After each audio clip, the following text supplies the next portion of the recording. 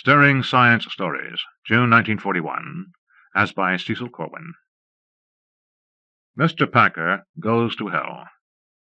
1.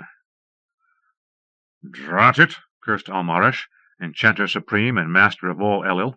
"Drat the sizzling dingus!" Lifting his stiffly embroidered robes of imperial purple, he was dashing to left and right about his bedroom, stooping low, snatching with his jeweled hands at an elusive something that skidded about the floor with little chuckling snickers. Outside, beyond the oaken door, there was a sinister thud of footsteps, firm and normal slaps of bare sole against the pavement, alternating with sinister tappings of bone. Slap-click, slap-click, slap-click was the beat. Almarish shot a glance over his shoulder at the door, his bearded face pale with strain. "Young'un," he snapped to an empty room, "this ain't the silly season. Come out, or when I find you I'll just take your pointed ears and twist them till they come off in my hands." Again there was the chuckling snicker, this time from under the bed. Almarish, his beard streaming, dove headlong, his hands snapping shut.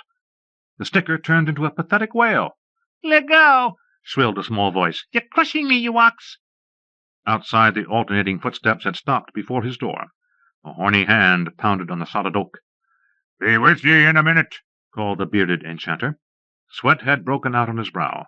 He drew out his clenched fists from under the bed. "Now, young lady," he said grimly, addressing his prize. The remarkable creature in his hands appeared to be young. At least she was not senile. But if ever a creature looked less like a lady, it was she.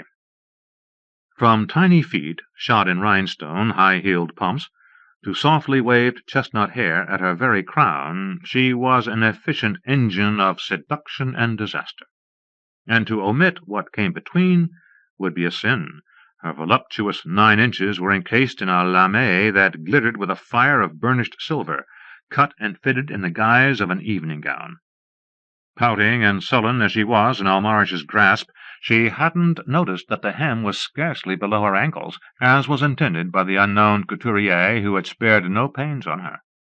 That hem, or the maladjustment of it, revealed, in fact, that she had a pretty, though miniature, taste in silks and lacework. "Ox!" she stormed at the bearded sorcerer. "Beastly oaf! You'll squeeze me out of shape with your great clumsy hands." "That would be a pity," said Almarish. "It's quite a shape, as you seem to know." The pounding on the door redoubled. "Lord Almarish!" shouted a voice, clumsily feigning anxiety. "Are you all right?" "Sure, Pike," called the sorcerer. "Don't bother me now. I have a lady with me. We're looking at my potted plants." "Oh," said the voice of Pike. "All right. My business can wait." "That stalled him," grunted Almarish. "But not for long. You, what's your name?" She stuck out a tiny tongue at him. "Look here," said Almarish gently. He contracted his fist a little, and the creature let out an agonized squawk on a small scale. "What's your name?" he repeated. "Moira," she snapped tartly. "and if your throat weren't behind all that hay, I'd cut it." "Forget that, kid," he said. "Let me give you a brief resume of pertinent facts. My name is Packer, and I'm from Braintree, Massachusetts, which you never heard of. I came to Elil by means of a clock with 13 hours. Unusual, eh? Once here, I sized things up and began to organize on a business basis with the assistance of a gang of half-breed demons. I had 3 wishes, but they're all used up now.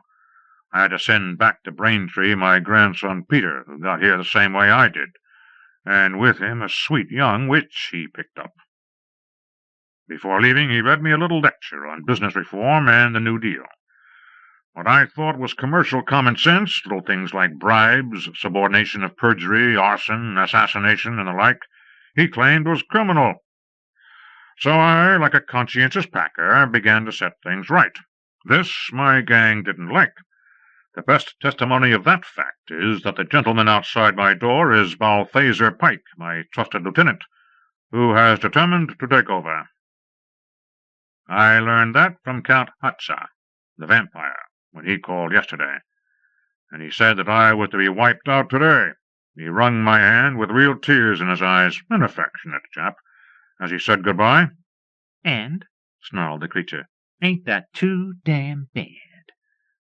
"No," said Almarish mildly. "No, because you're going to get me out of this.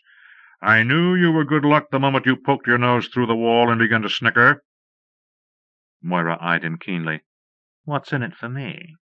she finally demanded. There was again the pounding on the door. "Lord Almarish!" yelled Balthazar Pike. "Aren't you through with those potted plants yet?" "No," called the sorcerer. "We've just barely got to the gladioli." "Pretty slow working," grumbled the trusted lieutenant. "Get some snap into it." "Sure, Pike, sure. Only a few minutes more." He turned on the little creature. "What do you want?"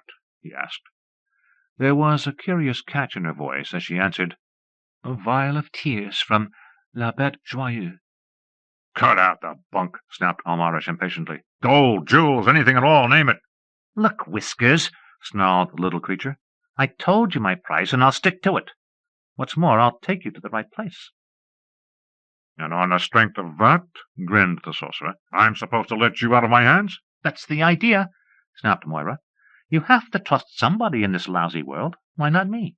After all, mister, I'm taking your word, if you'll give it."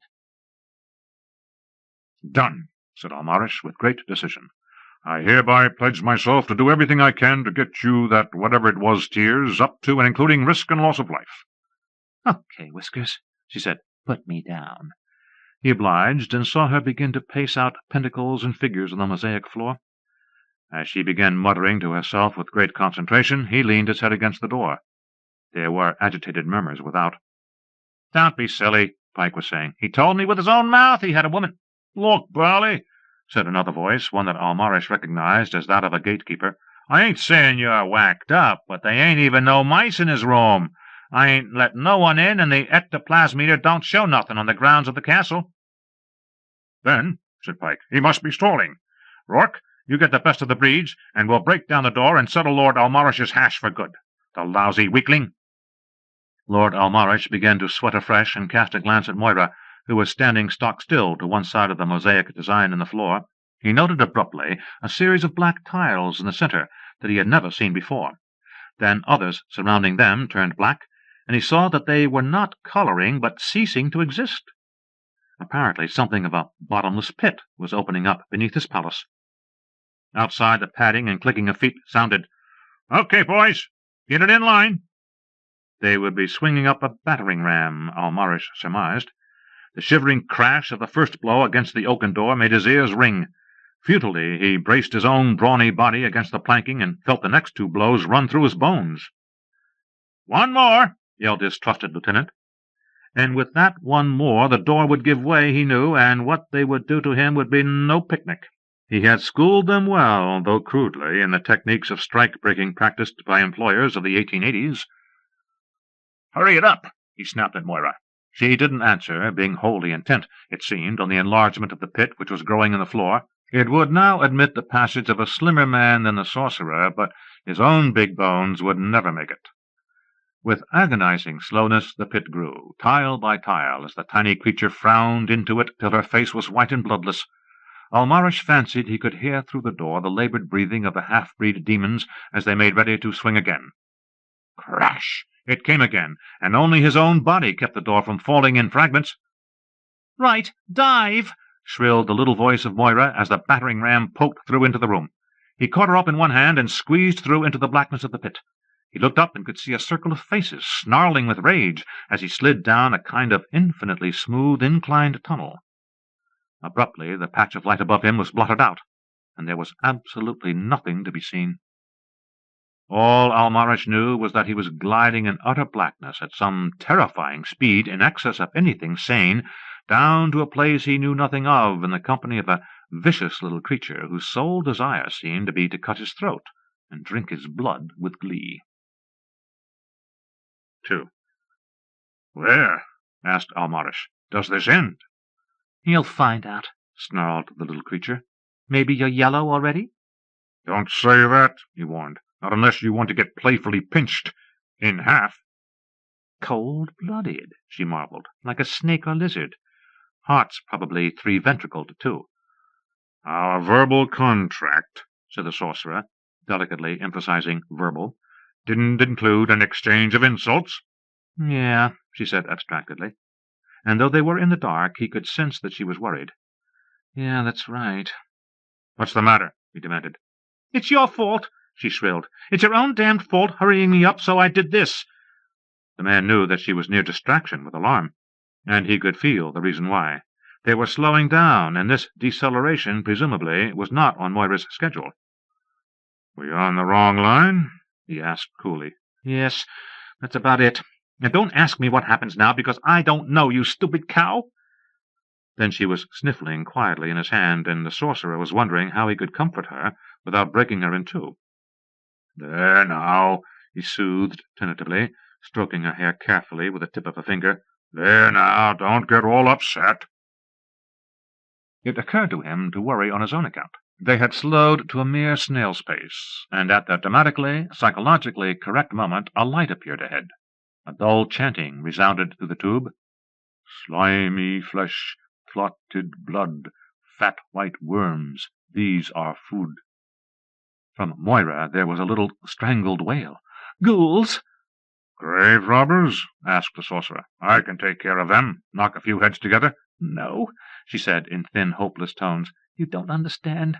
These are the real thing. You'll see." As they slid from the tube onto a sort of receiving table, Almarish hastily pocketed the little creature. Then, staring about him in bewilderment, he dropped his jaw and let it hang. The amiable dietary ditty was being ground out by a phonograph, tending which there was a heavy-eyed person dressed all in grey. He seemed shapeless, lumpy, like a half-burned tallow candle on whose sides the drops of wax have congealed in half-teardrops and cancerous clusters. He had 4 limbs, and on the upper 2, hands of a sort, and wore what could roughly be described as a face. "You," said Almarish. "Where—" He broke off in confusion as a lack-lustre eye turned on him. From a stack beside him the creature handed him a pamphlet. The sorcerer studied the title. "Workers, fight to preserve and extend the glorious revolution which has befallen you." He read further. "There are those among you who still can remember the haphazard days of individual enterprise and communal wealth. Those days were bad. Many starved for lack of nutritious corpses. And yet people died above. Why this poverty in the midst of plenty? There were above, as usual, your scouts who cast about for likely members of your elite circle, those who wished to live forever on the traditional banquets of the immortal eaters. Fortunate indeed was the scout who enrolled Ingvar Hemming, for it was he who, descending to the halls of the eaters, saw the pitiful confusion which existed. Even as he had brought order into the vast holdings which had been his when above, he brought order to the halls. A ratio was established between production and consumption, and civilized habits of life and death were publicized. Nowadays no immortal eater would be seen barbarously clawing the flesh from a corpse as in the bad old days. In these times your safety tasty cans are the warrant of cleanliness and flavor. Bug-eyed, Almarish turned to the back of the booklet and scanned the advertisements. "There's strength, speed, grace, in a Hemming hearse. To serve we strive, the dead alive. For those guests tonight, why not a bottle of safety tasty eyes, 10 per bottle, Hemming packed, 5 blue, 5 brown, remember?" He tore his eyes from the repulsive pages. "Chum," he demanded hoarsely of the phonograph attendant, "what the hell goes on here?" "Hell?" asked the ghoul in a creaky, slushy voice. "You're way off. You'll never get there now. I buzzed the receiving desk. They'll come soon." "I mean this thing." Gingerly he held it up between thumb and forefinger. "Oh, that. I'm supposed to give it to each new arrival. It's full of bunk. If you could possibly get out of here, you'd do it. This ain't no paradise, not by a long shot." "I thought," said Almarish, "that you all had enough to eat now, and if you can afford hearses you must be well off." "You think so?" asked the attendant. "I can remember back when things was different. And then this Hemming man, he comes down from above, corners the supply, hires men to can it, and don't pay them enough to buy it in cans. I don't understand it, but I know it ain't right. But who buys the eyes and hearses? Foremen and the executives, and what they are I don't know. It just ain't jolly down here no more. Where are you from? Asked Almarish. Kentucky. Met a scout, 1794. Liked it and been here ever since. You change. Can't get back. It's a sad thing now. He dummied up abruptly as a squad of ghouls approached. They were much less far gone, changed, than the attendant. One snapped out a notebook. "Name?" he demanded. "Packer, Almarish, what you will," he said, fingering an invincible dagger in his sleeve. "Almarish?" "The Almarish, overlord of Elil," he modestly confessed, assuming, and rightly, that the news of his recent deposition had not yet reached the halls of the Eternal Eaters. "Come on a tour of inspection. I was wondering if I ought to take over this glorified cafeteria." "I assume," said one of the reception committee, for into such it had hastily resolved itself, "you'll want to see our vice-president in charge of inspection and regulation." "You assume wrongly," said the sorcerer coldly. "I want to see the president." "Mr. Hemming?" demanded the spokesman. All heads save that of Almarish bowed solemnly. You haven't an appointment, you know." "Lead on," ordered the sorcerer grimly, "to Mr. Hemming." Again the heads bowed. Almarish strode majestically through the frosted glass door, simply lettered with the name and title of the man who owned the nation of ghouls, body and soul. "Hello, Hemming," said he to the man behind the desk, sitting down unbidden. The president was scarcely changed at all. It was possible that he had been eating food that he had been used to when above. What Almarish saw was an ordinary man in a business suit, white-haired, with a pair of burning eyes and a stoop forward that gave him the aspect of a cougar about to pounce. "Almarish," he said, "I welcome you to my corporation." "Yes, thank you," said the sorcerer. He was vaguely worried. Superb businessman that he was, he could tell with infallible instinct that something was wrong, that his stupendous bluff was working none too well. "I have just received an interesting communication," said Hemming casually. "A report via rock signals that there was some sort of disturbance in your Elil, a sort of palace revolution. Successful, too, I believe." Almarish was about to spring at his throat and bring down guards about his head when he felt a stirring in his pocket. Over the top of it peeked the head of Moira. "Won't you," she said, "introduce me to the handsome man?" Almarish, grinning quietly, brought her out into full view. With a little purr she gloriously stretched her lithe body. Hemming was staring like an old goat. "This," said the sorcerer, "is Moira." "For sale?" demanded the president, clenching his hands till the knuckles whitened on the top of his desk. "Of course," she drawled amiably. "At the moment a free agent, right?" She tipped Almarish a wink. "Of course," he managed to say regretfully. "You know your own mind, Moira, but I wish you'd stay with me a little longer." "I'm tired of you," she said. "A lively girl like me needs them young and handsome to keep my interest alive. There are some men," she cast a sidelong, slumberous glance at Hemming, "some men I'd never grow tired of."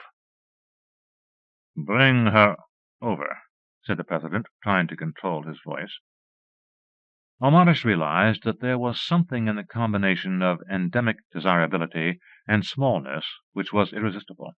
He didn't know it, but that fact was being demonstrated in his own Braintree, Massachusetts, at that very time, by a shop which had abandoned full-sized window dummies and was using gorgeous things a little taller than Moira, but scarcely as sexy. In the crowds around their windows there were 4 men to every woman. His Moira pirouetted on the desk-top, displaying herself. "And," she said, "for some men I'll do a really extraordinary favor." "What's that?" asked Hemming, fighting with himself to keep his hands off her. He was plainly terrified of squashing this gorgeous creature. "I could make you," she said, "my size. Only a little taller, of course. Women like that. You can? He asked, his voice breaking. Then go ahead. I have your full consent? Yes, he said, full consent. Then... A smile curved her lips as she swept her hands through the air in juggling little patterns. A lizard about 10 inches long reared up on its hind legs, then frantically skittered across the tabletop. Almarash looked for Hemming, could not see him anywhere. He picked up Moira. In a sleepy, contented voice, she was saying, "My size. Only a little taller, of course." 3. Back in the tube from which they had been shunted into the halls of the Eternal Eaters, as the ghouls fancied calling themselves, Almarash couldn't get sense out of Moira. She had fallen asleep in his pocket and was snoring quietly, like a kitten that purred in its sleep. And more than ever he marveled at this cold-blooded little creature. She had had the routine of seduction and transformation down so pat that he was sure she had done it 100 times, or 1,000. You couldn't tell ages in any of these unreal places. He, who should be 108, looked just 35 and felt 15 years younger than that. All the same, it would be a good thing not to give Moira full and clear consent to anything at all. That must be an important part of the ceremony. He hoped that the ghouls would straighten themselves out now that their president was a 10-inch lizard, but there were probably 20 villainous vice-presidents assorted as to size, shape, and duties to fill his place.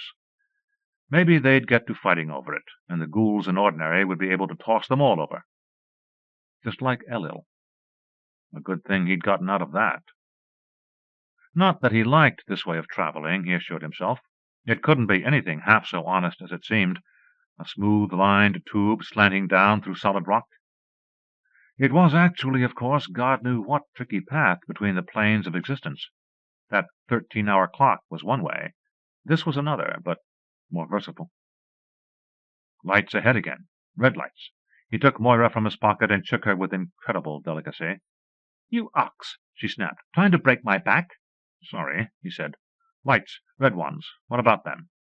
"That's it," she said grimly. "Do you feel like a demigod, particularly?" "No," he admitted. "Not particularly." "Then that's too damn bad," she snapped. "Remember, you have a job to do. When you get past the first trials and things, wake me up." "Trials?" "Yes, always. Egyptian, Greek, Roman, Norse.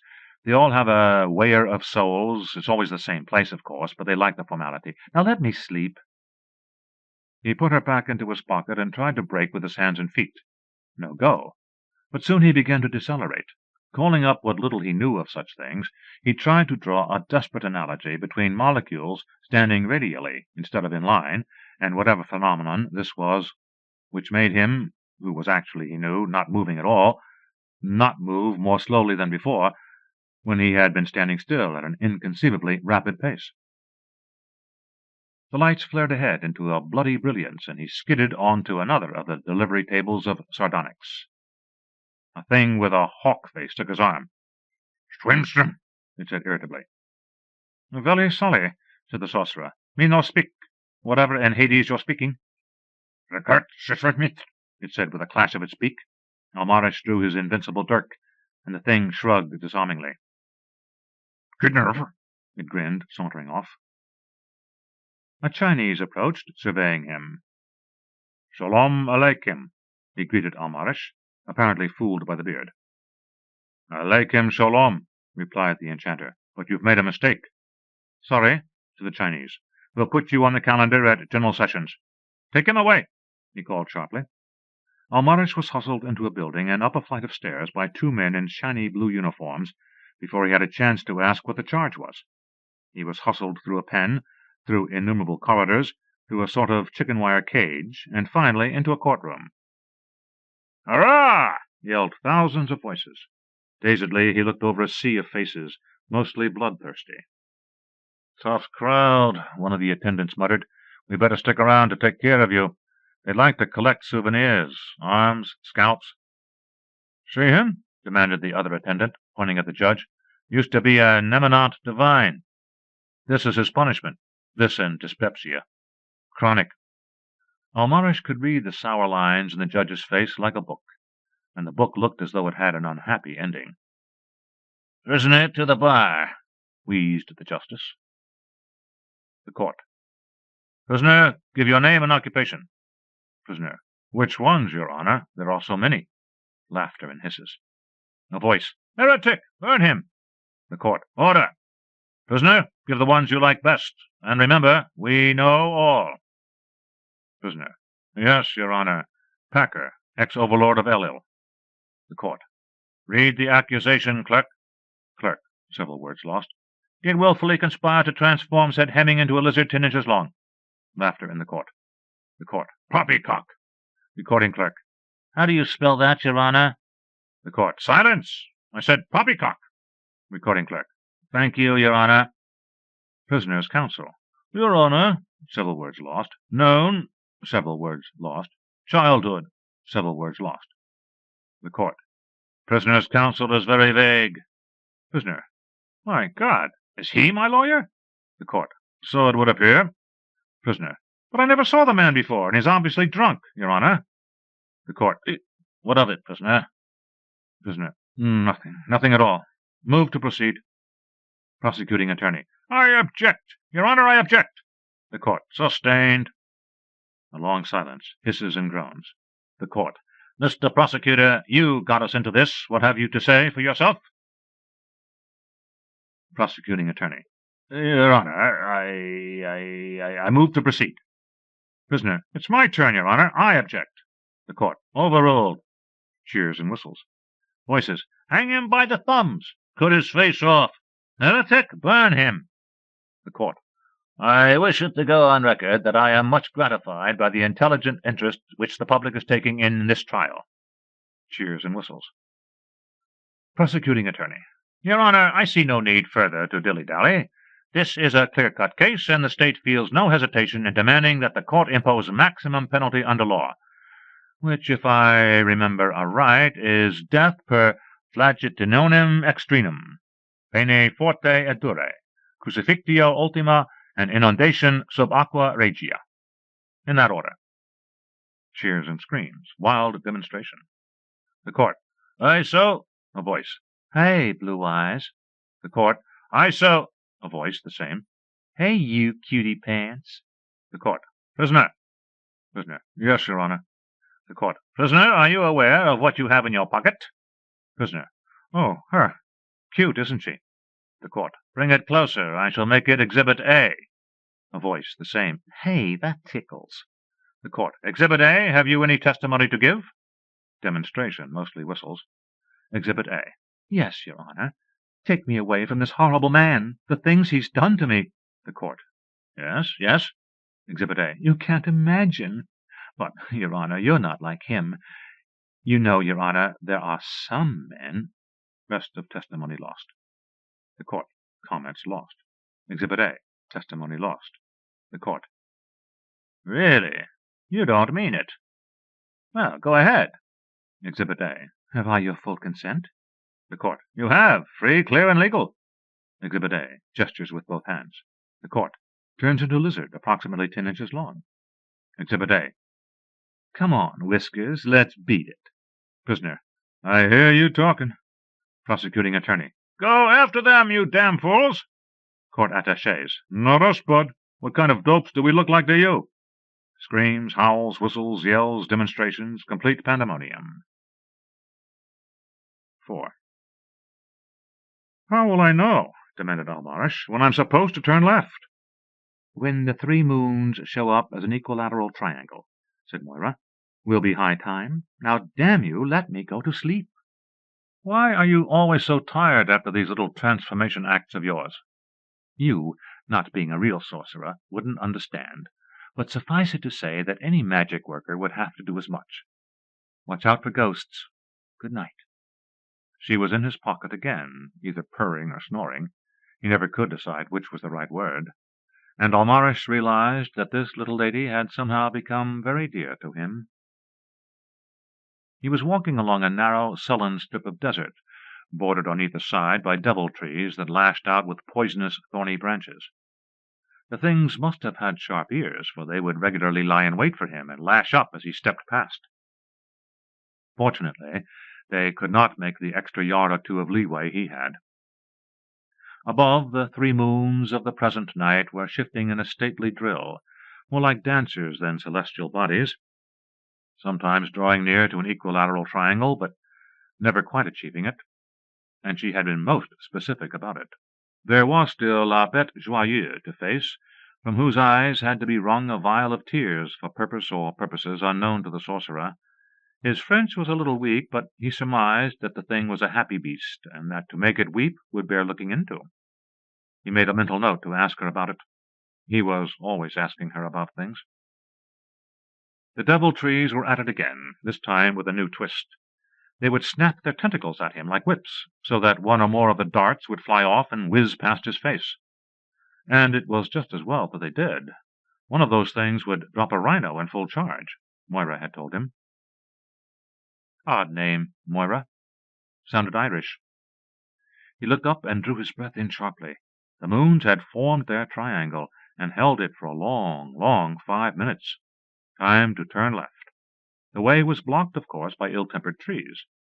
He drew the invincible dirk, hoping that the trees did not know enough magic to render the thing just an innocent little brand, and deliberately stepped within reach of one of the trees. It lashed out beautifully. Almarish did not have to cut at it. The tentacle struck against the blade and lopped itself clean off. The tree uttered a mournful squeal and tried to find and haul in the severed tentacle with the others. They had a way of sticking them back on again. He slashed away heartily, counting them as they fell. With each fresh gush of pussy sap, the tree wailed more and more weakly. Finally it drooped, seemingly completely done in. Treachery, of course. He flung a lump of sandstone into the nest of arms and saw them close slowly and with little crushing power around it. Were it he, instead of the stone, he could have hacked himself free before the thing burst into sand. Quite boldly, therefore, he picked his way among the oozing tendrils, now and then cutting at one from the wrist. He gumshoed past the trunk itself, and saw the pulsing membranes quiver malevolently at his step. They had things like this back in Elil. He felt more than competent to deal with them. But ghosts, now. Ghosts were something else again. He had never seen a ghost, though the rumors did go about, and if ever ghosts were to be seen, it was in this spot. Here the moons did not send their light, he didn't know why, and the grass underfoot was fatty, round rods. From shrubs shone a vague, reddish light that frayed on a man's nerves. There was the suggestion of a sound in the air, like the ghost itself of a noise dispersed. "Moira," he said softly, "snap out of it. I'm scared." A tiny head peeked over the top of his pocket. "Yellow already?" she insultingly asked. "The master of all Elils turning green?" "Look," he said, "just you tell me what we're up against, and I'll go ahead. Otherwise, no." "Ghosts," she said. "This place is a den of them. I suppose you've heard all the stories about them and don't quite believe. Well, the stories are true. Just forget about the whimsy a la John Kendrick Bangs. Ghosts aren't funny. They're the most frightening things that ever were. There's nothing you can do about them. None of the magical formulas work, because they aren't even magical. They are distilled essence of terror in tactile form. There's absolutely nothing you can do with, to, or about them. I can't give you a word of advice. You know what you have to do, Whiskers. We're after that vial of tears." "Right," he said. "Keep your head out. Here we go." They walked into a vast glob of darkness that saturated their minds, seeped between their molecules and into their lungs and hearts. "Oh, my God!" wailed a voice. "Oh, my God!" Almarish didn't turn his head. He kept walking straight on. "Stranger, help me! Here they come!" the voice shrilled. There was a sickening sound of crackling, then a mushy voice that spoke a few indistinguishable words. "They're at it," said Moira tremulously. "Don't let it get you down." "A big man like you," said the sweet voice of a young girl, "consorting with that evil little creature? You ought to be ashamed of yourself. I'm ever so much nicer."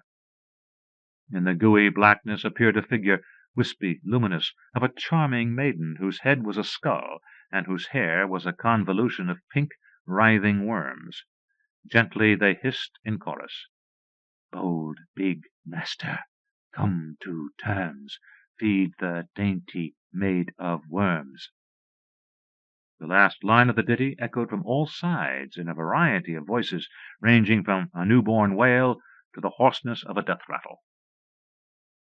Almarish shut his eyes and walked ahead as the maid reached out her arms.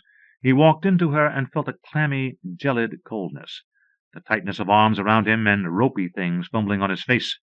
Repressing a shriek, breathing heavily, he strode on, finally opening his eyes. Again they, were in the blackness, without a sound or light. Fumbling for a handkerchief, he swabbed at his brow and cheeks, dripping with cold sweat. As he thought of the maid again, his back rose into little prickles of ice. "It was me," he said, trembling violently, "who could never stand mice and roaches, Moira." "Keep going," she snapped coldly. "This isn't a picnic." The little creature was upset again. Almarish walked on, missed his footing and fell, sprawling grotesquely. Slowly he drifted down through unimaginable depths of blackness, reaching out frantically for holds, and there were none. "Stop it!" shrilled Moira. "Stop struggling!" Obediently he relaxed. His fall ended with a bump on a twilit road sloping gently downward as far as the eye could see. There was a vague rumbling noise underfoot, as if there were heavy carts on the road. He looked up along the road. Something was coming, and it was brutally big.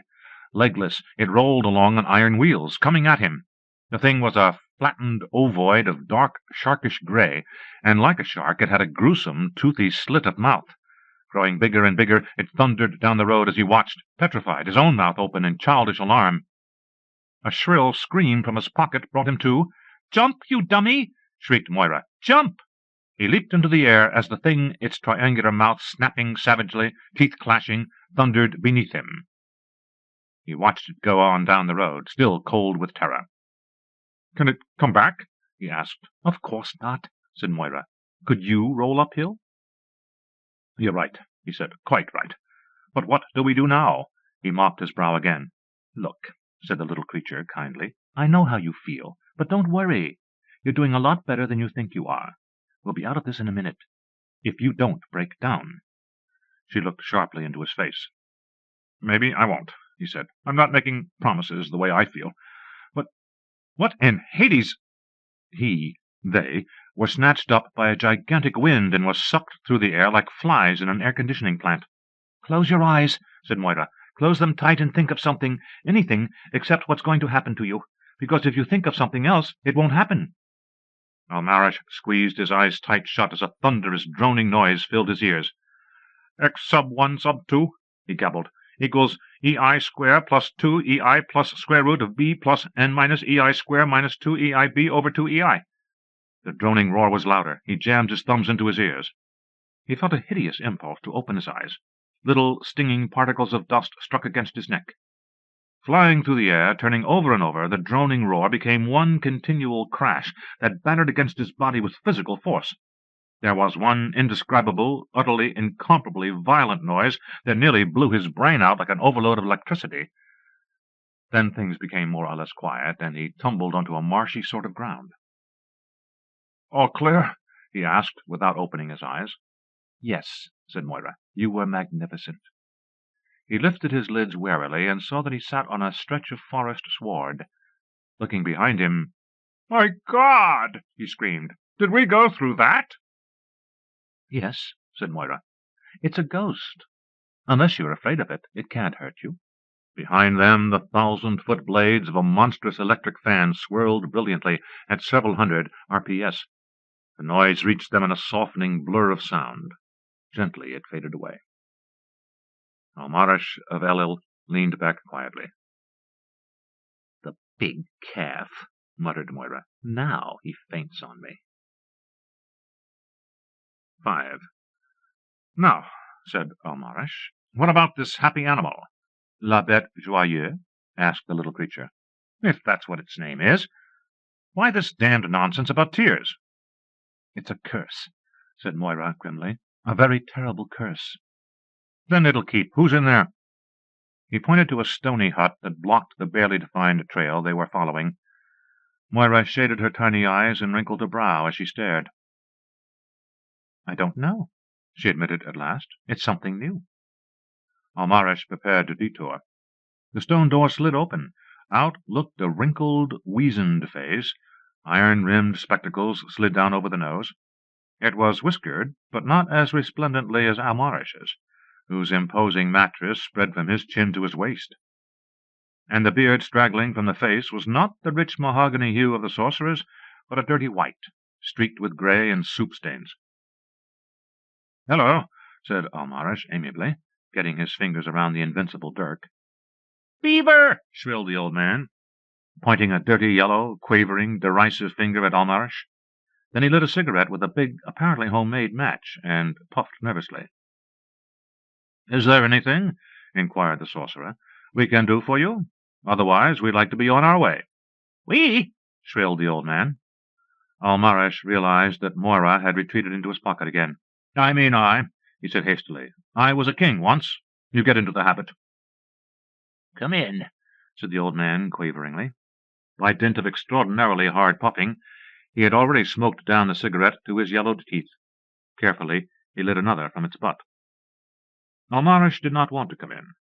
At least he had not wanted to, but there was growing in his mind a conviction that this was a very nice old man, and that it would be a right and proper thing to go in.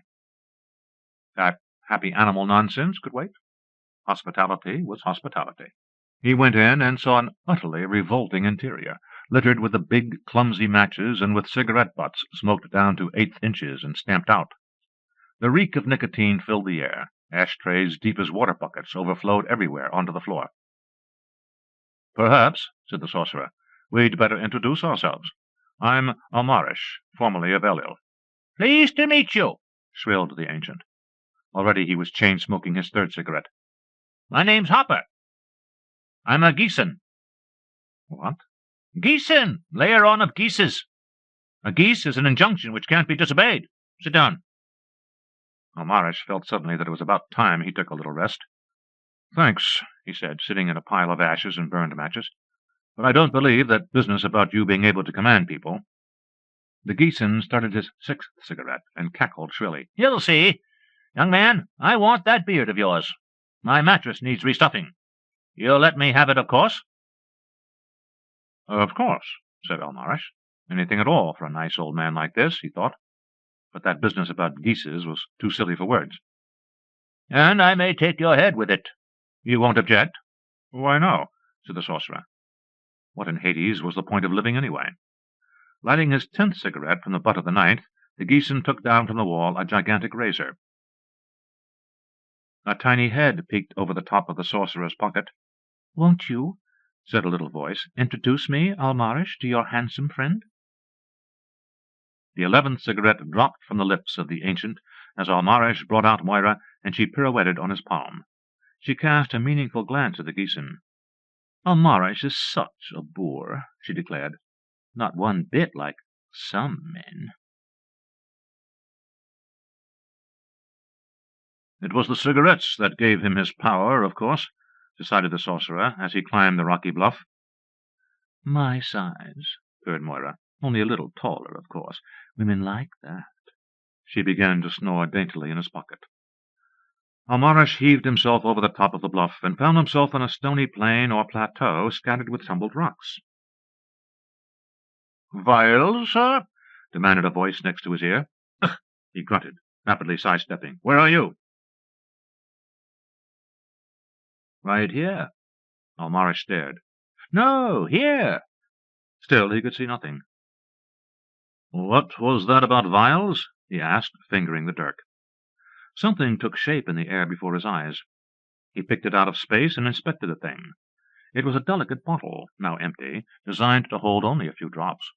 Golden wires ran through the glass, forming patterns suggestive of murder and other forms of sudden death. "How much?" he asked. "That ring?"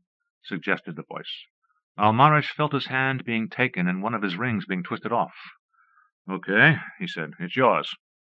"Thanks ever so much," replied the voice gratefully. "Miss Megira will love it."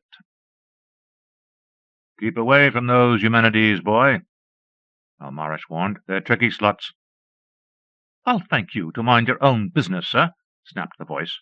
It began to whistle an air. which trailed away into the distance. From behind one of the great tumbled cairns of rock slid, with a colossal clashing of scales, a monster. "Ah, there," said the monster. Almarish surveyed it carefully. The thing was a metallic cross among the octopus, scorpion, flying dragon, tortoise, ape, and toad families. Its middle face smiled amiably, almost condescendingly, down on the sorcerer. "You the bête joyeux?" asked Almarish. "See here," said the monster, snorting a bit and dribbling lava from a corner of its mouth. "See here. I've been called many things, some unprintable, but that's a new one. What's it mean?" "Happy animal, I think," said Almarish. "Then I probably am," said the monster. It chuckled. "Now, what do you want?" "See this vial? It has to be filled with your tears." "So what?" asked the monster, scratching itself. "Will you weep for me?" "Out of sheer perversity, no. Shall we fight now?" "I suppose so," said Almarish, heavy-hearted. "There's only one other way to get your tears that I can think of. Put up your dukes, chum." The monster squared off slowly. It didn't move like a fighter. It seemed to rely on static firepower, like a battle tank. It reached out a tentacle whose end opened slowly into a steaming nozzle. Almarish snapped away as a squirt of sulphurous matter gushed from the tip. With a lively blow, the sorcerer slashed off the tentacle, which scuttled for shelter. The monster proper let out a yell of pain. One of its lion-like paws slapped down and sideways at Almarish. He stood his ground and let the thing run into the dirk its full length, then jumped inside the thing's guard and scaled its shoulder. "No fair!" squalled the monster. He replied with a slash that took off an ear. The creature scratched frantically for him, but he easily eluded the clumsy nails that raked past its hide. As he danced over the skin, stabbing and slashing more like a plowman than a warrior, the nails did fully as much damage as he did. Suddenly, treacherously, the monster rolled over. Almarish burled it like a log in a pond, harrowing up its exposed belly as it lay on its back. Back on its feet again, the thing was suddenly still. The sorcerer, catching his breath, began to worry. The squawking pants that had been its inhalations and exhalations had stopped. But it wasn't dead, he knew. The thing was holding its breath. But why was it doing that? The temperature of the skin began to rise sharply. So, thought Almarish, it was trying to smoke him off by containing all its heat. He scrambled down over its forehead. The nostril flaps were shut tight. Seemingly it breathed only by its middle head, the one he was exploring. His heels were smoking, and the air was growing superheated. Something had to be done, but good and quick. With a muttered prayer, Almarish balanced the dirk in his hand and flung it with every ounce of his amazing brawn. Then, not waiting to see the results, he jumped down and ran frantically to the nearest rock. He dodged behind it and watched. The dirk had struck home. The nostril flaps of the monster had been pinned shut. He chuckled richly to himself as the thing pawed at its nose. The metallic skin was beginning to glow red-hot, then white. He ducked behind the rock, huddled close to it as he saw the first faint hairline of weakness on the creature's glowing hide. Crash! It exploded like a thunderclap. Parts whizzed past the rock like bullets, bounced and skidded along the ground, fusing rocks as they momentarily touched. Almarish looked up at last. La bête joyeuse was scattered over most of the plateau. Almarish found the head at last. It had cooled down considerably. He fervently hoped that it had not dried out. With the handle of his dirk, he pried up the eyelid and began a delicate operation. Finally, the dead white sack was in his hands. Unstoppering the vial, he carefully milked the tear gland into it. "Moira," he said gently, shaking her. "You ox!" She was awake in a moment, ill-tempered as ever. "What is it now?" "Your vial," he said, placing it on his palm beside her. "Well, set it down on the ground." "Me too." He watched as she tugged off the stopper and plunged her face into the crystal-clear liquid. Then, abruptly, he gasped. "Here," he said, averting his eyes. "Take my cloak." "Thanks," said the tall young lady with a smile. "I didn't think, for the moment, that my clothes wouldn't grow when I did." "No. Would you care to begin at the beginning?" "Certainly. Moira O'Donnell's my name, born in Dublin, located in Antrim at the age of 25, when I had the ill luck to antagonize a warlock named McGinty. He shrank me and gave me a beastly temper. Then, because I kept plaguing him, he banished me to these unreal parts. He was hipped on the Irish literary renaissance, Yeats, A.E., Joyce, Shaw, and the rest, so he put a tag on the curse that he found in one of Lord Dunsany's stories about the tears of La Bête Joyeuse. In the story it was the gladsome beast, and Mac's French was always weak. What magic I know I picked up by eavesdropping. You can't help learning things knocking around the plains, I guess. There were lots of bits that I filed away because I couldn't use them until I achieved full stature again. And now, Almarish, they're all yours. I'm very grateful to you. He stared into her level green eyes. Think you could get us back to Elil? Like that? She snapped her fingers. Good. Those rats, Pike and the rest, caught me unawares, but I can raise an army anywhere on a week's notice and take over again. I knew you could do it. I'm with you, Almarish, Packer, or whatever your name is. Diffidently, he said, Moira, you grew very dear to me, as you used to snore away in my pocket. I don't snore, she declared. Anyway, you can pick whichever name you like.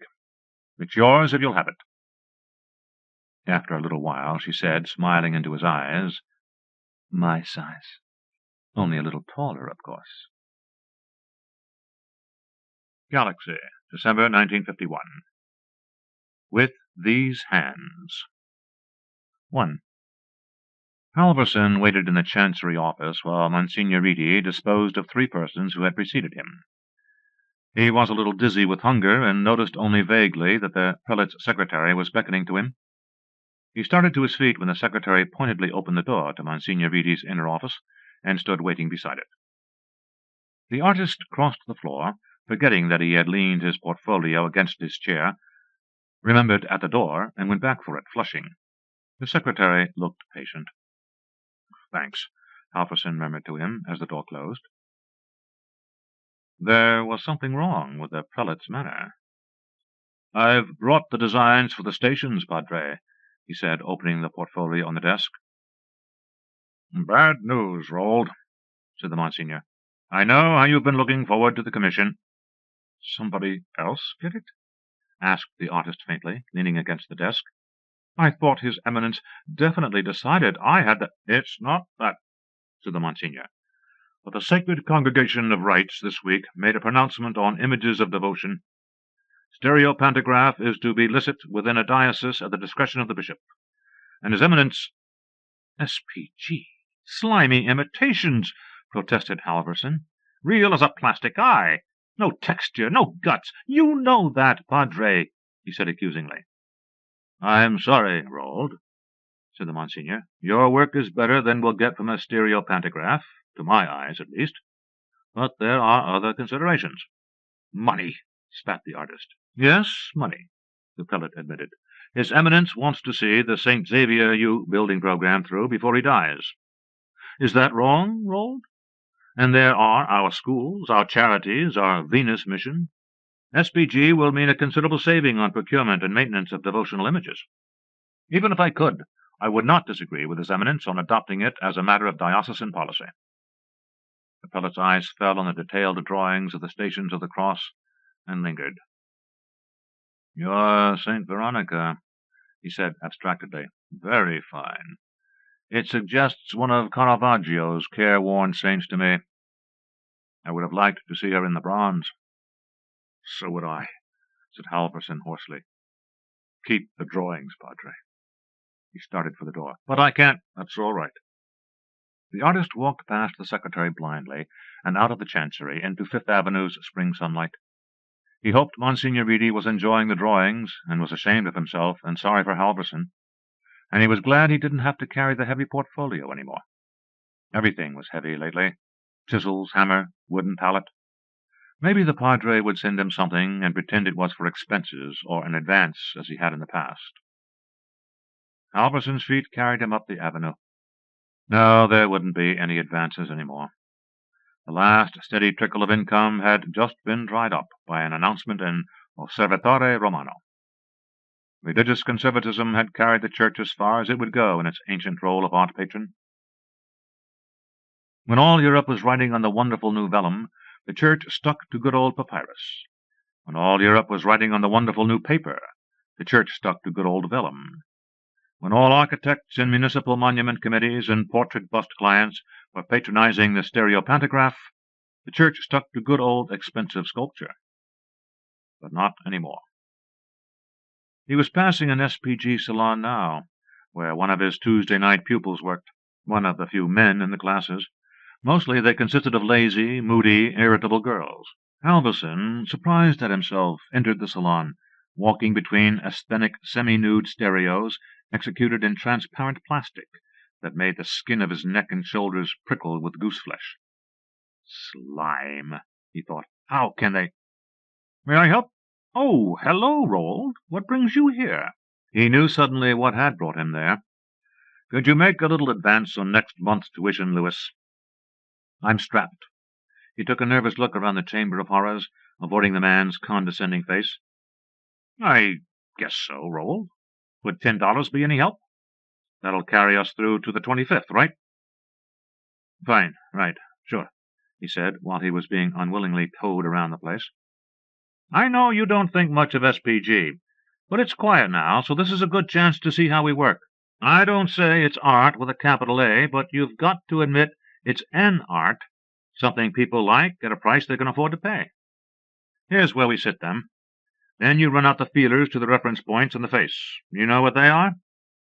He heard himself say dryly, "I know what they are.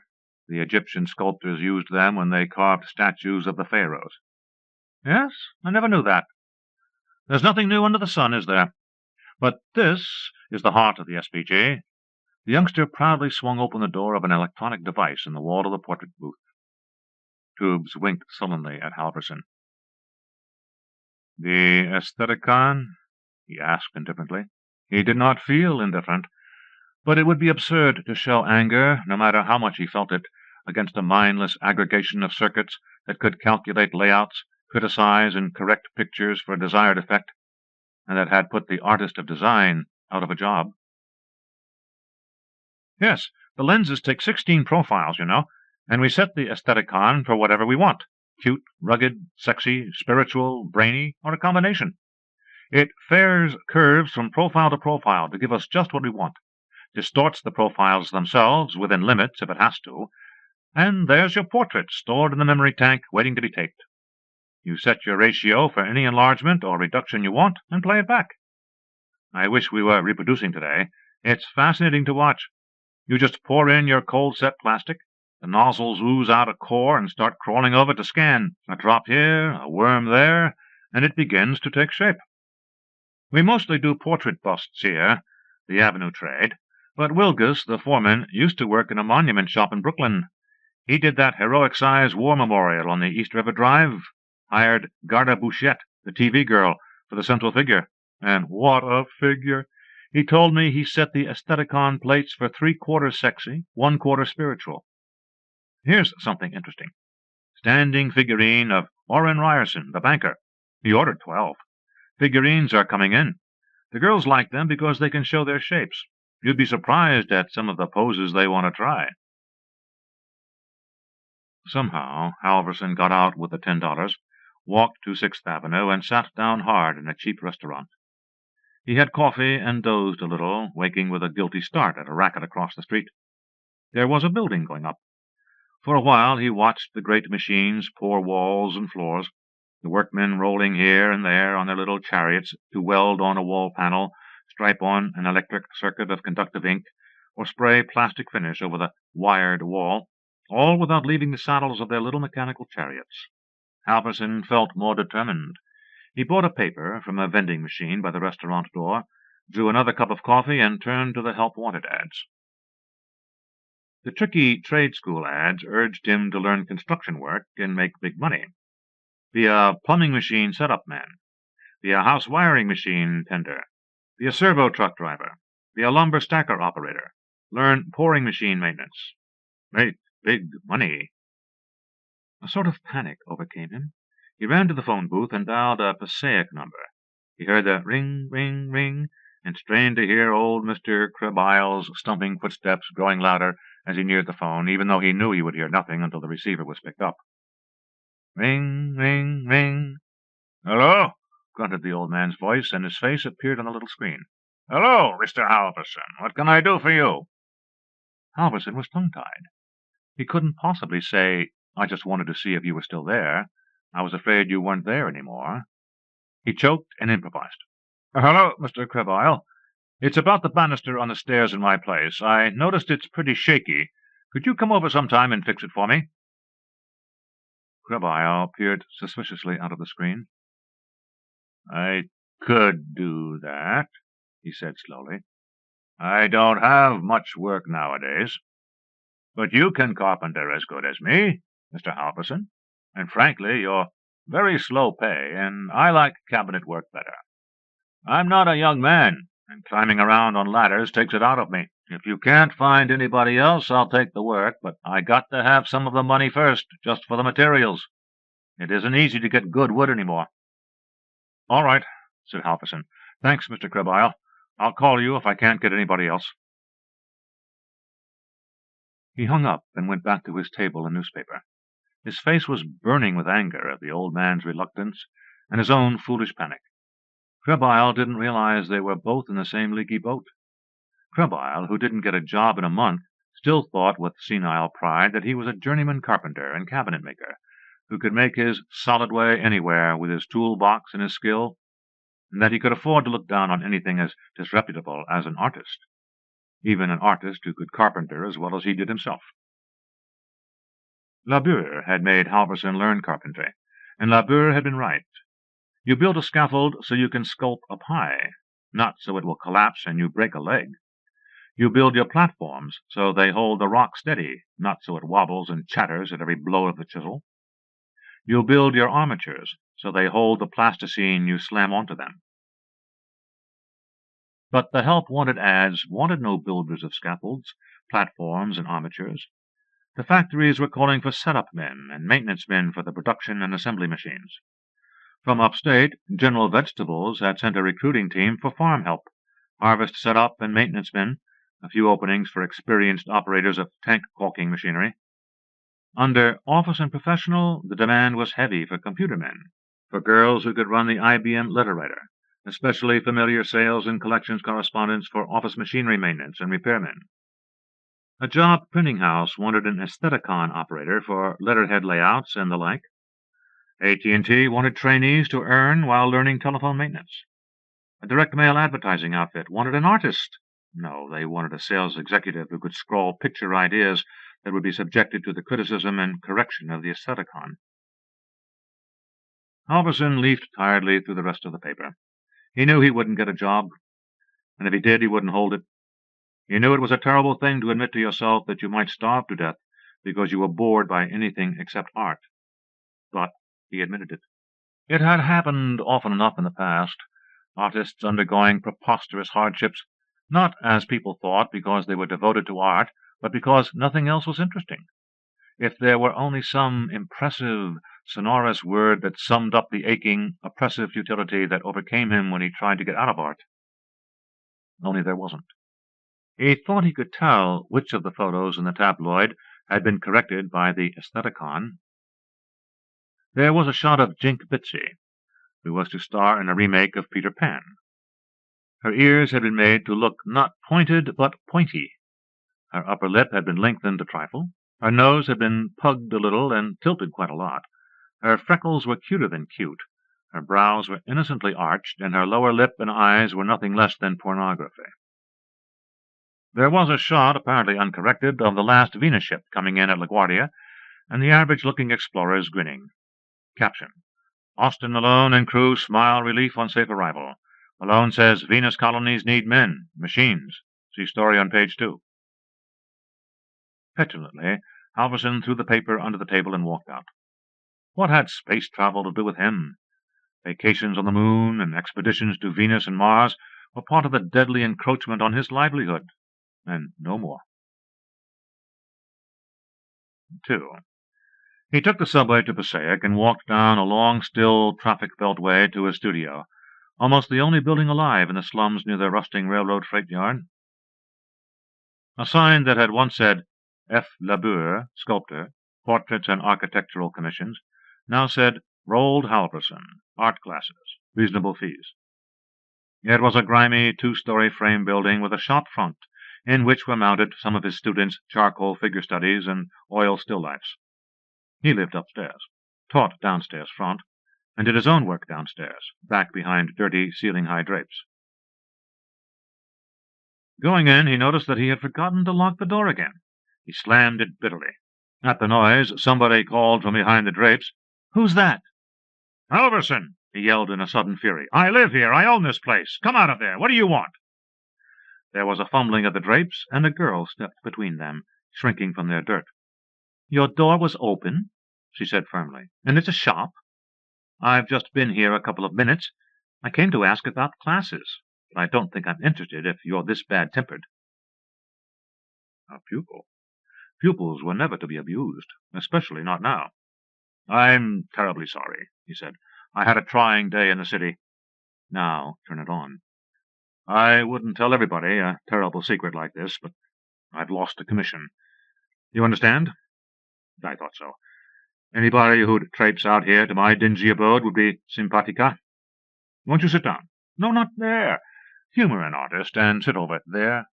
The warm background of that still life brings out your color. Quite good color. Have you ever been painted? You've a very interesting face, you know. Someday I'd like to— But you mentioned classes." "We have figure classes, male and female models alternating, on Tuesday nights. For that I have to be very stern and ask you to sign up for an entire course of 12 lessons at $60. It's the models' fees. They're exorbitant. Saturday afternoons we have still life classes for beginners in oils. That's only $2 a class, but you might sign up for a series of 6 and pay $10 in advance, which saves you $2 whole. I also give private instructions to a few talented amateurs." The price was open on that one, whatever the traffic would bear. It had been a year since he'd had a private pupil, and she'd taken only 6 lessons at $5 an hour. "The still life sounds interesting," said the girl, holding her head self-consciously the way they all did when he gave them the patter. It was a good head, carried well up. The muscles clung close, not yet slacked into geotropic loops and lumps. The line of youth is heliotropic, he confusedly thought.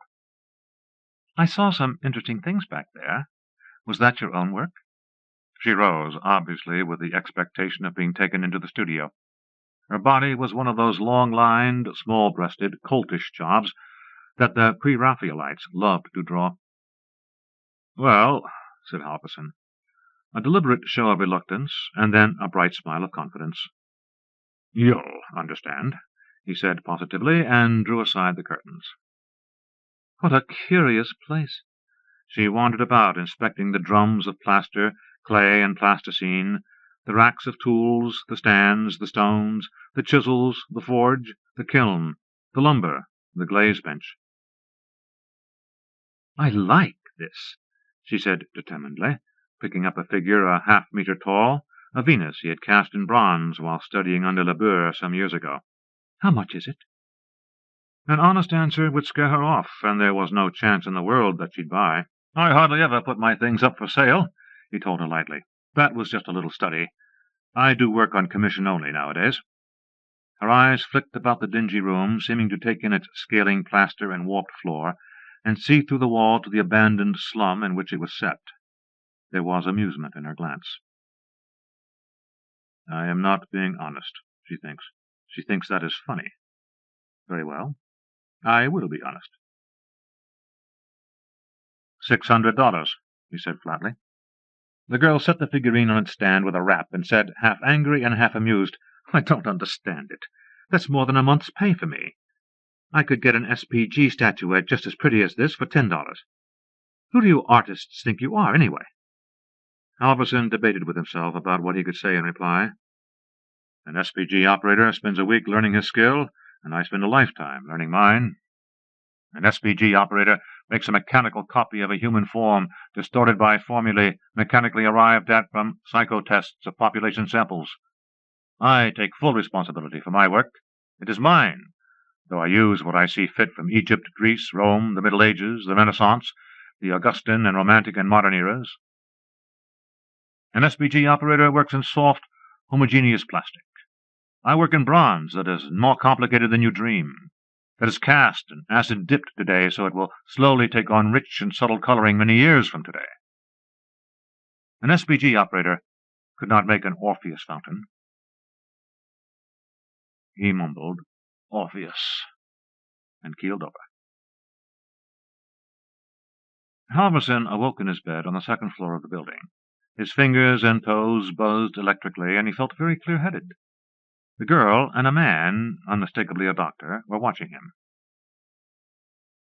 "You don't seem to belong to any medical plans, Halverson," the doctor said irritably. "There weren't any cards on you at all. No red, no blue, no green, no brown." "I used to be on the green plan, but I let it lapse," the artist said defensively. "And look what happened." "Stop nagging him," the girl said. "I'll pay you your fee."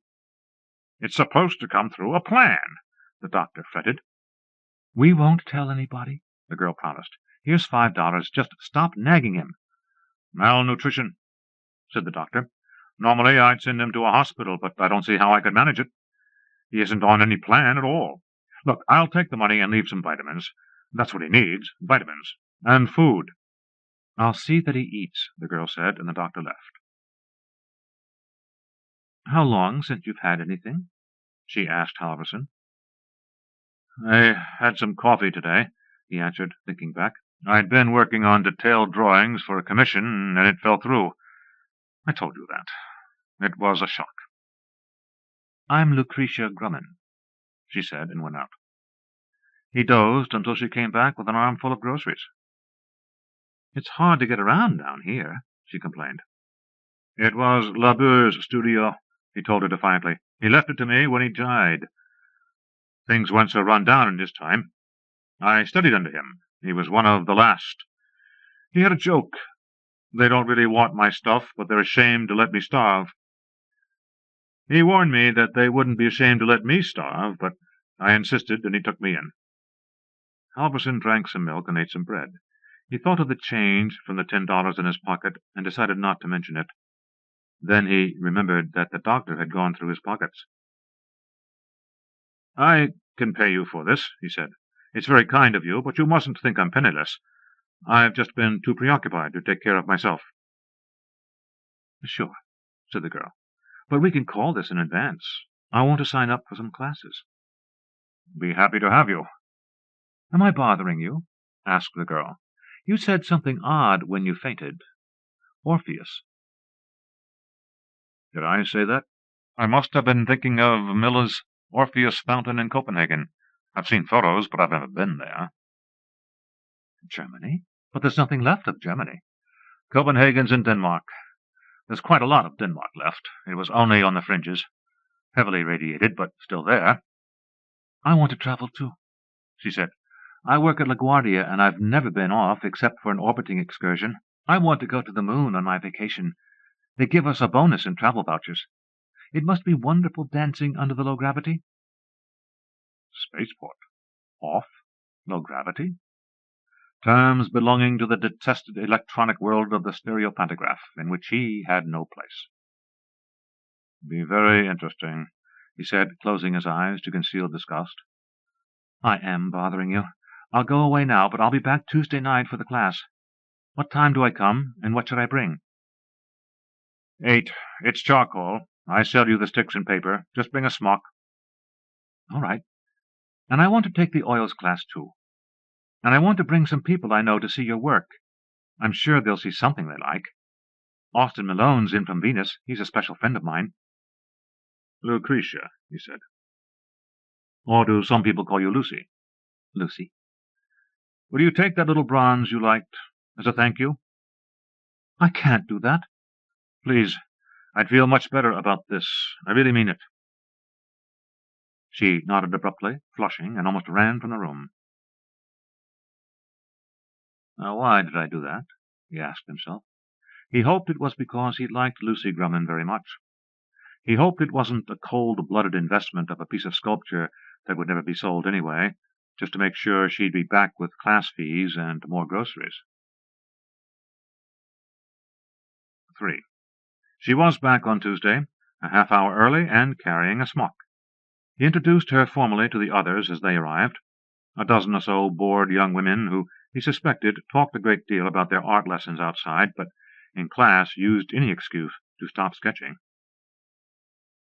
He didn't dare show Lucy any particular consideration. There were fierce little miniature cliques in the class. Halverson knew they laughed at him and his line among themselves, and yet, strangely, were fiercely jealous of their seniority and right to individual attention. The lesson was an ordeal, as usual. The model, a muscle-bound young graduate of the barbell gyms and figure photography studios, was stupid and argumentative about 10-minute poses. 2 of the girls came near a hair-pulling brawl over the rights to a preferred sketching location. A 3rd girl had discovered Picasso's Cubist period during the past week, and proudly announced that she didn't feel perspective. But the 2 interminable hours finally ticked by. He nagged them into cleaning up, not as bad as the Saturdays with oils, and stood by the open door. Otherwise they would have stayed all night, cackling about absent students and snarling sulkily among themselves. His well-laid plans went sour, though. A large and flashy car drove up as the girls were leaving. "That's Austin Malone," said Lucy. "He came to pick me up and look at your work." That was all the wedge her fellow pupils needed. "Austin Malone? Well, Lucy, darling, I'd love to meet a real spaceman. Roald, darling, would you mind very much if I stayed a moment?" "I'm certainly not going to miss this, and I don't care if you mind or not, Roald, darling." Malone was an impressive figure, Halverson thought. He looks as though he's been run through an aestheticon set for brawny and determined. Lucy made a hash of the introductions, and the spaceman didn't rise to conversational bait, dangled enticingly by the girls. In a clear voice he said to Halverson, "I don't want to take up too much of your time. Lucy tells me you have some things for sale. Is there any place we can look at them where it's quiet?" The students made sulky exits. "Back here," said the artist. The girl and Malone followed him through the curtains. The spaceman made a slow circuit of the studio, seeming to repel questions. He sat down at last and said, "I don't know what to think, Halverson. This place stuns me. Do you know you're in the Dark Ages? People who never have given a thought to Chartres and Mont Saint-Michel usually call it the Dark Ages," Halverson thought wryly. He asked, "Technologically, you mean?" "No, not at all. My plaster's better, my colors are better, my metal is better. Tool metal, not casting metal, that is." "I mean handwork," said the spaceman. "Actually working by hand." The artist shrugged. "There have been crazes for the techniques of the boiler works in the machine shop," he admitted. "Some interesting things were done, but they didn't stand up well. Is there anything here that takes your eye?" "I like those dolphins," said the spaceman, pointing to a perforated terracotta relief on the wall. They had been commissioned by an architect, then later refused for reasons of economy, when the house had run way over estimate. "They'd look bully over the fireplace in my town apartment. Like them, Lucy?" "I think they're wonderful," said the girl.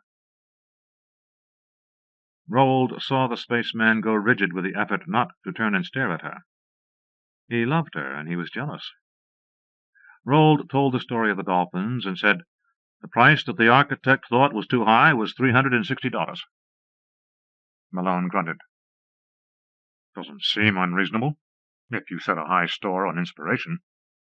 "I don't know about inspiration," the artist said evenly, "but I was awake for 2 days and 2 nights shoveling coal and adjusting drafts to fire that thing in my kiln." The spaceman looked contemptuous. "I'll take it," he said. "Be something to talk about during those awkward pauses. Tell me, Halverson, how's Lucy's work? Do you think she ought to stick with it?"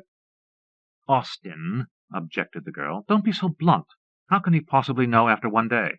"She can't draw yet," the artist said cautiously. "It's all coordination, you know. Thousands of hours of practice, training your eye and hand to work together until you can put a line on paper where you want it. Lucy, if you're really interested in it, you'll learn to draw well. I don't think any of the other students will. They're in it because of boredom or snobbery, and they'll stop before they have their eye-hand coordination."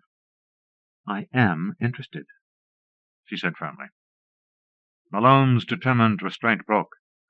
"Damned right you are, and—" He recovered himself and demanded of Halverson, "I understand your point about coordination, but thousands of hours when you can buy a camera is absurd." "I was talking about drawing, not art," replied Halverson. "Drawing is putting a line on paper where you want it, I said." He took a deep breath and hoped the great distinction wouldn't sound ludicrous and trivial. "So let's say that art is knowing how to put the line in the right place." "Be practical. There isn't any art, not any more. I get around quite a bit, and I never see anything but photos and SPGs. A few heirlooms, yes, but nobody's painting or carving any more. There's some art, Malone. My students, a couple of them in the still life class, are quite good. There are more across the country. Art for occupational therapy, or a hobby, or something to do with the hands. There's trade in their work. They sell them to each other, they give them to their friends, they hang them on the walls. There are even some sculptors like that. Sculpture is prescribed by doctors. The occupational therapists say it's even better than drawing and painting. So some of these people work in plasticine and soft stone, and some of them get to be good." "Maybe so. I'm an engineer, Halverson. We glory in doing things the easy way. Doing things the easy way got me to Mars and Venus, and it's going to get me to Ganymede. You're doing things the hard way, and your inefficiency has no place in this world. Look at you. You've lost a fingertip. Some accident, I suppose?" "I never noticed," said Lucy, and then let out a faint, "Oh." Halverson curled the middle finger of his left hand into the palm where he usually carried it to hide the missing first joint. "Accidents are a sign of inadequate mastery of material and equipment," said Malone sententiously. "While you stick to your methods and I stick to mine, you can't compete with me." His tone made it clear that he was talking about more than engineering. "Shall we go now, Lucy? Here's my card, Halverson. Send those dolphins along and I'll mail you a check." 4. The artist walked the half-dozen blocks to Mr. Krebile's place the next day. He found the old man in the basement shop of his fussy house, hunched over his bench with a powerful light overhead. He was trying to file a saw. "Mr. Krebile!" Halverson called over the shriek of metal. The carpenter turned around and peered with watery eyes. "I can't see like I used to," he said querulously. "I go over the same teeth on this damn saw. I skip teeth. I can't see the light shine off it when I got one set. The glare." He banged down his three-cornered file petulantly. "Well, what can I do for you?" "I need some crating stock. Anything. I'll trade you a couple of my maple 4x4s. The old face became cunning. "And will you set my saw? My saws, I mean. It's nothing to you, an hour's work. You have the eyes." Halverson said bitterly, "All right." The old man had to drive his bargain, even though he might never use his saws again. And then the artist promptly repented of his bitterness, offering up a quick prayer that his own failure to conform didn't make him as much of a nuisance to the world as Krebile was. The carpenter was pleased as they went through his small stock of wood and chose boards to crate the dolphin relief. He was pleased enough to give Halverson coffee and cake before the artist buckled down to filing the saws. Over the kitchen table, Halverson tried to probe. "Things pretty slow now?" "It would be hard to spoil Krebile's day now." "People are always fools. They don't know good handwork." "Some day," he said apocalyptically, "I laugh on the other side of my face when their foolish machine buildings go falling down in a strong wind, all of them, all over the country. Even my boy, I used to beat him good almost every day. He works a foolish concrete machine, and his house should fall on his head like the rest." Halverson knew it was Krebile's son, who supported him by mail, and changed the subject. "You get some cabinet work?" "Stupid women. What they call antiques. They don't know Meissen. They don't know Biedermeier. They bring me trash to repair sometimes. I make them pay. I swindle them good." "I wonder if things would be different if there were anything left over in Europe." "People will still be fools, Mr. Halverson," said the carpenter positively. "Didn't you say you were going to file those saws today?" So the artist spent 2 noisy hours filing before he carried his crating stock to the studio. Lucy was there. She had brought some things to eat. He dumped the lumber with a bang and demanded, "Why aren't you at work?" "We get days off," she said vaguely. "Austin thought he'd give me the cash for the terracotta, and I could give it to you." She held out an envelope while he studied her silently. The farce was beginning again, but this time he dreaded it. It would not be the first time that a lonesome, discontented girl chose to see him as a combination of romantic rebel and lost pup, with the consequences you'd expect. He knew from books, experience, and Labeur's conversation in the old days that there was nothing novel about the comedy, that there had even been artists, lots of them, who had counted on endless repetitions of it for their livelihood. The girl drops in with groceries, and the artist is pleasantly surprised. The girl admires this little thing or that after payday, and buys it, and the artist is pleasantly surprised.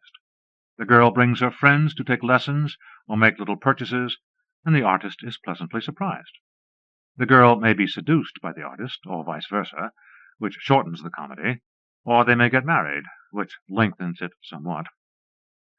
It had been 3 years since Halverson had last played out the farce with a manic, depressive divorcee from Elmira. 3 years during which he had crossed the midpoint between 30 and 40. 3 more years to get beaten down by being unwanted and working too much and eating too little. Also, he knew, he was in love with this girl. He took the envelope, counted $320, and crammed it into his pocket. "That was your idea," he said. "Thanks. Now get out, will you? I've got work to do." She stood there, shocked. "I said get out. I have work to do." "Austin was right," she told him miserably. "You don't care how people feel. You just want to get things out of them." She ran from the studio, and Halverson fought with himself not to run after her. He walked slowly into his workshop and studied his array of tools, though he paid little attention to his finished pieces. It would be nice to spend about half of this money on open-hearth steel rod and bar stock to forge into chisels. He thought he knew where he could get some. But she would be back, or he would break and go to her and be forgiven, and the comedy would be played out after all. He couldn't let that happen. 5. Ålesund, on the Atlantic side of the Durfell Mountains of Norway, was in the lee of the blasted continent. One more archaeologist there made no difference, as long as he had the sense to recognize the propeller-like international signposts that said with their 3 blades, "Radiation hazard," and knew what every schoolboy knew about protective clothing and reading a personal Geiger counter. The car Halverson rented was for a brief trip over the mountains to study contaminated Oslo. Well muffled, he could make it and back in a dozen hours, and no harm done.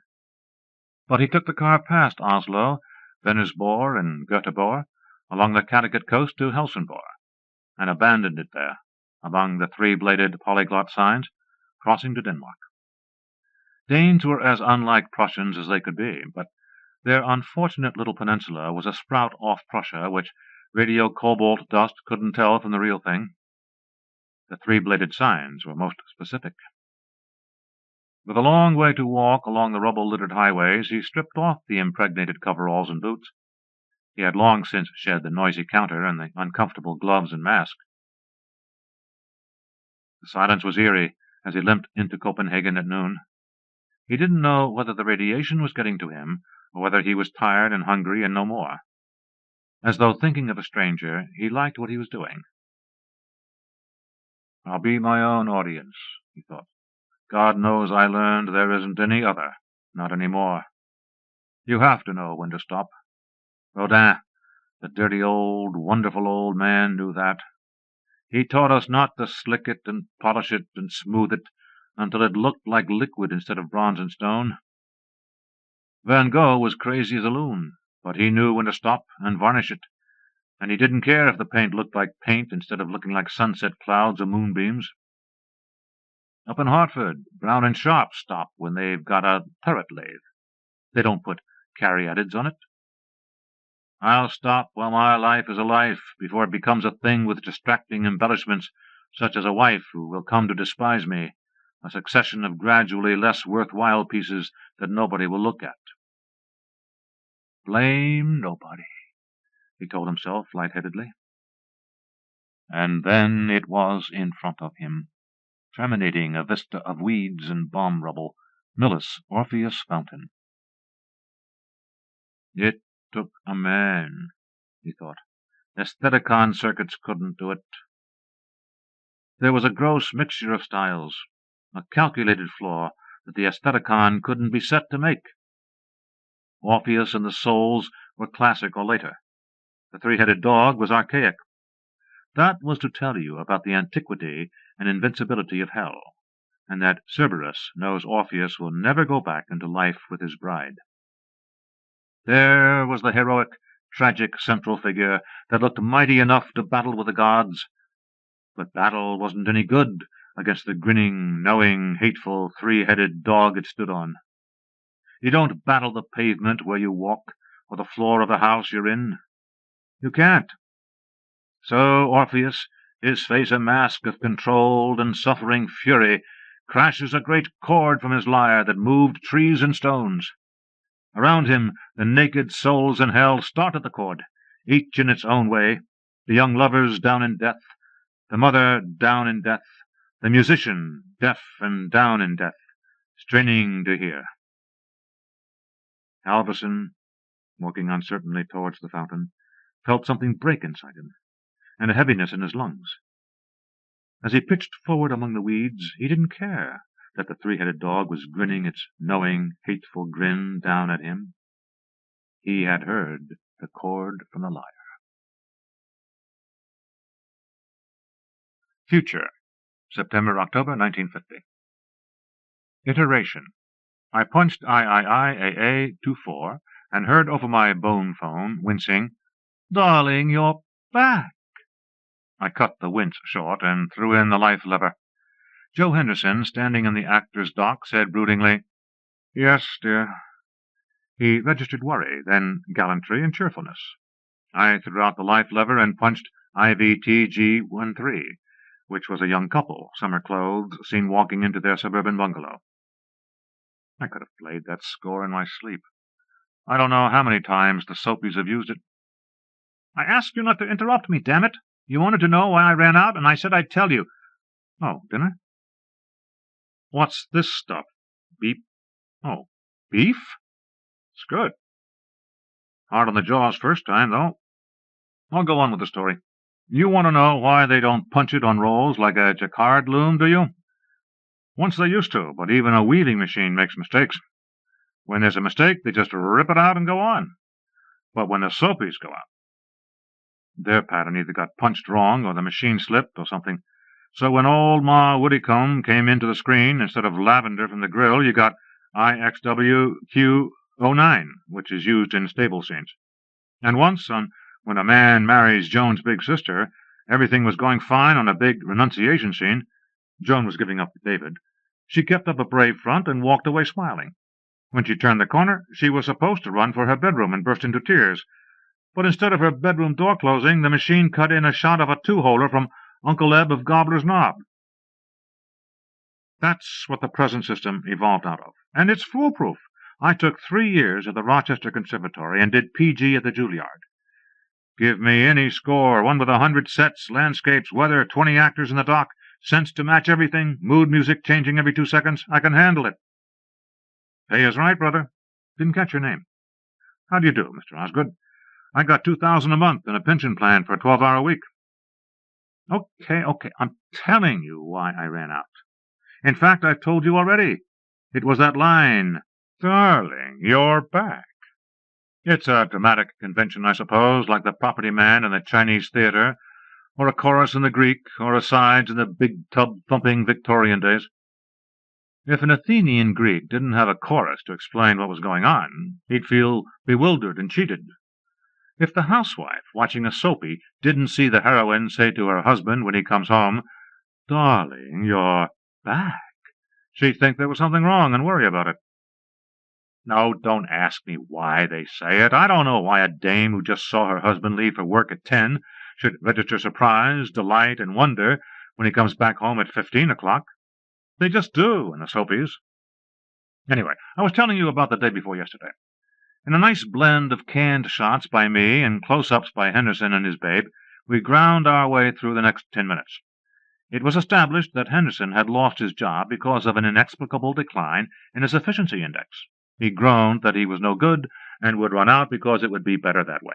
Then we cut to Henderson's mother-in-law and established that she'd slipped him some phenylethyl barbituric acid instead of his vitamins, so he'd lose his job and run out, and she could marry her daughter off to a man she had her eye on.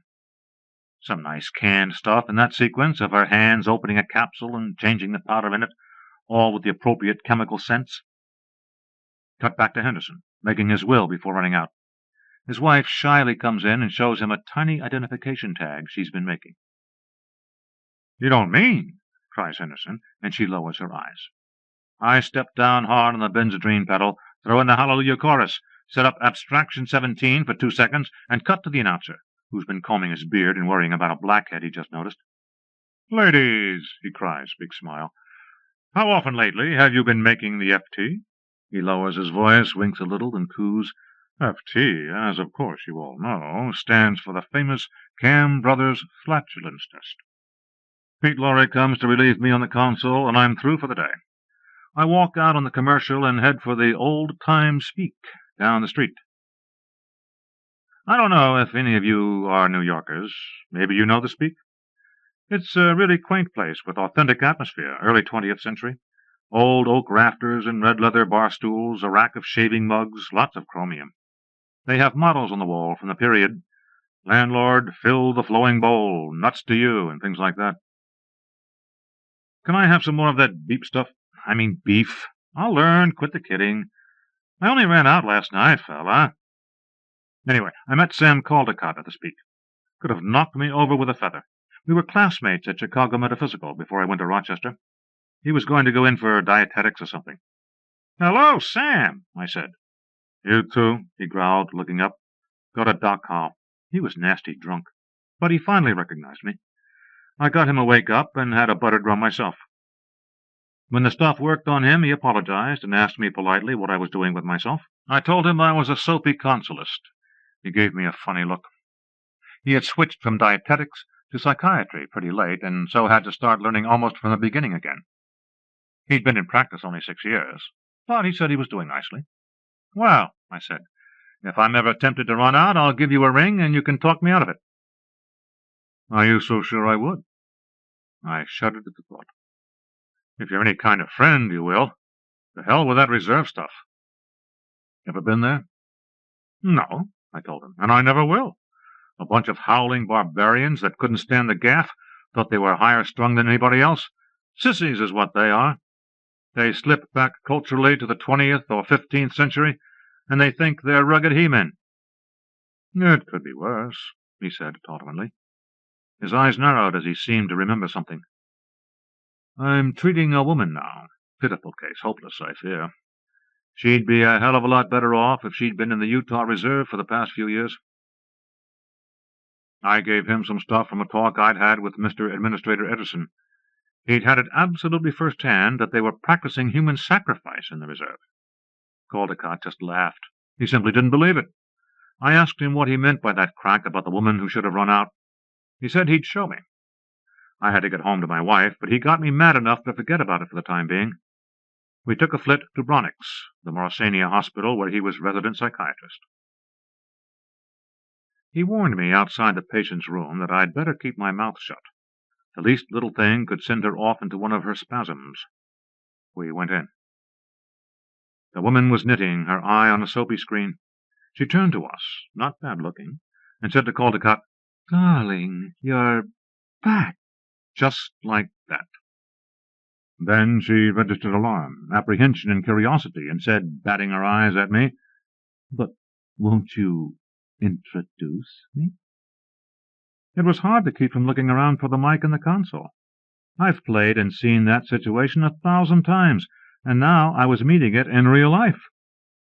"This is my associate," said Caldecott ambiguously. He snapped off the soapy just as Vera Venable, the alienist's niece, was pleading with Professor Sykes not to fire her uncle from the clinic staff. "Turn it on!" she screamed. You've left poor Vera hanging in the ether. Call her back. Don't leave her out there. Caldecott resignedly turned the Soapy back on, and the woman said, arching her brows, "Why, thank you, darling. That was very sweet." running the last two words together and simultaneously lowering her eyes with a shy little smile. The line was another oldie, used several times a day to cover everything from passing an ashtray to a diamond ring. We left and went to the hospital refectory. The refectory Soapy screen was on, of course, and I was alarmed to find I was alarmed at the number of people who were watching it. Caldecott read my expression and gave a sour grin. "She's the first," he said simply. "Go to Doc Howe. I don't believe it." "You will soon. I tell you, she's the first." "There are going to be more, and more, and more." Consider. As long ago as the 20th century, there were housewives who never differentiated between real persons and the audio performers whom they listened to daily. They worried with them, laughed with them, discussed them as though they were absent neighbors. With the slow development of the additional circuits, video, oleo, full color, and tactile for those who like it, the effect was magnified. With the Krebsky formula of the last century, which related the numerical quantities of music to the numerical quantities of the electroencephalogram curves produced by the music, the effect was perfected. The housewife of today, frankly, has a soft touch. She dusts, washes dishes, waxes floors, and so on by tapping buttons. With her spare time, she watches the Soapy screen, and she has a lot of spare time. I've drawn a graph. He took out a sheet of paper and smoothed it carefully. I don't pretend to understand such things. I'm a consolist, not a tube jockey, and I told him so. "But look," he urged. "Here's the abscissa, meaning log of number of Caldecott syndrome cases at one time." "Caldecott syndrome? That's what I call it," he said modestly. "And this red circle indicates where we stand on the time axis now. You see the rise?" I finally looked and laughed at what I saw. "You really think," I said, "that the saturation point's been reached?" "I predicted it a year ago," he said solemnly. "I was actually waiting for the case you just saw to turn up. I believe that there will be 500 cases tomorrow, 2,000 cases the next day, and so on. Von Kuchen's studies in mass hysteria—" I got up. "If you're right," I said, "I'll be the first man to run out and join the wild men in the Utah Reserve. But Caldecott, I think you're all wet. That woman upstairs is weak-minded, and that's all there is to it. I work with the Soapies. I can't believe that any normal person, like my wife, say, could be knocked off the trolley by them. I've got to go now. I'll be seeing you around." I left and took a flip for Linden, where I live. Von Kuchen's studies in mass hysteria, my eye. But my wife met me at the door and said, with surprise, delight, and apprehension, "Darling, you're back. Would you pass me some more of that beef stuff?" Fantasy and Science Fiction, December 1952. The Goodly Creatures. How many goodly creatures are there here? How beauteous mankind is! Oh, brave new world that has such people in it! Shakespeare, The Tempest. Farwell suddenly realized that his fingers had been trembling all morning, with a hair-fine vibration that he couldn't control. He looked at them in amazement and rested them on the keys of his typewriter. The tremor stopped, and Farwell told himself to ignore it.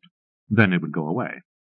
The copy in the typewriter said, "Comfy seats. Add 1," in the upper left-hand corner, and under it, "Hailed by veteran spacemen as the greatest advance in personal comfort and safety on the spaceways since—" Since what? It was just another pneumatic couch. Why didn't he ever get anything he could work with? This one begged for pics. A stripped-down model in a comfy seat, smiling under a pretended 7G takeoff acceleration. But the Chicago Chair Company account didn't have an art budget. No art, and they were howling for tear sheets already. Comfort and safety on the spaceways since— He could take Warple to a good lunch and get a shirt-tail graph in his lousy Stubby Says column, and that should hold Chicago Chair for another week. They wouldn't know the difference between Warple and— Farwell's intercom buzzed. "Mr. Henry Schneider to see you about employment." Send him in, Grace. Schneider was a beefy kid with a practiced smile and a heavy handshake. I saw your ad for a junior copywriter, he said, sitting down confidently. He opened an expensive, new-looking briefcase and threw a folder on the desk. Farwell leafed through it, the standard presentation, a fact sheet listing journalistic honors in high school and college, summer jobs and weeklies, rose to sergeantcy in only 10 months during UMT period. Copies of byline pieces pasted neatly, without wrinkles, onto heavy pages, a TV scenario for the college station, a letter from the dean of men, a letter from the dean of the journalism school. As you see, Schneider told him, I'm versatile. Sports, travel, science, human interest, spot news, anything. Yes, well, you wouldn't be doing much actual writing to start, Schneider. I'm glad you mentioned that, Mr. Farwell. What exactly would be the nature of my work? The usual cursus honorum. Schneider looked blank and then laughed heartily. Farwell tried again.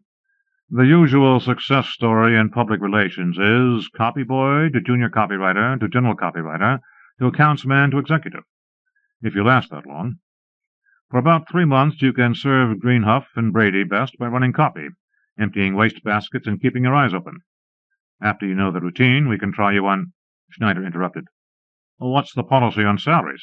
He didn't seem to like the policy on promotions. Farwell told him the policy on salaries, and Schneider tightened his mouth disapprovingly. That's not much for a starter, he said. Of course, I don't want to haggle, but I think my presentation shows I can handle responsibility. Farwell got up with relief and shook his hand. Too bad we couldn't get together, he said, talking the youngster to the door. Don't forget your briefcase. If you want, you can leave your name with the girl, and we'll get in touch with you if anything comes up. As you say, you might do better in another outfit that has a more responsible job open. It was good of you to give us a try, Schneider. A warm clap on the shoulder got him out. Next time, Farwell thought, feeling his 45 years, it would be better to mention the starting salary in the ad and shortstop the youngsters with inflated ideas. He was pretty sure he hadn't acted like that beefy hotshot when he was a kid. Or had he? Comfort and safety on the spaceways since— He turned on the intercom and said, Get me Stubby Warple at the Herald. Warple was in. Jim Farwell, Stub. I was looking at the column this morning, and I made myself a promise to buzz you and tell you what a damn fine job it is. The lead graph was sensational. Modest protests. No, I mean it. Say, why don't we get together? You got anything on for lunch? He did, but how about dinner? Hadn't been to the Mars Room for a coon's age. Oh, Mars Room. Sure enough. All right with me. Meet you in the bar at 7:30? He would. Well, he'd left himself wide open for that one. He'd be lucky to get off with a $30 tab. But it was a sure tear sheet for the Chicago chair people. Farwell said to the intercom, Get me a reservation for 8 tonight at the Mars Room, Grace. Dinner for 2. Tell Mario it's got to be a good table. He ripped the Comfy Seats first ad out of the typewriter and dropped it into the wastebasket. $50 a week from Chicago chair, less $30 for entertainment. Mr. Brady wasn't going to like it. Mr. Brady might call him from New York about it to say gently, Anybody can buy space, Jim. You should know by now that we're not in the business of buying space. Sometimes I think you haven't got a grasp of the big picture the way a branch manager should. Greenhuff asked about you the other day, and I really didn't know what to tell him. And Farwell would sweat and try to explain how it was a special situation, and maybe try to hint that the sales force was sometimes guilty of overselling a client, making promises that ops couldn't possibly live up to. And Mr. Brady would close on a note of gentle melancholy with a stinging remark or two, For your own good, Jim. Farwell glanced at the clock on his desk, poured one from his private bottle. Brady receded a little into the background of his mind.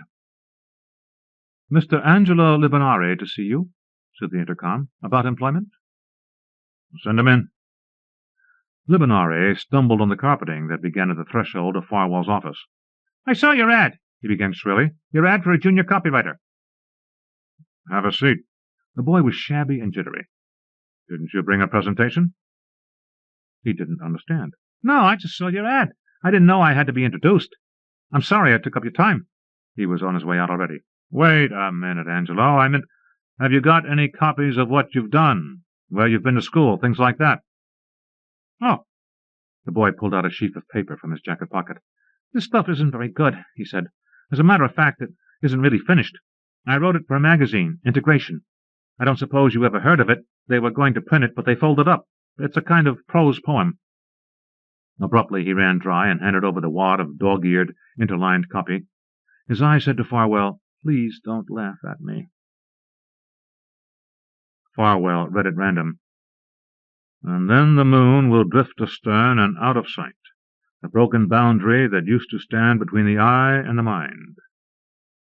He read it aloud and asked, "Now what does that mean?" The boy shyly and proudly explained. "Well, what I was trying to bring out there was that the moon used to be as far as anybody could go with his eyes. If you wanted to find out anything about the other celestial bodies, you had to guess and make inductions. That's sort of the whole theme of the piece. Liberation, broken boundaries." "Uh-huh," said Farwell, and went on reading. It was a rambling account of an Earth-Ganymede flight. There was a lot of stuff as fuzzy as the first bit. There were other bits that were hard, clean writing. The kid might be worth developing if only he didn't look and act so peculiar. Maybe it was just nervousness. "So you're specially interested in space travel?" he asked. "Oh, very much. I know I failed to get it over in this. It's all second-hand. I've never been off. But nobody's really written well about it yet." He froze. His terrible secret, Farwell supposed with amusement, was that he hoped to be the laureate of spaceflight. Well, if he wasn't absolutely impossible, Greenhuff and Brady could give him a try. Shabby as he was, he wouldn't dare quibble about the pay. He didn't quibble. He told Farwell he could get along on it nicely. He had a room in the run-down sub-bohemian near the north side of town. He was from San Francisco, but had left home years ago. Farwell got the idea that he'd run away, and been in a lot of places. He'd held a lot of menial jobs and picked up a few credits taking night college courses here and there. After a while, Farwell told him he was hired, and to see the girl for his withholding tax and personnel data forms. He buzzed his copy chief about the boy and leaned back in good humor. Angelo could never get to be an accountsman, of course, but he had some talent and imagination. Tame it, and the kid could grow into a good producer. A rocket fan would be handy to have around if sales stuck ops with any more lemons like Chicago Chair. Warple drank that night at the Mars room like a man with a hollow leg, and Farwell more or less had to go along with him. He got the comfy seats item planted, but arrived at the office late and queasy, as McGuffey, the copy chief, was bawling out Angelo for showing up in a plaid shirt, and a dirty one at that. McGuffey came in to see him at 4:30 to ask about Angelo. "He just doesn't seem to be a Greenhuff and Brady man, J.F. Of course, if you think he's got something on the ball, that's good enough for me. But honestly, can you see him taking an account to lunch?" "Is he really getting on your hair, Mac? Give him a few days." McGuffey was back at the end of the week, raging. "He showed me a poem, J.F., a sonnet about Mars, and he acted as if he was doing me a favor, as if he was handing me a contract with Pan American Steel." Farwell laughed. It was exactly what he would expect Angelo to do.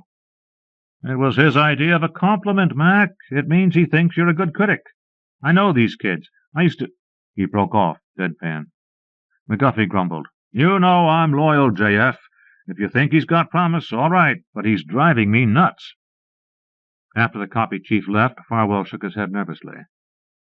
What had he almost said? I used to be one myself. Why, so he had, just about 25 years ago, a quarter of a century ago, when he went into radio work temporarily.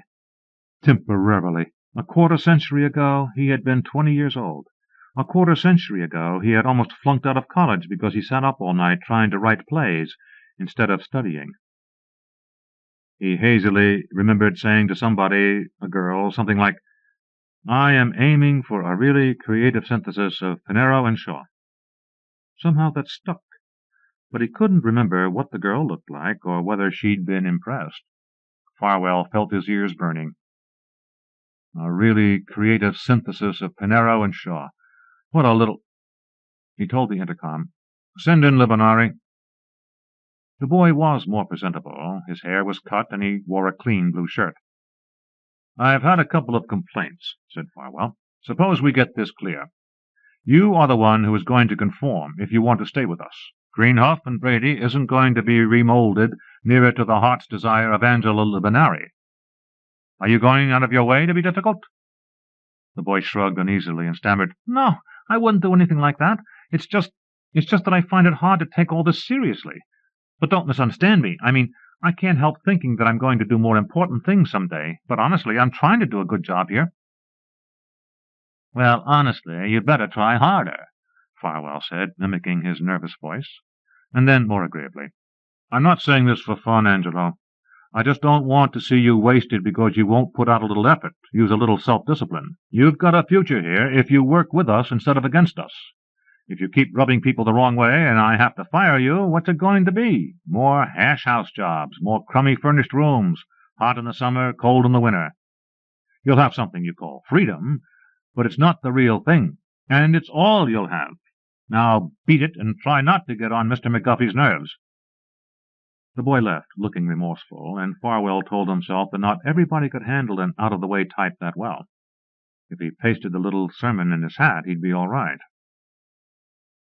"Really creative synthesis," Farwell snorted and poured himself a drink before he buckled down to planning a series of releases for the International Spacemen's Union. The space lines, longing for the old open-shop days, were sniping at the ISU wherever they found an opening. They had a good one in the union's high initiation fee. The union said the high fee kept waifs and strays out and ensured that anybody who paid it meant business and would make the spaceways his career. The union said the benefits that flowed from this were many and obvious. The company said the union just wanted the money. Farwell started blocking out a Midwestern campaign. It might start with letters to the papers signed by Spaceman's Wife, Widow of Scab Spacer, and other folks. The union could locate them to sign the letters. Next thing to do was set up a disinterested outfit. He tentatively christened it the First Pan-American Conference on Space Hazards, and jotted down the names of a few distinguished chronic joiners and sponsors for the letterheads. They could hold a 3-day meeting in Chicago and conclude that the most important factor in space safety is experienced crewmen, and the longer their service, the better. No mention of the ISU initiation fee policy out of the FPACSH, but the union could use their conclusions in its material. The union could use it to get a couple of state legislatures to pass resolutions endorsing the initiation fee policy. G&B would write the resolutions, but the ISU, an independent union, would have to swing the big federations into putting pressure on the legislatures in the name of labor unity. Numerically, the spacemen were insignificant. He pawed through stacks of material forwarded to him as ammo by the union looking for the exact amount of the fee, but couldn't locate it. The coyness was not surprising. It recalled the way corporation handouts bannered the profit per dollar of sales and buried the total profit in dollars and cents. He buzzed copy. "Mac, does anybody there know exactly what the ISU initiation fee is?" "I'll see, JF." A moment later he heard Angelo's voice. "It's kind of complicated, Mr. Farwell, maybe to keep anybody from saying it's exactly this or exactly that. Here's the way it works. Base fee, $1,000, to be paid before they issue you a work card. What they call accrual fee on top of that, $100 if you're 20 years old, $200 if you're 22, $300 if you're 24, and so on up to 30, and after that you can't join. You can pay accrual fee out of your first voyage. From the accrual fee you can deduct $50 for each dependent. On top of that, there's a 5% assessment of your first voyage pay only, earmarked for the ISU Space Medicine Research Foundation at Johns Hopkins. And that's all." Farwell had been jotting it down. "Thanks, Angelo," he said absently. The space medicine research thing was good, but he'd have to be careful that they weren't represented at the FPACSH. You didn't want a direct union tie in there. Now, what could you do about the fee? Get the union to dig up somebody who's paid only the $1,000 base because of age and the right number of dependents. Forget the accrual and the assessment. How many people on the spaceship? 50, 60?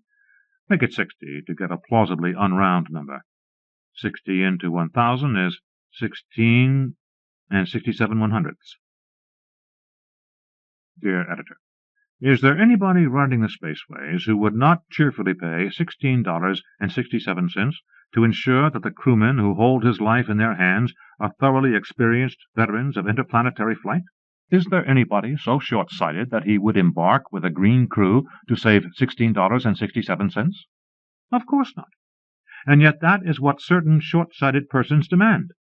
throwing up a smokescreen of loose charges to divert the public from the paramount issue of safety, they accuse— That wasn't exactly it. He had made it look as though the passengers paid the ISU initiation fee. Well, he'd struck a keynote. Copy could take it from there. And then there ought to be a stunt. A good big stunt with Pix possibilities. Girls or violence or both. Maybe a model demonstrating an escape hatch or something at a trade show. Something goes wrong. A heroic ISU member in good standing who happens to be nearby dashes in. He was feeling quite himself again. The switchboard girl must have been listening in on the New York call. As Farwell stepped from his office, he felt electricity in the air. The word had been passed already. He studied the anteroom, trying to see it through Greenhuff's eyes. "Grace," he told the switchboard girl, "get your handbag off the PBX and stick it in a drawer somewhere. Straighten that picture, and put on your bolero. You have nice shoulders, and we all appreciate them, but the office is air-conditioned." She tried to look surprised as he went into art. Holloway didn't bother to pretend. "What time's he getting in?" he asked worriedly. "Can I get a shave?" "They didn't tell me," said Farwell. "Your shave's all right. Get things picked up and get ties on the boys." The warning light was off. He looked into the darkroom. "A filthy mess!" he snapped. "How can you get any work done in a litter like that? Clean it up." "Right away, J.F.," Holloway said, hurt. Copy was in better shape. McGuffey had a taut hand. "Greenhuff's coming in today. I don't know what time. Your boys here look good." "I can housebreak anything, J.F., even Angelo. He bought a new suit." Farwell allowed a slight puzzled look to cross his face. "Angelo? Oh, the Libonari boy. How's he doing?" "No complaints. He'll never be an accounts man if I'm any judge, but I've been giving him letters to write the past couple of weeks. I don't know how you spotted it, but he's got talent. I have to hand it to you for digging him up, J.F." Farwell saw the boy now at the last desk on the windowless side of the room, writing earnestly in longhand. 2 months on a fair enough salary hadn't filled him out as much as Farwell expected, but he did have a new suit on his back. "It was just a gamble," he told McGuffey, and went back to his office. He had pretended not to remember the kid. Actually, he'd been in his thoughts off and on since he hired him. There had been no trouble with Angelo since his grim little interview with the boy. Farwell hoped, rather sentimentally, he knew, that the interview had launched him on a decent career, turned him aside from the rocky Bohemian road and its pitfalls, as he had been turned aside himself. The nonsensical, really creative synthesis of Pinero and Shaw pattered through his head again, and he winced, thoroughly sick of it. For the past week, the thought of visiting a psychiatrist had pattered after Pinero and Shaw every time, each time to be dismissed as silly. His phone buzzed, and he mechanically said, "Jim Farwell." "Farwell, why didn't you check with me?" rasped Greenhuff's voice. "I don't understand, Mr. Greenhuff. Where are you calling from?" "The Hotel Grey Bar down the street, of course. I've been sitting here for an hour waiting for your call." "Mr. Greenhuff, all they told me from New York was that you were coming to Chicago." "Nonsense. I gave the instructions myself." "I'm sorry about the mix-up. I must have misunderstood. Are you going to have a look at the office?" "No. Why should I do anything like that? I'll call you back." Greenhuff hung up. Farwell leaned back, cursing whoever in New York had crossed up the message. It had probably been done deliberately, he decided. Pete Messler, the New York office manager, trying to make him look bad. He tried to work on an account or two, but nervously put them aside to wait for Greenhuff's call. At 5, he tried to reach Greenhuff to tell him he was going home and give him his home number. Greenhuff's room didn't answer the call, or his next 4, so he phoned a drugstore to send up a sandwich and coffee. Before he could get started on the sandwich, Greenhuff phoned again to invite him to dinner at the Mars Room. He was jovial as could be. "Get myself some of that famous Chicago hospitality, eh, Jim? You know I'm just a hick from Colorado, don't you?" He went on to give Farwell about 10 minutes of chuckling reminiscence, and then hung up without confirming the dinner date. It turned out that it didn't matter. As Farwell was leaving the deserted office, his phone buzzed again. It was Greenhuff, abruptly calling off the Mars Room. He told Farwell, "I've got somebody important to talk to this evening." The branch manager at last dared to pour himself a heavy drink, and left. His bedside phone shrilled at 3 in the morning. "Jim Farwell," he croaked into it, while 2 clock dials with the hands making 2 luminous L's wavered in front of him. His drink at the office had been the first of a series. "This is Greenhoff, Farwell," snarled the voice of the senior partner. "You get over here right away. Bring Clancy, whatever his name is, the lawyer." Click. Where was here? Farwell phoned the Gray Bar. "Don't connect me with this room. I just want to know if he's in." The floor clerk said he was, and Farwell tried to phone the home of the Chicago branch's lawyer, but got no answer. Too much time lost. He soaked his head in cold water, threw his clothes on, and drove hell for leather to the Gray Bar. Greenhoff was in one of the big two-bedroom suites on the 16th floor. A frozen-faced blonde girl in an evening gown let Farwell in without a word. The senior partner was sprawled on the sofa in dress trousers and stiff shirt. He had a bruise under his left eye. "I came as quickly as I could, Mr. Greenhoff," said Farwell. "I couldn't get in touch with—" The senior partner coughed thunderously, twitched his face at Farwell in a baffling manner, and then stalked into a bedroom. The blonde girl's frozen mask suddenly split into a vindictive grin. "You're going to get it," she jeered at Farwell. "I'm supposed to think his name's Wilkins. Well, go on after him, Pappy." Farwell went into the bedroom. Greenhoff was sitting on the bed, dabbing at the bruise and muttering. "I told you I wanted our lawyer," he shouted at the branch manager. "I was attacked by a drunkard in that damned Mars room of yours, and by God, booked by the police like a common criminal. I'm going to get satisfaction if I have to turn the city upside down. Get on that phone and get me Clancy or whatever his name is." "But I can't," said Farwell desperately. "He won't answer his phone, and in the second place, he isn't that kind of lawyer. I can't ask Clarahan to fight a disorderly conduct charge. He's a big man here. He only does contract law and that kind of thing. You posted bond, didn't you, Mr. Greenhoff?" $20, said the senior partner bitterly, "and they only wanted 10 from that drunken ape." "Then why not just forget about it? Forfeit the bond, and probably you'll never hear of it again, especially since you're an out-of-towner. I'll do what I can to smooth it over if they don't let it slide." "Get out of here," said Greenhoff, dabbing at the bruise again. The blonde was reading a TV magazine in the parlor. She ignored Farwell as he let himself out. The branch manager drove to an all-night barber shop near one of the terminals and napped through the works. A slow breakfast killed another hour, and by then it wasn't too ridiculously early to appear at the office. He dawdled over copy until 9 and phoned the Gray Bar. They told him Mr. Greenhoff had checked out, leaving no forwarding address. The morning papers came, and he found nothing about a scuffle at the Mars room or the booking of Greenhoff. Maybe the senior partner had given a false name. Wilkins? Or maybe the stories had been killed because Greenhoff and Brady did some institutional advertising. Maybe there was some mysterious interlock between Greenhoff and Brady in the papers, high up on some misty Alp that Farwell had never glimpsed. "Don't worry about it," he told himself savagely. "You gave him good advice. The thing's going to blow over. Clarahan wouldn't have taken it anyway." He hoped Pete Messler in New York wouldn't hear about it and try to use it as a lever to pry him out of the spot he held, the spot Pete Messler coveted. Maybe there was some way he could get somebody in the New York office to keep an eye on Messler and let him know how he was doing, just to get something he could counterpunch with when Messler pulled something like that garbled message stunt. The intercom buzzed, and Gray said, "Angelo wants to see you. He says it's personal." "Send him in." The kid was beaming. He looked pretty good. Not raw and jumpy, just happy. "I want to say thanks and goodbye, Mr. Farwell," he told the branch manager. "Look."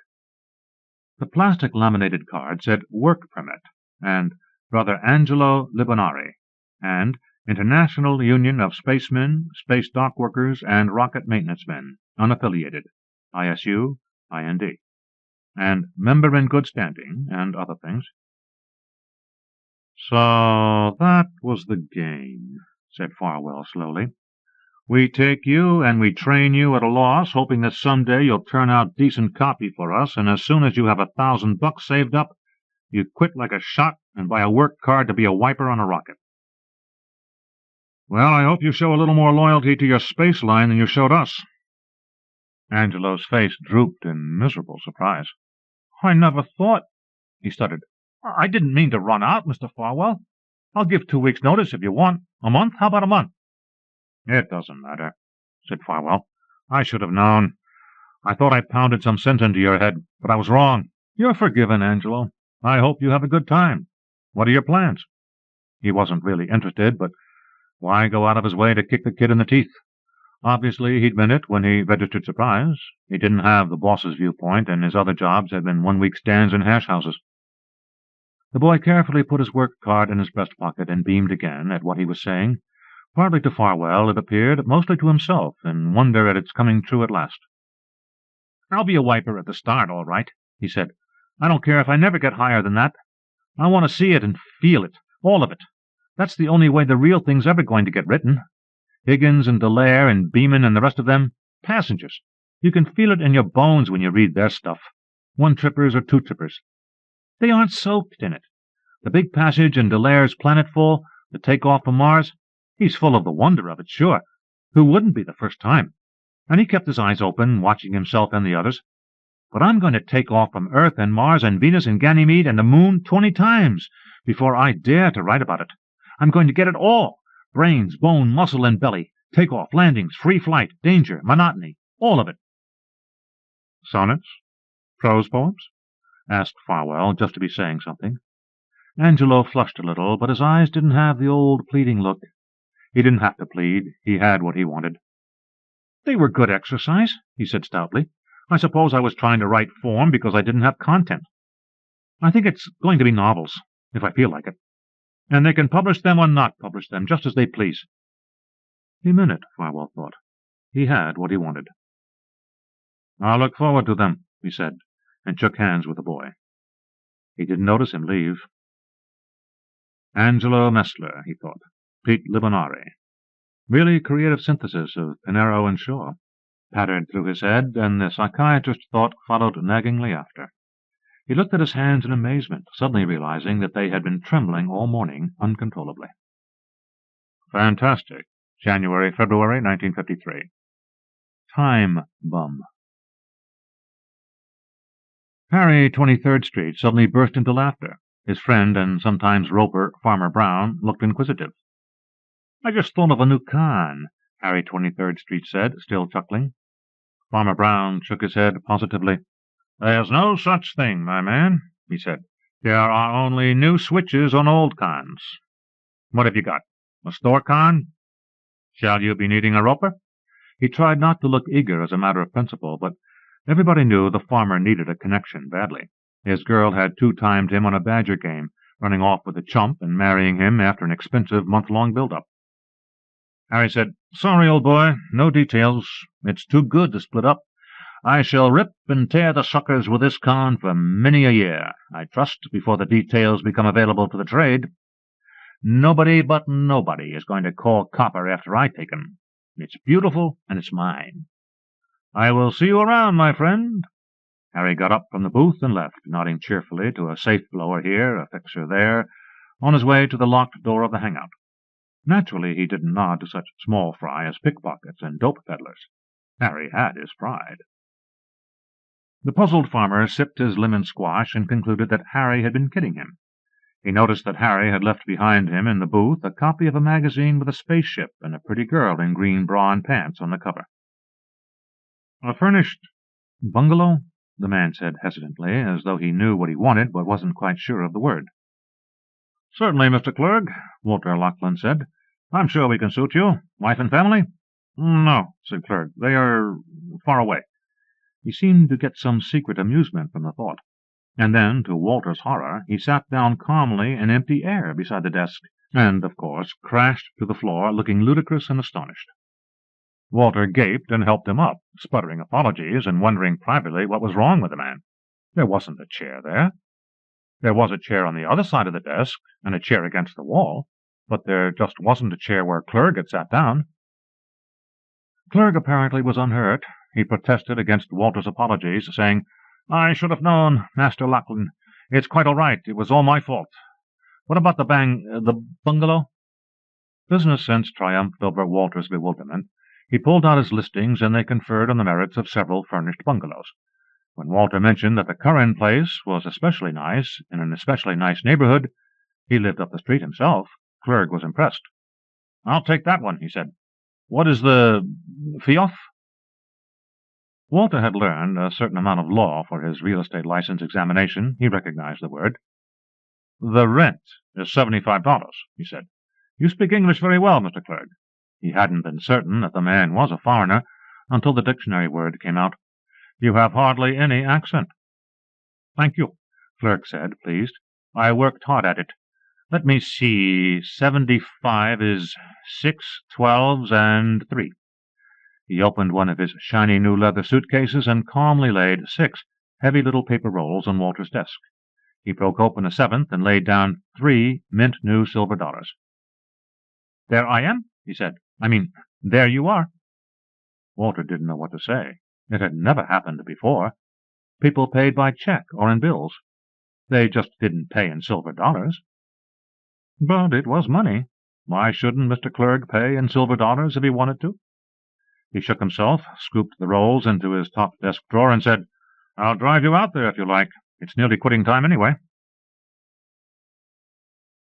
Walter told his wife Betty over the dinner table, "We ought to have him in some evening. I can't imagine where on earth he comes from. I had to show him how to turn on the kitchen range.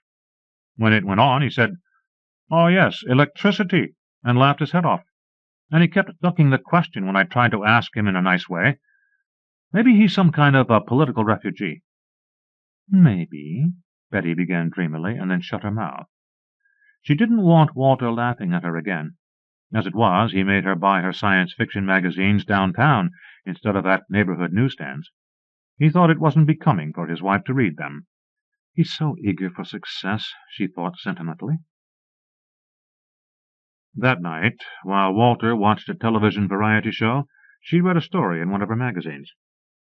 Its cover, depicting a spaceship and a girl in green bra and shorts, had been prudently torn off and thrown away. It was about a man from the future who had gone back in time, bringing with him all sorts of marvelous inventions. In the end, the time police punished him for unauthorized time traveling. They had come back and got him, brought him back to his own time. She smiled. It would be nice if Mr. Clerk, instead of being a slightly eccentric foreigner, were a man from the future with all sorts of interesting stories to tell and a satchel full of gadgets that could be sold for millions and millions of dollars. After a week, they did have Clerk over for dinner. It started badly. Once more he managed to sit down in empty air and crash to the floor. While they were brushing him off, he said fretfully, "I can't get used to not—" and then said no more. He was a picky eater. Betty had done one of her mother's specialties, veal cutlet with tomato sauce topped by a poached egg. He ate the egg and sauce, made a clumsy attempt to cut up the meat, and abandoned it. She served a plate of cheese, 6 kinds, for dessert, and Clerk tasted them uncertainly, breaking off a crumb from each, while Betty wondered where that constituted good manners. His face lit up when he tried a ripe cheddar. He popped the whole wedge into his mouth and said to Betty, "I will have that, please." "Seconds?" asked Walter. "Sure. Don't bother, Betty, I'll get it." He brought back a 1/4-pound wedge of the cheddar. Walter and Betty watched silently as Clerk calmly ate every crumb of it. He sighed. "Very good. Quite like—" The word, Walter and Betty later agreed, was "si manjo." They were able to agree quite early in the evening because Clerk got up after eating the cheese, said warmly, "Thank you so much," and walked out of the house. Betty said, "What on earth?" Walter said uneasily, "I'm sorry, doll. I didn't think he'd be quite that peculiar. But after all, of course he's a foreigner. What was that word?" He jotted it down. While they were doing the dishes, Betty said, "I think he was drunk, falling down drunk." "No," Walter said. "It's exactly the same thing he did in my office, as though he expected a chair to come to him, instead of him going to a chair." He laughed and said uncertainly, "Well, maybe he's royalty. I read once about Queen Victoria never looking around before she sat down. She was so sure there'd be a chair there." "Well, there isn't any more royalty, not to speak of," she said angrily, hanging up the dish-towel. "What's on TV tonight?" "Uncle Milty. But, I think I'll read. Where do you keep those magazines of yours, doll? Believe I'll give them a try." She gave him a look that he wouldn't meet, and she went to get him some of her magazines. She also got a slim green book which she hadn't looked at for years. While Walter flipped uneasily through the magazines, she studied the book. After about 10 minutes, she said, "Walter, Simon, Joe, I think I know what language it is. He was instantly alert. Yeah? What? It should be spelled Cimango, with little jiggers over the C and G. It means universal food in Esperanto. Where's Esperanto? He demanded. Esperanto isn't anywhere. It's an artificial language. I played around with it a little once. It was supposed to end war and all sorts of things. Some people called it the language of the future. Her voice was tremulous. Walter said, I'm going to get to the bottom of this. He saw Clerg go into the neighborhood movie for the matinee. That gave him about 3 hours. Walter hurried to the Curran bungalow, remembered to slow down, and tried hard to look casual as he unlocked the door and went in. There wouldn't be any trouble. He was a good citizen, known and respected. He could let himself into a tenant's house and wait for him to talk about business if he wanted to. He tried not to think of what people would think if he should be caught rifling Clerg's luggage, as he intended to do. He had brought along an assortment of luggage keys. Surprised by his own ingenuity, he had got them at a locksmith's by saying his own key was lost, and he didn't want to haul a heavy packed bag downtown. But he didn't need the keys. In the bedroom closet, the 2 suitcases stood, unlocked. There was nothing in the first except uniformly new clothes, bought locally at good shops. The second was full of the same. Going through a rather extreme sports jacket, Walter found a wad of paper in the breast pocket. It was a newspaper page. A number had been penciled on a margin. Apparently the sheet had been torn out and stuck into the pocket and forgotten. The date line on the paper was July 18th, 2403. Walter had some trouble reading the stories at first, but found it was easy enough if he read them aloud and listened to his voice. One said, Time cop nabbed. Prosecutor asks death. Patrolman Oscar Garth of the Time Police was arrested today at his home, 4365 9863th Street, and booked at 9768th Precinct on charges of police exposure. The alleged exposure occurred while Garth was on duty in the 21st century. It consisted of his admission to a citizen of the 21st century that the Time Police existed and was operated from the 25th century. The prosecutor's office said the death penalty will be asked in view of the heinous nature of the offense, which threatens the whole fabric of 25th century existence. There was an advertisement on the other side. Boys and young men, serve your century. Enlist in the Time Police Reserve now. Remember, only in the Time Police can you see the pageant of the ages. Only in the Time Police can you protect your civilization from variants. There is no higher service to our culture. There is no career so fascinating as a career in the Time Police. Underneath it, another ad asked, Why be ashamed of your chairs? Get roll-fasts. No other chair has the immediate response of a roll-fast. Sit anywhere. Your roll-fast is there.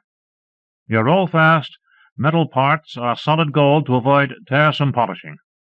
Your roll-fast bearings are the Fane at 6-inch duplex de Mons for long wear.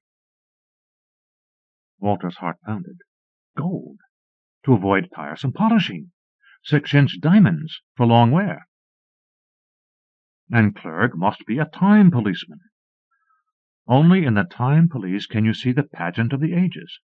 What did a time policeman do? He wasn't quite clear about that. But what they didn't do was let anybody else, anybody earlier, know that the Time Police existed.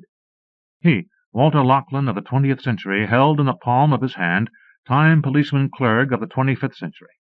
The 25th century where gold and diamonds were common as steel and glass in this. He was there when Clerg came back from the matinee. Mutely, Walter extended the page of newsprint. Clerg snatched it incredulously, stared at it, and crumpled it in his fist. He collapsed on the floor with a groan. I'm done for, Walter heard him say. Listen, Clerg, Walter said. Nobody ever needs to know about this. Nobody. Clerg looked up with sudden hope in his eyes. You will keep silent? he asked wildly. "It is my life." "What's it worth to you?" Walter demanded, with brutal directness. "I can use some of those diamonds and some of that gold. Can you get it into this century?" "It would be missed. It would be over my mass balance," Clegg said. "But I have a duplex. I can copy diamonds and gold for you. That was how I made my fee-off money." He snatched an instrument from his pocket. A fountain pen, Walter thought. "It is low in charge. It would duplex about 5 kilograms in one operation." "You mean," Walter demanded, "that if I brought you 5 kilograms of diamonds and gold, you could duplicate it? And the originals wouldn't be harmed?" "Let me see that thing. Can I work it?" Clegg passed over the fountain pen. Walter saw that within the case was a tangle of wires, tiny tubes, lenses. He passed it back hastily. Clegg said, "That is correct. You could buy or borrow jewelry, and I could duplex it. Then you could return the originals and retain the copies. You swear by your contemporary god that you would say nothing?" Walter was thinking. He could scrape together a good $30,000 by pledging the house, the business, his own real estate, the bank account, the life insurance, the securities. Put it all into diamonds, of course, and then doubled. Overnight.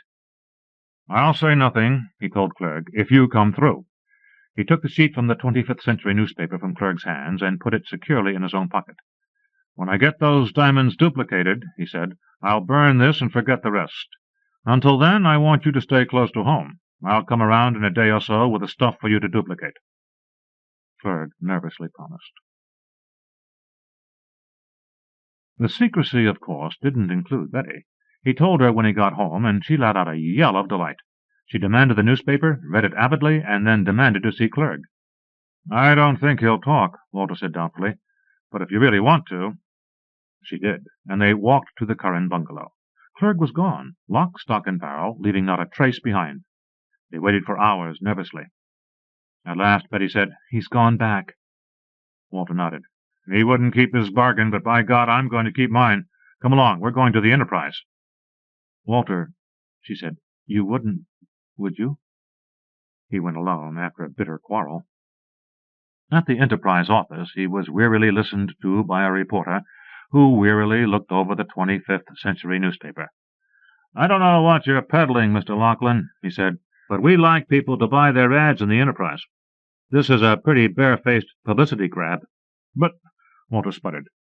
"Sam, would you please ask Mr. Morris to come up here if he can?" the reporter was saying into the phone. To Walter he explained, "Mr. Morris is our press-room foreman." The foreman was a huge, white-haired old fellow, partly deaf.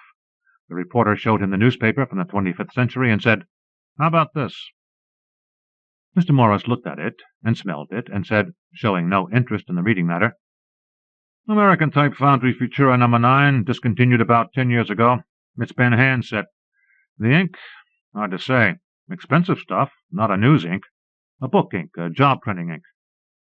The paper now, I know. A nice linen rag that Benziger jobs in Philadelphia." "You see, Mr. Laughlin, it's a fake." The reporter shrugged. Walter walked slowly from the city room. The press-room foreman knew it was a fake, and Clegg was a faker.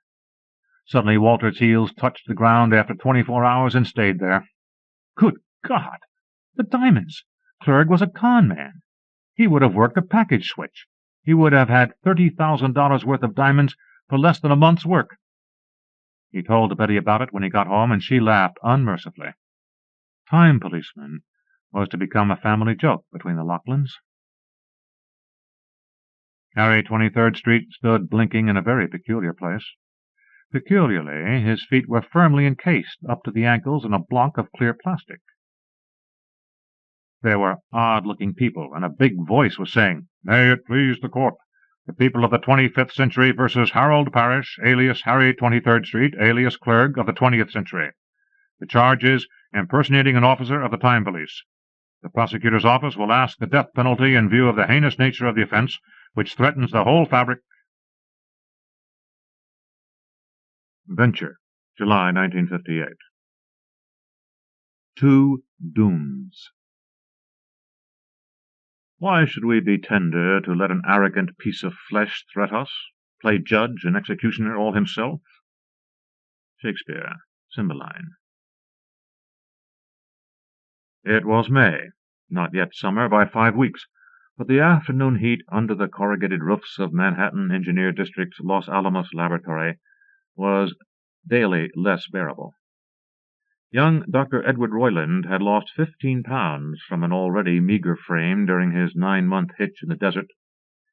He wondered every day, while the thermometer crawled up to its 5:45 peak, whether he had made a mistake he would regret the rest of his life in accepting work with a laboratory rather than letting the local draft board have his carcass and do what they pleased with it. His University of Chicago classmates were glamorously collecting ribbons and wounds from Saipan to Brussels. One of them, a first-rate mathematician named Hatfield, would do no more first-rate mathematics. He had gone down, burning, in an 8th Air Force Mitchell bomber ambushed over Lille. "And what, Daddy, did you do in the war?" "Well, kids, it's a little hard to explain.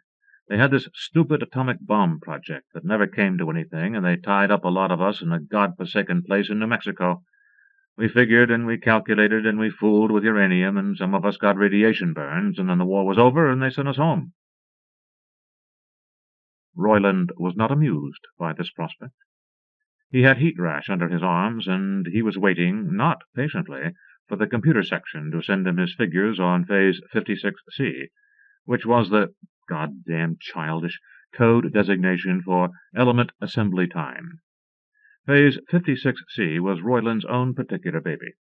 He was under Rothschmidt, supervisor of Weapon Design Track 3, and Rothschmidt was under Oppenheimer, who bossed the works.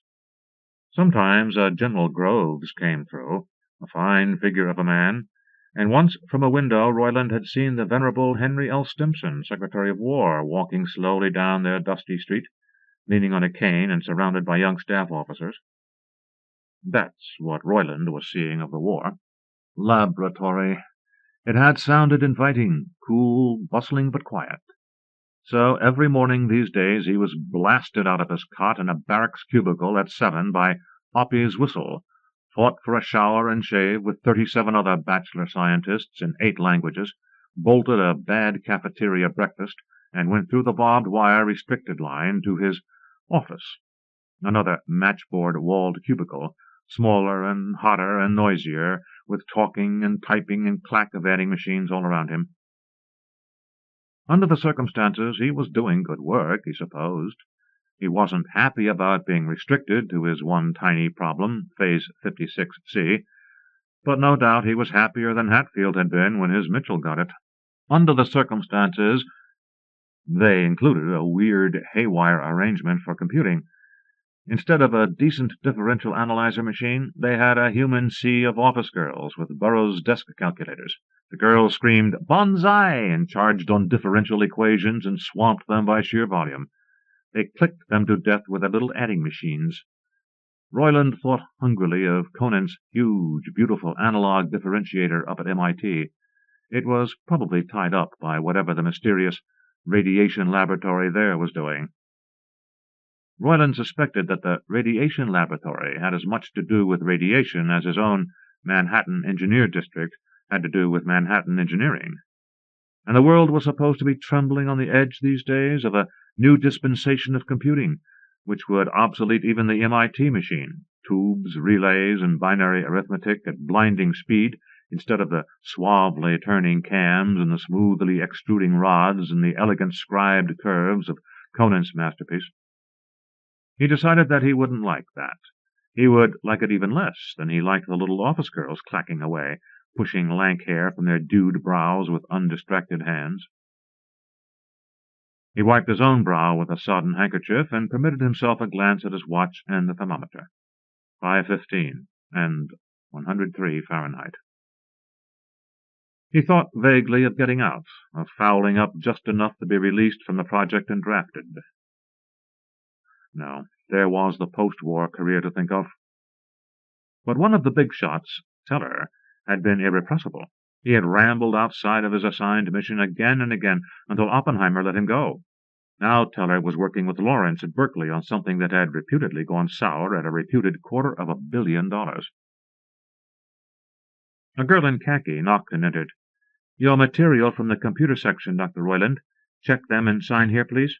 He counted the dozen sheets, signed the clipboarded form she held out, and plunged into the material for 30 minutes. When he sat back in his chair, the sweat dripped into his eyes unnoticed. His hands were shaking a little, though he did not know that either. Phase 56C of Weapon Design Track 3 was finished, over, done, successfully accomplished. The answer to the question, can U-235 slugs be assembled into a critical mass within a physically feasible time, was in. The answer was yes. Royland was a theory man, not a Wheatstone or a Kelvin. He liked the numbers for themselves and had no special passion to grab for wires, mica, and bits of graphite so that what the numbers said might immediately be given flesh in a wonderful new gadget. Nevertheless, he could visualize at once a workable atomic bomb assembly within the framework of Phase 56C. You have so many microseconds to assemble your critical mass without it boiling away in vapor. You use them by blowing the subassemblies together with shaped charges. Lots of microseconds to spare by that method. Practically foolproof. Then comes the Big Bang. Hoppy's whistle blew. It was quitting time. Royland sat still in his cubicle. He should go, of course, to Rochschmidt and tell him. Rochschmidt would probably clap him on the back and pour him a jigger of Bols Geneva from the tall clay bottle he kept in his safe. Then Rochschmidt would go to Oppenheimer. Before sunset, the project would be redesigned. Track 1, Track 2, Track 4, and Track 5 would be shut down, and their people crammed into Track 3, the one with the pay dirt. New excitement would boil through the project. It had been torpid and souring for 3 months. Phase 56C was the first good news in at least that long. It had been one damned blind alley after another. General Groves had looked sour and dubious last time around. Desk drawers were slamming throughout the corrugated, sun-baked building. Doors were slamming shut on cubicles. Down the corridor somebody roared with laughter, strained laughter. Passing Royland's door, somebody cried impatiently, "Aber was kann man tun?" Roy whispered to himself, "You damned fool, what are you thinking of?" But he knew. He was thinking of the Big Bang, the Big Dirty Bang, and of torture. The judicial torture of the old days, incredibly cruel by today's lights, stretched the whole body, or crushed it, or burned it, or shattered the fingers and legs.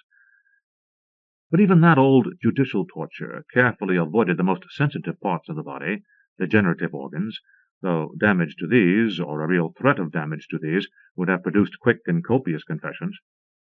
You have to be more or less crazy to torture somebody that way. The sane man does not think of it as a possibility. An MP corporal tried Royland's door and looked in. "Quitting time, Professor," he said. "Okay," Royland said. Mechanically he locked his desk drawers and his files, turned his window lock, and set out his waste-paper basket in the corridor. Clicked the door.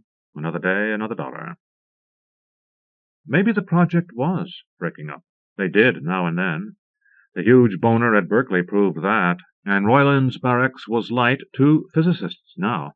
Their cubicles stood empty since they had been drafted to MIT for some anti-submarine thing.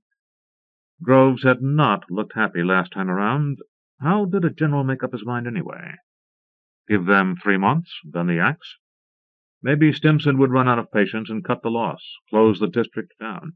Maybe FDR would say at a cabinet meeting, "By the way, Henry, whatever became of—" And that would be the end if old Henry could say only that the scientists appear to be optimistic of eventual success, Mr. President, but that as yet there seems to be nothing concrete.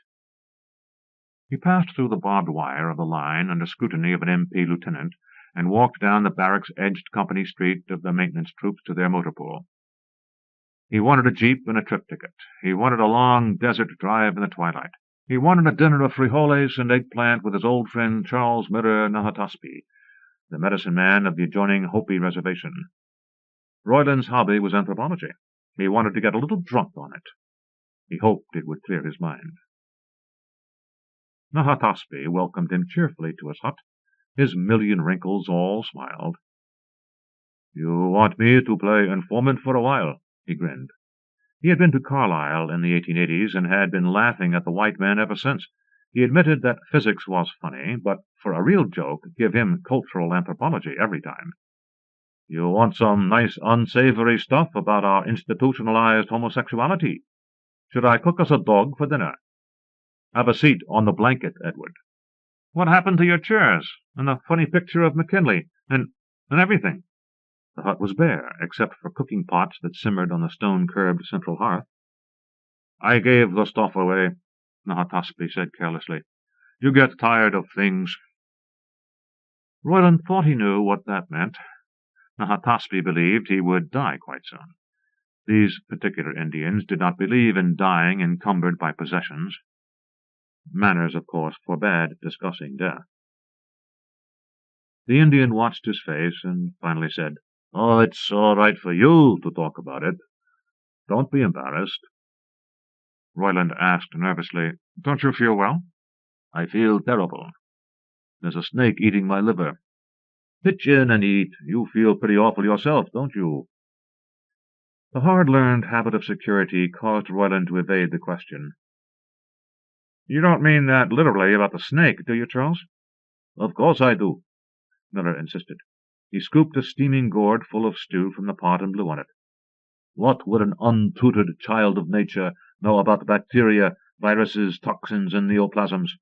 What would I know about break-the-sky medicine? Royland looked up sharply. The Indian was blandly eating. Do you hear any talk about break-the-sky medicine? Royland asked. No talk, Edward. I've had a few dreams about it. He pointed with his chin toward the laboratory. You fellows over there shouldn't dream so hard. It leaks out. Royland helped himself to stew without answering. The stew was good, far better than the cafeteria stuff, and he did not have to guess the source of the meat in it. Miller said consolingly, It's only kid stuff, Edward. Don't get so worked up about it. We have a long, dull story about a horned toad who ate some local weed and thought he was the sky god. He got angry and he tried to break the sky, but he couldn't. So he slunk into his hole, ashamed to face all the other animals, and died. But they never knew he tried to break the sky at all. In spite of himself, Royland demanded, Do you have any stories about anybody who did break the sky? His hands were shaking again, and his voice almost hysterical.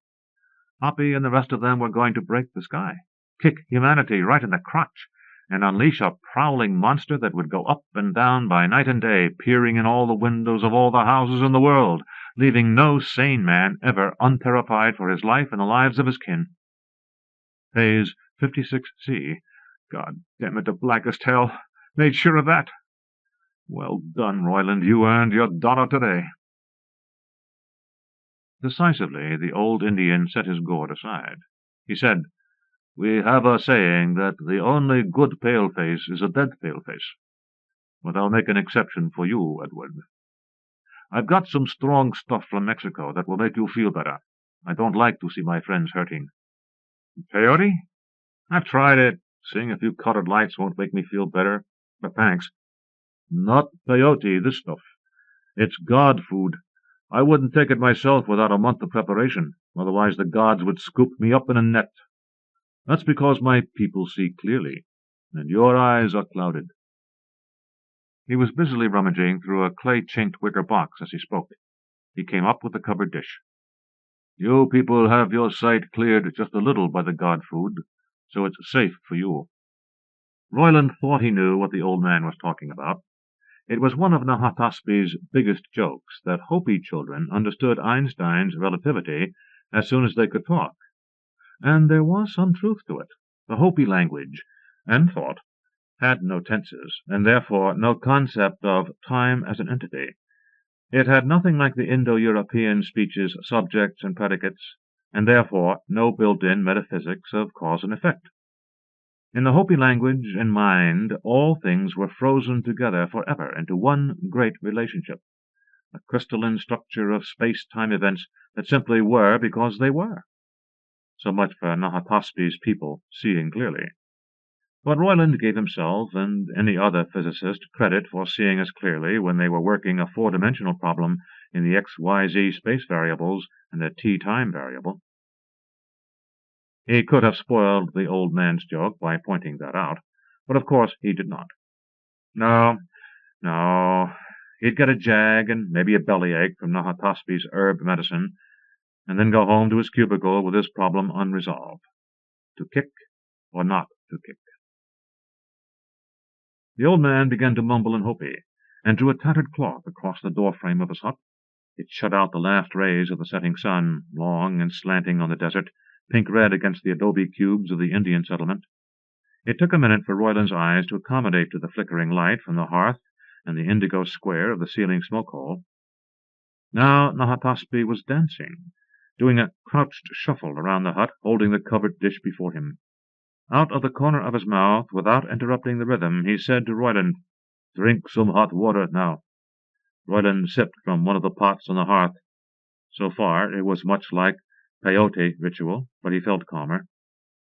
Nahataspi uttered a loud scream, added apologetically, "Sorry, Edward," and crouched before him, whipping the cover off the dish like a head-waiter.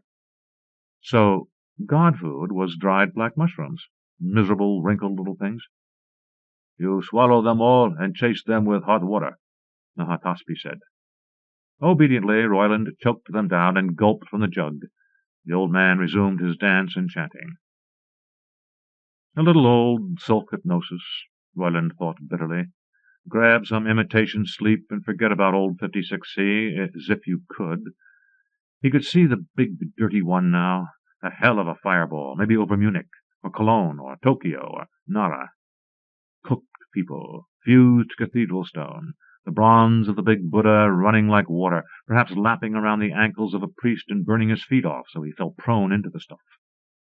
He couldn't see the gamma radiation, but it would be there, invisible sleet doing the dirty, unthinkable thing, coldly burning away the sex of men and women, cutting short so many fans of life at their points of origin. Phase 56C could snuff out a family of Bachs, or 5 generations of Bernoullis, or see to it that the great Huxley-Darwin cross did not occur. The fireball loomed, purple and red and fringed with green. The mushrooms were reaching him, he thought fuzzily. He could really see it. Nahataspi, crouched and treading, moved through the fireball just as he had the last time, and the time before that. Déjà vu, extraordinarily strong, stronger than ever before, gripped him. Royland knew all this had happened to him before, and remembered perfectly what would come next. It was on the very tip of his tongue, as they say. The fireballs began to dance around him, and he felt his strength drain suddenly out. He was lighter than a feather. The breeze would carry him away. He would be blown like a dust-mote into the circle that the circling fireballs made. And he knew it was wrong. He croaked with the last of his energy, feeling himself slip out of the world. "Charlie, help!" Out of the corner of his mind, as he slipped away, he sensed that the old man was pulling him now under the arms, trying to tug him out of the hut, crying dimly into his ear, "You should have told me you did not see through smoke. You see clear. I never knew. I never—" And then he slipped through into blackness and silence. Royland awoke, sick and fuzzy. It was morning in the hut. There was no sign of Nahataspi. Well, unless the old man had got to a phone and reported to the laboratory, there were now jeeps scouring the desert in search of him, and all hell was breaking loose in security and personnel. He would catch some of that hell on his return, and revert it with his news about assembly time. Then he noticed that the hut had been cleaned of Nahataspi's few remaining possessions, even to the door-cloth. A pang went through him. Had the old man died in the night? He limped from the hut and looked around for a funeral pyre, a crowd of mourners. They were not there. The adobe cubes stood untenanted in the sunlight, and more weeds grew in the single street than he remembered. And his jeep, parked last night against the hut, was missing. There were no wheel tracks, and uncrushed weeds grew tall where the jeep had stood. Nahataspi's god food had been powerful stuff.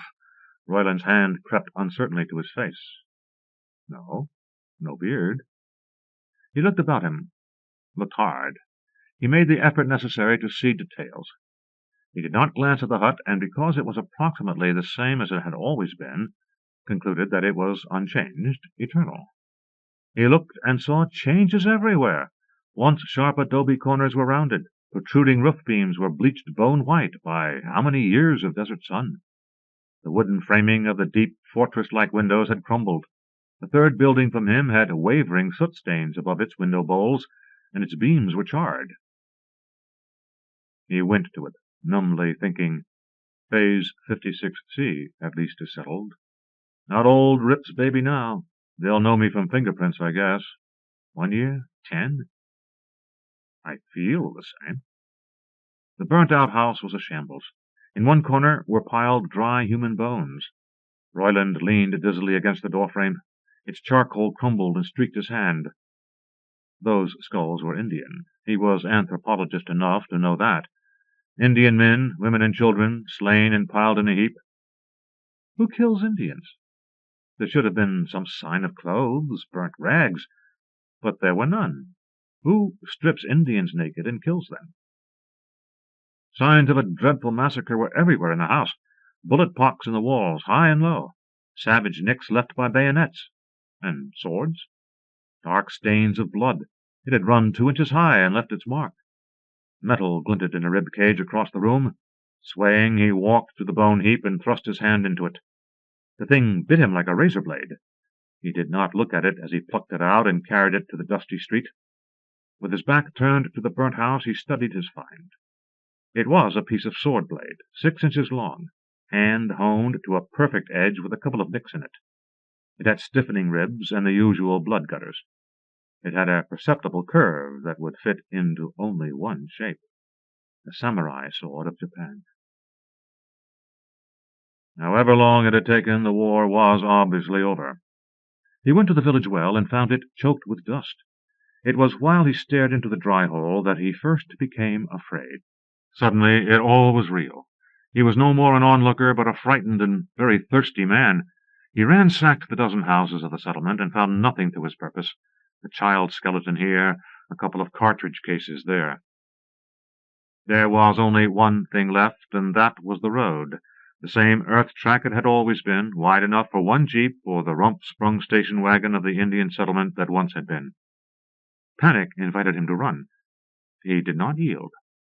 He sat on the well curb, took off his shoes to meticulously smooth wrinkles out of his khaki GI socks, put the shoes on and retied the laces loosely enough to allow for swelling, and hesitated a moment. Then he grinned, selected 2 pebbles carefully from the dust, and popped them in his mouth. "Beaver Patrol, forward march," he said, and began to hike. Yes, he was thirsty. Soon he would be hungry and tired.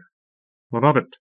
The dirt road would meet state-maintained blacktop in 3 miles, and then there would be traffic, and he'd hitch a ride. Let them argue with his fingerprints if they felt like it. The Japanese had got as far as New Mexico, had they? Then God help their home islands when the counterblow had come.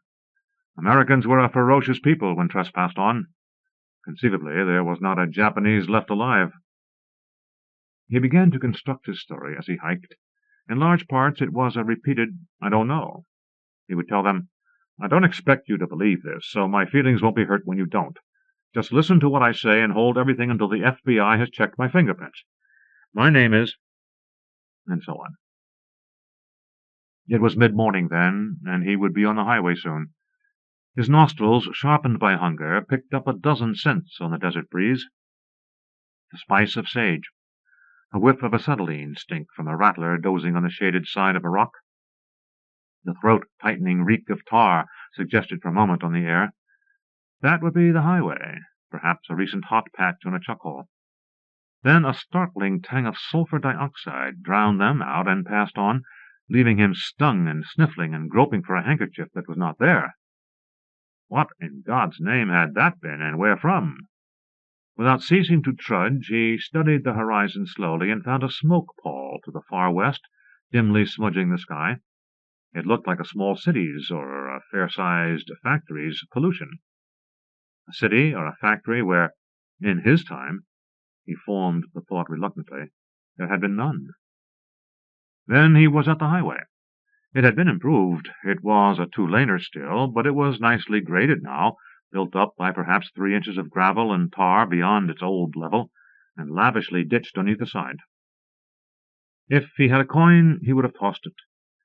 But you went for weeks without spending a cent at Los Alamos Laboratory. Uncle took care of everything, from cigarettes to tombstones. He turned left and began to walk westward toward that sky smudge. "I am a reasonable animal," he was telling himself, "and I will accept whatever comes in a spirit of reason. I will control what I can and try to understand the rest." A faint siren scream began behind him and built up fast. The reasonable animal jumped for the ditch and hugged it for dear life. The siren howled closer, and motors roared. At the ear-splitting climax, Royland put his head up for one glimpse, then fell back into the ditch as if a grenade had exploded in his middle. The convoy roared on, down the center of the two-lane highway, straddling the white line. First, the 3 little recon cars with the twin-mount machine guns, each filled brim-full with 3 helmeted Japanese soldiers.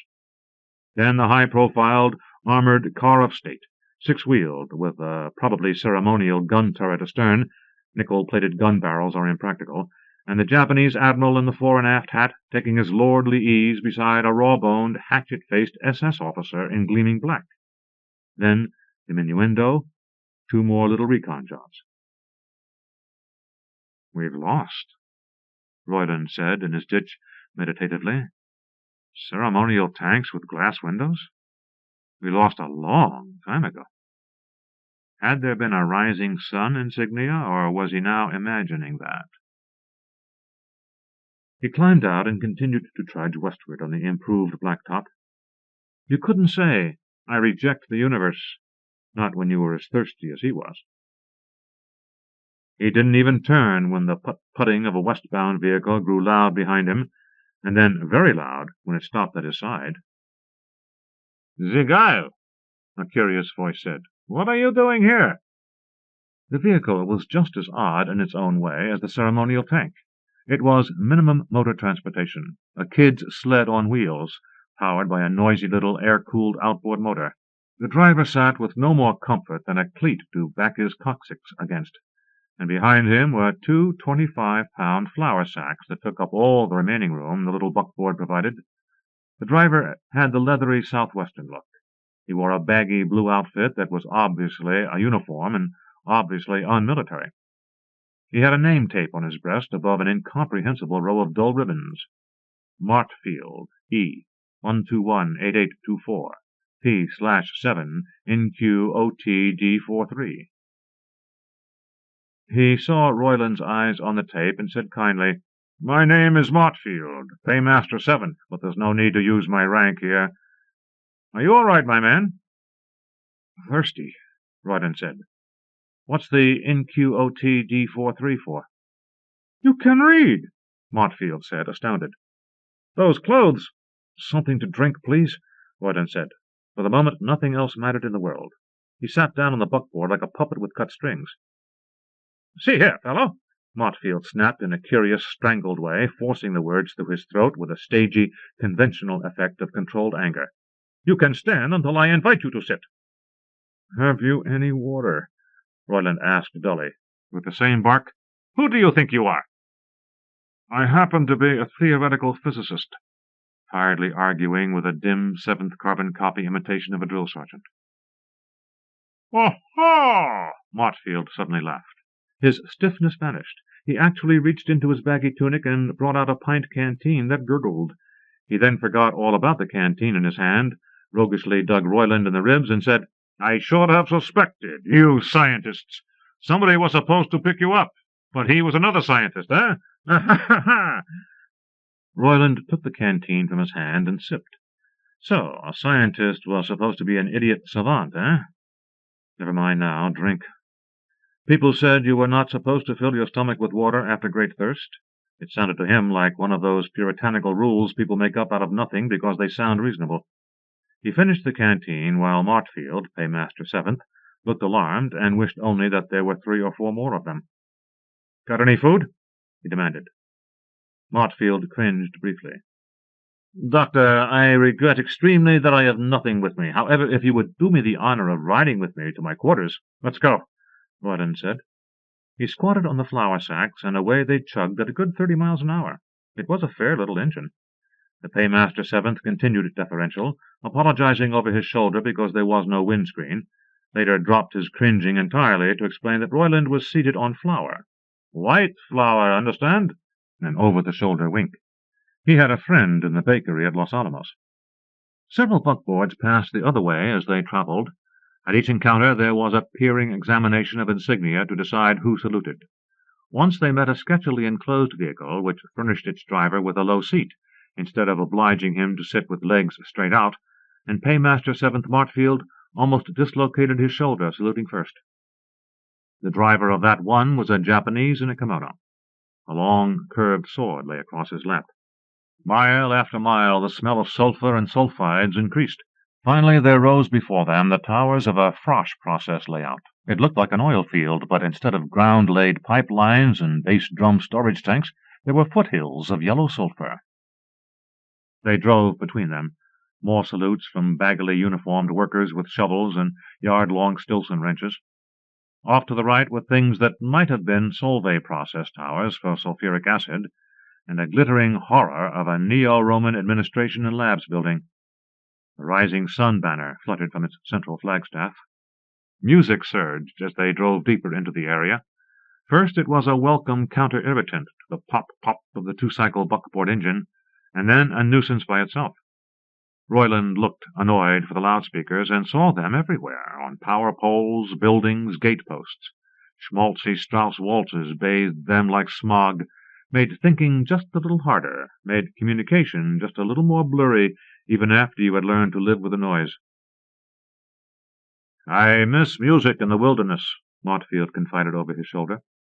He throttled down the buckboard until they were just rolling. They had passed some line unrecognized by Royland, beyond which one did not salute everybody, just the occasional Japanese walking by in business suit with blueprint roll and slide rule, or in kimono with sword. It was a German who nailed Royland, however, a classic jack-booted German, in black broadcloth, black leather, and plenty of silver trim. He watched them roll for a moment, after exchanging salutes with Martfield, made up his mind, and said, "Halt!" The Paymaster 7th slapped on the brake, killed the engine, and popped to attention beside the buckboard. Royland more or less imitated him. The German said stiffly, but without accent, "Whom have you brought here, Paymaster?" "A scientist, sir. I picked him up on the road returning from Los Alamos with personal supplies. He appears to be a minerals prospector who missed a rendezvous, but naturally I have not questioned the doctor." The German turned to Royland contemplatively. "So, Doctor, your name and specialty?" "Dr. Edward Royland," he said. "I do nuclear power research. If there was no bomb, he'd be damned if he'd invent it now for these people." "So, that is very interesting, considering that there is no such thing as nuclear power research. Which camp are you from?" The German threw an aside to the Paymaster 7th, who was literally shaking with fear at the turn things had taken. "You may go, Paymaster. Of course you will report yourself for harboring a fugitive." "At once, sir," Martfield said in a sick voice. He moved slowly away, pushing the little buckboard before him. The Strauss waltz oompawed its last chord, and instantly the loudspeakers struck up a hoppity-hoppity folk dance, heavy on the brass. "Come with me," the German said, and walked off, not even looking behind to see whether Royland was obeying. This itself demonstrated how unlikely any disobedience was to succeed. Royland followed at his heels, which, of course, were garnished with silver spurs. Royland had not seen a horse so far that day. A Japanese stopped them politely inside the administration building, a rimless glasses, office manager type in a gray suit. "How nice to see you again, Major Couple. Is there anything I might do to help you?" The German stiffened. "I didn't want to bother your people, Mr. Ito. This fellow appears to be a fugitive from one of our camps. I was going to turn him over to our liaison group for examination and return." Mr. Ito looked at Royland and slapped his face hard. Royland, by the insanity of sheer reflex, cocked his fist as a red-blooded boy should, but the German's reflexes operated also. He had a pistol in his hand and pressed against Royland's ribs before he could throw the punch. "All right," Royland said, and put down his hand. Mr. Ito laughed. "You are at least partly right, Major Couple. He certainly is not from one of our camps. But do not let me delay you further. May I hope for a report on the outcome of this?" "Of course, Mr. Ito," said the German. He holstered his pistol and walked on, trailed by the scientist.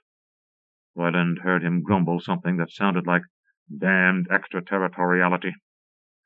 They descended to a basement level where all the door signs were in German, and in an office labeled Wissenschaftslicher-Heitsliaison, Royland finally told his story.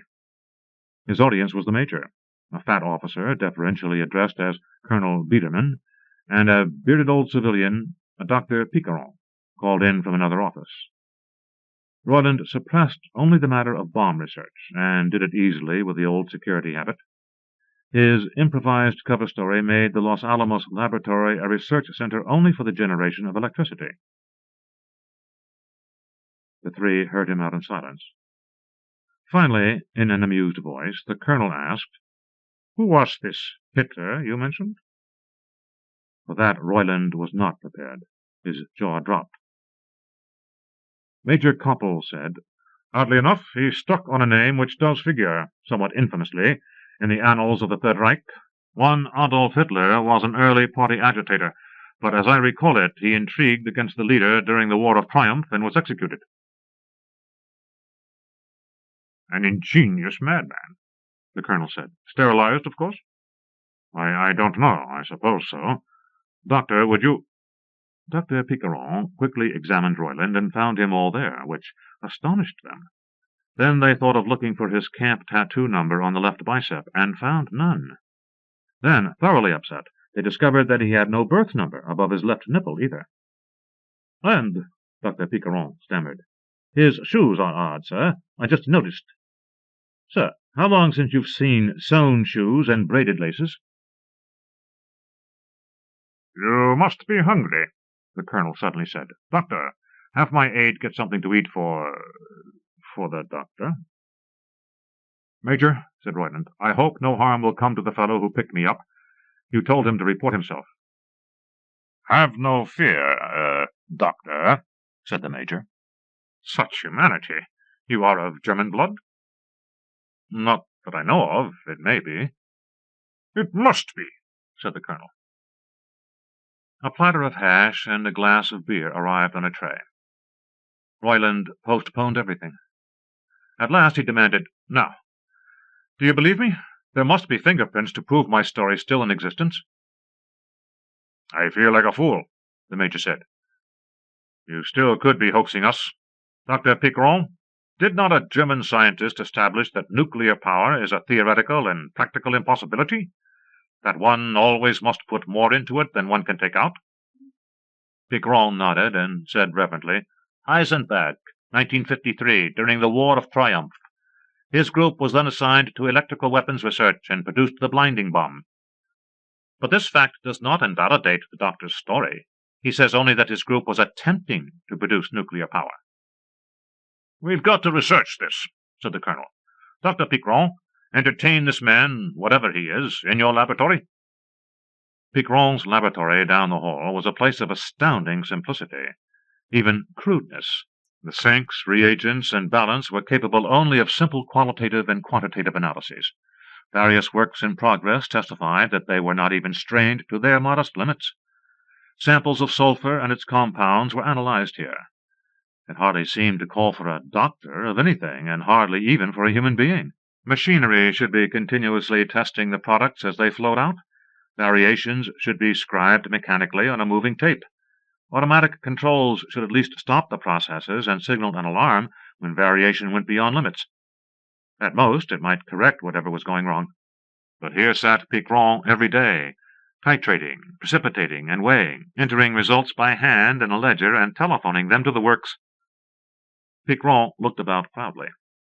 "As a physicist, you wouldn't understand all this, of course," he said. "Shall I explain?" "Perhaps later, Doctor, if you'd be good enough. If you'd first help me orient myself." So Picaron told him about the War of Triumph, 1940 to 1955, and what came after. In 1940, the realm of Der Führer, Herr Goebbels, of course, that strapping blond fellow with a heroic jaw and eagle's eye whom you can see in the picture there, was simultaneously and treacherously invaded by the misguided French, the subhuman Slavs, and the perfidious British. The attack, for which the shock Germans coined the name blitzkrieg was timed to coincide with an eternal eruption of sabotage, well poisoning, and assassination by the Zigeunerjuden, or Gypsies, of whom little is now known. There seem to be none left. By nature's ineluctable law, the Germans had necessarily to be tested to the utmost, so that they might fully respond. Therefore Germany was overrun from east and west, and Holy Berlin itself was taken, but Goebbels and his court withdrew like Barbarossa into the mountain fastnesses to await their day. It came unexpectedly soon. The deluded Americans launched a 1,000,000-man amphibious attack on the homeland of the Japanese in 1945. The Japanese resisted with almost Teutonic courage. Not 1 American in 20 reached shore alive, and not 1 in 100 got a mile inland. Particularly lethal were the women and children who lay in camouflaged pits hugging artillery shells and aircraft bombs, which they detonated when enough invaders drew near to make it worthwhile. The second invasion attempt, a month later, was made up of second-line troops, scraped up from everywhere, including occupation duty in Germany. "Literally," Picron said, "the Japanese did not know how to surrender, so they did not. They could not conquer, but they could and did continue suicidal resistance, consuming manpower of the Allies and their own woman power and child power, a shrewd bargain for the Japanese. The Russians refused to become involved in the Japanese war. They watched with apish delight while 2 future enemies, as they supposed, were engaged in mutual destruction. A third assault wave broke on Kyushu and gained the island at last. What lay ahead? Only another assault on Honshu, the main island, home of the emperor and the principal shrines. It was 1946. The volatile, childlike Americans were war-weary and mutinous. The best of them were gone by then. In desperation, the Anglo-American leaders offered the Russians an economic sphere embracing the China coast and Japan as the price of participation. The Russians grinned and assented. They would take that, at least that. They mounted a huge assault for the spring of 1947. They would take Korea and leap off from there for northern Honshu, while the Anglo-American forces struck in the south. Surely this would provide at last a symbol before which the Japanese might, without shame, bow down and admit defeat. And then, from the mountain fastnesses, came the radio voice. "Germans, your leader calls upon you again." Followed the 100 days of glory during which the German army reconstituted itself and expelled the occupation troops, by then children without combat experience, and leavened by not quite disabled veterans. Followed the seizure of the airfields, the Luftwaffe in business again. Followed the drive, almost a dress parade, to the Channel coast, gobbling up immense munition dumps awaiting shipment to the Pacific Theater, millions of warm uniforms, good boots, mountains of rations, piles of shells and explosives that lined the French roads for scores of miles, thousands of 2.5-ton trucks, and lakes of gasoline to fuel them. The shipyards of Europe, from Hamburg to Toulon, had been turning out furiously invasion barges for the Pacific. In April of 1947, they sailed against England in their thousands. Halfway around the world, the British Navy was pounding Tokyo, Nagasaki, Kobe, Hiroshima, Nara. 3/4 of the way across Asia, the Russian army marched stolidly on. Let the decadent British pickle their own fish. The glorious motherland at last was gaining her long-sought, long-denied, warm-water seacoast. The British, tired women without their men, children fatherless these 8 years, old folks deathly weary, deathly worried about their sons, were brave, but they were not insane. They accepted honorable peace terms. They capitulated. With the Western Front secure, for the first time in history, the ancient drive to the east was resumed. The immemorial struggle of Teuton against Slav went on. His spectacles glittering with rapture, Dr. Picron said, "We were worthy in those days of the Teutonic knights who seized Prussia from the submen. On the ever-glorious 21st of May, Moscow was ours." Moscow and the monolithic state machinery it controlled, and all the roads and rail lines and communication wires which led only to and from Moscow. Detroit-built tanks and trucks sped along those roads in the fine, bracing spring weather. The Red Army turned 180 degrees at last and countermarched halfway across the Eurasian landmass, and at Kazan it broke exhausted against the Frederick Line. Europe at last was one and German. Beyond Europe lay the dark and swarming masses of Asia, mysterious and repulsive folk, whom it would be better to handle through the non-German but chivalrous Japanese. The Japanese were reinforced with shipping from Birkenhead, artillery from the Puteloff works, jet fighters from Châteauroux, steel from the Ruhr, rice from the Po Valley, herring from Norway, timber from Sweden, oil from Romania, laborers from India. The American forces were driven from Kyushu in the winter of 1948, and bloodily back across their chain of island stepping stones that followed. Surrender they would not. It was a monstrous affront that shield-shaped North America dared to lie there between the German Atlantic and the Japanese Pacific, threatening both. The affront was wiped out in 1955. For 150 years now, the Germans and the Japanese had uneasily eyed each other across the banks of the Mississippi. Their orators were fond of referring to that river as a vast frontier, unblemished by a single fortification. There was even some interpenetration. A Japanese colony fished out of Nova Scotia on the very rim of German America. A sulphur mine, which was part of the Farbin system, lay in New Mexico, the very heart of Japanese America. This was where Dr. Edward Royland found himself, being lectured to by Dr. Piqueron, Dr. Gaston-Pierre Piqueron, true blue German. "Here, of course," Dr. Piqueron said gloomily, "we are so damned provincial. Little ceremony and less manners. Well, it would be too much to expect them to assign German Germans to this dreary outpost, so we French Germans must endure it somehow." "You're all French?" Royland asked, startled. "French Germans," Piqueron stiffly corrected him. "Colonel Biederman happens to be a French German also. Major Koppel is an Italian German." He sniffed to show what he thought of that. The Italian German entered at that point, not in time to shut off the question. "And you all come from Europe?" They looked at him in bafflement. "My grandfather did," Dr. Piqueron said. Royland remembered. So Roman legions used to guard their empire. Romans born and raised in Britain or on the Danube. Romans who would never in their lives see Italy or Rome. Major Koppel said affably, "Well, this needn't concern us. I'm afraid, my dear fellow, that your little hoax has not succeeded." He clapped Royland merrily on the back. "I admit you've tricked us all nicely.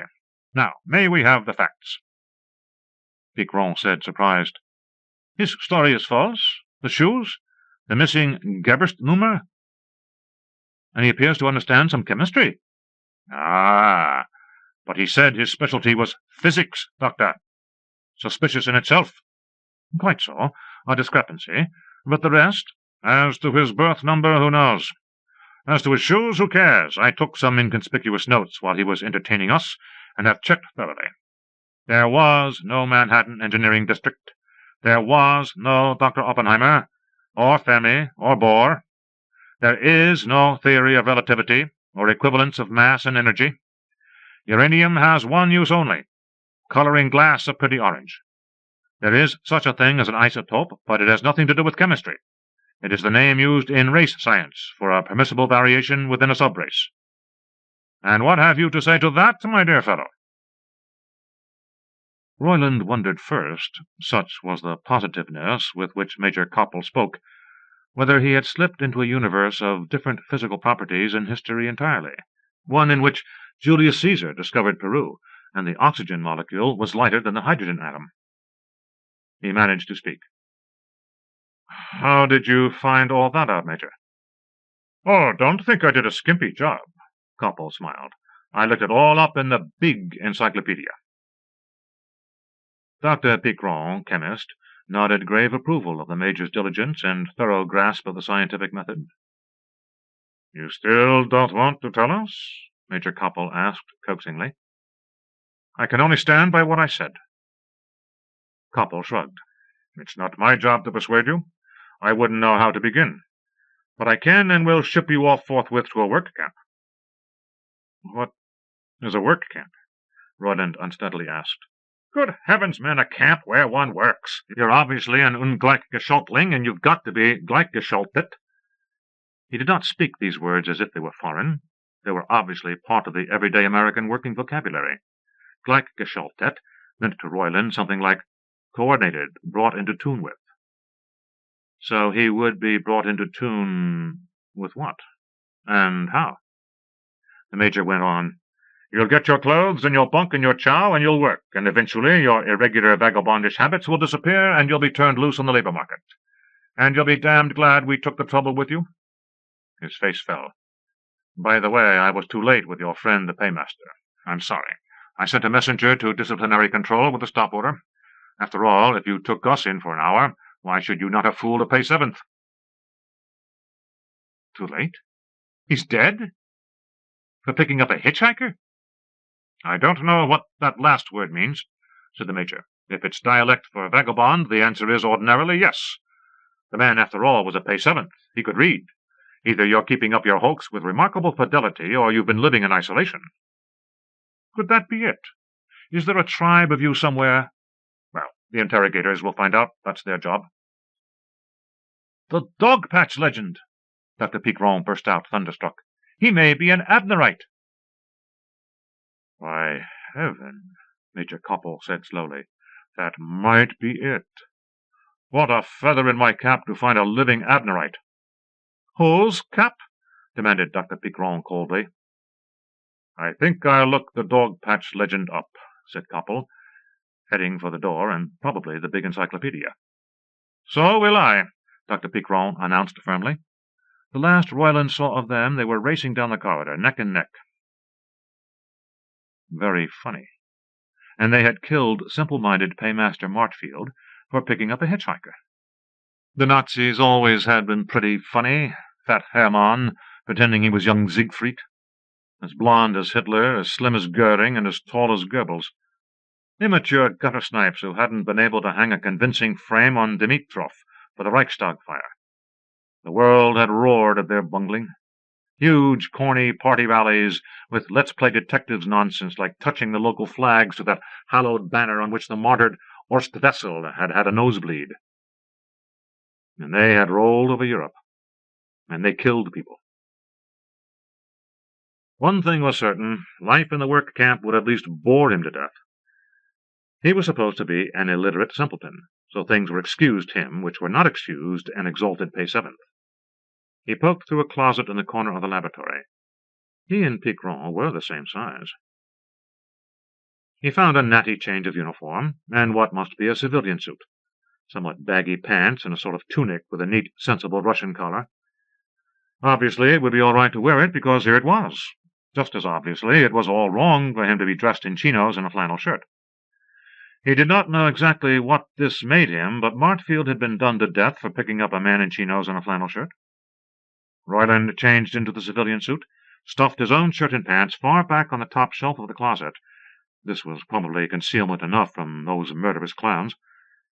He walked out and up the stairs and through the busy lobby, and into the industrial complex. Nobody saluted him, and he saluted nobody. He knew where he was going. To a good, sound Japanese laboratory where there were no Germans. Royland had known Japanese students at the university and admired them beyond words. Their brains, frugality, doggedness, and good humor made them, as far as he was concerned, the most sensible people he had ever known. Tojo and his warlords were not, as far as Royland was concerned, essentially Japanese, but just more damn-fool soldiers and politicians. The real Japanese would courteously listen to him, calmly check against available facts. He rubbed his cheek and remembered Mr. Ito and his slap in the face. Well, presumably Mr. Ito was a damn-fool soldier and politician, and demonstrating for the Germans' benefit in a touchy border area full of jurisdictional questions. At any rate, he would not go to a labor camp and bust rocks or refinish furniture until those imbeciles decided he was gleichgeschaltet. He would go mad in a month. Royland walked to the Solvay towers and followed the glass pipes containing their output of sulphuric acid along the ground until he came to a bottling shed, where beetle-browed men worked silently filling great wicker-basketed carboys and heaving them outside. He followed other men who levered them up onto hand trucks and rolled them in one door of a storage shed. Out the door at the other end, more men loaded them onto enclosed trucks, which were driven up from time to time. Royland settled himself in a corner of the storage shed behind a barricade of carboys, and listened to the truck dispatcher swear at his drivers and the carboy handlers swear at their carboys. Get the goddamn Frisco shipment loaded, stupid. I don't care if you gotta go. We gotta get it out by midnight. So a few hours after dark, Royland was riding west, without much air, and in the dangerous company of 1,000 gallons of acid. He hoped he had a careful driver. A night, a day, and another night on the road. The truck never stopped except to gas up. The drivers took turns and ate sandwiches at the wheel and dozed off shift. It rained the second night. Royland, craftily, and perhaps a little crazily, licked the drops that ran down the tarpaulin flap covering the rear. At the first crack of dawn, hunched between two wicker carcasses, he saw they were rolling through irrigated vegetable fields, and the water in the ditches was too much for him. He heard the transmission shift down to slow for a curve, swarmed over the tailgate, and dropped to the road. He was weak and limp enough to hit like a sack. He got up, ignoring his bruises, and hobbled to one of the brimming 5-foot ditches. He drank and drank and drank. This time puritanical folklore proved right. He lost it all immediately, or what had not been greedily absorbed by his shriveled stomach. He did not mind. It was bliss enough to stretch. The field crop was tomatoes, almost dead ripe. He was starved for them. As he saw the rosy beauties, he knew that tomatoes were the only thing in the world he craved. He gobbled one, so that the juice ran down his chin. He ate the next two delicately, letting his teeth break the crispness of their skin and the beautiful taste ravish his tongue. There were tomatoes as far as the eye could see, on either side of the road. The green of the vines and the red dots of the ripe fruit graphed by the checkerboard of silvery ditches that caught the first light. Nevertheless, he filled his pockets with them before he walked on. Royland was happy. Farewell to the Germans and their sordid hash and murderous ways. Look at these beautiful fields. The Japanese are an innately artistic people who bring beauty to every detail of daily life, and they make damn good physicists, too. Confined in their stony home, cramped as he had been in the truck, they grew twisted and painful. Why should they not have reached out for more room to grow? And what other way is there to reach but to make war? He could be very understanding about any people who had planted these beautiful tomatoes for him. A dark blemish the size of a man attracted his attention. It lay on the margin of one of the swirling 5-foot ditches out there to his right, and then it rolled slowly into the ditch with a splash, floundered a little, and proceeded to drown. In a hobbling run, Royland broke from the road and across the field. He did not know whether he was limber enough to swim. As he stood panting on the edge of the ditch, peering into the water, a head of hair surfaced near him. He flung himself down, stretched wildly, and grabbed the hair, and yet had detachment enough to feel a pang when the tomatoes in his tunic pocket smashed. "Steady," he muttered to himself, yanked the head toward him, took hold with his other hand, and lifted. A surprised face confronted him, and then went blank and unconscious. For half an hour, Royland, weak as he was, struggled, cursed feebly, and sweated to get that body out of the water. At last he plunged in himself, found it only chest-deep, and shoved the carcass over the mud-slick bank. He did not know by then whether the man was alive or dead, or much care. He knew only that he couldn't walk away and leave the job half-finished. The body was that of a fat, middle-aged Oriental, surely Chinese rather than Japanese, though Royland could not say why he thought so. His clothes were soaked rags, except for a leather wallet the size of a cigar-box, which he wore on a wide cloth belt. Its sole content was a handsome, blue-glazed porcelain bottle. Royland sniffed at it and reeled. Some kind of super gin. He sniffed again, and then took a conservative gulp of the stuff. While he was still coughing, he felt the bottle being removed from his hand. When he looked, he saw the Chinese, eyes still closed, accurately guiding the neck of the bottle to his mouth. The Chinese drank and drank and drank, then returned the bottle to the wallet and finally opened his eyes. "Honorable sir," said the Chinese in flat California-American speech, "you have deigned to save my unworthy life. May I supplicate your honorable name?" Royland, look, take it easy. Don't try to get up. You shouldn't even talk." Somebody screamed behind Royland. "There has been thieving of tomatoes. There has been smashing and destruction of the vines. Children, you will be witness before the Japanese." Christ, now what? Now a skinny black man, not a negro, in a dirty loincloth, and beside him, like a pan pipes, 5 skinny, black loin-clothed offspring in descending order. All were capering, pointing and threatening. The Chinese groaned, fished in his tattered robes with one hand, and pulled out a soggy wad of bills. He peeled one off, held it out, and said, "Begone, pestilential barbarians from beyond Tiansheng. My master and I give you alms, not tribute." The Dravidian, or whatever he was, grabbed the bill and keened, "Insufficient for the terrible damage. The Japanese—" The Chinese waved them away boredly. He said, "If my master will condescend to help me arise." Royland uncertainly helped him up. The man was wobbly, whether from the near drowning or the terrific dolt of alcohol he'd taken, there was no knowing. They proceeded to the road, followed by shrieks to be careful about stepping on the vines. On the road, the Chinese said, "My unworthy name is Li Po. Will my master deign to indicate in which direction we ought to travel?" "What's this master business?" Royland demanded. "If you're grateful, swell, but I don't own you." "My master is pleased to jest," said Li Po. Politely, face-saving, and third-personing Royland until hell wouldn't have it, he explained that Royland, having meddled with the celestial decree that Li Po should, while drunk, roll into the irrigation ditch and drown, now had Li Po on his hands, for the celestial ones had washed theirs of him. "As my master, of course, will recollect in a moment or two." Understandingly, he expressed his sympathy with Royland's misfortune in acquiring him as an obligation, especially since he had a hearty appetite, was known to be dishonest, and suffered from fainting fits and spasms when confronted with work. "I don't know about all this," Royland said fretfully. "Wasn't there another Li Po? A poet?" "Your servant prefers to venerate his namesake as one of the greatest drunkards the Flowery Kingdom has ever known," the Chinese observed, and a moment later he bent over, clipped Royland behind the knees so that he toppled forward and bumped his head, and performed the same obeisance himself, more gracefully. A vehicle went sputtering and popping by on the road as they kowtowed. Li Po said reproachfully, "I humbly observe that my master is unaware of the etiquette our noble overlords exact. Such negligence cost the head of my insignificant elder brother in his 12th year.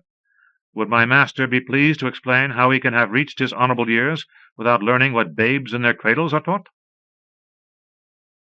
Royland answered with the whole truth. Li Po politely begged clarification from time to time, and a sketch of his mental horizons emerged from his questioning. That magic had whisked Royland forward a century or more he did not doubt for an instant, but he found it difficult to understand why the proper feng shui precautions had not been taken to avert a disastrous outcome to the god-food experiment. He suspected, from a description of Nahatasvi's hut, that a simple wall at right angles to the door would have kept all really important demons out. When Royland described his escape from German territory to Japanese and why he had effected it, he was very bland and blank.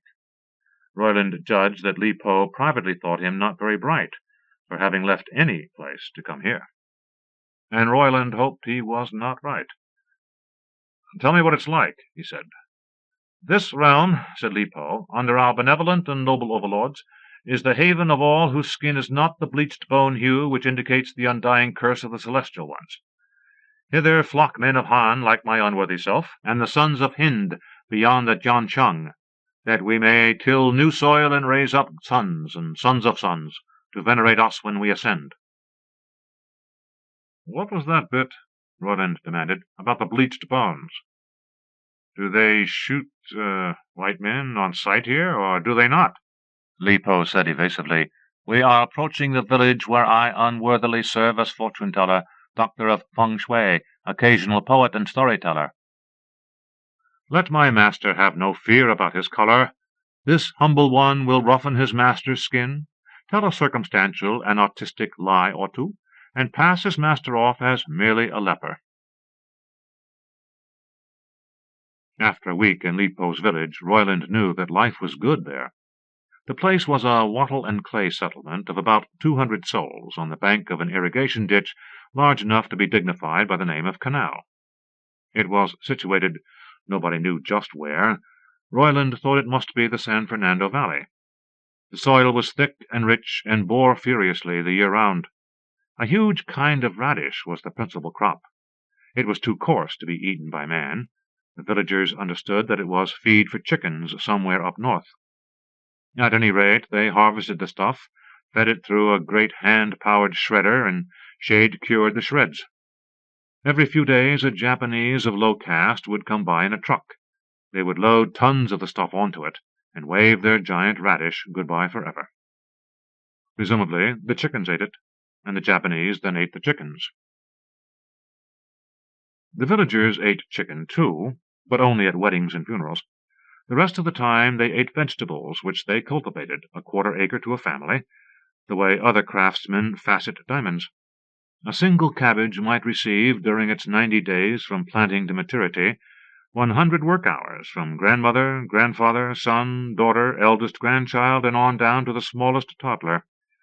Theoretically, the entire family line should have starved to death, for there are not 100 energy hours in a cabbage.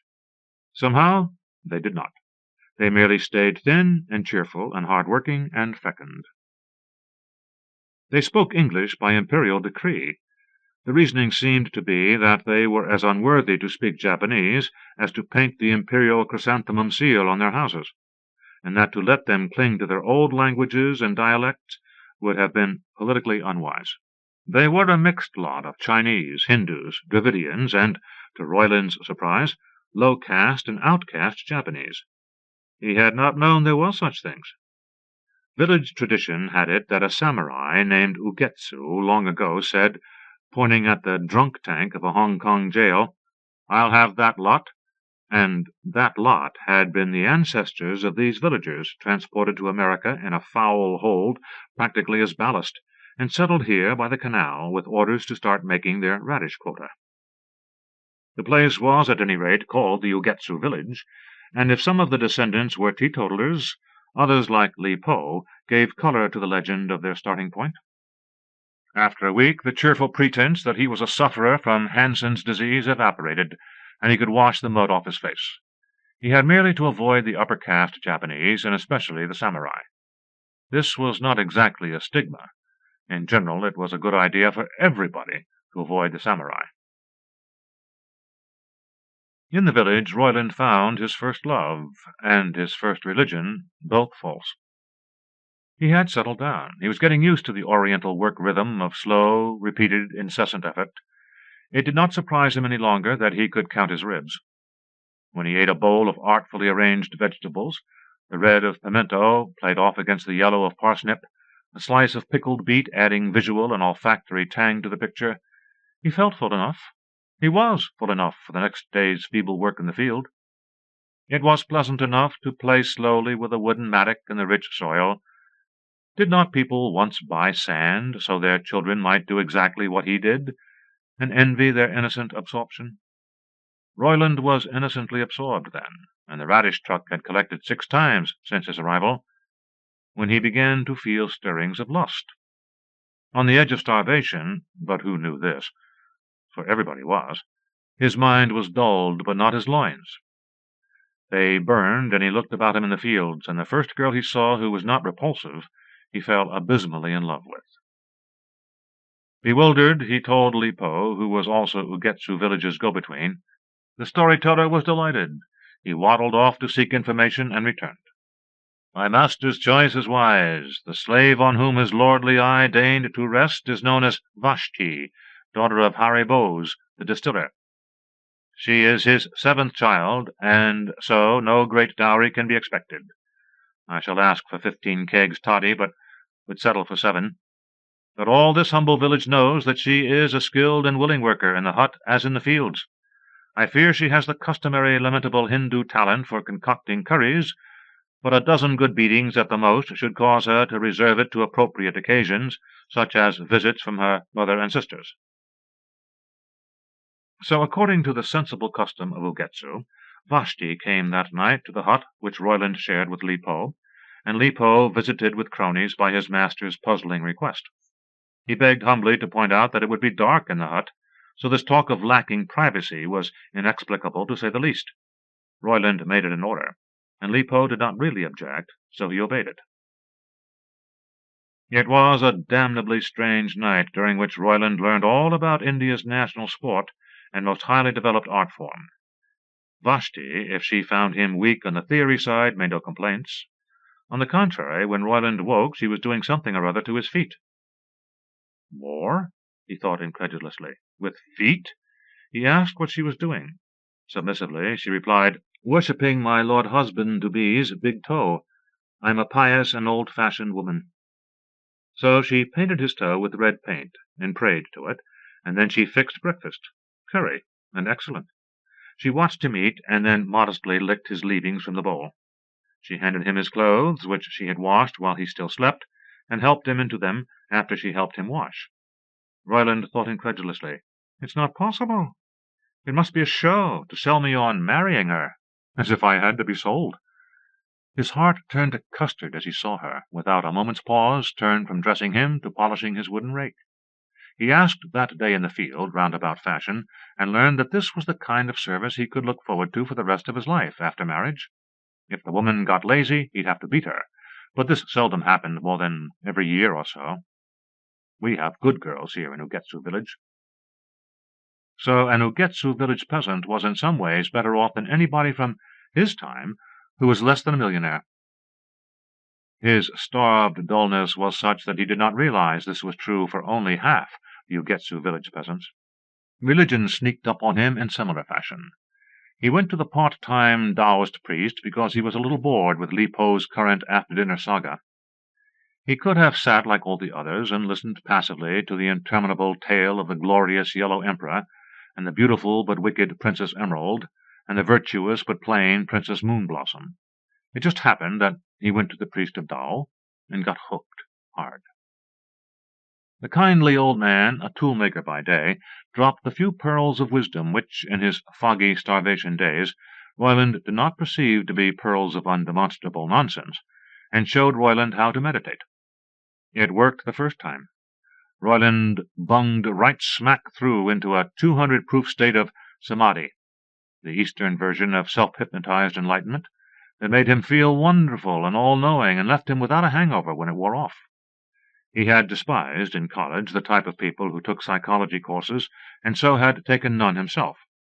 He did not know a thing about self-hypnosis, except as just demonstrated by this very nice old gentleman. For several days he was offensively religious, and kept trying to talk to Li Po about the Eightfold Way, and Li Po kept changing the subject. It took murder to bring him out of love and religion. At twilight they were all sitting and listening to the storyteller as usual. Royland had been there just 1 month, and for all he knew would be there forever. He soon would have his bride officially. He knew he had discovered the truth about the universe by way of Tao meditation. Why should he change? Changing demanded a furious outburst of energy, and he did not have energy on that scale. He meted out his energy day and night. One had to save so much for tonight's love play, and then one had to save so much for tomorrow's planting. He was a poor man. He could not afford to change. Li Po had reached a rather interesting bit where the Yellow Emperor was declaiming hotly, "Then she shall die. Whoever dare transgress our divine will—" A flashlight began to play over their faces. They perceived that it was in the hand of a samurai with kimono and sword. Everybody hastily kowtowed, but the samurai shouted irritably. All samurai were irritable all the time. "Sit up, you fools! I want to see your stupid faces. I hear there's a peculiar one in this flea-bitten dung-heap you call a village." Well, by now Royland knew his duty. He rose and with downcast eyes asked, "Is the noble protector in search of my unworthy self?" "Ha!" the samurai roared. "It's true! A big nose!" He hurled the flashlight away. All samurai were nobly contemptuous of the merely material, held his scabbard in his left hand, and swept out the long, curved sword with his right. Li Po stepped forward and said in his most enchanting voice, "If the heaven-born would only deign to heed a word from this humble—" What he must have known would happen, happened. With a contemptuous backhand sweep of the blade, the samurai beheaded him, and Li Po's debt was paid. The trunk of the storyteller stood for a moment and then fell stiffly forward. The samurai stooped to wipe his blade clean on Li Po's ragged robes. Royland had forgotten much, but not everything. With the villagers scattering before him, he plunged forward and tackled the samurai, low and hard. No doubt the samurai was a brown belt judo master. If so, he had nobody but himself to blame for turning his back. Royland, not remembering that he was barefoot, tried to kick the samurai's face in. He broke his worshipful big toe, but its untrimmed horny nail removed the left eye of the warrior, and after that it was no contest. He never let the samurai get up off the ground. He took out his other eye with the handle of a rake, and then killed him an inch at a time with his hands, his feet, and the clownish rustic's traditional weapon, a flail. It took easily half an hour, and for the final 20 minutes the samurai was screaming for his mother. He died when the last light left the western sky, and in darkness Royland stood quite alone with the two corpses. The villagers were gone. He assumed, or pretended, that they were within earshot, and yelled at them brokenly, "I'm sorry, Vashti. I'm sorry, all of you. I'm going. Can I make you understand? Listen, you aren't living. This isn't life. You're not making anything but babies. You're not changing. You're not growing up. That's not enough. You've got to read and write. You can't pass on anything but baby stories like the Yellow Emperor by word of mouth. The village is growing. Soon your fields will touch the fields of Sakoshi village to the west. And then what happens? You won't know what to do, so you'll fight with Sakoshi village. Religion. No, it's just getting drunk the way you do it. You're set up for it by being half-starved, and then you go into samadhi, and you feel better, so you think you understand everything. No, you've got to do things. If you don't grow up, you die, all of you. Women. That's wrong. It's good for the men, but it's wrong. Half of you are slaves. Do you understand? Women are people, too. But you use them like animals, and you've convinced them it's right for them to be old at 30 and discarded for the next girl. For God's sake, can't you try to think of yourselves in their place? The breeding, the crazy breeding, it's got to stop. You frugal Orientals, but you aren't frugal. You're crazy, drunken sailors. You're squandering the whole world. Every mouth you breed has got to be fed by the land, and the land isn't infinite. I hope some of you understood. Li Po would have, a little, but he's dead. I'm going away now. You've been kind to me, and all I've done is make trouble. I'm sorry. He fumbled on the ground and found the samurai's flashlight. With it he hunted the village's outskirts until he found the Japanese's buckboard car. He started the motor with its crank, and noisily rolled down the dirt track from the village to the highway. Royland drove all night, still westward. His knowledge of Southern California's geography was inexact, but he hoped to hit Los Angeles. There might be a chance of losing himself in a great city. He had abandoned hope of finding present-day counterparts of his old classmates like Jimmy Ichimura. Obviously they had lost out. Why shouldn't they have lost? The soldier politicians had won the war by happenstance, so all power to the soldier politicians. Reasoning under the great natural law, post hoc ergo propter hoc, Tojo and his crowd had decided. Fanatic feudalism won the war. Therefore, fanatic feudalism is a good thing, and it necessarily follows that the more fanatical and feudal it is, the better a thing it is. So you had Sakoshi village, and Ugetsu village, Ichi village, Ni village, San village, Shi village, dotting that part of Great Japan formerly known as North America, breeding with a good old fanatic feudalism, and so feudally averse to new thought and innovations that it made you want to scream at them, which he had. The single weak headlight of his buckboard passed few others on the road. A decent feudal village is self-contained. Damn them and their suicidal cheerfulness. It was a pleasant trait. It was a fool in a canoe approaching the rapids, saying, "Chin up, everything's going to be all right if we just keep smiling." The car ran out of gas when false dawn first began to pale the sky behind him. He pushed it into the roadside ditch and walked on. By full light he was in a tumble-down, planless, evil-smelling, paper and galvanized iron city whose name he did not know. There was no likelihood of him being noticed as a white man by anyone not specifically looking for him. A month of outdoor labor had browned him, and a month of artistically composed vegetable plates had left him gaunt. The city was carpeted with awakening humanity. Its narrow streets were paved with sprawled-out men, women, and children, beginning to stir and hawk up phlegm and rub their rheumy eyes. An open sewer latrine running down the center of each street was casually used, ostrich fashion. The users hid their own eyes while in action. Every mangled variety of English rang in Royland's ears as he trod between bodies. There had to be something more, he told himself. This was the shabby industrial outskirts, the lowest marginal labor area. Somewhere in the city there was beauty, science, learning. He walked aimlessly, plodding until noon, and found nothing of the sort. These people in the cities were food handlers, food traders, food transporters. They took in one another's washing and sold one another chop suey. They made automobiles. Yes, there were one-family automobile factories, which probably made 6 buckboards a year, filing all metal parts by hand out of bar stock, and orange crates and baskets and coffins, abacuses, nails, and boots. The mysterious East has done it again, he thought bitterly. The Indians, Chinese, Japanese won themselves a nice, sparse area. They could have laid things out neatly and made it pleasant for everybody, instead of for a minute speck of aristocracy, which he was unable even to detect in this human soup. But they had done it again. They had bred irresponsibly just as fast as they could until the land was full. Only famines and pestilence could help them now. He found exactly one building which owned some clear space around it, and which would survive an earthquake or a flicked cigarette butt. It was the German consulate. "I'll give them the bomb," he said to himself. "Why not? None of this is mine, and for the bomb I'll exact a price of some comfort and dignity for as long as I live. Let them blow one another up." He climbed the consulate steps. To the black uniformed guard of the swastika-trimmed bronze doors he said, "Wenn die Lichtstärke der von einer Flagge kommenden Strahlung dem Cosinus des Winkels zwischen Strahlrichtung und Flaggennormalen proportional ist, so nennen wir die Flagge eine vollkommen strahlende Flagge." Lambert's Law, Optics 1.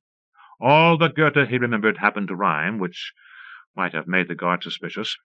Naturally, the German came to attention and said apologetically, "I don't speak German. What is it, sir?" "You may take me to the consul," Royland said, affecting boredom. "Yes, sir, at once, sir. You're an agent, of course, sir?" Royland said witheringly, "Sicherheit, bitte." "Yes, sir. This way, sir." The consul was a considerate, understanding gentleman. He was somewhat surprised by Royland's true tale, but said from time to time, "I see. Not impossible. Please go on." Royland concluded, "Those people at the sulphur mine were, I hope, unrepresentative. One of them at least complained that it was a dreary sort of backwoods assignment. I am simply gambling that there is intelligence in your Reich. I ask you to get me a real physicist for 20 minutes of conversation.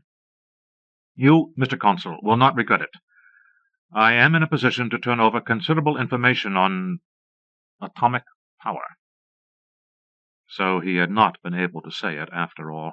The bomb was still an obscene kick below the belt. "This has been very interesting, Dr. Royland," said the consul gravely. "You referred to your enterprise as a gamble. I, too, shall gamble. What have I to lose by putting you en rapport with a scientist of ours, if you prove to be a plausible lunatic?" He smiled to soften it. "Very little indeed. On the other hand, what have I to gain if your extraordinary story is quite true?" "A great deal. I will go along with you, doctor. Have you eaten?" The relief was tremendous. He had lunch in a basement kitchen with the consulate guards. A huge lunch, a rather nasty lunch of stewed lungen with a floured gravy, and cup after cup of coffee. Finally, one of the guards lit up an ugly little spindle-shaped cigar, the kind Royland had only seen before in the caricatures of George Grosz, and as an afterthought offered one to him. He drank in the rank smoke and managed not to cough. It stung his mouth and cut the greasy aftertaste of the stew satisfactorily. One of the blessings of the Third Reich, one of its gross pleasures. They were just people, after all, a certain censorious, busybody type of person, with altogether too much power, but they were human, by which he meant, he supposed, members of Western industrial culture like him. After lunch he was taken by truck from the city to an airfield by one of the guards. The plane was somewhat bigger than a B-29 he had once seen, and lacked propellers. He presumed it was one of the jets Dr. Piqueron had mentioned. His guard gave his dossier to a Luftwaffe sergeant at the foot of the ramp and said cheerfully, "Happy landings, fellow. It's all going to be all right." "Thanks," he said. "I'll remember you, Corporal Collins. You've been very helpful." Collins turned away. Royland climbed the ramp into the barrel of the plane. A bucket seat job, and most of the seats were filled. He dropped into one on the very narrow aisle. His neighbor was in rags. His face showed signs of an old beating. When Royland addressed him, he simply cringed away and began to sob. The Luftwaffe sergeant came up, entered, and slammed the door. The jets began to wind up, making an unbelievable racket. Further conversation was impossible. While the plane taxied, Royland peered through the windowless gloom at his fellow passengers. They all looked poor and poorly. God, were they so quickly and quietly airborne? They were. Even in the bucket seat, Royland fell asleep. He was awakened, he did not know how much later, by the sergeant. The man was shaking his shoulder and asking him, "Any jewelry hid away? Watches? Got some nice fresh water to sell to people that want to buy it." Royland had nothing, and would not take part in the miserable little racket if he had. He shook his head indignantly, and the man moved on with a grin. He would not last long. Petty chiselers were leaks in the efficient dictatorship. They were rapidly detected and stopped up. Mussolini made the trains run on time, after all. But, naggingly, Royland recalled mentioning this to a Northwestern University English professor, one Bevins. Bevins had coldly informed him that from 1931 to 1936 he had lived under Mussolini as a student and tourist guide, and therefore had extraordinary opportunities for observing whether the trains ran on time or not, and could definitely state that they did not, that railway timetables under Mussolini were best regarded as humorous fiction. And another thought nagged at him, a thought connected with a pale, scarred face named Blum. Blum was a young refugee physical chemist working on weapons development Track 1, and he was somewhat crazy, perhaps. Royland, on Track 3, used to see little of him, and could have done with even less. You couldn't say hello to the man without it turning into a lecture on the horrors of Nazism.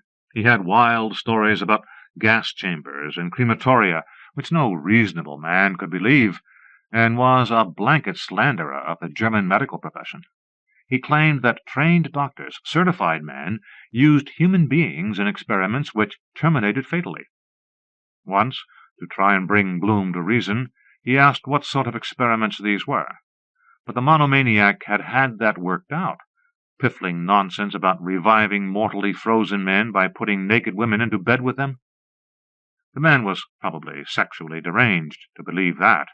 He naively added that one variable in the series of experiments was to use women immediately after sexual intercourse, 1 hour after sexual intercourse, etc.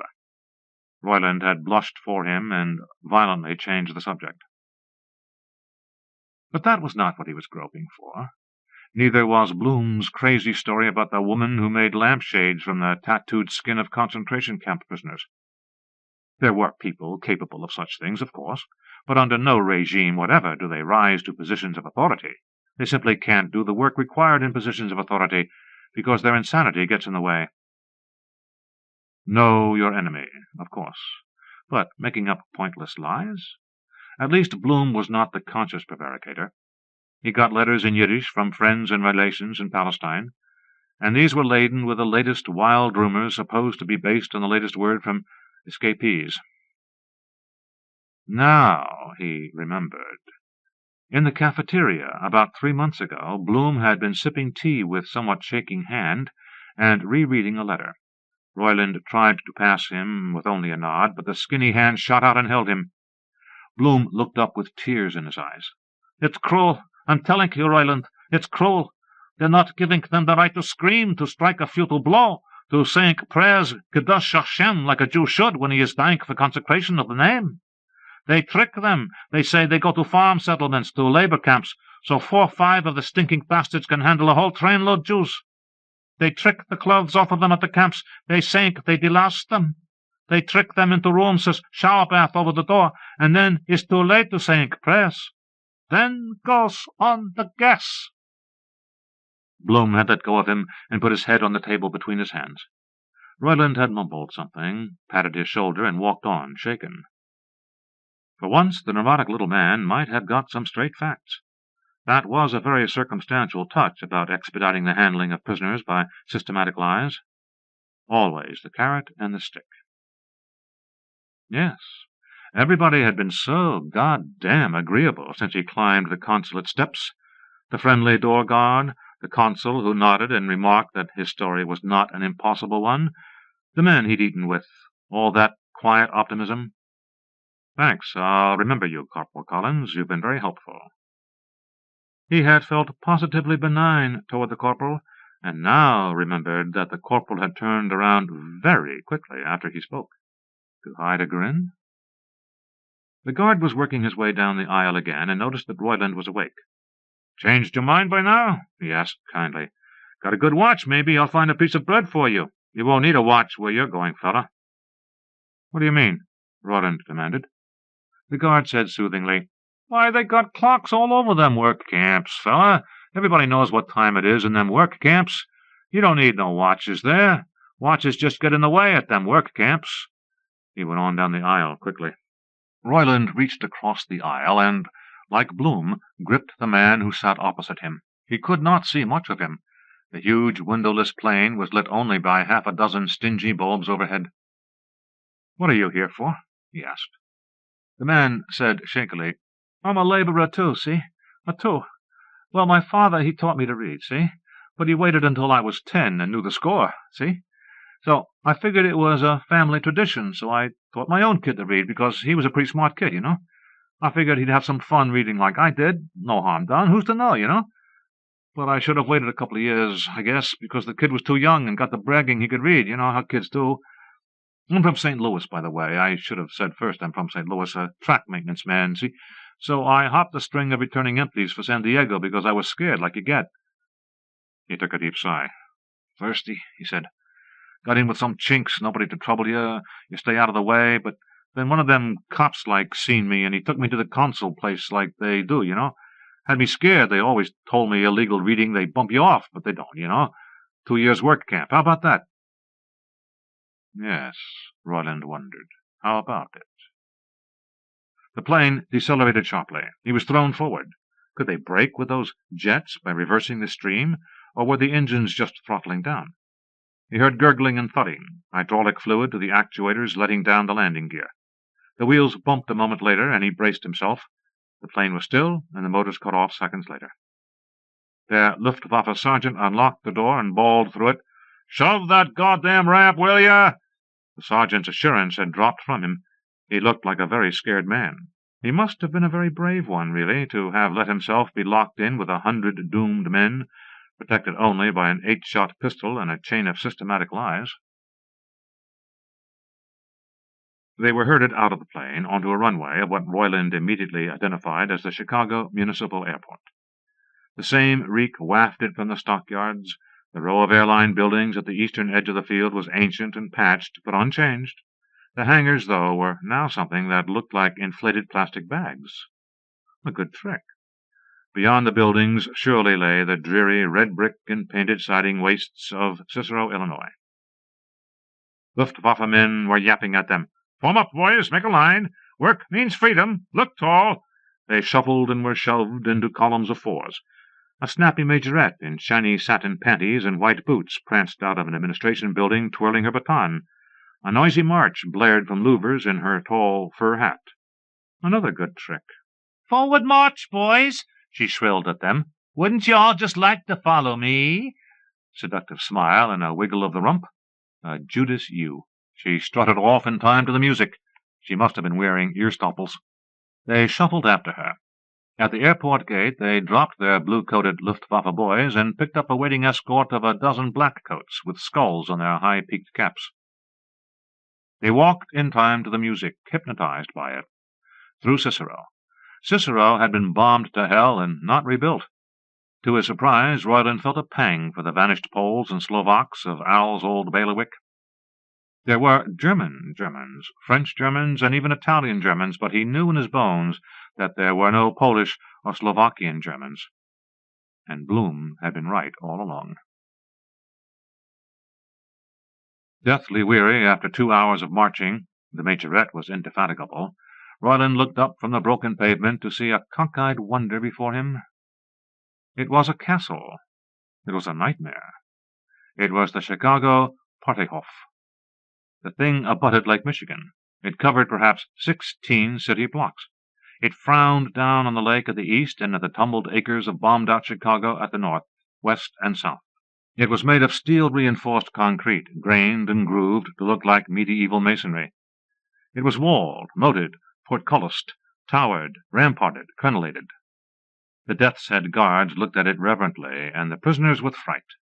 Royland wanted only to laugh wildly. It was a Disney production. It was as funny as Hermann Goering and Full Fig, and probably as deadly. With a mumbo-jumbo of passwords, hiles, and salutes, they were admitted, and the majorette went away, no doubt to take off her boots and groan.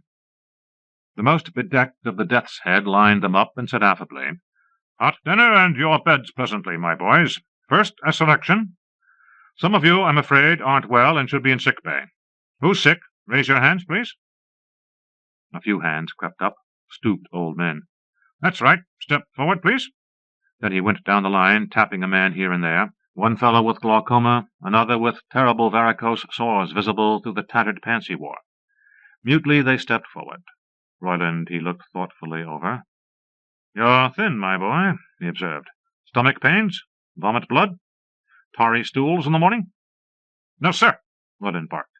The man laughed and continued down the line. The sick bay detail was marched off. Most of them were weeping silently. They knew. Everybody knew. Everybody pretended that the terrible thing might not happen. It was much more complex than Royland had realized. "Now," said the death's-head affably, "we require some competent cement workers." The line of remaining men went mad. They surged forward, almost touching the officer, but never stepping over an invisible line surrounding him. "Me!" some yelled. "Me!" another cried. "I'm good with my hands. I can learn. I'm a machinist, too. I'm strong and young. I can learn." A heavy middle-aged one waved his hands in the air and boomed, "Grouting and tile setting! Grouting and tile setting!" Royland stood alone, horrified. They knew. They knew this was an offer of real work that would keep them alive for a while. He knew suddenly how to live in a world of lies. The officer lost his patience in a moment or two, and whips came out. Men with their faces bleeding struggled back into line. "Raise your hands, you cement people, and no lying, please." "But you wouldn't lie, would you?" He picked half a dozen volunteers after questioning them briefly, and one of his men marched them off. Among them was the grouting and tile man, who looked pompously pleased with himself. Such was the reward of diligence and virtue, he seemed to be proclaiming. Pooh to those grasshoppers back there who neglected to learn a trade. "Now," said the officer casually, "we require some laboratory assistance." The chill of death stole down the line of prisoners. Each one seemed to shrivel into himself, become poker-faced, imply that he wasn't really involved in all this. Royland raised his hand. The officer looked at him in stupefaction, and then covered up quickly. "Splendid," he said. "Step forward, my boy. You," he pointed at another man. "You have an intelligent forehead. You look as if you'd make a fine laboratory assistant. Step forward." "Please, no," the man begged. He fell to his knees and clasped his hands in supplication. "Please, no." The officer took out his whip meditatively. The man groaned, scrambled to his feet, and quickly stood beside Royland. When there were 4 more chosen, they were marched off across the concrete yard into one of the absurd towers, and up a spiral staircase, and down a corridor, and through the promenade at the back of an auditorium, where a woman screamed German from the stage at an audience of women, and through a tunnel and down the corridor of an elementary school with empty classrooms full of small desks on either side, and into a hospital area, where the fake masonry walls yielded to scrubbed white tile, and the fake flagstones underfoot to composition flooring and the fake pine wood torches in bronze brackets that had lighted their way to fluorescent tubes. At the door marked Rassenwissenschaft, the guard rapped, and a frosty-faced man in a laboratory coat opened up. "You requisitioned a demonstrator, Dr. Colton?" the guard said. "Pick any one of these?" Dr. Colton looked them over. "Oh, this one, I suppose," he said. "Royland. Come in, fellow." The Race Science Laboratory of Dr. Colton proved to be a decent medical setup with an operating table, intricate charts of the races of men and their anatomical, mental, and moral makeups. There was also a phrenological head diagram and a horoscope on the wall, and an arrangement of glittering crystals on wire, which Royland recognized. It was a model of one of Hans Herbiger's crackpot theory of planetary formation, the Weltteilslehre. "Sit there," the doctor said, pointing to a stool. "First, I've got to take your pedigree. By the way, you might as well know that you're going to end up dissected for my demonstration in Race Science 3 for the medical school, and your degree of cooperation will determine whether the dissection is performed under anesthesia or not. Clear?" "Clear, Doctor." "Curious. No panic. I'll wager we find you're a proto-hamatoidal heminordic of at least degree 5. But let's get on. Name?" "Edward Royland." "Birth date?" "July 2nd, 1923. The doctor threw down his pencil. "If my previous explanation was inadequate," he shouted, "let me add that if you continue to be difficult, I may turn you over to my good friend Dr. Hetzbrenner. Dr. Hetzbrenner happens to teach interrogation technique at the Gestapo school. Do you now understand?" "Yes, Doctor. I'm sorry I cannot withdraw my answer." Dr. Colton turned elaborately sarcastic.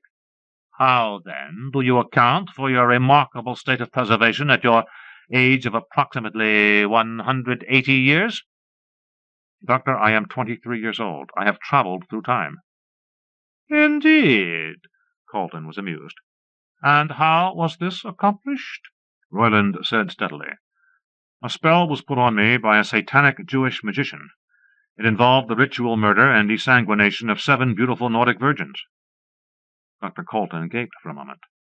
Then he picked up his pencil and said firmly, "You will understand that my doubts were logical under the circumstances. Why did you not give me the sound scientific basis for your surprising claim at once? Go ahead. Tell me all about it." He was Dr. Colton's prize. He was Dr. Colton's treasure. His peculiarities of speech, his otherwise inexplicable absence of a birth number over his left nipple, when they got around to it, the gold filling in one of his teeth, his uncanny knowledge of old America, now had a simple scientific explanation. He was from 1944. What was so hard to grasp about that? Any sound specialist knew about the lost Jewish Kabbalah magic, golems and such. His story was that he had been a student race scientist under the pioneering master William D. Pulley, a noisy whack who used to barnstorm the Chaw and Gallus belt with the backing of Deutsches Neues Bureau. Sure enough, they found him in Volume 7 of the standard Introduction to a Historical Handbook of Race Science. The Jewish fiends had attempted to ambush his master on a lonely road. Royland persuaded him to switch hats and coats. In the darkness, the substitution was not noticed. Later, in their stronghold, he was identified, but the Nordic virgins had already been ritually murdered and drained of their blood, and it wouldn't keep. The dire fate destined for the master had been visited upon the disciple. Dr. Colton loved that bit. It tickled him pink that the sub-men's revenge on their enemy had been to precipitate him into a world purged of the sub-men entirely, where a Nordic might breathe freely. Colton, except for discreet consultations with such people as Old America specialists, a dentist who was stupefied by the gold filling, and a dermatologist who established that there was not and never had been a Gebert-Nummer on the subject examined, was playing Royland close to his vest. After a week it became apparent that he was reserving Royland for a grand unveiling, which would climax the reading of a paper. Royland did not want to be unveiled. There were too many holes in his story. He talked with animation about the beauties of Mexico in the spring, its fair mesas, cactus, and mushrooms. Could they make a short trip there? Dr. Colton said they could not. Royland was becoming restless. Let him study, learn, profit by the matchless arsenal of the sciences available here in Chicago-Paterhof. Dear old Chicago boasted distinguished exponents of the world ice theory, the hollow world theory, dowsing, homeopathic medicine, curative folk botany. This last did sound interesting. Dr. Colton was pleased to take his prize to the medical school and introduce him as a protege to Professor Albiani of folk botany. Albiani was a bearded gnome out of the Arthur Rackham illustrations for Das Rheingold. He loved his subject. Mother Nature, the all-bounteous one, wander the fields, young man, and with a seeing eye, in an hour's stroll, you will find the ergot that aborts, the dill that cools fever, the tansy that strengthens the old, the poppy that soothes the fretful, teething babe. Do you have any hallucinogenic Mexican mushrooms? Roland demanded. We may, Albiani said, surprised. They browsed through the Folk Botany Museum and pored over dried vegetation under glass. From Mexico there were peyote, the buttons and the root, and there was marijuana, root, stem, seed, and stalk. No mushrooms. They may be in the storeroom, Albiani muttered.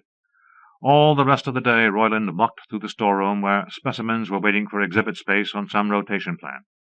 He went to Albiani and said a little wild-eyed, "They're not there." Albiani had been interested enough to look up the mushrooms in question in the reference books. "See?" he said happily, pointing to a handsome color plate of the mushroom, growing, mature, sporing, and dried. He read, "Superstitiously called God food," and twinkled through his beard at the joke. "They're not there," Rollin said. The professor, annoyed at last, said, "There might be some uncatalogued in the basement. Really, we don't have room for everything in our limited display space, just the interesting items." Royland pulled himself together and charmed the location of the department's basement storage space out of him, together with permission to inspect it, and, left alone for a moment, ripped the color plate from the professor's book and stowed it away. That night Royland and Dr. Colton walked out on one of the innumerable tower tops for a final cigar.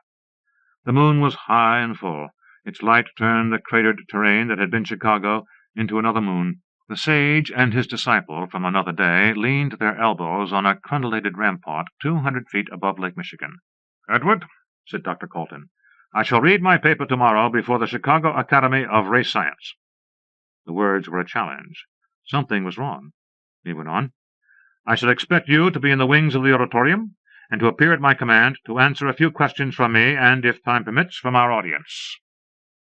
"I wish it could be postponed," Rollin said. "No doubt."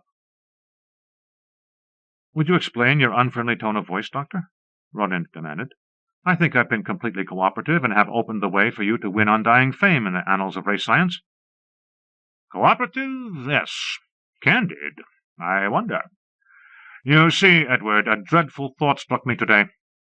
I have always thought it amusing that the Jewish attack on Reverend Pulley should have been for the purpose of precipitating him into the future, and that it should have misfired."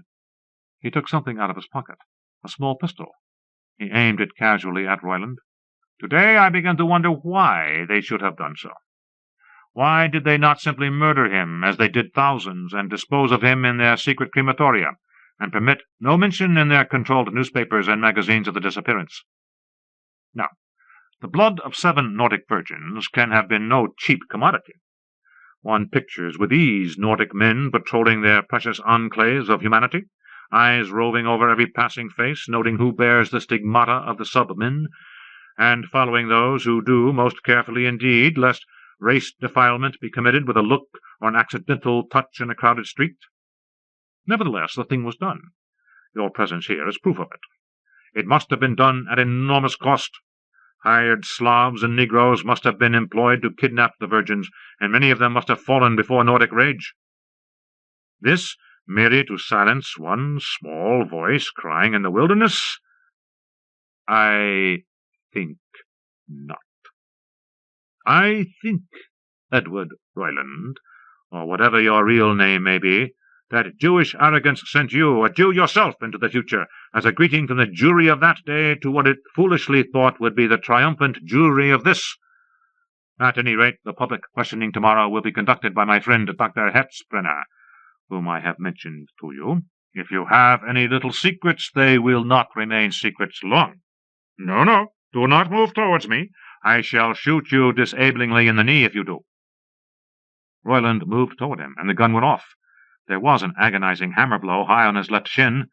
He picked up Colton and hurled him screaming over the parapet 200 feet into the water, and collapsed. The pain was horrible. His shin bone was badly cracked, if not broken through. There was not much bleeding. Maybe there would be later. He need not fear that the shot and scream would rouse the castle. Such sounds were not rare in the medical wing. He dragged himself, injured leg trailing, to the doorway of Colton's living quarters. He heaved himself into a chair by the signal bell and threw a rug over his legs. He rang for the diener and told him very quietly, "Go to the medical storeroom for a leg U-brace and whatever is necessary for cast, please. Dr. Colton has an interesting idea he wishes to work out." He should have asked for a syringe of morphine. No, he shouldn't. It might affect the time distortion. When the man came back, he thanked him and told him to turn in for the night. He almost screamed getting his shoe off. His trouser leg he cut away. The gauze had arrived just in time. The wound was beginning to bleed more copiously. Pressure seemed to stop it. He constructed a sloppy walking cast on his leg. The directions on the several 5-pound cans of plaster helped. His leg was getting numb. Good. His cast probably pinched some major nerve, and a weak in it would cause permanent paralysis. Who cared about that? He tried it out and found he could get across the floor inefficiently. With a strong enough banister he could get downstairs, but not, he thought, up them. That was all right. He was going to the basement. God-damning the medieval Nazis in their cornball castle every inch of the way, he went to the basement. There he had a windfall. A dozen drunken SS men were living it up in a corner, far from the censorious eyes of their company commander. They were playing a game which might have been called Spin the Corporal. They saw Royland limping, and wept sentimental tears for poor old Doc with a bum leg. They carried him 2 winding miles to the storeroom he wanted, and shot the lock off for him. They departed, begging him to call on old Company K any time. Best fellows in Chicago, Doc. Old Bruno here can tear the arm off a Latvic shirker with his bare hands, honest, Doc. Just the way you twist a drumstick off a turkey. You want us to get a Latvic and show you?" He got rid of them at last, clicked on the light, and began his search. His leg was now ice-cold, painfully so. He rummaged through the uncatalogued botanicals and found, after what seemed like hours, a crate shipped from Alaska. Royland opened it by beating its corners against the concrete floor. It yielded and spilled plastic envelopes. Through the clear material of one he saw the wrinkled black things. He did not even compare them with the color plate in his pocket. He tore the envelope open and crammed them into his mouth, and chewed and swallowed. Maybe there had to be a Hopi dancing and chanting. Maybe there didn't have to be. Maybe one had to be calm, if bitter, and fresh from a day of hard work at differential equations which approximated the Hopi mode of thought. Maybe you only had to fix your mind savagely on what you desired, as his was fixed now. Last time he had hated and shunned the bomb. What he wanted was a world without the bomb. He had got it all right. His tongue was thick, and the fireballs were beginning to dance around him, the circling circles. Charles Miller Nahataspi whispered, "Close, close, I was so frightened." Royland lay on the floor of the hut, his leg unsplinted, unfractured, but aching horribly. Drowsily he felt his ribs. He was merely slender now, no longer gaunt. He mumbled, "You were working to pull me back from this side?" "Yes, you were there." "I was there. God, let me sleep." He rolled over heavily and collapsed into complete unconsciousness. When he awakened, it was still dark, and his pains were gone. Nahataspi was crooning a healing song very softly. He stopped when he saw Royland's eyes open. "Now you know about break-the-sky medicine," he said.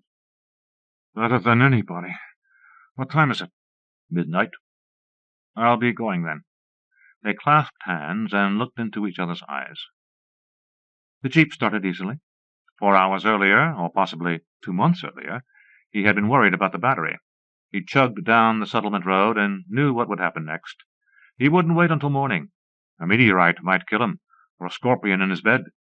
He would go directly to Rothschmidt in his apartment, defy Frau Rothschmidt, and wake her man up to tell him about 56C. Tell him we have the bomb. We have a symbol to offer the Japanese now, something to which they can surrender and will surrender. Rothschmidt would be philosophical. He would probably sigh about the bomb.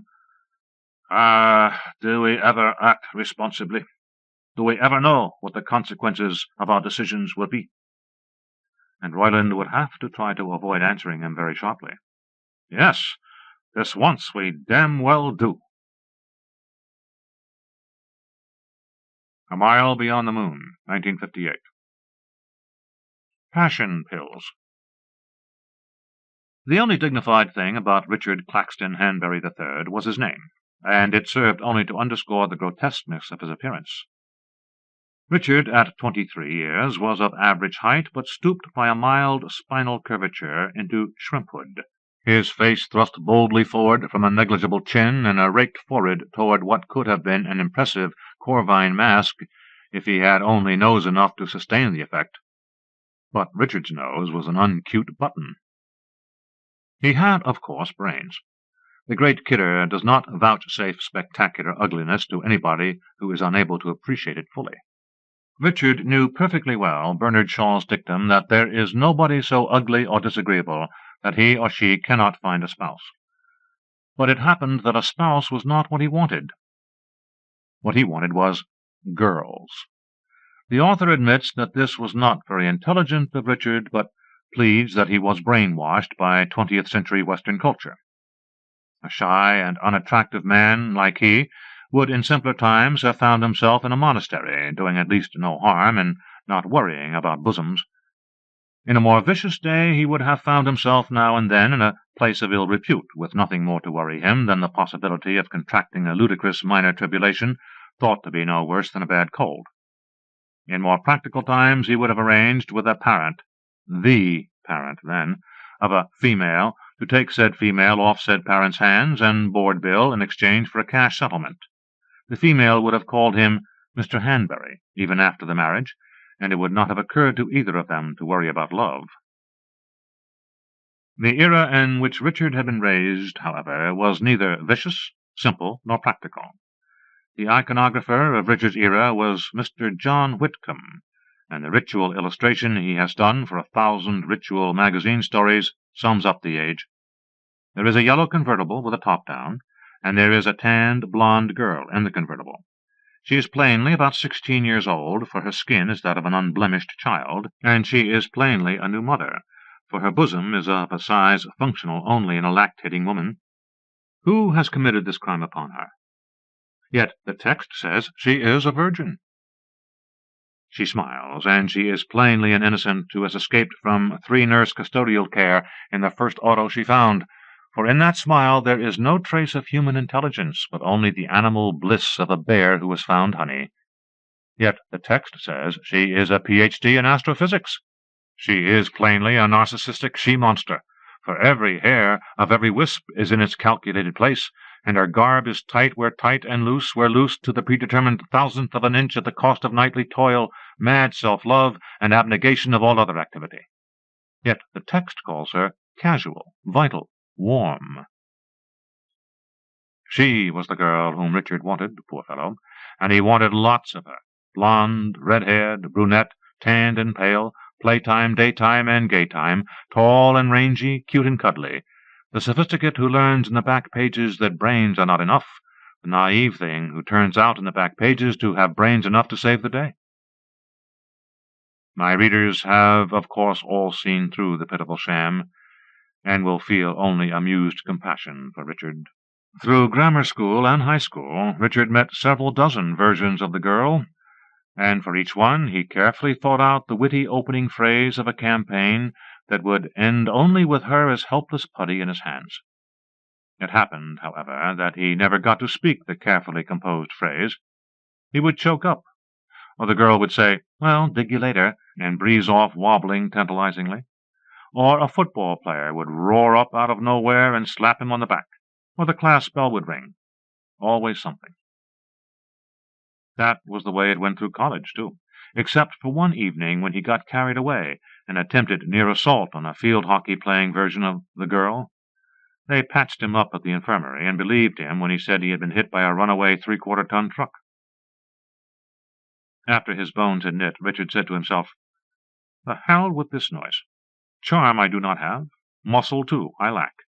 What I do possess, some knowledge of biochemistry, seems irrelevant to the problem. Or is it?" For Richard was majoring in biochemistry, because of an aptitude test he had taken, in the course of which his punch card had been put into a machine upside down. Richard leaped to his feet and cried, "Thalassa!" since his talent for languages was almost as slight as his aptitude for biochemistry. Then, more collectedly, he schemed, "The girl shall be mine through the science which I am learning, and specifically through those certain pills and fluids of which one has heard." Forthwith he plunged into a reading program to establish the basis for his research. The first thing he learned in his quest for what are euphemistically called love philters was the discouraging fact that there are no such things, vulgar superstition to the contrary notwithstanding. Such diverse substances as cabbage juice, powdered mandrake, muscatel wine, oysters on the half-shell, and frog spawn have had their vogues, he learned, but proved to have no effect except an imaginary one. The notorious Spanish fly, he discovered, is about as effective a love potion as a kick in the stomach, which is to say, not very. Richard concluded his first week of reading by slamming his books shut, hurling them into the corner of his dormitory room, and stalking with agitation out into the campus night. "Thunderation!" he growled. "I'm going to have to start from scratch and invent this whole science in the lab with my own 2 hands." From this the reader may gauge the depths of his determination. After that it was no unusual thing to see the lights burning late in the biochemistry building, or to behold a single shadow moving busily against the drawn blind, ever pouring, mixing, distilling, titrating, centrifuging. "A good lad, Hanbury," his professors took to telling one another. "Pity he's such a gargoyle." It will be a little difficult for the lay reader to follow the ensuing passage without the utmost concentration, so the author requests that the television set be turned off, the mind be cleared, the lamp adjusted to shine over the left shoulder without glare, and the feet slightly elevated on a stool or hassock to promote a stimulating flow of blood to the brain. Richard began his attempts at synthesis of an aphrodisiac by hooking 2 benzene rings symmetrically to one end of a long-chain hydrocarbon, mainly because the molecular diagram of this compound looked reasonably suggestive. He found, however, that it was instantly toxic to the laboratory hamsters, even though it made a fair fuel for his motor scooter, and so was forced to abandon this line. Next he isolated the congenerics of muscatel wine, that is, the trace substances responsible for muscatel's peculiar flavor, using in the process several gallons of the stuff. His attempt to win the radium of truth from the pitch-blende of folklore was a failure. The isolated congenerics proved to be a malodorous sludge, which caused the hamsters to turn blue and die as if relieved to have done with the awful taste in their little mouths. Also, his heavy purchases at the liquor shop gained him an undeserved reputation as a wino, which almost resulted in his expulsion from the college. But, as we learn from the illustrious histories of Robert the Bruce, Thomas the Dewey, and Adlai the Stevenson, if at first you don't succeed, try again. Richard did, and by catalyzing hexylmethyl-diethylstilbestrol in the presence of, oddly enough, tri-ethylmermanotic acid, he precipitated 2 5-grain tablets, each one stamped "Instant Lust." Obviously, success was his at last, and obviously there was no question of testing the pills on a hamster. They were too precious. For days he went about the campus absently juggling his pills in his hand, his eye roving from blonde to brunette to redhead. All unaware, they paraded for him in their youth and beauty. As if by inspiration, the answer came to him after a pleasant week spent in the first eliminations, the finals, and the semifinals. In a blow, the 2 campus queens, they knew it not, who were vying for his dear smile were swept aside and undone. Studs Flanagan would be his choice. At first blush this would appear an odd choice, for Studs was moon-faced, stringy-haired, bony of figure, and awkward of movement. Studs, proceeding along the gravel walks of the campus, reminded students from the great Dakota wheat fields of a steam thresher in full career across the golden harvest bounty. Studs, appropriately, was in economics. Economics is known as the dismal science, and it seemed to suit her. Her social life consisted of arguing bitterly with other economics majors about the rediscount rate and the validity of bat guano tonnage importations as an index of agricultural prosperity. "Start small," a little voice had told Richard. That was why he chose Studs to be the first to taste his pills. Were he suddenly to become the adored one of a reigning campus queen, there would be no end of talk. He could not immediately afford the luxury of a great beauty. He would have to start small, and who smaller than Studs? And work his way up, while people slowly got used to the idea of him as a successful lover. He hailed Studs one afternoon at the co-op. She was alone and reading gloomily. Untasted cocoa stood before her. "Hi," said Richard, his throat sealed almost shut by globus hystericus. "Wanted to talk to you about the bat guano situation." She eyed him coldly. "What about it?" "Well, the effects of synthetic fertilizer, man-made guano, so to speak. I'm in biochem, you know. Isn't that Professor Granato over there?" She looked over there. Splash, splash, went the 2 little pills into her cocoa. She looked back. "No," she said. "Have your cocoa," he invited her largely. "Thanks," she said satirically, and sipped. "Tastes odd," she said, and took a larger gulp, rolled it unattractively around her mouth, and swallowed. Richard sat back complacently, waiting for it to begin. It began. His pulses started to pound. His eyes popped a little. His heart convulsed in his breast. He was in love with Studs Flanagan. "What you staring at me for?" she demanded. "You chemistry creeps been synthesizing cocaine again?" "Studs," he said hoarsely. "Darling Studs, did anybody ever tell you that you have the most beautiful case of acne in the world?" "Insults from a monkey like you I don't have to take," she snorted, and stalked out of the co-op. Richard Claxton Hanbury III trailed after her like an arbutus plant. Eventually he persuaded her of his sincerity, and they were married. Everybody cautiously said that they were well matched. Sometimes Richard would see a tanned, long-limbed blonde lounging in a yellow convertible and suffer an anachronistic pang, but it did not happen often. He was happy in the dear presence of his Studs, and at all times profoundly grateful that he had not tried out the pills on a hamster.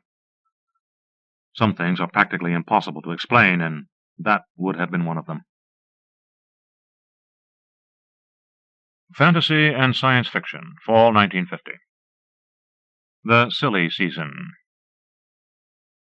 It was a hot summer afternoon in the Omaha Bureau of the World Wireless Press Service, and the Control Bureau in New York kept nagging me for copy. But since it was a hot summer afternoon, there was no copy. A wrap-up of local baseball had cleared about an hour ago, and that was that. Nothing but baseball happens in the summer. During the dog days, politicians are in the Maine woods fishing and boozing. Burglars are too tired to burgle, and wives think it over and decide not to decapitate their husbands. I pawed through some press releases. One sloppy, stencil-duplicated sheet began, "Did you know that the Lemonade Way to summer comfort and health has been endorsed by leading physiotherapists from Maine to California? The Federated Lemon Growers Association revealed today that a survey of 2,500 physiotherapists in 57 cities of more than 25,000 population disclosed that 87% of them drink lemonade at least once a day between June and September, and that another 72% not only drink the cooling and healthful beverage, but actually prescribe it." Another note tapped out on the news circuit printer from New York. 960 M HW Kicker, ND SNST NY. That was New York saying they needed a bright and sparkling little news item immediately, soonest. I went to the eastbound printer and punched out 96 NY, upcoming FU, MINS, OM. The lemonade handout was hopeless. I dug into the stack again. The State University Summer Course was inviting the governor to attend its summer conference on aims and approaches in adult secondary education. The Agricultural College wanted me to warn farmers that white-skinned hogs should be kept from the direct rays of the summer sun. The manager of a fifth-rate local pug sent a write-up of his boy and a couple of working press passes to his next bout in the Omaha arena. The Schwartz and White Bandage Company contributed a glossy 8x10 of a blonde in a bathing suit, improvised from 2 S&W ready dressings. Accompanying text: Hurt starlet Miff McCoy is ready for any seaside emergency. That's not only a darling swimsuit she has on, it's 2 standard all-purpose ready dressing bandages made by the Schwartz and White Bandage Company of Omaha. If a broken rim results from too strenuous beach athletics, Miff's dress can supply the dressing. Yeah. The rest of the stack wasn't even that good. I dumped them all in the circular file and began to rack my brains in spite of the heat. I'd have to fake one, I decided. Unfortunately, there had been no big running silly season story so far this summer. No flying saucers or monsters in the Florida Everglades or chloroform bandits terrifying the city. If there had, I could have hopped on and faked the with. As it was, I'd have to fake a lead, which is harder and riskier. The flying saucers? I couldn't revive them. They'd been forgotten for years, except by newsmen. The giant turtle of Lake Huron had been quiet for years, too. If I started a chloroform bandit scare, every old maid in the state would back me up by swearing she heard the bandit trying to break in and smelled chloroform, but the cops wouldn't like it. Strange messages from space received at the State University's radar lab? That might do it. I put a sheet of copy paper in the typewriter and sat glaring at it and hating the silly season. There was a slight reprieve. The Western Union tie-line printer by the desk dinged at me, and its sickly yellow bulb lit up. I tapped out WWGA-PLS, and the machine began to eject yellow gummed tape, which told me this: WU, CO62 DPR Collect, Fort Hicks, Arkansas, August 22nd, 105p. World Wireless, Omaha. Town Marshal Pinckney Crawls died mysterious circumstances. Fish tripping, Ozark Hamlet, Rush City, today. Rushers found Hicksers. Burned death, shining domes appeared yesterweek. Jeeping body Hicksward, queried Rush Constable. P.C. Allenby, learning, 7 glassy domes, each house-size clearing, mile south town. Rushers untouched, unapproached. Crawls warned, but touched and died burns. Note desk. Rush phone call 1.85. Shall I up-follow? Benson. Fish tripping rushers, Hicksers yesterweek, jeeping Hickward, house size 1.85, 428p, clear. It was just what the doctor ordered. I typed an acknowledgment for the message and pounded out a story fast. I punched it and started the tape wiggling through the eastbound transmitter before New York could send any more irked notes. The news circuit printer from New York clucked and began relaying my story immediately. WW72, Kicker. Fort Hicks, Arkansas, August 22nd, WW. Mysterious death today, struck down a law enforcement officer in a tiny Ozark mountain hamlet.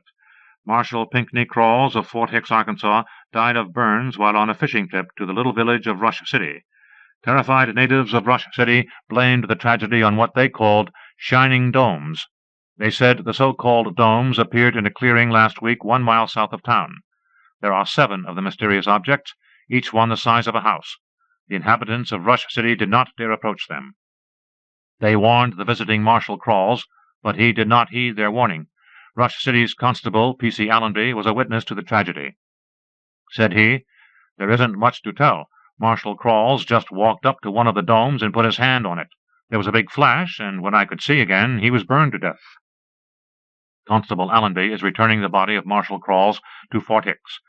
602 P220M. That, I thought, should hold them for a while. I remembered Benson's note desk and put through a long-distance call to Fort Hicks, person to person. The Omaha operator asked for Fort Hicks information, but there wasn't any. The Fort Hicks operator asked whom she wanted. Omaha finally admitted that we wanted to talk to Mr. Edwin C. Benson. Fort Hicks figured out loud, and then decided that Ed was probably at the police station if he hadn't gone home for supper yet. She connected us with the police station, and I got Benson. He had a pleasant voice, not particularly backwoods Arkansas. I gave him some old oil about a fine dispatch, and a good, conscientious job, and so on. He took it with plenty of dry reserve, which was odd. Our rural stringers always ate that kind of stuff up. Where, I asked, was he from? Fort Hicks, he told me, but I've moved around. I did the courthouse beat in Little Rock. I nearly laughed out loud at that, but the laugh died out as he went on. Rewrite for the AP in New Orleans, got to be bureau chief there, but I didn't like wire service work. Got an opening on the Chicago Trib desk. That didn't last. They sent me to head up their Washington bureau. There I switched to the New York Times. They made me a war correspondent, and I got hurt. Back to Fort Hicks. I do some magazine writing now. Did you want to follow up on the Rush City story? Sure, I told him weakly. Give it a real ride. Use your own judgment. Do you think it's a fake? I saw Pink's body a little while ago at the undertaker's parlor, and I had a talk with Allenby from Rush City. Pink got burned all right, and Allenby didn't make his story up. Maybe somebody else did. He's pretty dumb. But as far as I can tell, this is the real thing. I'll keep the copy coming. Don't forget about that $1.85 phone call, will you? I told him I wouldn't, and hung up. Mr. Edwin C. Benson had handed me quite a jolt. I wondered how badly he had been hurt, that he had been forced to abandon a brilliant news career and bury himself in the Ozarks. Then there came a call from God, the board chairman of World Wireless. He was fishing in Canada, as all good board chairmen do during the silly season, but he had caught a news broadcast which used my Rush City story. He had a mobile phone in his trailer, and it was but the work of a moment to ring Omaha and louse up my carefully planned vacation schedules and rotation of night shifts. He wanted me to go down to Rush City and cover the story personally. I said yes, and began trying to round up the rest of the staff. My night editor was sobered up by his wife and delivered to the bureau in fair shape. A telegrapher on vacation was reached at his summer resort and talked into checking out. I got a taxi company on the phone and told them to have a cross-country cab on the roof in an hour.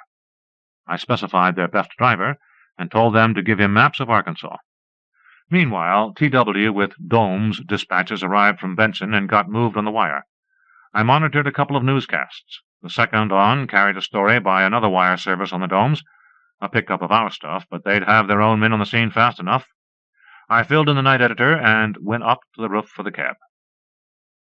The driver took off in the teeth of a gathering thunderstorm. We had to rise above it, and by the time we could get down to sight pilotage altitude, we were lost. We circled most of the night until the driver picked up a beacon he had on his charts at about 3:30 a.m. We landed at Fort Hicks as day was breaking, not on speaking terms. The Fort Hicks field clerk told me where Benson lived, and I walked there. It was a white frame house. A quiet, middle-aged woman let me in. She was his widowed sister, Mrs. McHenry.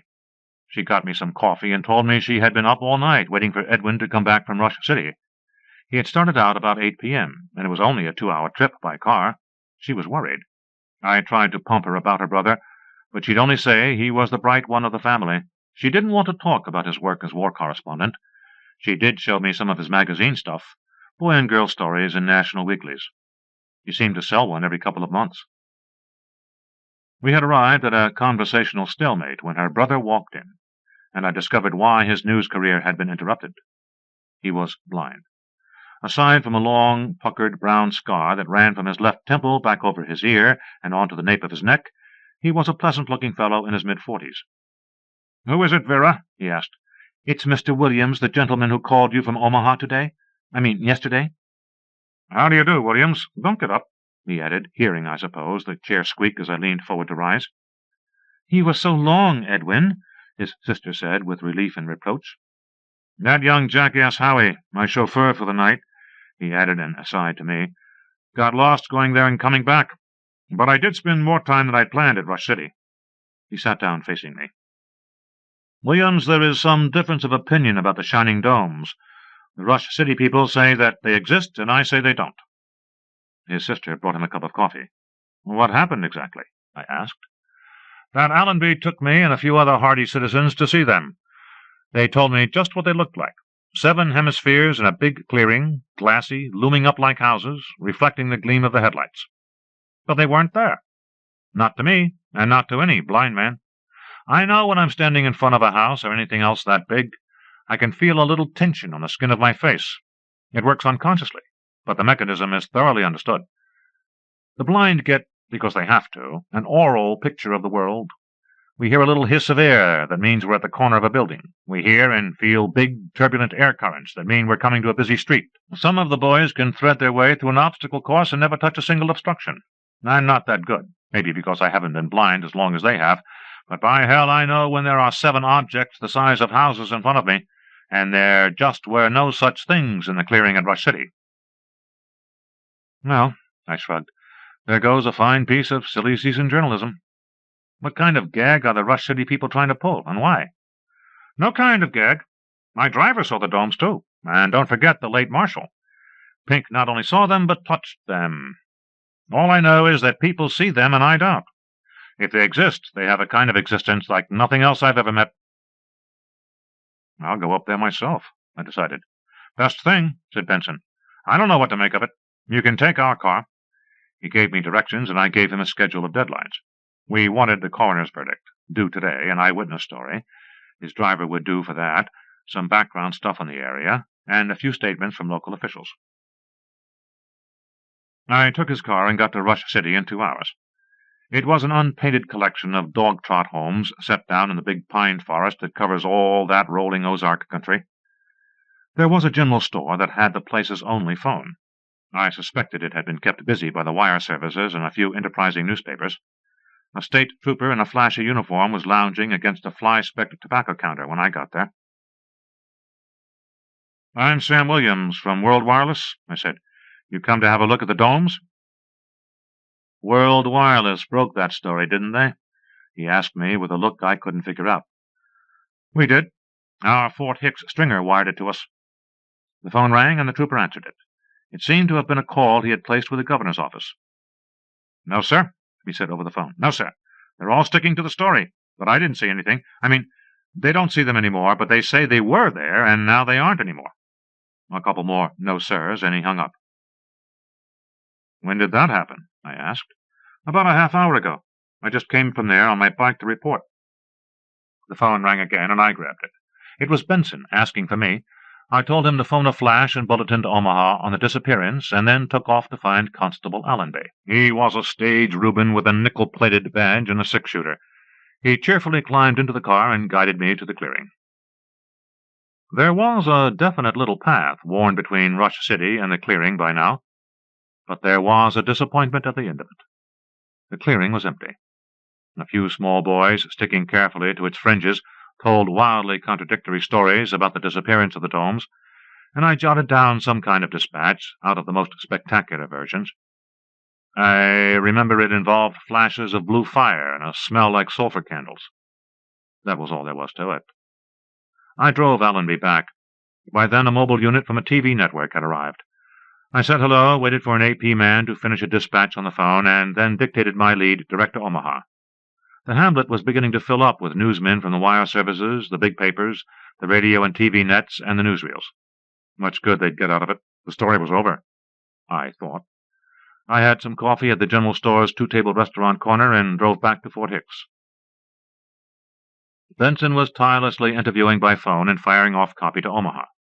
I told him he could begin to ease off, thanked him for his fine work, paid him for his gas, said goodbye, and picked up my taxi at the field. Quite a bill for waiting had been run up. I listened to the radio as we were flying back to Omaha and wasn't at all surprised. After baseball, the shining domes were top news. Shining domes had been seen in 12 states. Some vibrated with a strange sound. They came in all colors and sizes. One had strange writing on it.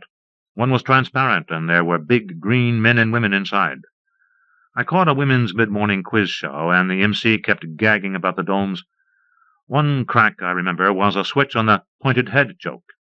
He made it dome-shaped head, and the ladies in the audience laughed until they nearly burst. We stopped in Little Rock for gas, and I picked up a couple of afternoon papers. Both papers had shining dome cartoons on their editorial pages, hastily drawn and slapped it. One paper, Anti-Administration, showed the president cautiously reaching out a finger to touch the dome of the Capitol, which was rendered as a shining dome and labeled Shining Dome of Congressional Immunity to Executive Dictatorship. A little man labeled Mr. and Mrs. Plain, Self-Respecting Citizens of the United States of America was in one corner of the cartoon, saying, "Careful, Mr. President. Remember what happened to Pinckney Crawls." The other paper, Pro-Administration, showed a shining dome that had the president's face. A band of fat little men in Prince Albert coats, string ties, and broad-brimmed hats labeled Congressional Smear Artists and Hatchet Men were creeping up the dome with the president's face, their hands reaching out as if to strangle. Above the cartoon, a cut line said, "Who's going to get hurt?" We landed at Omaha, and I checked into the office. Things were clicking right along. The clients were happily gobbling up our dome copy and sending wires asking for more. I dug into the morgue for the Flying Disc folder and the Huron Turtle and the Bayou Vampire and a few others even further back. I spread out the old clippings and tried to shuffle and arrange them into some kind of underlying sense. I picked up the latest dispatch to come out of the tie-line printer from Western Union.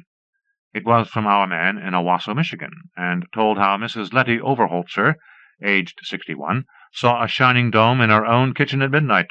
It grew like a soap bubble until it was as big as a refrigerator, and then disappeared. I went over to the desk man and told him, "Let's have a downhold on stuff like Letty Overholtzer. We can move a sprinkling of it, but I don't want to run this into the ground. Those things might turn up again, and then we wouldn't have any room left to play around with them. We'll have everybody's credulity used up." He looked mildly surprised. "You mean," he asked, "there really was something there?" "I don't know. Maybe. I didn't see anything myself, and the only man down there I trust can't make up his mind. Anyhow, I'll hold it down as far as the clients let us." I went home to get some sleep. When I went back to work, I found the clients hadn't let us work the downhold after all. Nobody at the other wire services seemed to believe seriously that there had been anything out of the ordinary at Rush City, so they merely pumped out solemn stories like the Letty Overholtzer item, and wire photo maps of locations where domes were reported, and tabulations of number of domes reported. We had to string along. Our Washington Bureau badgered the Pentagon and the AEC into issuing statements, and there was a race between a Navy and an Air Force investigating mission to see who could get to Rush City first. After they got there, there was a race to see who could get the first report out. The Air Force won that contest. Before the week was out, domies had appeared. They were hats for juveniles, shining dome skullcaps molded from a transparent plastic. We had to ride with it. I'd started the mania, but it was out of hand and a long time dying down. The World Series, the best in years, finally killed off the domes. By an unspoken agreement among the services, we simply stopped running stories every time a hysterical woman thought she saw a dome or wanted to get her name in the paper. And, of course, when there was no longer publicity to be had for the asking, people stopped seeing domes. There was no percentage in it. Brooklyn won the series. International tension climbed as the thermometer dropped. Burglars began burgling again, and a bulky folder labeled "Domes Shining" went into our morgue. The shining domes were history, and earnest graduate students in psychology would shortly begin to bother us with requests to borrow that folder. The only thing that had come of it, I thought, was that we had somehow got through another summer without too much idle wire time, and that Ed Benson and I had struck up a casual correspondence. A newsman's strange and weary year wore on. Baseball gave way to football. An off-year election kept us on the run. Christmas loomed ahead with its feature stories and its kickers about Santa Claus, Indiana. Christmas passed, and we began to clear jolly stories about New Year hangovers and tabulate the great news stories of the year. New Year's Day, a ghastly rat race of covering 103 bowl games, record snowfalls in the Great Plains and Rockies, spring floods in Ohio and the Columbia River Valley, 21 tasty Lenten menus, and Holy Week around the world. Baseball again, Daylight Saving Time, Mother's Day, Derby Day, the Preakness, and the Belmont Stakes. It was about then that a disturbing letter arrived from Benson. I was concerned not about its subject matter, but because I thought no sane man would write such a thing. It seemed to me that Benson was slipping his trolley.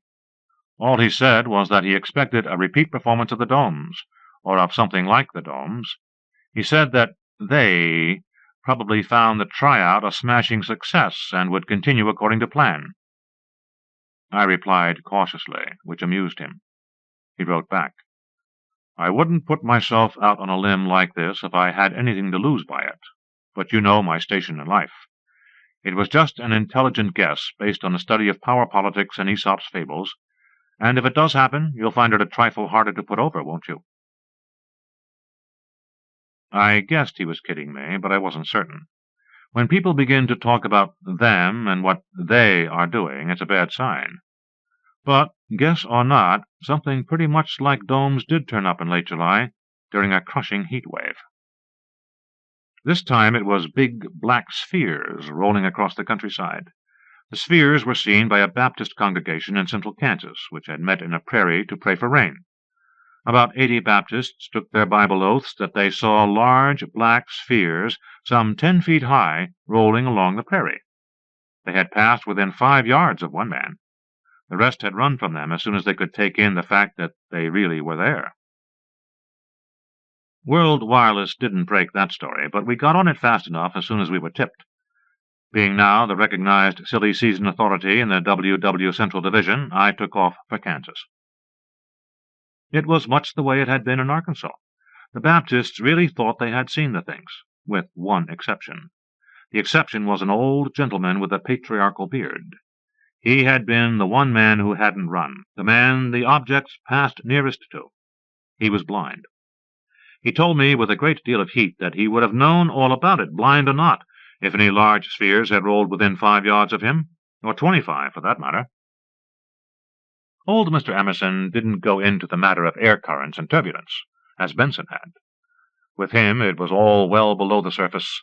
He took the position that the Lord had removed his sight, and in return had given him another sense which would do for emergency use. "You just try me out, son," he piped angrily. "You come stand over here, wait a while, and put your hand up in front of my face. I'll tell you when you do it, no matter how quiet you are."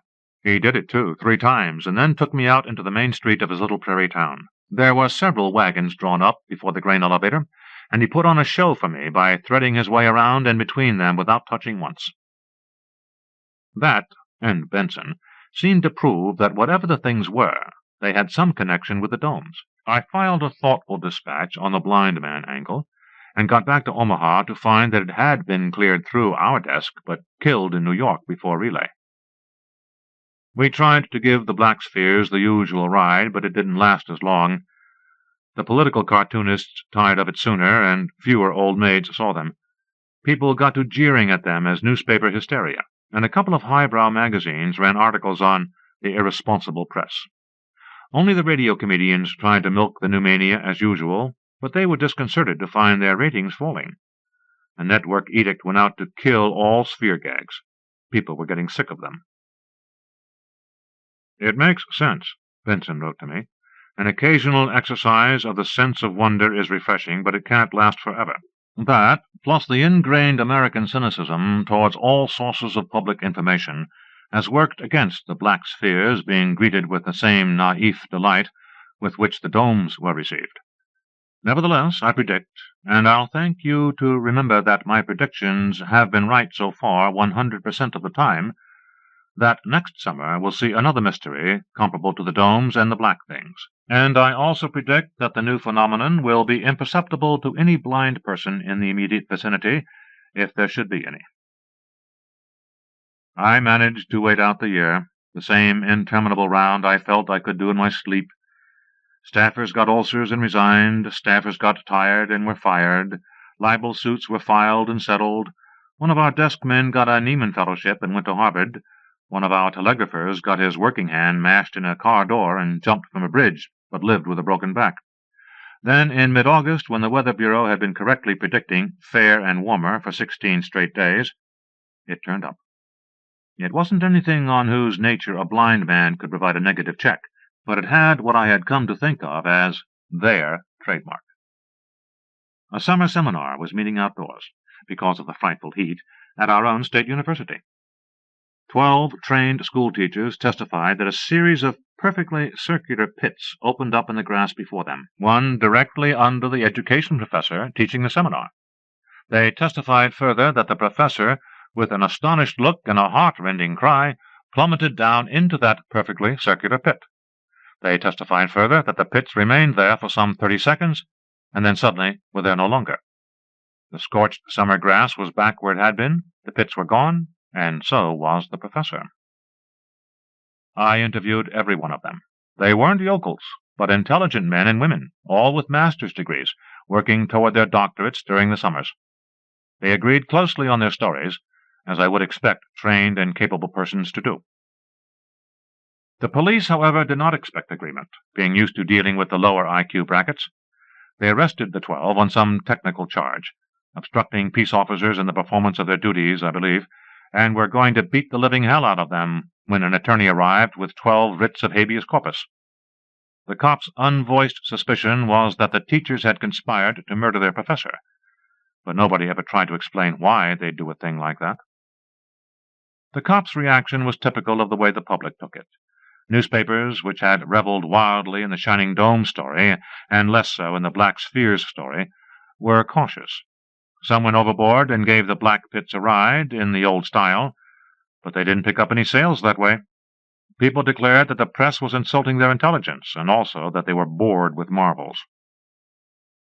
The few papers who had played up the pits were soundly spanked in very dignified editorials, printed by other sheets which played down the pits. At World Wireless, we sent out a memo to all stringers. File no more Enterpriser dispatches on Black Pit story. Mail queries should be sent to regional desk if a new angle breaks in your territory. We got about 10 mail queries, mostly from journalism students acting as string men, and we turned them all down. The older hands didn't bother to file it to us when the town drunk or the village old maid loudly reported that she saw a pit open up on High Street across from the drugstore. They knew it was probably untrue, and that, furthermore, nobody cared.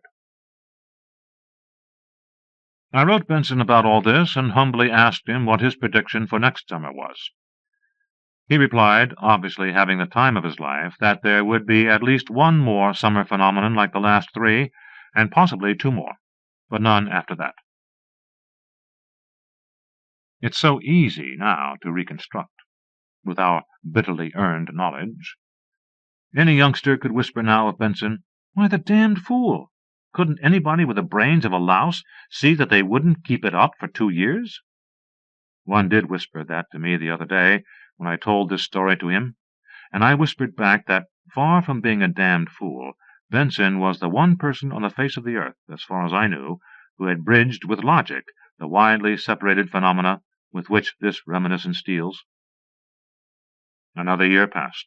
I gained 3 pounds, drank too much, rowed incessantly with my staff, and got a tidy raise. A telegrapher took a swing at me midway through the office Christmas party, and I fired him. My wife and the kids didn't arrive in April when I expected them. I phoned Florida, and she gave me some excuse or other about missing the plane. After a few more missed planes and a few more phone calls, she got around to telling me that she didn't want to come back. That was okay with me. In my own intuitive way, I knew that the upcoming silly season was more important than who stayed married to whom. In July, a dispatch arrived by wire while a new man was working the night desk. It was from Hood River, Oregon. Our stringer there reported that more than 100 green capsules, about 50 yards long, had appeared in and around an apple orchard.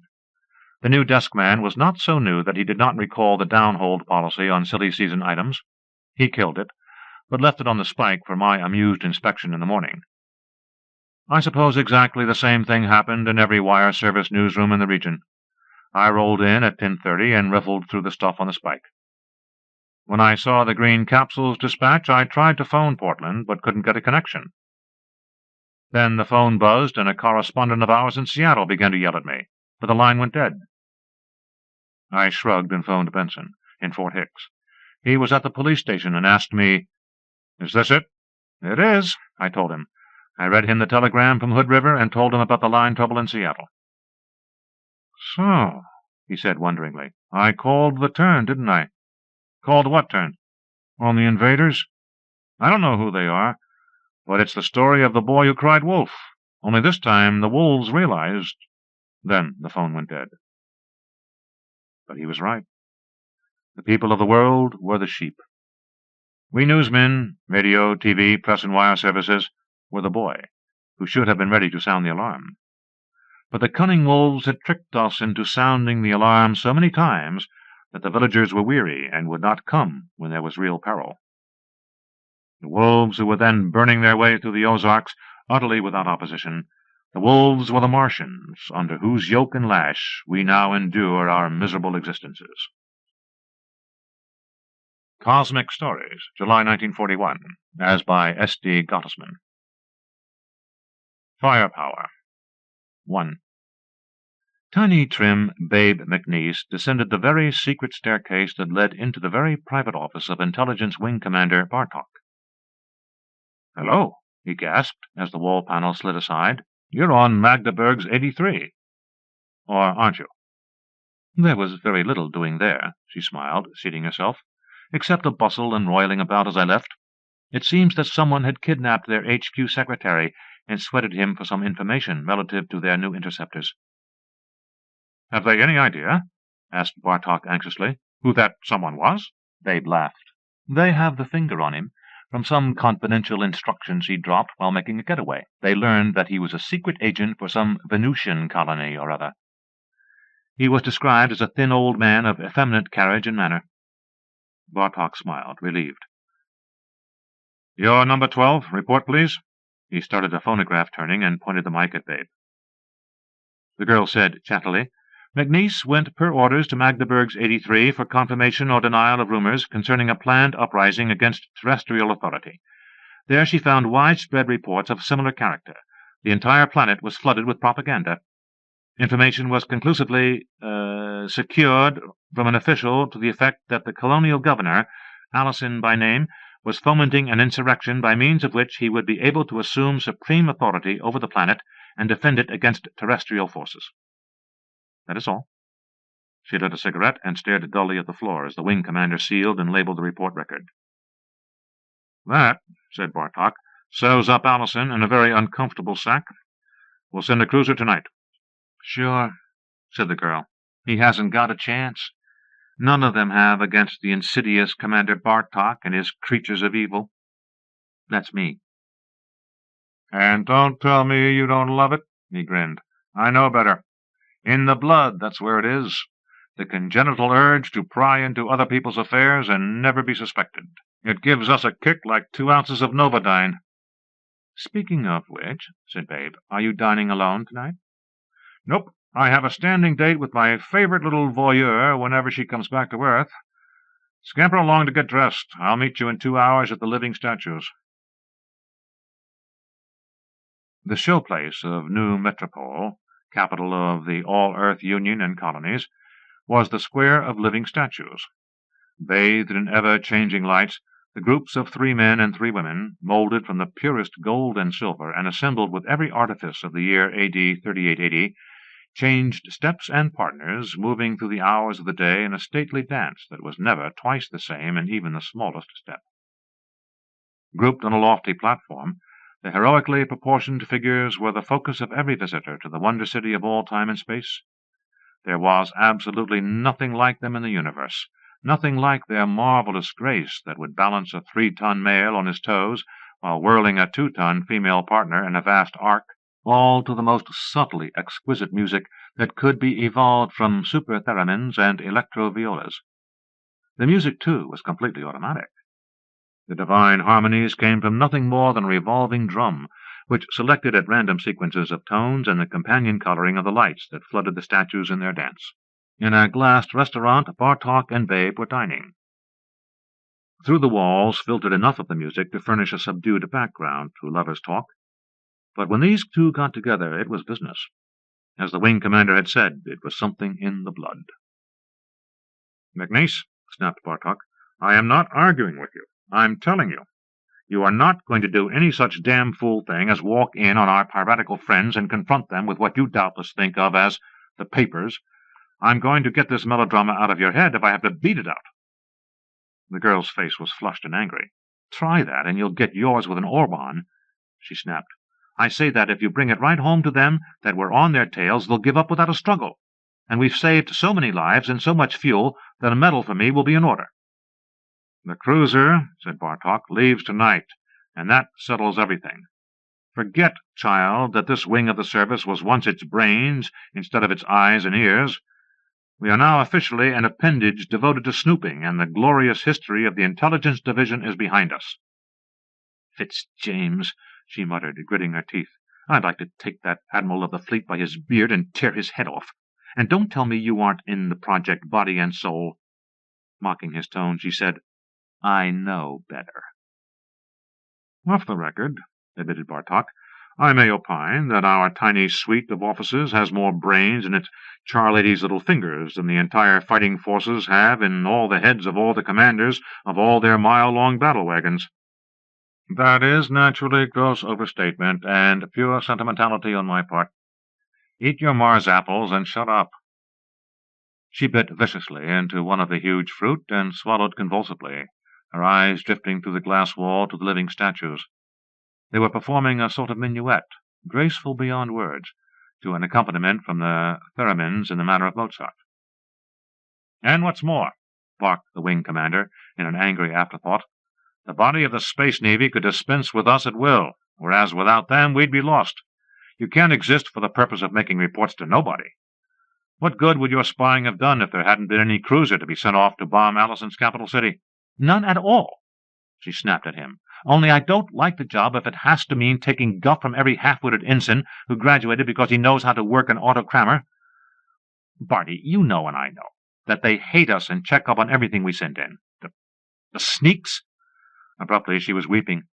The wing commander indecisively passed her a handkerchief. Women, he was thinking. Sometimes they could be thoroughly opaque to reason. Any man could see through his sardonic recital of rules. The wing commander detested the well-set-up officers and gentlemen who would not and could not move until he had charted the course. The wing commander had a healthy contempt for any and all formality and routine, with which the naval service was weighed down as with tons of lead. But the wing commander was, first, last, and always, of that unalterable cast of mind which makes the superb, chilled steel military spy. In all the records of the All-Earth Union and Colonies Navy, there had probably been no such man as Bartok. Back to the days of the Herkimer scandal, there had been a succession of brilliantly proved men in his office, but for resourcefulness and the spy's temperament, he had had no equal. He would have gone far in the old days, further than any intelligence man now could. Many years ago, when Earth had only a few hundred colonial planets, the news suddenly broke that there was a virtual dictatorship over the Navy by the intelligence wing. Herkimer, since painted as a scoundrel of the deepest dye, had been merely an exceptionally enthusiastic officer. The course his enthusiasm ran included, incidentally, the elimination of much red tape in the form of unfriendly fleet officers. That he regretted as unfortunate and even tragic. But his mission of expanding Earth's culture and civilization to the stars would not brook interference. Classic scholars could scarcely avoid a comparison with the Roman Emperor Trajan, who pushed the bounds of the empire to the absolute limits of the Western world, and created a situation which hastened the fall of Rome by centuries. Since the Herkimer affair, they had been very careful with the intelligence wing. Once it was almost abolished for good. A few years of operation of the fleet practically blind, with no ground laid for them or information of enemy movements, proved that to be impractical. But they did what they could to keep the spies within bounds. It was an actually heart-breaking situation to the executives of the wing, but you can't keep the voyeur instinct down. That was what they were chosen for, and that was how they operated. Take this affair on Magdeburg's 83. It was an insignificant outer planet very far away from New Metropole, yet the filtering of rumors brought it into the brilliant limelight of the wing. The body of the fleet could not move less than a mile-long battle wagon at one time. The wing, personified by Commander Bartok, dispatched tiny, trim Babe McNeese. She returned with the information that a hitherto trusted colonial officer had decided to play Napoleon and was secretly fortifying the planet. In the last analysis, lives were saved. The single cruiser could send a landing party and take the trusted colonial officer back to Earth for trial, surely a preferable alternative to a minor war with the propaganda-inflamed Ophidians that were native to the planet. Wing executives did not speak, in private, of their love for the body of the fleet. They held to the stubborn conviction that there was nothing dumber than a flagship commander, nothing less beautiful than a flagship. 2. At about that time, things were popping on the line ship Stupendous, 2,000,000 miles off the orbit of Venus. On it was jammed the entire headquarters wing of the All-Earth and Colonies Navy. In the very heart of the ship, inside almost a cubic mile of defensive and offensive power, was Wing Commander Fitzjames, by virtue of his command, Admiral of the Fleet. "Not a murmur," he said to his confidential secretary, a man named Voss. "Not a murmur from the crew." He lolled back in his chair and breathed easier under his chest full of medals. "They don't know," said Voss. "When they find out—" "Stick to your shorthand, son," snapped the Admiral. "When they find out, they'll keep on carrying out orders very much the way they always have. They're picked men on the ship. Now take this down. General order to all line ship commanders. By authority of the Admiral, you are empowered to govern any and all citizens and subjects of all Earth. An emergency has arisen which makes it absolutely necessary to eliminate opposition to this program. Your direct superior is your wing commander, who is responsible only to ranking members of the headquarters wing. A list of proscribed persons will follow." The Admiral lit a cigar with an unsteady hand. "Code that," he said. "Send it in 20 minutes. "Anything else?" asked the secretary. "How about the wing commanders? Are you coming clean with them?" Fitzjames stared at the metal ceiling. "Take this.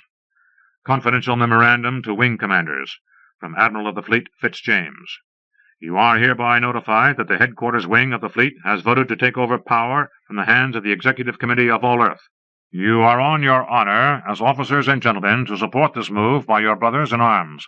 You will continue to patrol your regular sectors, having dispatched details to attend to the physical acts of taking power. No planet must be left under a colonial governor acting by right of a charter from the Exec All Earth. Details follow. Report to Stupendous immediately in code. We are seizing Venus as a base." "Right," said Voss. "So go ahead and seize it." "We're on our way," said the Admiral heavily. Depending on where you were to see the affair, the seizing of Venus was either a trivial or a Jovian episode. From space, for example, all there was to see was the bulk of the line ship slipping its length into the clouds above the Dawn Star and vanishing from sight. But from the city of Astarte, principal freight port of the planet, it was vastly impressive. Above the towers and loading peaks of the yards there appeared the most gigantic of all the spaceships in the universe, covering the town like a roof over its roofs. There were a couple of smoke bombs dropped into the streets, and a few old-fashioned radios exploded under the power of the monster ship's sending tubes that announced that the city was taken and would be hostage for the rest of the planet's good behavior. Landing parties went down by lighter ships to establish order and arrange several necktie parties in which the colonial governor had the stellar role, minor parts being taken by his subordinates and clerks. The Venusian natives were warned off the streets. Henceforth none but the earthborn could show their faces by daylight. Plans were announced to transport the verminous natives to the Darkside district. All this took exactly 6 hours, Earth time. A brief resume of the life of Alexander Hertford III, captain of the fleet and commander of Patrol Wing 23, would include many revealing facts relative to the situation of the moment. As he lay comfortably sprawled on a divan aboard his line ship Excalibur, a capital fighting vessel of standard offensive and defensive equipment, he was a fine figure of a man in his uniform of purple and gold. The collar was open, which, with his tumbled curls hanging over his brow in the manner of an ancient Irish glib, gave him a dashing, devil-may-care expression. At least Miss Beverly de Winder thought so, for she was smoothing those tumbled curls and smiling maternally. Leaving the commander's ship, which was stationed off Rigel, for a moment, we take a brief survey of his career. He was 30 years old, and his grandfather, the first of his name, was also in the Navy. His father was not as bright as his grandfather, but appointments were easily got from the sentimental all-earth exec, which wished to breed a race of fighting men, true, loyal, and hard as nails. Alexander Hertford II just got through prep wing and training wing by the skin of his teeth, lived on a line ship, and died at his post, quelling an uprising among the outer planets of Alpha Centauri. The third of the name was definitely dull. However, by virtue of the anonymous genius who invented the autocram and peddled them to students, he got through with what could easily be mistaken for flying colors. won his commission, saw service, and was promoted to a wing command. Life in Prep Wing and Training Wing was Spartan in the extreme. Tradition was extensively cultivated. For example, it was legitimate to steal anything edible, and criminal to steal anything drinkable. Another of the blunders of the career-molding branch of the Navy was the policy of rigidly excluding females from the lives of the boys and men for the duration of the course. Thus it was no more than natural that after graduating they got their romance in heavy doses. The end product of this was sprawling off Rigel when a discreet tapping sounded on the door of the commander's lounge. "I'll see, sweetie," said Miss De Winder, who was a good-hearted girl. She took the slip of paper that poked through the slot and carried it to Alexander Hertford III. He opened it and read. "Damn," said Alexander Hertford III. "What's the matter, Sweetie Pie? Did bad old Admiral send Sweetie Pie away from Rule Bevy Webby?" Sweetie Pie opened a closet whose inner face was a mirror and adjusted his collar and hair. As he cocked his cap at the right fraction of an angle, he said, "Nothing to worry about. You just sit tight. I may not be back for a few days. We're seeing action again." He reread the slip of paper. "Damn," he marveled again. "When we used to talk about it around the mess tables, I never thought it'd come in my time. But here it is. Beverly, sweet, the Navy's taking over. Your lover boy isn't a flying policeman anymore." He buckled on his belt and opened the lap of the handgun holster. There was a look of strain on his dumb, handsome face. "From now on," he said, "your lover boy is ruler, and no questions asked, over Cosmic Sector 23, with full power of life and death." Miss De Winder echoed after him, fascinated. "And no questions asked?" The decode clerk at Intelligence Wing read off the message he had just received and set into English. Working like an automaton, he was grasping its meaning for the first time, though it had been a full quarter-hour's labor to untangle the quadruply alternating cipher. He read. He understood at last. He whistled a long, slow whistle of amazement. In agitated tones, he snapped at an office girl. "This is for Barty and nobody else. Give it to him and run, because there's going to be an explosion." He reread the slip of paper. "Hereby notify that the headquarters wing has—" He folded and sealed the slip. The office girl stood back a few yards to watch the commander's face. Alternately, it registered disgust and amazement as he read and reread the slip. "Scat!" he finally choked at her with an imperious gesture. Alone in his office with Babe McNeese, he shoved the slip across his desk, his face working.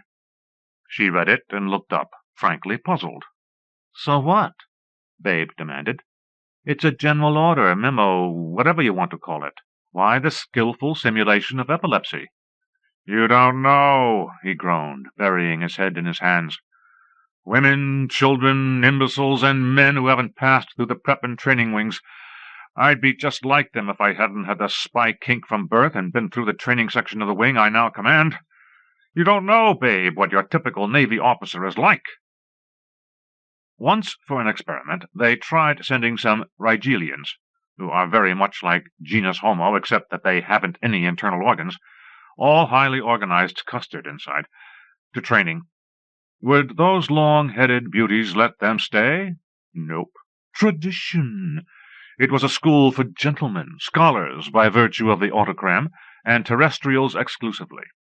Things are so bad now that you have to be a direct descendant of a previous student before they admit you. All Earth exec, blah. Democratic, but soft-headed and sentimental. When these prize beauties get into power, they'll make such a hash of our beautiful colonial system. He was nearly weeping. Babe McNeese rose from her chair with gleaming eyes. "Well," she yelled at the man, "don't just sit there.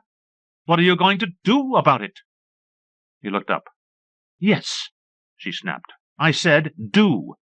Here you are, sitting pretty, with a corner on all the brains in the Navy, with the most loyal staff of any commander, and you just snivel about what those imbeciles plan for the future. If you feel so damn broken up about it, why don't you stop them?" Bartok was looking at her with amazed eyes. Women, he decided, were wonderful. No false sentiment about them. Something about their ugly biological job must make them innate fact-facers. Of course, some man would have to find them the facts to face, but neither sex was perfect. "Babe," he said wonderingly, "I believe you have it." He sprang to his feet. "Fitzjames," he barked, "and the rest of his crew are going to curse the days they were born when I'm through with them. Now, let's get down to brass tacks, kid. I have under me about 3,000 first-class intelligence men, 1,000 women. My office staff is 400. Lab resources, all my men have private labs. For big-scale work, we borrow equipment from the university. Armament. Every first-class operative owns a handgun and shells. Most of them carry illegal personal electric stunners. Rolling stock, 2,000 very good one-man ships that can make it from here to Orion without refueling, and about 500 larger ships of various sizes. All ships unarmed. Servicing for the ships is in the hands of the local civilian authorities wherever we land. Good thing that we take fuel like civilian and private ships. Oh, yes, our personnel is scattered pretty widely through the cosmos, but we can call them in any time by the best conference model communications hookup in space. And that's that." "It sounds good, Barty," said the girl. "It sounds very good to me. How about the rest of them?" The wing commander looked very sick suddenly. "Them," he brooded. "Well, to our one division they have 26, each with a flagship of the line. They have 26 bases, including grabbing docks, repair shops, maintenance crews, fuel, ammunition, and what have you, and innumerable smaller ships and boats. And, babe, they have one thing we haven't got at all. Each and every ship in the numbered patrol wings of the Navy mounts at least one gun. The line ships, of which there are 82, mount as many as 100 quick-fire repeaters and 20 loading ordnance pieces, each of which could blow a minor planet to hell and gone. They have guns, and we have mines." The girl rested her chin in her hands. "Brain power versus firepower," she brooded. "Winner take all." 3. The first clash came 2 weeks later off Rigel. Alexander Hertford III, commander of Patrol Wing 23, was apprised of the startling facts as he awoke from a night, theoretically, of revelry with Miss De Winder. Rubbing the sleep from his baby-blue eyes, he yawned. "Impossible. There aren't any capital ships other than those in the Navy. There's some silly mistake. You must have decoded it all wrong." "Impossible, Commander," said the orderly respectfully. "And it wasn't sent wrong, either. They repeated several times." The commander stared at the slip which bore the incredible message from cruiser DM-2. "As regards orders to pacify Star Cluster 8, your district, impossible to proceed. Unrecognizable line ship, heavily armed, warned us away. When asked for section and command, they replied, Section 1, Command of Reason. Instruct. The commanding officer, DM-2. With one of those steel-spring decisions for which the Navy personnel is famous, he abruptly ordered, "My compliments to what's-his-name, the pilot and navigator. We're going to relieve DM-2 and see what those asses think they've found." In just the time he took to dress and bid Miss De Winder a cheery, though strained, good morning, the ship was hauling alongside the cruiser. After an exchange of salutations, the commanding officer of the cruiser, frankly angry, yelled at Hertford, over the communications system, "Use your own damned eyes, Commander. You can't miss the damned thing. Biggest damned ship I ever saw in my damned life." "Captain," said the commander, "you're overwrought. Lie down and we'll look about." He was on what they called the bridge, a vast arc of a room which opened, for effect, on the very hull of the ship. Vast, sweepingly curved plates of leucostruck opened on the deeps of space, though scanner discs would have been structurally sounder. Taking an angry turn about the bridge, he snapped at the lookout, "Have you found that lunatic's chimera yet?" For, be it known, there is no such thing as blundering on a spaceship. You have to do some very involved calculating to blunder on a sun. and even so, luck must be on your side. In short, unless this mythical line ship chose to show itself, there wasn't one chance in 1,000,000 of its being located. "Can't see any chimera, Commander," said the lookout, one straining eye glued to a telescope. "But right there's the biggest, meanest fighting ship I've ever struck eyes to." He yielded to the commander, who stared incredulously through the scope. My God, it was there. By all the 12 planets, so it was. The thing was bigger than the Excalibur, Hertford's ship. It floated very far away, and could be spotted only by the superb display of illumination they'd put on, with taunting intent, it seemed to the commander.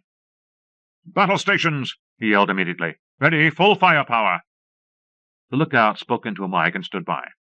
"Get in touch with him," snapped the commander. "When you get his wavelength, give me the speaker. I'll talk to him direct, whoever he is."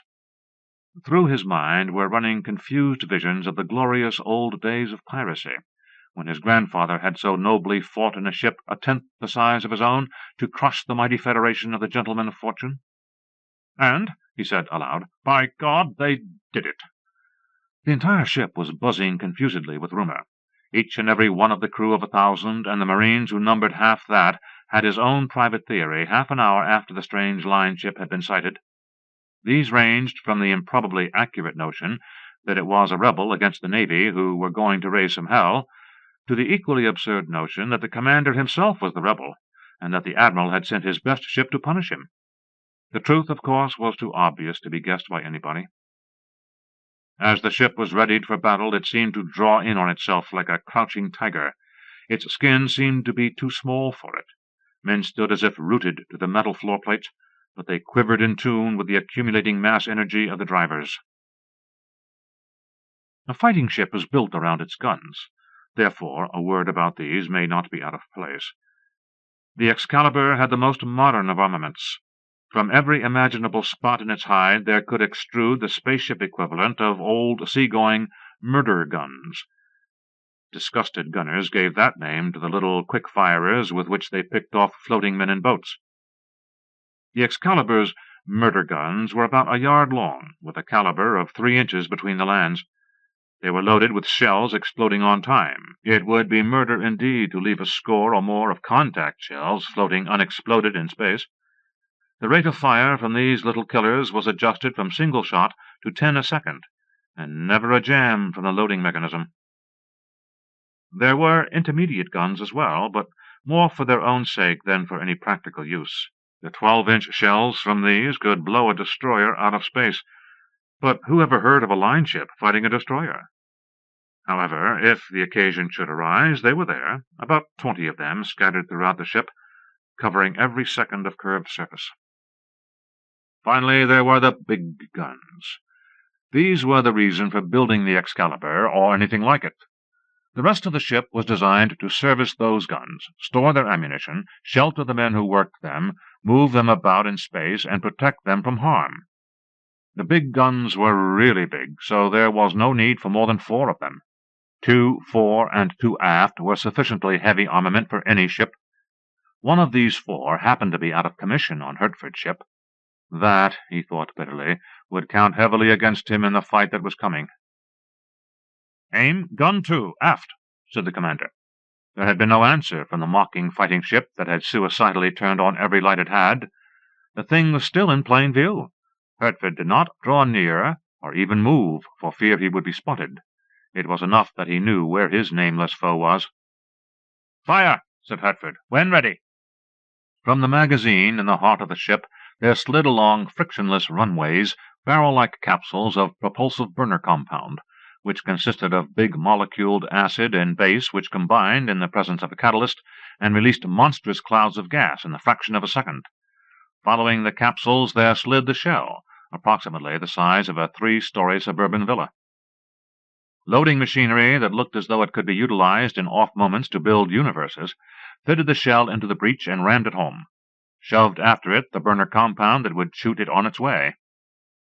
And all this while, in the quarter of the ship devoted to fire control, 200 men had been sighting, resighting, calculating, and recalculating at batteries of machines to whom the Intergraph was as the amoeba is to the mastodon. The point is this. That shell couldn't possibly miss, because to avoid it, the colossal bulk of the nameless enemy would have had to begin moving only a second after the order to fire when ready had been delivered. It was violating every rule of warfare, and the fire control men were confident it would not survive the error. The gun finally moved on delicately jeweled bearings. This was going to be the most direct hit of all time. Cubic yards of metal locked it in position. Metallically, over the loudspeaker, "Ready to fire, Commander." The commander, "Then fire!" There are no words to describe the discharge of a big gun and the progress of a shell through space towards a goal, but that mile-long battle wagon was rocked like a sapling in a hurricane. When the initial shock was over, the reeling commander clung to a stanchion and glued his eye to the telescope fixed on the nameless enemy. It still glowed with lights. It still seemed to be a shade bigger than the Excalibur. The feelings of the commander, subtly schooled to brutality and murder, were mostly of exultation as he saw the shell enter the field of the telescope. Now, he thought, they would be frantically dashing about as it drew nearer, and desperately trying to move a mass that could not be moved in less time than it would take the shell to contact it and explode. 2 seconds. 1 second. Half. Quarter. Eighth. "What the hell?" asked the commander with a childishly hurt air.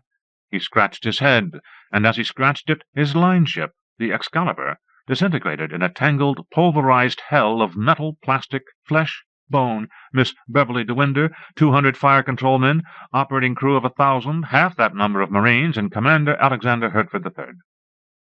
They never knew what hit them, but it was their own shell. 4. New Metropole, capital of Earth, and, before the Navy took over, capital of the All-Earth Union and Colonies, was being pacified. This is done by lighter loads of Marines and fighting sailors who descend from a line ship hanging ominously over the most highly populated portion of the city. The line ship itself does not descend, because an uncalled bluff is worth more than a called one, and because the battle wagons cannot land from the moment they are launched to the moment they are scrapped, except in grabbing docks, and the nearest to Earth was at Alpha Centauri. Marines swarmed through the streets in the traditional manner of rightist revolutionaries. Should a face appear that hinted of Rigelian blood, or should a half-breed with the abnormally long hands and black teeth of a Betelgeusian pass the Marines, there would be bloodshed and no questions asked. After a few hours of the reign of terror, the extraterrestrials crept into cellars and stayed there for the duration. The All-Earth Executive Committee was imprisoned pending trial. Trial for what was never made clear. Communications sending sets were declared provisionally illegal. Anyone caught with one in working commission would suffer death. The only etheric voice that could be legally heard was the light, mocking one of Voss, personal secretary to Admiral Fitzjames, and that only from the powerful sender aboard the Admiral's ship Stupendous, floating grimly above the Bronx. The receiving code set in the communications room of the little suite of offices once occupied by the intelligence wing was clicking like a mad thing, and never an answer came, for the wing had moved out, lock, stock, and barrel. The message that kept repeating, Admiral Fitzjames had said, "Keep trying," 2 days ago, was, "Why don't you answer, intelligence wing? Bartok, report immediately aboard Stupendous to show cause why you should not be removed from office and the wing disbanded. Why don't you answer, intelligence wing? Bartok, report," etc. A squad of Marines would shortly break into the office and find nothing of interest to anybody. But there were 2 people who seemed to be partly Rigelian from the greenish patches on their faces and their peculiar scalp lines, shaped like tipsy S's. They were cowering in a cellar, as many other Rigelians were doing during those lunatic days when the Navy had first taken over. But there was something purposeful and grim about their behavior that didn't fit the disguises. Babe McNeese was tinkering despondently with a central control panel of the conference-type communications system exclusive to the intelligence wing. The panel was a little thing, like a book in size and shape, but its insides were so fearfully complicated that nothing short of an installations engineer could make anything of them. and the panel was definitely shot to hell. She said as much and burst into a flood of tears. Bartok, the other Rigelian, snarled softly and handed over a mussy handkerchief. "Take it easy," he snapped, his own nerves raw and quick with strain. "We're sitting pretty compared with the rest of the office staff." The brave smile that always ended the weeping spells flashed out as she returned the handkerchief. "What now?" she demanded tremulously.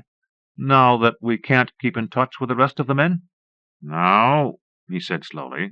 "I don't know, but—" He snatched at her wrist and dragged her behind a pillar as the door of the cellar swung open and a streak of light shot through the gloom. The profile of a Marine's cap showed against the light. Bartok raised his handgun, resting the long barrel across his left forearm, pioneer sharpshooter style. The door opened fully. The Marine called, "Come on out or I'll shoot." That was on general principles. It was surprising how many fell for the centuries-old dodge. Then, when the hider came out, the Marines would have a little innocent fun with their handguns and depart for other cellars. Babe sneezed. The Marine started, and Bartok shot him through the head. "Come on," he snapped in an undertone as he tore off the Rigelian wig. "Through the window, Babe, and try to forget you're a lady." The hue and cry has been called the most shameful tradition of genus homo. For generations it had been abandoned in favor of more civilized and efficient methods, such as teletype alarms and radio squad cars.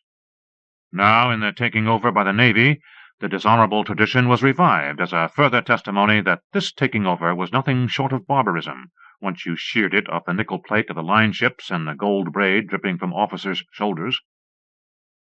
Behind the two fleeing people poured a ragged mob of Marines and sailors, roaring inarticulate things about what they would do to the sneaking murderers when they caught them. Luckily, in a way, an officer of the Navy popped from the doorway armed to the teeth and charging them to surrender. This they gladly did as he stood off the mob with his weapons. They found themselves at last in a lighter, one of the small boats connected to the Stupendous. In an offhand way, as the boat left the ground, the officer said, "I recognized you, you know." "Really?" asked Babe, frozen-faced. "Not you," he hastily explained, "but Commander Bartok. I've seen his picture. Did you know you were proscribed, Commander?" "I assumed so," answered the commander dryly. The officer, an ensign, was very young and callow.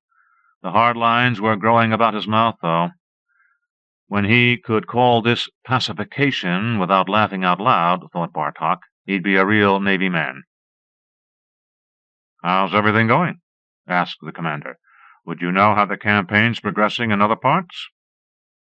The ensign, seemingly delighted to converse on equal terms with a wing commander, even though a proscribed one, drew nearer, or as much nearer as he could in the windowless, tiny, completely enclosed compartment that was the load space of the lighter, and grinned.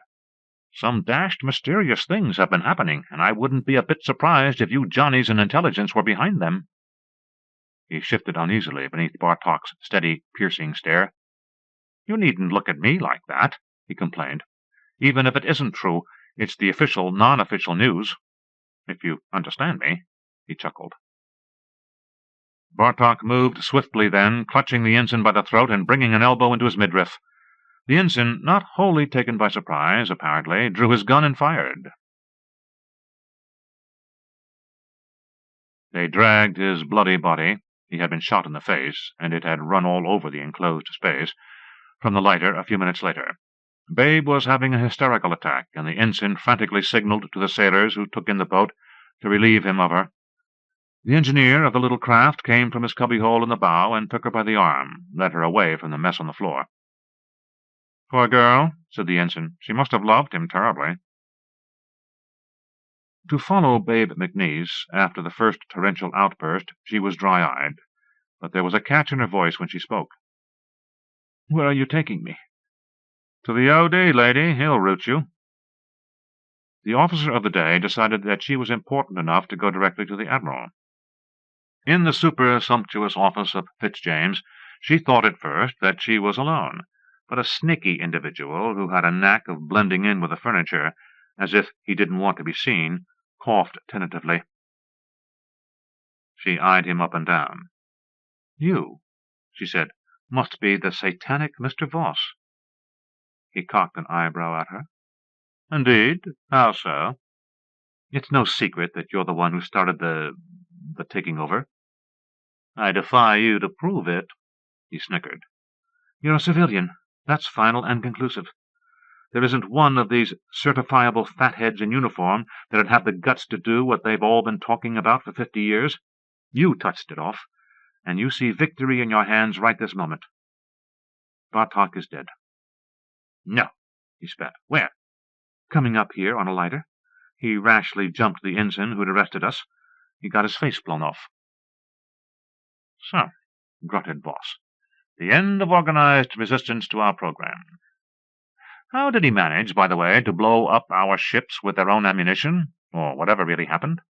"I don't know the details," she replied wearily. "We used glorified lantern slides to project the simulacrum of a line ship. We could do that with about 50 one-man craft. It's a kind of formation flying. We turned back your shells by magnetic fields. Normally you could dodge them because you keep ready to move whenever you fire the big guns, but we dubbed in a dummy shell, like the lantern slide line ship. And you'd see that shell, and there wouldn't be a thought in your heads until you were blown up. But you're on to that trick now. It only worked 4 times, I think.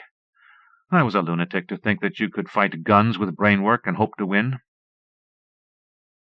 She collapsed limply into a chair and stared dully at the floor. "Bartok's dead. The communication system's wrecked. You can have your taking over, Mr. Voss. We're licked." 5. "Hell," said the Admiral. "Why can't I go out into the street if I want to?"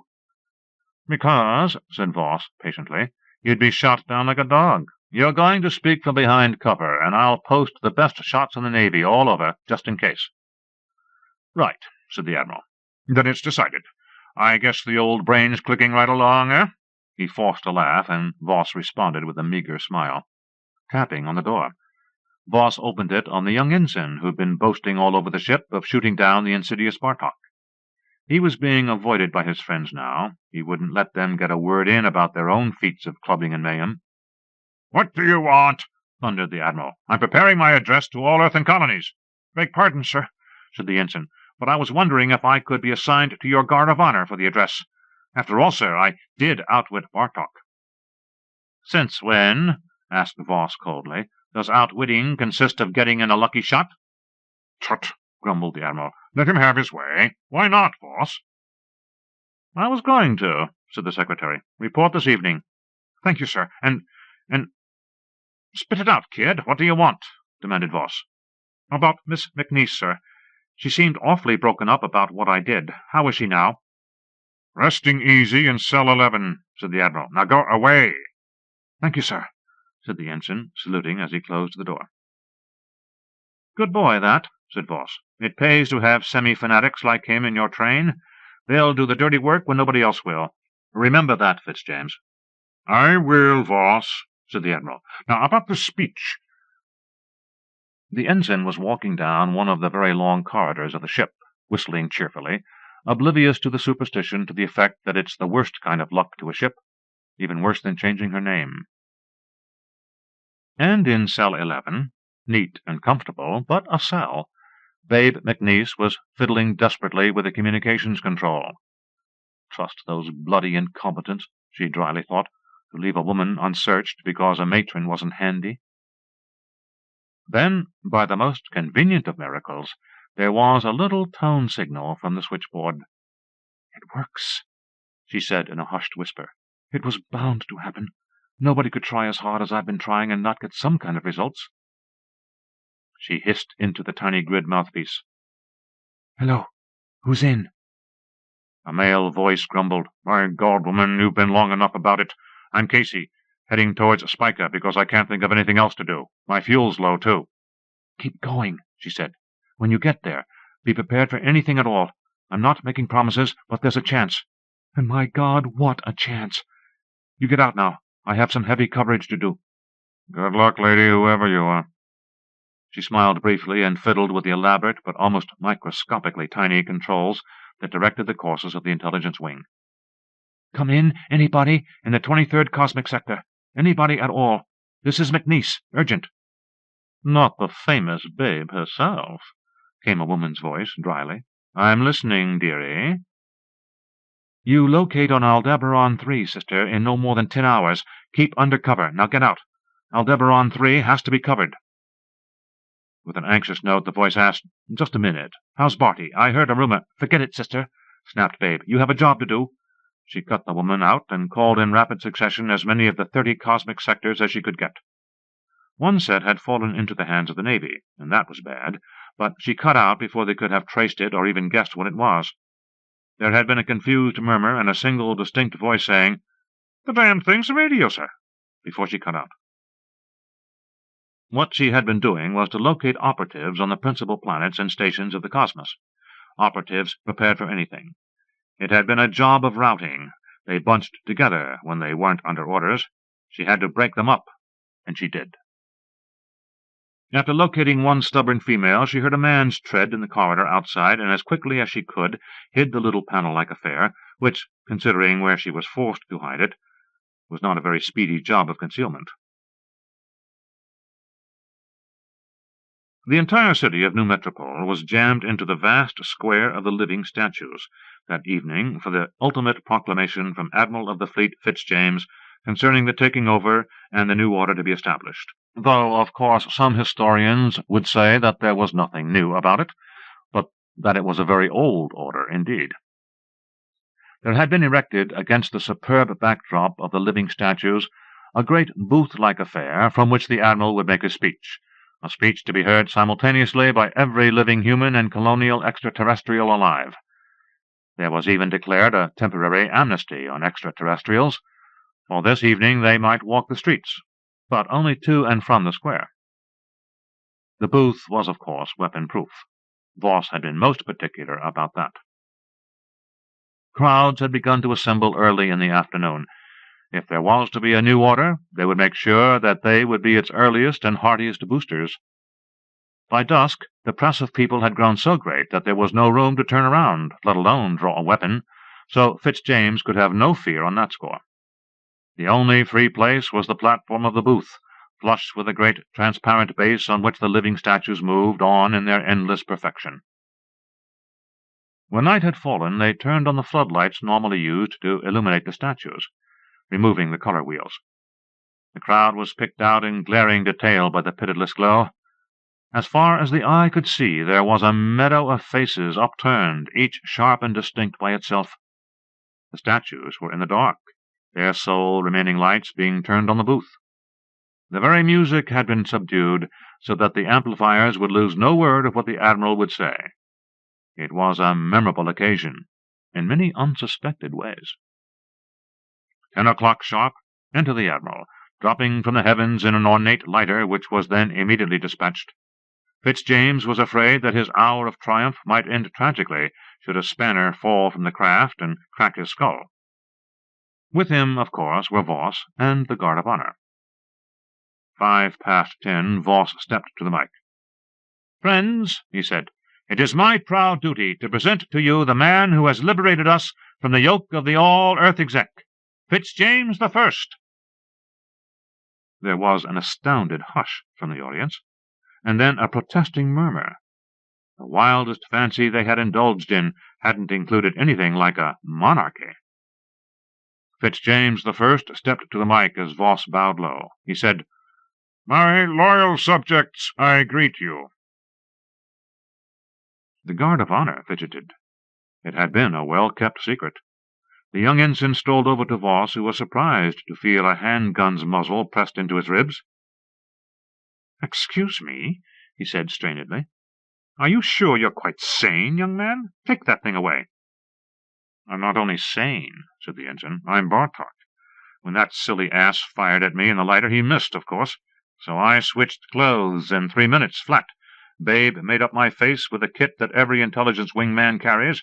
Then we blew the face off the ensign of yours. He was unconscious. A pity." "Magnificent demonstration of the reversion to childlike faith in the will of Providence and the divine right of kings," the Admiral was droning.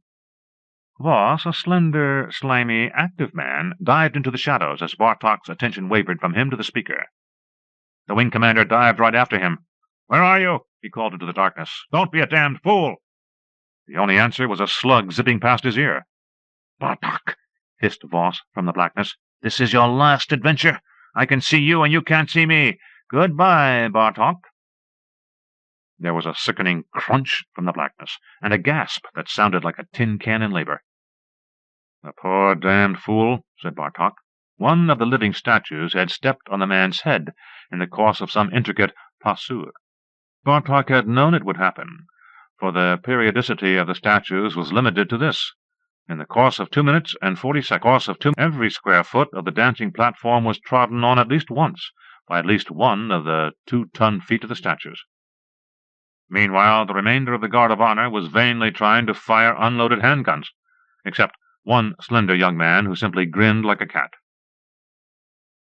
"Okay, babe," said Bartok to the slender young man. "You do it." "With pleasure." As the Admiral had just got around to the choosing of his palace planet, nothing less than an entire planet would do for his regal estates, he too felt a gun in his ribs. He stopped short. "Read this," said the slender young man, who was trying to keep from giggling. Without ado of any sort, the Admiral placed the paper on the lectern before him and read in flat, colorless tones, "I hereby declare that I personally had no such nonsense in mind. It was the work of my secretary. I hereby state that I assume no powers beyond my naval duties. General order to all officers. Any seditious talk of taking over will be severely dealt with by the intelligence wing, which is hereby constituted as supreme police authority over the Navy. Memorandum to wing commanders. You will turn over all insignia of your office to representatives of the intelligence wing, who will make themselves known to you." In a very small voice he said, "That is all," and deflated into a chair. There was a titanic roar of applause from the assembled peoples of New Metropole. "Darling," said Babe, "if the timing doesn't come off right, if those people I contacted don't show up to the wing commanders soon enough before they recover—" "They will," said Bartok. He laughed shortly, like the closing of a heavy lock. "What's funny?" They had the guns, and we didn't have a thing but ourselves. Sweet, this is one stunt they'll never try again." The crowd, still applauding, began to disperse into the night. Stirring Science Stories, March 1942, as by S.D. Gottesman. The Perfect Invasion. 1. "Heavens," said Bartok mildly, and, "Oh, my lord." His face wore a curiously complex look, as though he were half stunned with shock and otherwise doubting what he saw. Said Bartok, "They can't do this to us." He turned decidedly from the transceiver and began to pace his office. Into his personal mic he snapped, "Send in the number 1, hurry." Babe McNeese entered on cue. "What," she asked, "is the matter with our overlord and preceptor?" She studied his face and dropped the smile. "Barty," she said worriedly, "what's wrong?" "Sit down," he growled, shoving a chair at her. Looking fixedly at the ceiling, he said, "I just got a report from somewhere in the neighborhood of a punky little star named Araded in Cygnus. Babe, we're being invaded. The world is being invaded." The girl laughed briefly. "Don't be an ass," she said. "It's true," said Bartok. She rose and began to pace beside him. Finally she exploded, "They can't do this to us. They simply can't. Why, we're the invaders. We always have been." Bartok looked sidewise at her. "That's the way I felt," he observed sagely. "I know what you mean. Question is, what do we do now?" "I don't know. Let's hear the transcript from the communications outfit." Silently he turned on the rewind and replay. It said mechanically, "Office of Commander Bartok, Intelligence Wing, Fleet Command, go ahead." That was a sort of letterhead. Immediately there was the agitated voice of some man or other. "Barty, this is Hogan of the Ares Hogans. I jammed this through to you. Personal report. It's going to panic them if it gets out. Be very careful. Bartok's voice. I remember you. Patrol duty for the Araded section. Give me the facts in a hurry, son. Hogan's voice. Ships coming at us from everywhere, it seems. A big line ship was blown to pieces before it could report. I'm the only intelligence man in the district, I guess. I don't know whose the ships are. I don't know how they work. I'm speaking from the 4th planet of Araded. Polyp-like natives. Oxygenous atmosphere. They're systematically bombing the cities. Bartok's voice. Stop beating yourself over the head, Hogan. You're crazy. Hogan's voice. If that's the way you feel, they're laying our line barrage along the planet, letting it rotate under their fire. We can't get a thing into the air. It's jammed up bad. I don't know, Barty. Honest, I don't know. What Hogan didn't know remained a mystery, for the transcript ended right there with a strangled wail and a deafening report. Oh, said Babe McNeese in a long exhalation. He wasn't kidding. Bartok was at the phone. Get me Fitzjames, he said. Yes, the all-highest admiral of the fleet, the slave-minded old windjammer in person? In a rapid aside to Babe, he snapped, I can't handle this. I'll leave it to the Navy. It's their baby. Again at the phone. Admiral, shoot some patrollers out to Cygnus Araded. Don't be surprised if they don't come back. Invasion, Admiral. I wouldn't kid you. He hung up sharply. That, he said absent-mindedly, is that. Whether their tactics are capable of defensive war remains to be seen. There is room for doubt. The patrollers did not come back. However, one managed to keep unbroken contact with the flagship until it was blown out of the ether, and the story it told was plenty nasty. No description of the invading ships was given except what the patroller got over in the customary strangled wail just before it broke off sending. It could be assumed that they weren't reaction-type vessels. They moved faster than light, which meant knowledge of the unified field theory's most abstract implication. They had, without a doubt, bombed or rayed out of existence the populations of about 70 planets.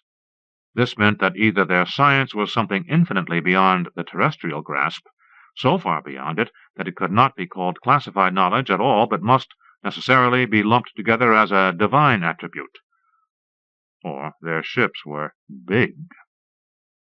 The fleet had successfully colonized a great deal of space, and in the course of wiping out unsuitable native populations and encouraging others, battling moderately advanced peoples and races, suppressing the mutinies inevitable in a large, loose organization, and smacking down the romantic imbeciles who had a few tons of hard cash to throw away on what was considered a career of piracy, had developed an extraordinary amount of offensive technique and armament. Their ships were marvelous things. They were so big that they were built at special dry docks. When they took to the ether from these, they would never touch land again until they were scrapped. There simply wasn't anything firm enough to bear their weight.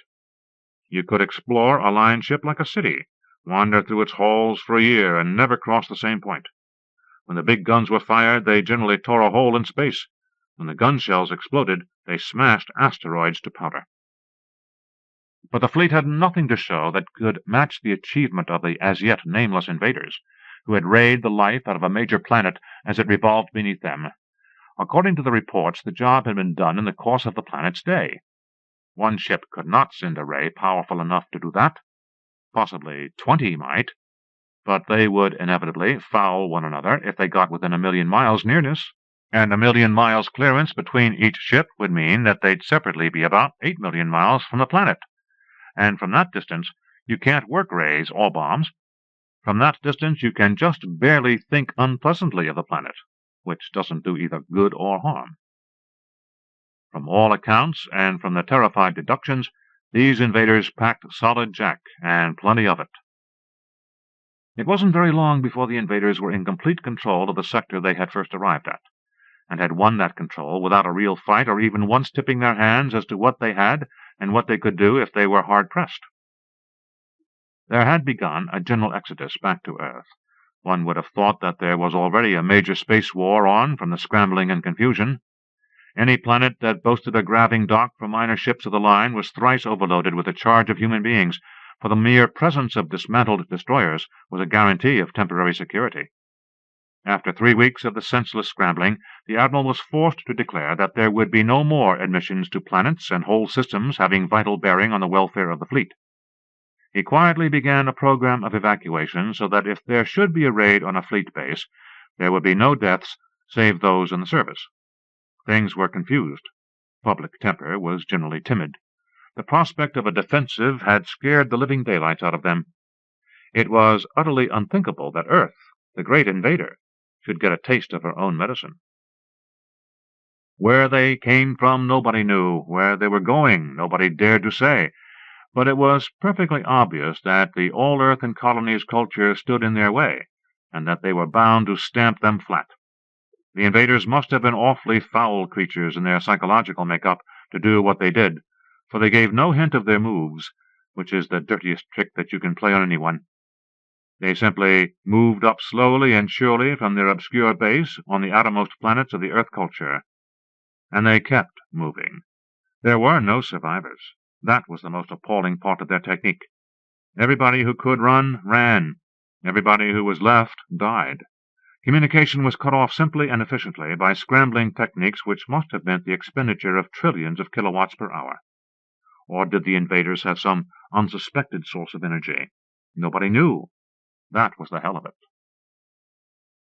Bartok was good and ready to blow his brains out. It was his specialty, as commander of the intelligence wing, to relay information as to the whereabouts and plans of whatever enemy might be at hand. It was his misfortune that this enemy simply refused to let him know. He was brilliant as a flawless diamond, and just as hard. Give the man a problem in smuggling or in colonial subjugation, and he'd have it cracked in jig time. But this, it was impossible. Babe McNeese, assistant extraordinary, consoled him with, "Barty, you've done all you can, all anybody can to stop them. It isn't your fault that they've got more on the ball than we have or could hope to have." A philosophical shrug of the shoulders. "It's a question of making room for our mysterious friends. They may not even strike at her. They may even turn back."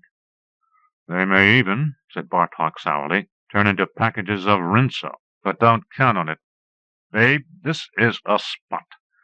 There were dark circles under his eyes, big enough to make barrels with. "Then how about a joyride?" asked the girl. She looked absent-mindedly at her fingernails. Bartok was studying her closely. "Yeah," he said. "How about it?" He dropped into a chair. "Shoot," he said. "I know that mysterious air of yours."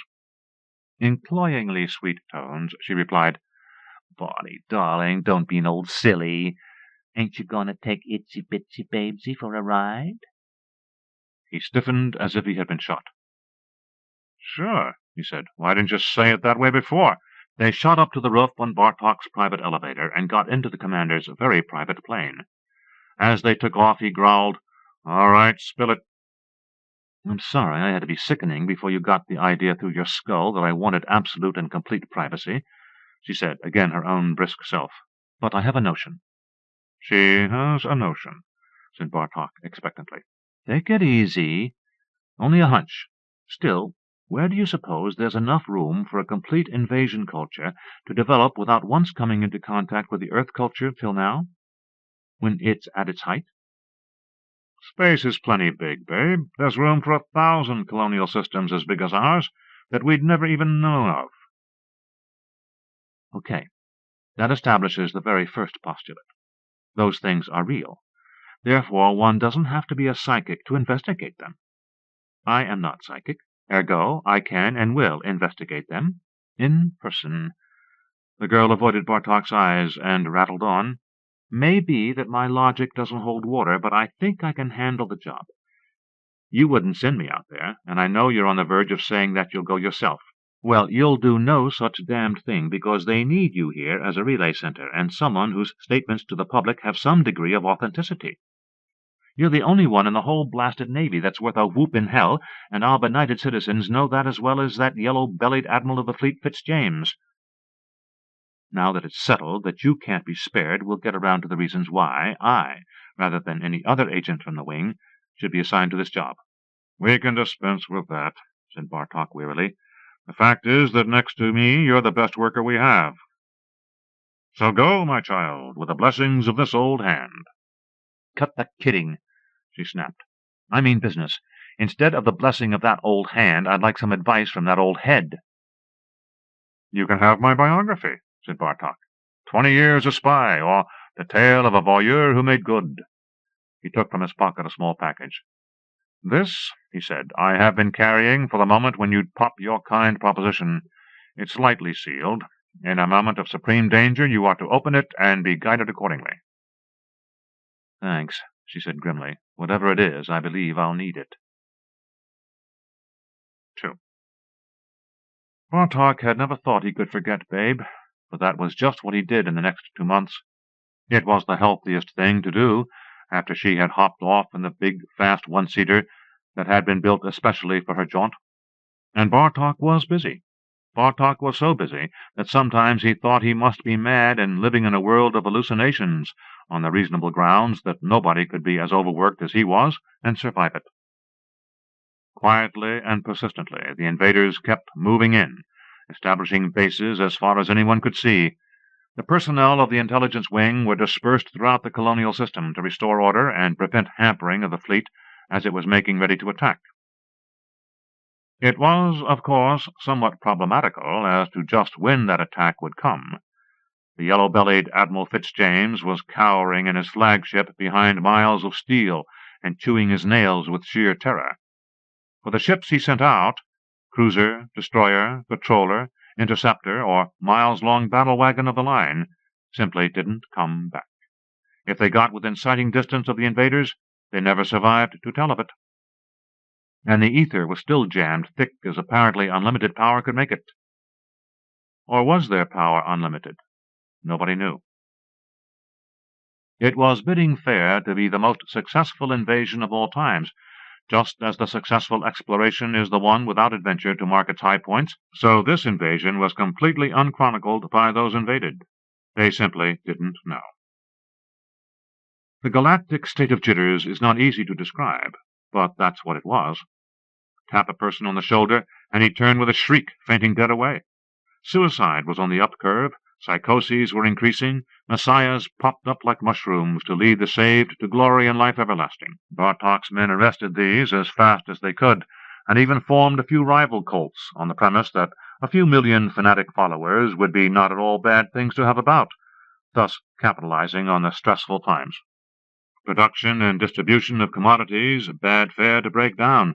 It was Bartok's men who saved them.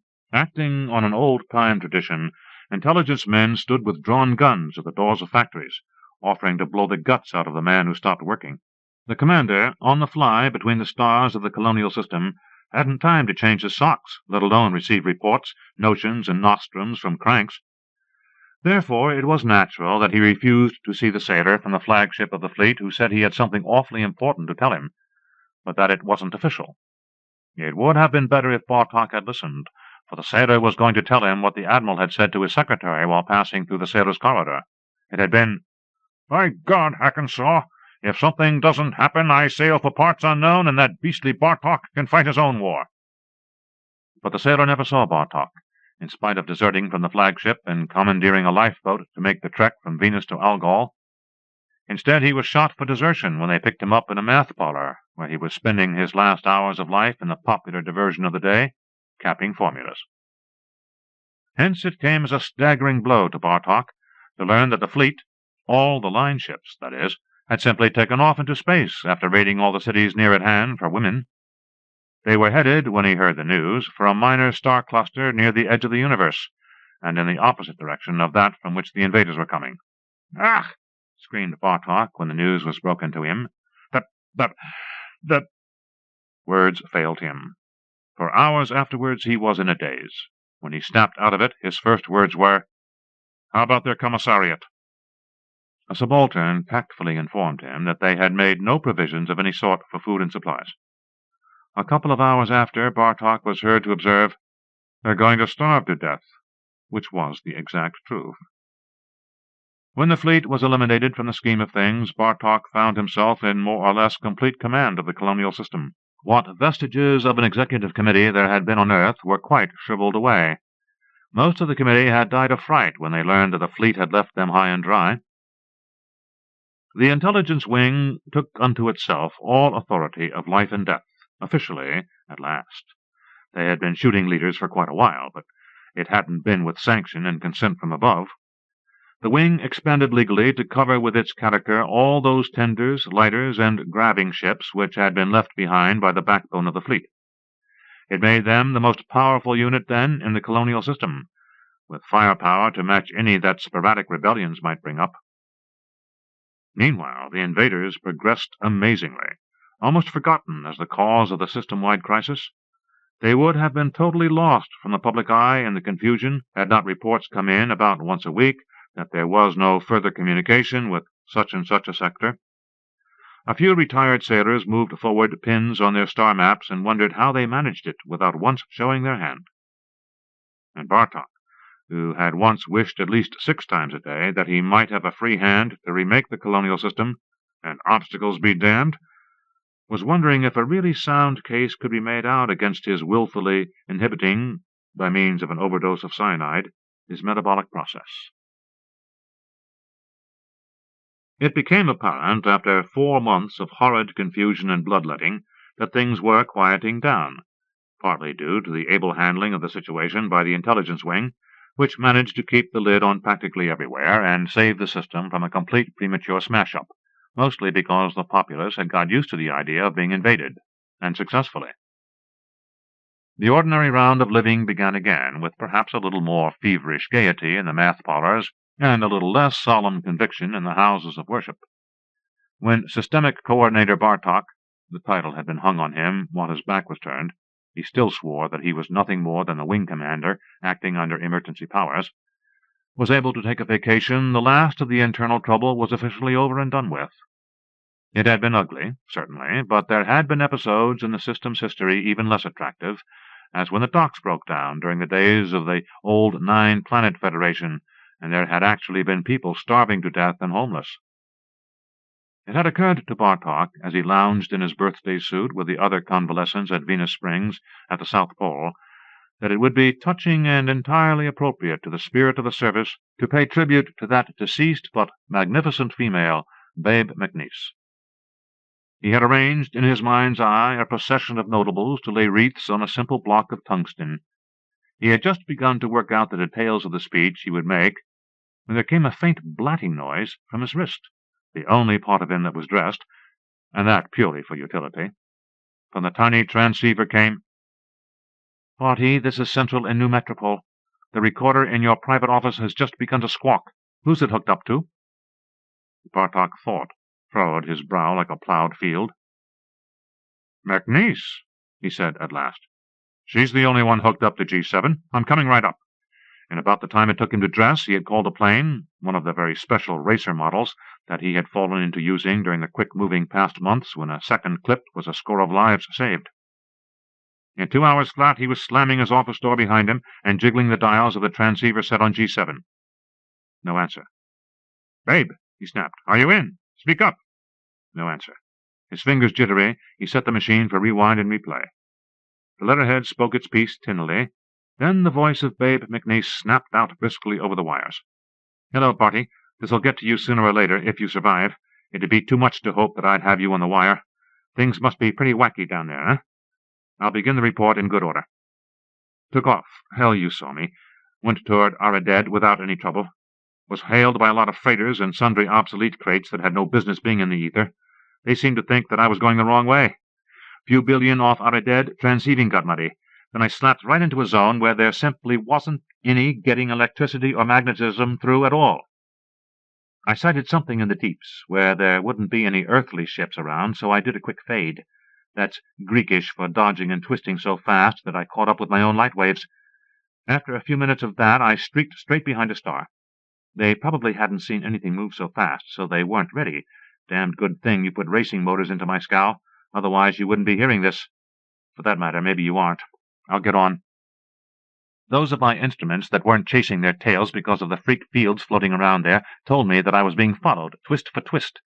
They had a tracer of some kind on me because they didn't know where I was, just where I was going, which isn't good. I stayed perfectly quiet, waiting for them to show up so I could shoot a torpedo at them. Show up they did. They had a funny craft party. Damned funny. It was open to space, just a skeleton ship, not very big either. 20 times my length, about. couldn't get any details, but there was something awfully peculiar about it. Anyway, I fired my torpedo, which was a mistake. It was a magnetic, and since the fields were thrown out of kilter, it buzzed around, skinned past me once, and lost itself in space. Then they got gay and began throwing things at me. Odd design, all of them. There was a skeleton shell, like their ship, that packed an awful wallop when it exploded on time, 1,000 to my starboard. And they have rays. Yes, honest-to-God rays, like you read about in the storybooks. Not having the experience of an Arne Munro or the ray screens of a Richard Seaton, also like you read about in the storybooks, I just ran like a scared rabbit. And then it occurred to me to open that mysterious package you handed me. I did so. What did I find? Another mysterious package inside it, with a note, "So you think this is a tough spot? Think it over again before opening this." It was a dirty trick, Barty, but it worked. I gave him the old one, too. 1 being a cloud of smoke thick enough to confuse any tracer, 2 being the space mines you so thoughtfully shoved onto my scow at the last moment over my protests that I didn't want to be a flying powder keg. I scattered the mines like birdshot through the fog, and later had the intense satisfaction of seeing the ship that was on my tail explode in several pieces. That must make the first blood for our side in this war. I figure that blood drawing saved my life for the moment, because exactly 3 hours later I was taken in tow by 5 more of their ships, same pattern and size. And that was where your little joke began to wear thin, because I opened the second box and found inside it another box and another note, which said, "And this too shall pass away. Don't open this one unless the going's really bad. Cheer up, the worst is yet to come. Who the hell do you think you are, Elbert Hubbard?" As I was saying, they must have taken me prisoner to find out how I managed to knock off one of their boys. I couldn't see a thing except the skeletons of the ships and buggy creatures crawling around on the beams. Disgusting sensation, really. They landed me on one of Arided's planets, considerately one with an atmosphere. I got out in cold blood. My God, Barty, you never saw such a place. I don't know what it was like before. The usual colony planet, I suppose, with labor barracks and factories and semi-detached homes. But what I saw! Towers, Barty, all towers, spiring into the heavens like mountain peaks. I'll swear that most of them went way above the atmosphere line. And there was machinery. The ground was solid with it, heaving pistons, reaction jets like volcanoes. You don't know what I'm talking about, Barty. You have to see it. I'm sneaking in these last words under very trying circumstances, undergoing what the tinny brutes call purification. I'm going to see the Master after being kept waiting for months, and whatever he decides to do with me goes on this world. The replay broke off. That was all. There weren't any sound effects, not even the customary strangled wail. And glad enough Bartok was for that. Apparently she had been caught using the transceiver, and it had been smashed. Bartok straightened himself out tiredly. He'd kept the world fairly well up while the invasion was going on. There were others capable to take over now that the real crisis was past, and there was nothing to do but wait for the taking over by whatever the incredibly soulless creatures were that could ray all the life of a planet out of existence without a qualm. He was getting old anyway. Time to make room for younger men. He might have a fling now as any time at applied mortality. He was going to build himself a cruiser and streak out to Arided and Babe. 3. His experience with the invaders was substantially the same as Babe's, though he reasoned, and correctly, that they would adjust for detection of a minefield laid in a smokescreen. Therefore he trotted out something so antiquated in concept that the invaders would surely have forgotten it if ever they had known the device. In the neighborhood of the first invasion port, the Star and Cygnus, he encountered the phenomena Babe had described, utterly scrambled fields. Experimentally, he held an electromagnet to a bit of steel. First there was no reaction, then the steel slid to the magnet. Then it hurled away from it like a bullet. Throughout his experiments he hadn't failed to keep a lookout. The chime that signaled foreign bodies rang just once, and he trotted out his modernized version of the ancient Greek fire, forerunner of explosives. He squirted the blazing stuff through his rear jets in a wide-open pattern, obscuring the sight of him more effectively than any fog cloud could have done. When his simpler instruments told him that the ship tailing him was quite lost in the Greek fire, he sprayed out a flock of tiny, powerfully explosive pellets. There was one blast, and it was all over. The tailing ship was dispersed through space, and whatever had been its crew was lost beyond repair. Having effected this, Bartok set his motors to idling in the direction of the invasion star and lit a cigarette, waiting in almost perfect calm to be detected and taken in tow. He did not have long to wait. There were half a dozen ships on him in 20 minutes. They clamped onto him what he realized must be the perfected tractor ray, so long celebrated in song and story, and never yet seen on any spaceway till now. As the tractors dragged him through space towards Arided, he inspected very closely the ships that were applying it. They were 6 in number. As Babe had said, they were remarkable for the fact that they were quite open, being no more than a power unit, around which was built a framework containing emplacements for weapons of all sorts and conditions. There were catwalks as well, up and down which scuttled nasty things about the size and very nearly the shape of men. Bartok was baffled by the metallic sheen of the things, when it hit him that they were robots. Damned clever, he mused.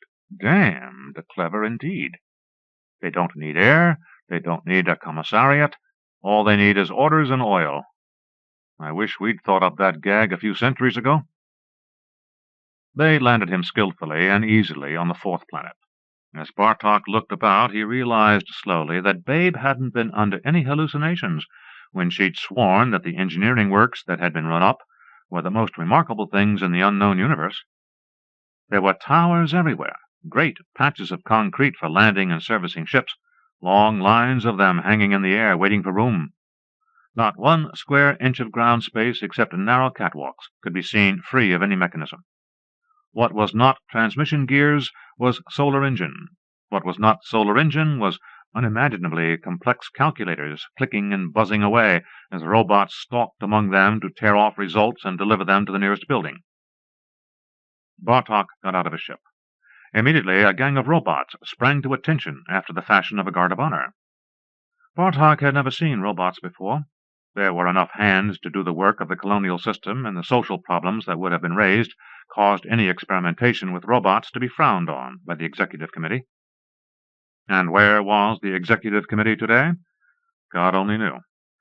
It was a very sure bet that if any of it was left, this residue would be mopped up by the despised and strictly forbidden mechanical men. Somebody had beaten the colonial system to the punch. But who could it be? Commander Bartok nearly swooned when a robot in command came up to him and said in perfect, though toneless, English, "Pray excuse this temporary detention, Wing Commander. I can assure you that it shall be terminated in a brief while." The brief while extended itself into 3 days before they would tell him what was going on. During that time he had the run of a delightful apartment which lacked only books and magazines for his comfort and relaxation. Apparently, to substitute for them, the robot-in-chief, or whoever was in charge, sent in robots whose specialty was brilliant conversation and repartee. On the 3rd day there entered the usual loquacious metal man. "Your bed is rumpled," he greeted Bartok. "I presume your feelings are the same at this opposite situation?" "Opposite," said Bartok, knowing from past experiences that the creature would explain some elaborately buried pun or double meaning in his greeting, which it did. There was some complex word-play with smoothing the way and weighing the smooth, likewise a series of faintly ribald jests concerning the metal men themselves. Bartok, bored though he was, could not but admire the intensive manner in which they went about working a subject, whether the unified field theory or the technique of the double take. He hadn't the ghost of a chance of holding up his own end of the conversation with this copper-plated specialist in the whimsical and amusing.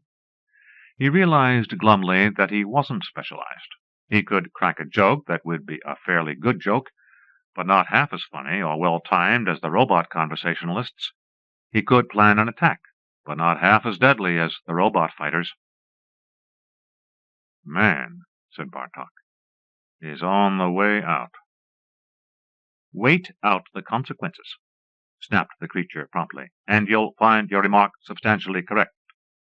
Man, too, is correct. or to put it differently, wrecked at the core. "Where did you learn English?" asked Bartok feebly. He still didn't know, and on the answer to that question hung, he felt, a great deal. But before the robot could make some horrible pun about where and wear out, one of the larger metal men entered, with a grave salutation to Bartok. "I," it said, "am Mathminder 817. Come with me, please. Subtend angularly this surd improperly vectorial."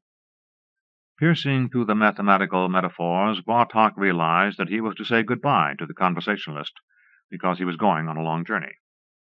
"It's been nice meeting you," he said helplessly. "Thanks," said the conversationalist, "and it's been nice metalling you." Another pun, worked in double reverse, surely a fitting note upon which to terminate the strange intellectual companionship of the cheerfully intent killer, Bartok, and the grimly humorous time-passer, Chatminder 3-2. In the corridor, the Mathminder volunteered. "Bartok, you unfortunate particle, you're going to investigate some teleology." "That being the science of first causes," brooked the commander. "Do you mean that at last I am getting to see your chief?" "Not chief. First cause, I think you said. Accelerate through this aperture." The robot's paw gently shoved him through a very heavy metal door. Bartok found himself face to face with a very young man. "Hello, kid," he said. "What brings you here? Captured?" "Sort of," admitted the boy. "You're Mr. Bartok, aren't you?" "Only in jest. Everybody calls me Barty." He was trying to put this young man at his ease. Presumably he was destined for the same ordeal as he. Prestige of the genus Homo demanded that he keep a stiff upper lip. "Okay, Barty. I suppose you know why you're here?" The commander stared in amazement. The boy had mounted a flight of steps to a throne-like affair that took up most of one wall. "I suppose you know why you're here?" "What?" "Son, who the hell are you?" The boy sagged down into the seat. "Unwilling master," he said, "of the most powerful army in the universe." "Barty!" screamed someone. "Babe!" Bartok screamed right back, catching the girl in midair as she hurled herself into his arms. After a few preliminaries, he demanded, "Now what goes on here?" "I'll introduce you," said Babe McNeese. "Barty, this is Peter Allister, from Capella. He's a bit young, 20, but he's all right. It's not his fault, any of it." "How can that be?" demanded the commander. "If you're their boss, do you know what your ships are doing?" The boy sagged deeper into the chair, a haunted look on his face. "I sure do," he said, "and I'd give my right arm to stop it. But they won't believe me. I made the things, but they won't believe me when I say I want them to stop their colonization." "You and who else?" asked Bartok. "You and who else made these billion or so robots?"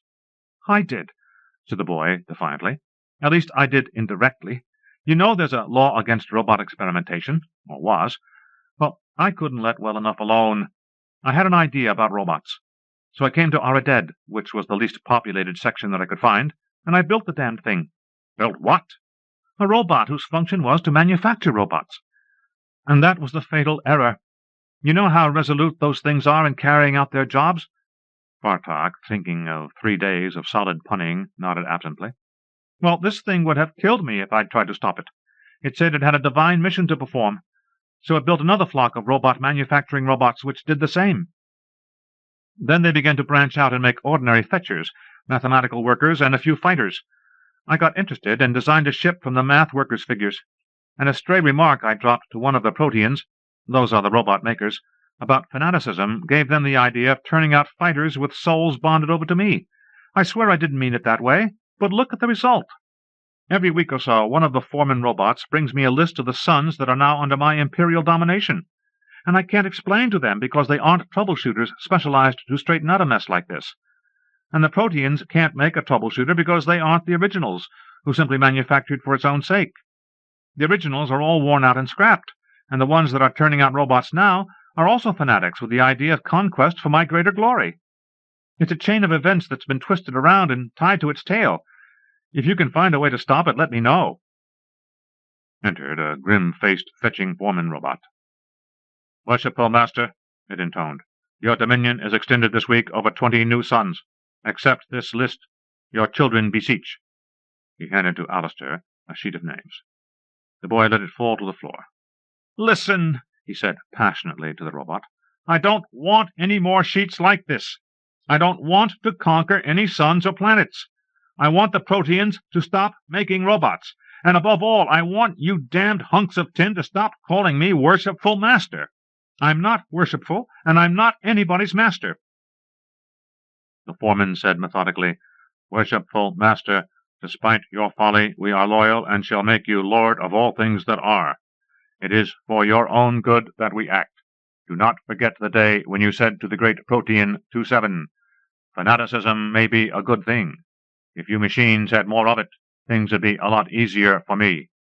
If I wanted, I could be master of a universe with you machines, given that touch of lunatic bravery."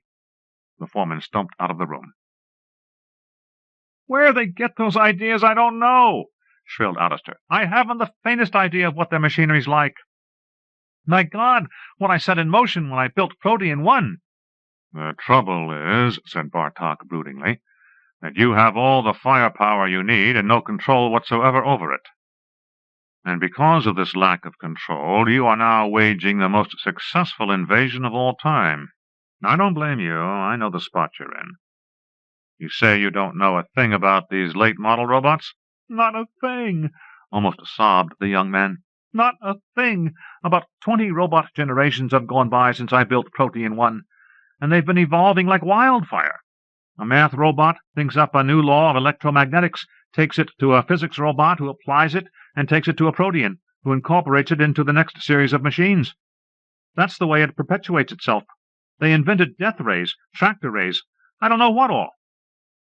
"You shouldn't have said fanaticism, son," worried Bartok. "That was the one concept that couldn't have been cancelled out by another suggestion, because a full-fledged fanatic brooks no obstruction whatsoever to achieve his aim.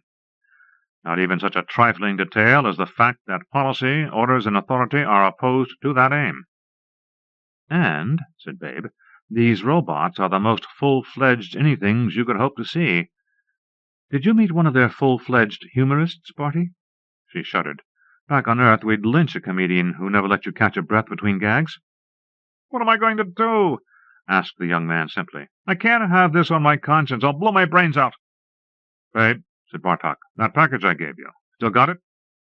"Yes, you old homespun philosopher." She produced the package. "How many more to go in this Chinese ring trick?" "Only one. Open it up." Curiously, she tore off the seals and read from the neatly printed card that was in the last of the boxes. "If you've given up hope, be ready to die. If you haven't, try misdirection." She stared at the commander. "And what is that supposed to mean?" "The purpose of the little boxes was simply to jog your imagination in tight spots.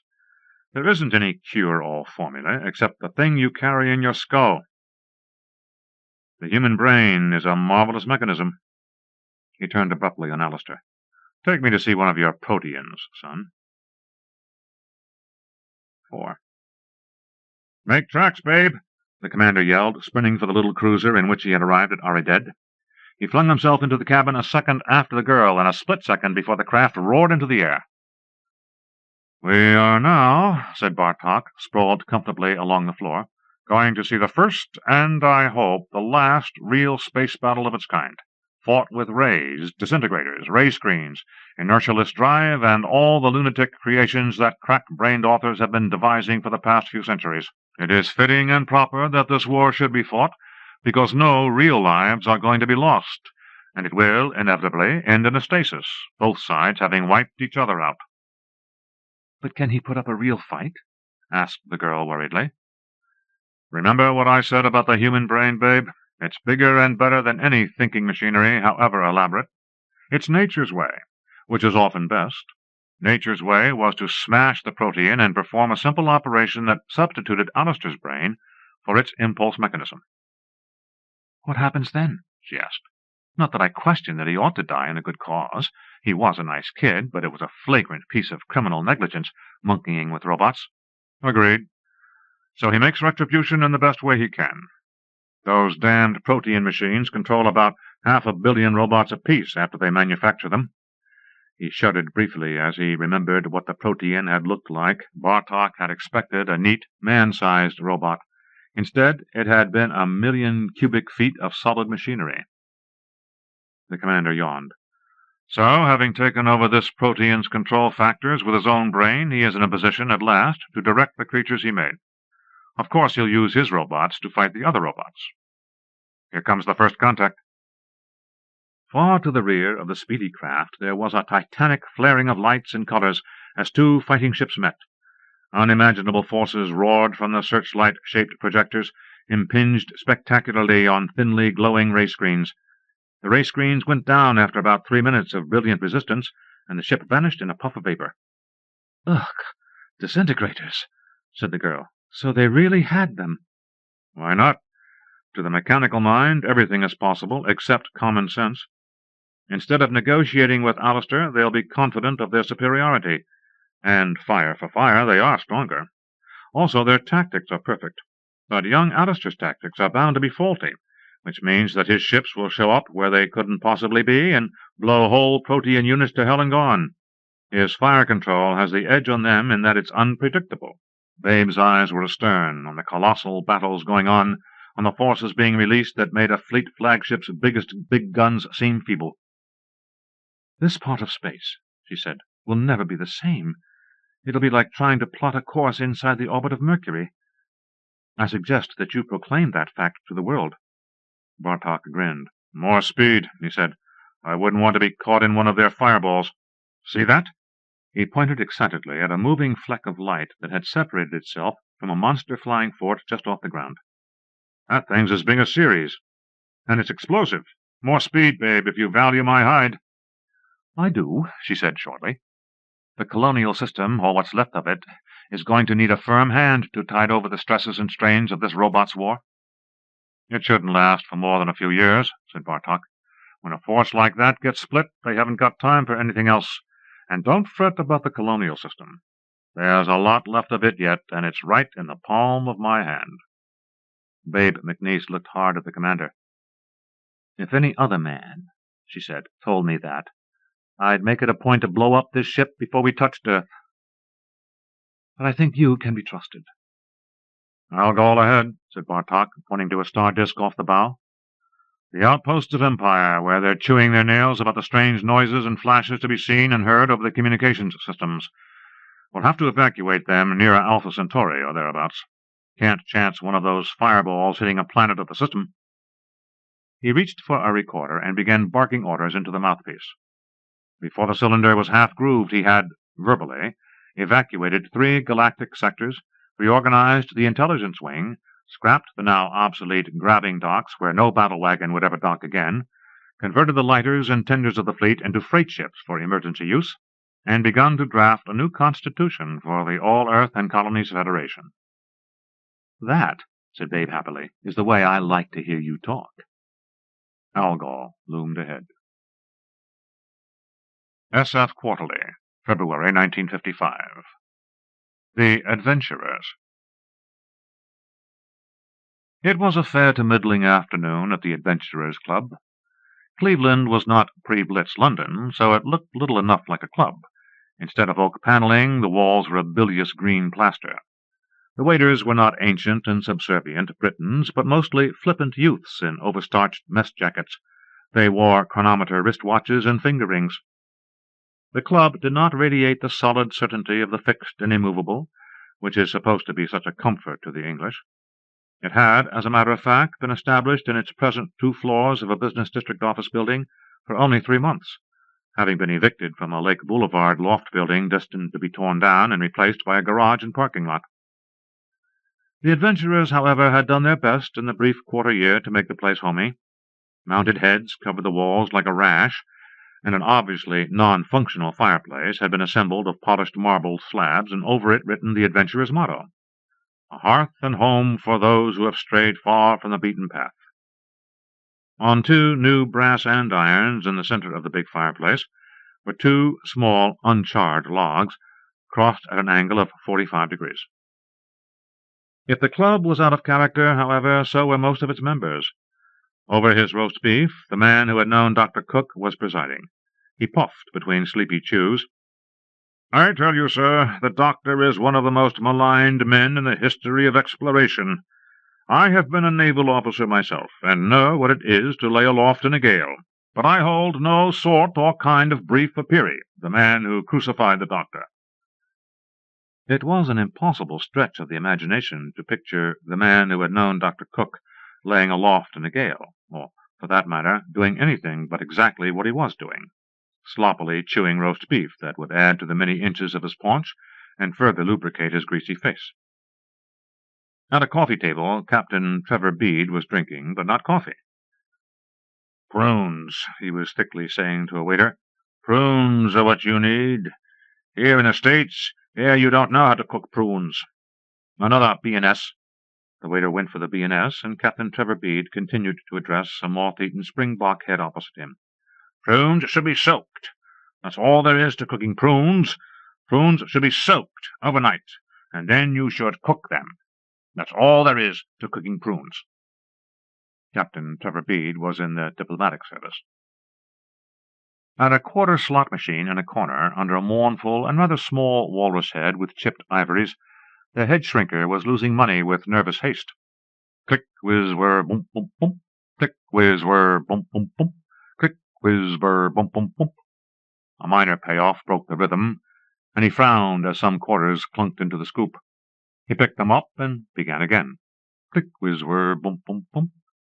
He had contributed one of the most unusual of the exhibits which filled a glass case against a wall, the doll-size, shrunken body of his 8-year-old son, born to him during his captivity by his Hivaro wife.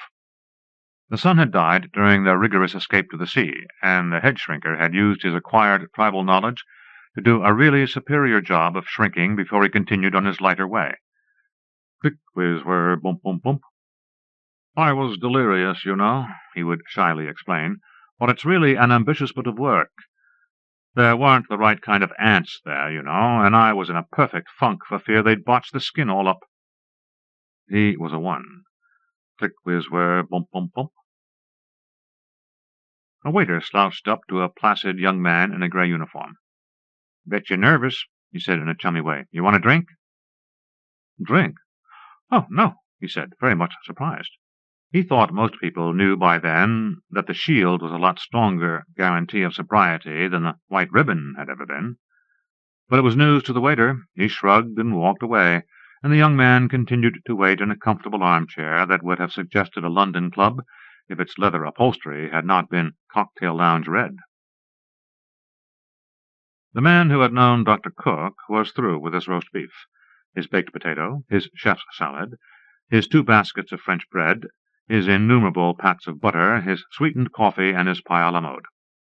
He wobbled over to the young man and said, "I think we're ready for you now, youngster. The committee room's back there." He followed him, and on the way the man collected Captain Trevor Bede, who shambled after like a bear in tweeds, and the head shrinker, who had finally lost all his quarters. The youth had met them at dinner the day before. The committee room had a long table and carved oak chairs with the names of late adventurers engraved on brass plates sunk into their backs. The man closed the door solemnly, wobbled to the head of the table, and wedged himself into an armchair. The others sat down, but the young man didn't know whether he was supposed to until the head shrinker cracked a nervous smile and jerked out the chair next to him. "It's quite all right, you know," he told him. "We don't stand on ceremony here." He sat down, and the man started. "I tell you, sir, it's good to see young blood about the old hearth and home again, and I venture to say there is none of us who has strayed as far from the beaten path as you, youngster." The idea surprised him. He'd never thought of it that way. He tried to explain. "That's very good of you, sir, but I wouldn't put it like that at all. In fact, I suppose I've stuck closer to beaten paths than anybody else here. Why, I wouldn't be here at all if I hadn't." "Paradox," grunted Captain Trevor Bede. "Let's have the rest of it and get on with the business." "It's no paradox, sir. Why, where would I be if I'd got any ideas of my own about the trajectory, instead of taking Plotnroom's word for it? I'd be nowhere, that's where I'd be, sir." "You needn't be modest with us, you know," said the nervous little head shrinker. "After all, Lieutenant, over the dinner-table we do like to keep ourselves within bounds." Here he shot a quick look at the man, who went red. But we're out to assess your qualifications for membership." "Yes, Lieutenant," said Captain Trevor Bede. "Now, if you'd be so good as to give us some idea of the perils of your explorations." He took out a pigskin notebook and pencil. That paralyzed the youth. "Well, Captain, they aren't really explorations, I guess. I just follow the plot on the table, keep her turned, you know, and then I set her down in the cradle. I generally sleep and play some handball until she's loaded up and ready to rip again. You should see that handball court they have up there at Luna 3. It's 3 times the right size, but you can really cover ground up there. Boy, can you hit some fancy shots."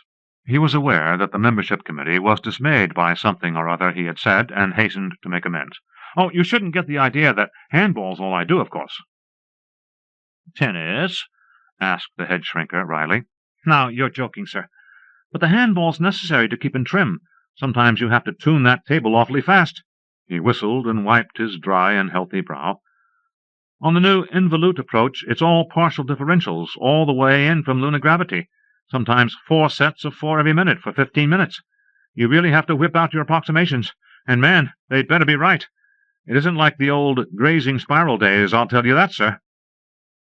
The man who had known Dr. Cook said, "You do mathematics up there, in the ship?" "I should say so," the young man told him enthusiastically. "Why, mathematics is all you've got up there. You can't see because the ports are closed.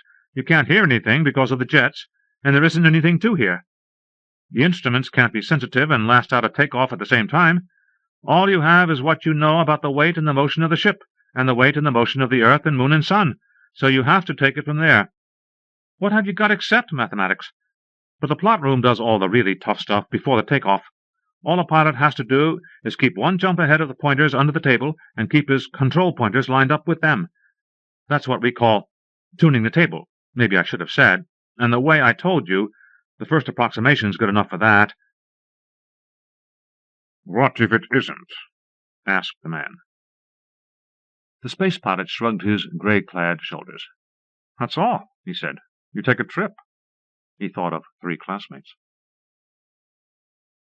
"If you were admitted," asked the captain, "you would, of course, take a club flag to the moon on one of your runs?" The young man looked troubled. "I'm afraid I couldn't do that, sir," he said. "You know, it takes an awful lot of money to get there and back. I'd never be able to justify it to the supercargo. I ferry heavy elements, after all. It's the job." He thought a moment. "But tell you what, Captain, I could take a microfilm of the flag. Wouldn't that be just as good?" Said the captain, who had planted his flag on Everest. "Well, you know," Said the head shrinker, who had planted his flag on a ridgepole deeper in Hivaro country than any other white man had ever gone. "Ugh," strangled the man who had known Dr. Cook. He had planted his flag at the North Pole, long before that hypothetical point was the Times Square of global air traffic. The captain asked bluntly, "What adventures have you had?" "Adventures?" asked the young man. "Well, sir, the way I look at it, it's like this. People don't have adventures anymore. If they do, they don't live to tell about it. You see, we're all so tied up and meshed together in a thing like the moon run. If one man makes a mistake, then he can make up for it himself. That's what you call an adventure. Doing something wrong and having it come out all right anyway because you used your head. But up there, well, if I do something wrong, then it's out of my hands right away, and I can't expect plot room, by dumb luck, to compensate for just that mistake of mine, can I? No, sir. The way it looks to me, adventure is just about washed up, if you'll pardon me saying so." The head shrinker said flatly, "Mr. Chairman, I move that the examination be closed and the candidates' qualifications be voted on." He turned apologetically to the young man. "You'll have to leave now, you know, while we make up our minds." "Oh, sure," said the space pilot. "And thank you, gentlemen, for a very interesting discussion." He walked out and carefully closed the door behind him. "If he joins," said Captain Trevor Bede immediately and explosively, "we'll all have to resign at once. Doing something wrong and having it come right anyway?" "Move to reject the candidate," said the head shrinker. "Question?" "Aye." "Aye." "Carried," sighed the man. They sat in silence while he rang for a waiter. He told the man, Please inform Space Service Lieutenant Allen that the committee had regretfully been compelled to ask him to withdraw his application for membership. Yes, sir, said the waiter. Outside, he said to the young man in gray, No dice, Lieutenant. They turned you down. Well, thanks, said the lieutenant regretfully. He walked slowly from the club, looking his last on the mounted heads and the case of curios and the unlit fire. The members were awfully old-fashioned, he thought, but it would have been such a handy place to have lunch on Earth, when he happened to find a breathing spell from the dull routine of his occupation. Stirring Science Stories, June 1941, as by S.D. Gottesman. Kazam Collects. Hail, jewel in the lotus, half-whispered the stringy brown person. His eyes were shut in holy ecstasy, his mouth pursed as though he were tasting the sweetest fruit that ever grew. Hail, jewel in the lotus, mumbled back 100 voices in a confused backwash of sound. The stringy brown person turned and faced his congregation. He folded his hands. Children of Hagar, he intoned. His voice was smooth as old ivory and had a mellow sheen about it. Children of Hagar, you who have found delight and peace in the bosom of the elemental, the eternal, the unknowingness that is without bounds, make peace with me. You could tell by his very voice that the words were capitalized. Let our word, intoned the stringy brown person, be spread. Let our will be brought about. Let us destroy. Let us mold. Let us build. Speak low and make your spirits white as Hagar's beard. With a reverent gesture, he held before them 2 handfuls of an unattached beard that hung from the altar.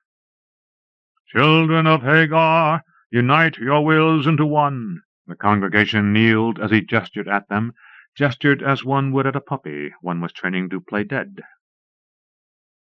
The meeting hall, or rather temple, of the cult of Hagar was on the 3rd floor of a little building on East 59th Street, otherwise almost wholly unused. The hall had been fitted out to suit the sometimes peculiar requirements of the unguessable will-mind urge of Hagar Inscrutable. That meant that there was gilded wood everywhere there could be, and strips of scarlet cloth hanging from the ceiling in circles of 5. There was, you see, a sanctified ineffability about the unequal lengths of the cloth strips. The faces of the congregation were varying studies in rapture. As the stringy brown person tinkled the bell, they rose and blinked absently at him as he waved a benediction and vanished behind a door covered with chunks of gilded wood. The congregation began to buzz quietly. Well, demanded one of another, what did you think of it? I don't know. Who's he, anyway? A respectful gesture at the door covered with gilded wood. Kazam's his name. They say he hasn't touched food since he saw the ineluctable modality. What's that? Pitying smile. You couldn't understand it just yet. Wait till you've come around a few more times. Then maybe you'll be able to read his book, The Unraveling. After that you can tackle the Isba Kajlunk that he found in the Siberian ice. It opened the way to the ineluctable modality, but it's pretty deep stuff, even for me. They filed from the hall, buzzing quietly, dropping coins into a bowl that stood casually by the exit. Above the bowl hung from the ceiling strips of red cloth in a circle of 5. The bowl, of course, was covered with chunks of gilded wood. Beyond the door, the stringy brown man was having a little trouble. Detective Fitzgerald would not be convinced. In the first place, said the detective, you aren't licensed to collect charities. In the second place, this whole thing looks like fraud and escheatment. In the third place, this building isn't the dwelling, and you'll have to move that cot out of here. He gestured disdainfully at an army collapsible that stood by the battered roll-top desk. Detective Fitzgerald was a big, florid man who dressed with exquisite neatness. I am sorry, said the stringy brown man. What must I do? Let's begin at the beginning. The Constitution guarantees freedom of worship, but I don't know if they meant something like this. Are you a citizen? No. Here are my registration papers. The stringy brown man took them from a cheap new wallet. Born in Persia. Name's Joseph Kazam. Occupation, scholar. How do you make that up? It's a good word, said Joseph Kazam with a hopeless little gesture. Are you going to send me away? Deport me? I don't know, said the detective thoughtfully. If you register your religion at City Hall before we get any more complaints, it'll be all right. Ah, breathed Kazam. Complaints? Fitzgerald looked at him quizzically. We got one from a man named Rooney, he said. Do you know him? Yes. Rooney Sarif is his real name. He has hounded me out of Norway, Ireland, and Canada, wherever I try to re-establish the cult of Hagar. Fitzgerald looked away. I suppose, he said matter-of-factly, you have lots of secret enemies plotting against you. Kazam surprised him with a burst of rich laughter. I have been investigated too often, grinned the Persian, not to recognize that one. You think I'm mad? No, mumbled the detective, crestfallen. I just wanted to find out. Anybody running a nut cult's automatically reserved a place in Bellevue. Forget it, sir. I spit on the cult of Hagar. It is my livelihood, but I know better than any man that it is a mockery. Do you know what our highest mystery is? The ineluctable modality. Kazam sneered. That's choice, said Fitzgerald with a grin. You have a sense of humor, Mr. Kazam. That's a rare thing in the religious. Please, said Joseph Kazam, don't call me that. I am not worthy. The noble, sincere men who work for their various faiths are my envy. I have seen too much to be one of them. Go on, said Fitzgerald, leaning forward. He read books, this detective, and dearly loved an abstract discussion. The Persian hesitated. I, he said at length, am an occult engineer. I am a man who can make the hidden forces work. Like staring a leprechaun in the eye till he finds you a pot of gold? Suggested the detective with a chuckle. One manifestation, said Kazam calmly. Only one. Look, said Fitzgerald, they still have that room in Bellevue. Don't say that in public. Stick to the ineluctable modality if you know what's good for you. Said the Persian regretfully. He's working on you. The detective looked around the room. Meaning who? He demanded. Rooney Sarif. He's trying to reach your mind and turn you against me. Baloney, said Fitzgerald coarsely. You get yourself registered as a religion in 24 hours, then find yourself a place to live. I'll hold off any charges of fraud for a while. Just watch your step. He jammed a natty Homburg down over his sandy hair and strode pugnaciously from the office. Joseph Kazam sighed. Obviously, the detective had been disappointed. That night, in his bachelor's flat, Fitzgerald tossed and turned uneasily on his modern bed. Being blessed with a sound digestion, able to cope even with a steady diet of chain restaurant food and the soundest of consciences, the detective was agitated profoundly by his wakefulness. Being, like all bachelors, a cautious man, he hesitated to dose himself with the veronal he kept for occasions like this, few and far between though they were. Finally, as he heard the locals pass one by one on the L a few blocks away, and then heard the first express of the morning, with its higher-pitched bickering of wheels and quicker vibration against the track, he stumbled from bed and walked dazedly into his bathroom, fumbled open the medicine chest. Only when he had the bottle and had shaken 2 pills into his hand did he think to turn on the light. He pulled the cord and dropped the pills in horror. They weren't the veronal at all, but an old prescription which he had thriftily kept till they might be of use again.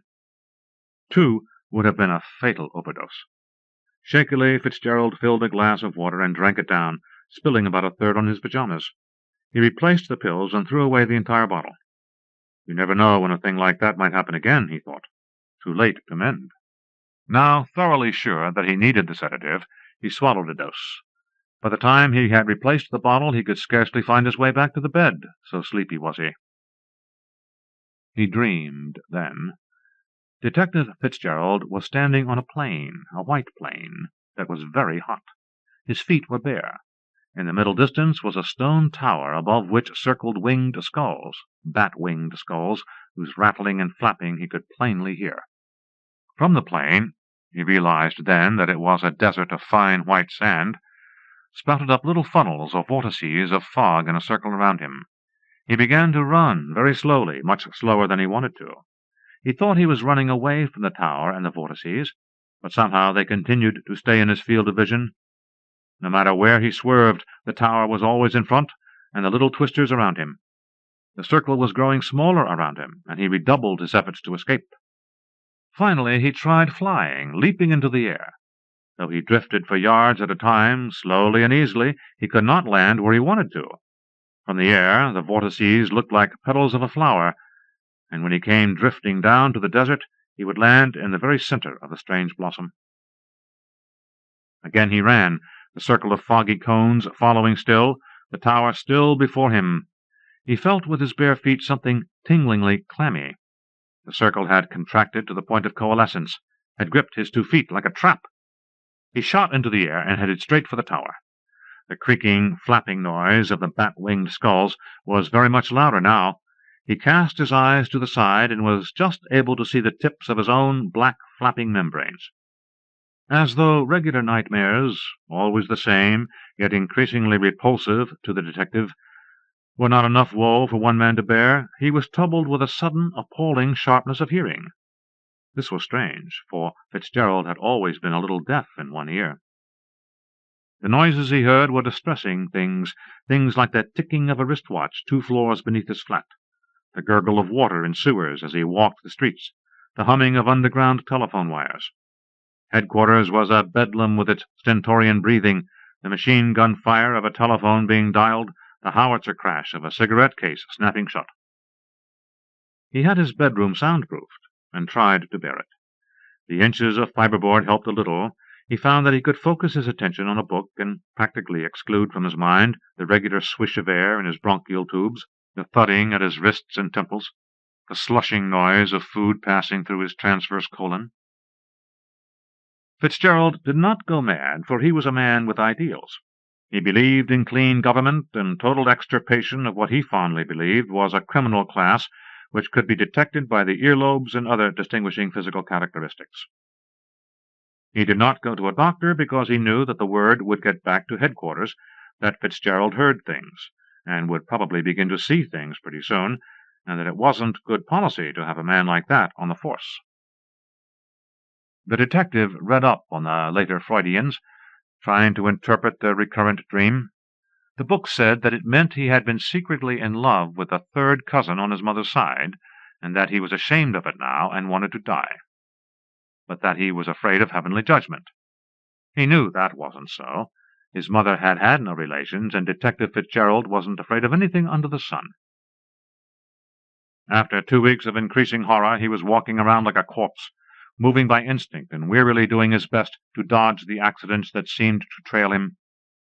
It was then that he was assigned to check on the cult of Hagar. The records showed that they had registered at City Hall, but records don't show everything. He walked in on the cult during a service and dully noted that its members were more prosperous in appearance than they had been, and that there were more women present. Joseph Kazam was going through precisely the same ritual that the detective had last seen. When the last bill had fallen into the pot covered with gilded wood, and the last dowager had left, Kazam emerged and greeted the detective. "Fitzgerald," he said, "you damned fool, why didn't you come to me in the first place?" "For what?" asked the detective, loosening the waxed cotton plugs in his ears. The stringy brown man chuckled. "Your friend Rooney's been at work on you. You hear things. You can't sleep, and when you do—" "That's plenty," interjected Fitzgerald. "Can you help me out of this mess I'm in?" "Nothing to it. Nothing at all. Come into the office." Dully, the detective followed, wondering if the cot had been removed. The ritual that Kazam performed was simple in the extreme, but a little revolting. The mucky aspects of it Fitzgerald completely excused when he suddenly realized that he no longer heard his own blood pumping through his veins, and that the asthmatic wheeze of the janitor in the basement was now private to the janitor again. "How does it feel?" asked Kazam concernedly.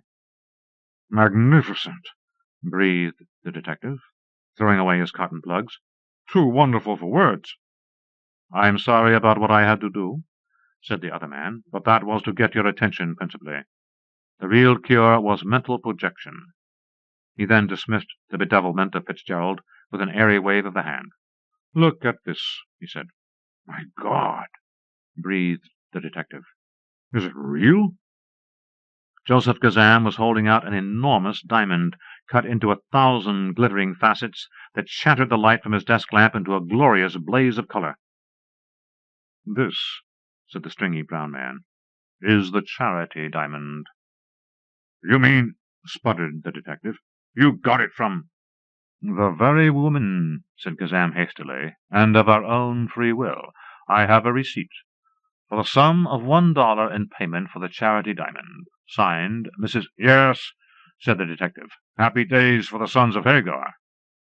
Is this what you've been waiting for? This, said Kazam, curiously turning the stone in his hand, is what I've been hunting over all the world for years. And only by starting a nut cult could I get it. Thank God it's legal. What are you going to do now? Asked the detective. Use the diamond for a little trip. You will want to come along, I think. You'll have a chance to meet your Mr. Rooney. Lead on, said Fitzgerald. After the past 2 weeks, I can stand anything. Very well. Kazam turned out to the desk lamp. It glows, whispered Fitzgerald. He was referring to the diamond, over whose surface was passing an eerie blue light, like the invisible flame of anthracite. I'd like you to pray for success, Mr. Fitzgerald, said Kazam. The detective began silently to go over his brief stock of prayers. He was barely conscious of the fact that the other man was mumbling to himself and caressing the diamond with long, wiry fingers. The shine of the stone grew brighter yet. Strangely, though, it did not pick out any of the details of the room. Then Kazam let out an ear-splitting howl. Fitzgerald winced, closing his eyes for just a moment. When he opened them, he began to curse in real earnest. You damned rotter, he cried, taking me here? The Persian looked at him coldly and snapped, Easy, man. This is real. Look around you. The detective looked around and saw that the tower of stone was rather far in the distance, farther than in his dreams usually. He stooped and picked up a handful of the fine white desert sand, let it run through his fingers. How did you get us here? He asked hoarsely. Same way I cured you of Rooney Sarif's curse. The diamond has rare powers to draw the attention. Ask any jewel thief. This one, being enormously expensive, is so completely engrossing that unsuspected powers of concentration are released. That, combined with my own sound knowledge of a particular traditional branch of psychology, was enough to break the walls down which held us pent to East 59th Street. The detective was beginning to laugh, flatly and hysterically. I come to you hag-ridden. You first cure me, and then plunge me twice as deep into hell, Kazam. What's the good of it?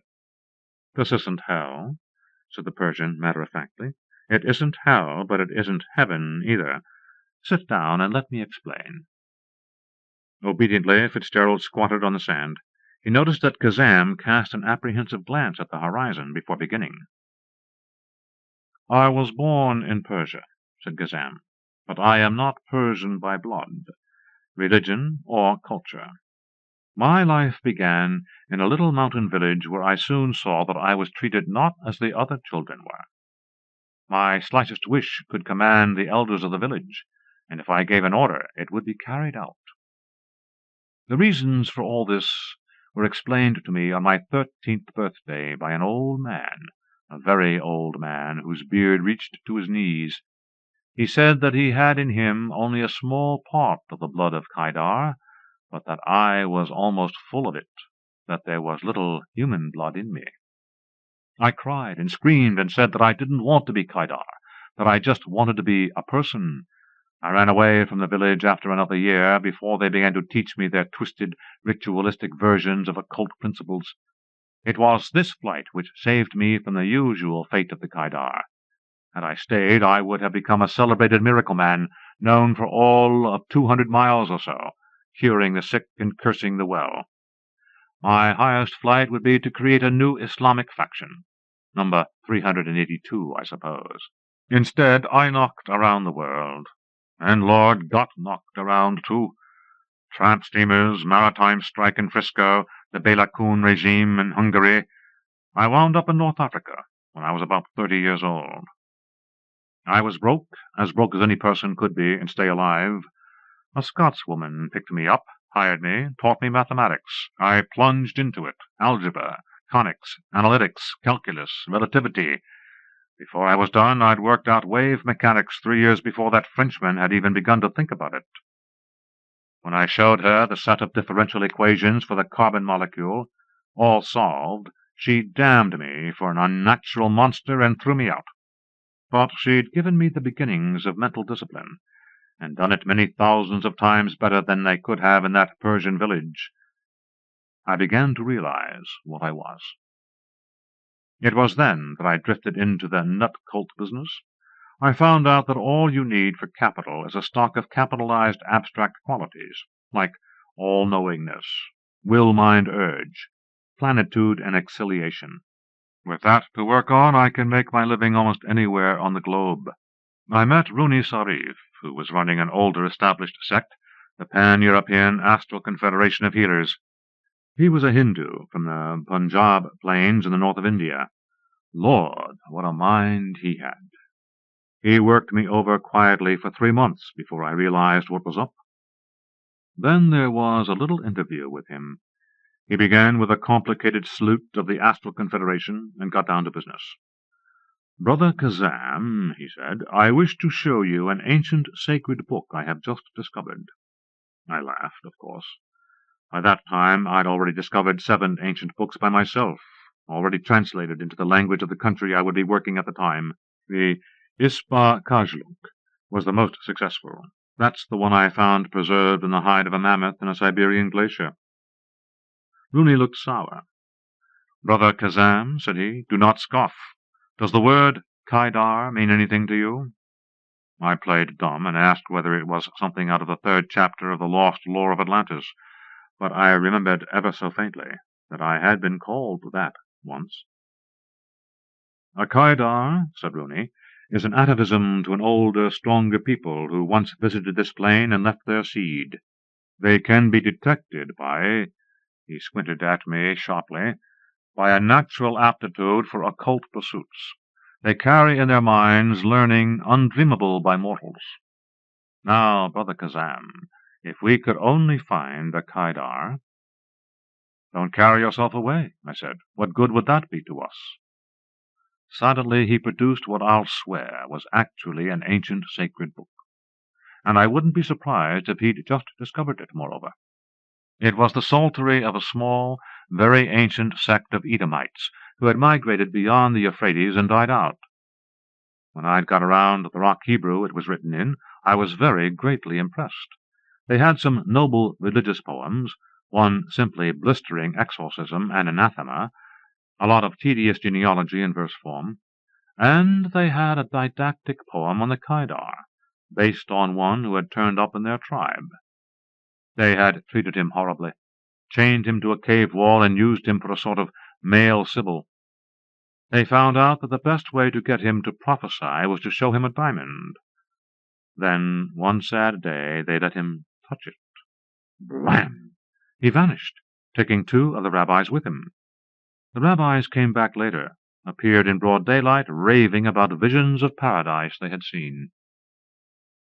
I quite forgot about the whole affair. At that time I was obsessed with the idea that I would become the Rockefeller of occultism, get disciples, train them carefully, and spread my cult. If Mohammed could do it, why not I? To this day I don't know the answer. While I was occupying myself with grandiose daydreams, Rooney was busily picking over my mind. To a natural cunning and a fantastic ability to concentrate, he added what I unconsciously knew, finally achieving adequate control of many factors. Then he stole a diamond, I don't know where, and vanished. One presumes he wanted to have that paradise that the rabbis told of for his very own. Since then he has been trying to destroy me, sending out messages, dominating other minds on the earthly plane, if you will excuse the jargon, to that end. He reached you, Fitzgerald, through a letter he got someone else to write in post. Then, when you were located and itemized, he could work on you directly. You failed him, and he, fearing I would use you, tried to destroy you by heightening your sense of hearing and sending you visions nightly of this plane. It would destroy any common man. We are very fortunate that you are extraordinarily tough in your psychological fiber. Since then I have been dodging Rooney Sarif, trying to get a diamond big enough to send me here through all the barriers he has prepared against my coming. You helped me very greatly. Again Kazam cast an apprehensive look at the horizon. The detective looked around slowly. "Is this a paradise?" he asked. "If so, I've been seriously misled by my Sunday school teachers." He tried weakly to smile. "That is one of the things I don't understand, yet," said the Persian, "and this is another unpleasantness which approaches." Fitzgerald stared in horror at the little spills of fog which were upending themselves from the sand. He had the ghastly, futile dream sensation again. "Don't try to get away from them," snapped Kazam. "Walk at the things." He strode directly and pugnaciously at one of the little puffs, and it gave way before him, and they were out of the circle. "That was easy," said the detective weakly. Suddenly before them loomed the stone tower. The winged skulls were nowhere to be seen. Sheer into the sky reared the shaft, solid and horribly hewn from grey granite, rough-finished on the outside. The top was shingled to a shallow cone, and embrasures were black slots in the wall. Then, Fitzgerald never knew how, they were inside the tower, in the great round room at its top. The winged skulls were perched on little straggling legs along a golden rail. Aside from the flat blackness of their wings, all was crimson and gold in that room. There was a sickly feeling of decay and corruption about it, a thing that sickened the detective. Hectic blotches of purple marked the tapestries that hung that circular wall, blotches that seemed like the high spots in rotten meat. The tapestries themselves the detective could not look at again after one glance. The thing he saw, sprawling over a horde of men and women, drooling flame on them, a naked figure still between its jaws, colossal, slimy paws on a little heap of human beings, was not a pretty sight. Light came from flambeaux in the wall, and the torches cast a sickly, reddish-orange light over the scene. Thin curls of smoke from the sockets indicated an incense. And lastly, there was to be seen a sort of divan, heaped with cushions in fantastic shapes. Reclining easily on them was the most grotesque, abominable figure Fitzgerald had ever seen. It was a man, had been once, but incredible incontinence had made the creature gross and bloated with what must have been 400 pounds of fat. Fat swelled out the cummerbund that spanned the enormous belly. Fat welted out the cheeks so that the ears of the creature could not be seen beneath the embroidered turban. Gouts of fat rolled in a blubbery mass about the neck like the wattles of a dead cockerel. "Ah!" hissed Joseph Kazam. "Rooney Sarif." He drew from his shirt a little sword, or big knife, from whose triangular blade glinted the light of the flambeaux. The suety monster quivered as though maggots were beneath his skin. In a voice that was like the sound a butcher makes when he tears the fat belly from a hog's carcass, Rooney Sarif said, Go back where you came from." There was no beginning or ending to the speech. It came out between short, grunting gasps for breath. Kazam advanced, running a thumb down the knife blade. The monster on the divan lifted a hand that was like a bunch of sausages. The nails were a full half-inch below the level of the skin. Afterwards, Fitzgerald assured himself that the hand was the most repellent aspect of the entire affair. With creaking, flapping wing-strokes, the skulls launched themselves at the Persian, their jaws clicking stonily.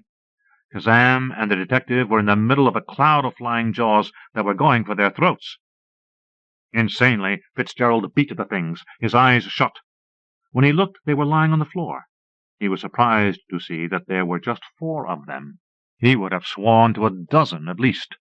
and they all four bore the same skillfully delivered slash mark of Kazam's knife. There was a low, choking noise from the monster on the divan. As the detective stared, Kazam stepped up the first of the 3 shallow steps leading to it. What followed, Detective Fitzgerald could never disentangle. Continuing with Kazam Collects on page 370. The lights went out, yet he could plainly see. He saw that the monstrous Rooney Sarif had turned into a creature such as he had seen on the tapestry, and he saw that so had Kazam, save that the thing which was the Persian carried in one paw a blade.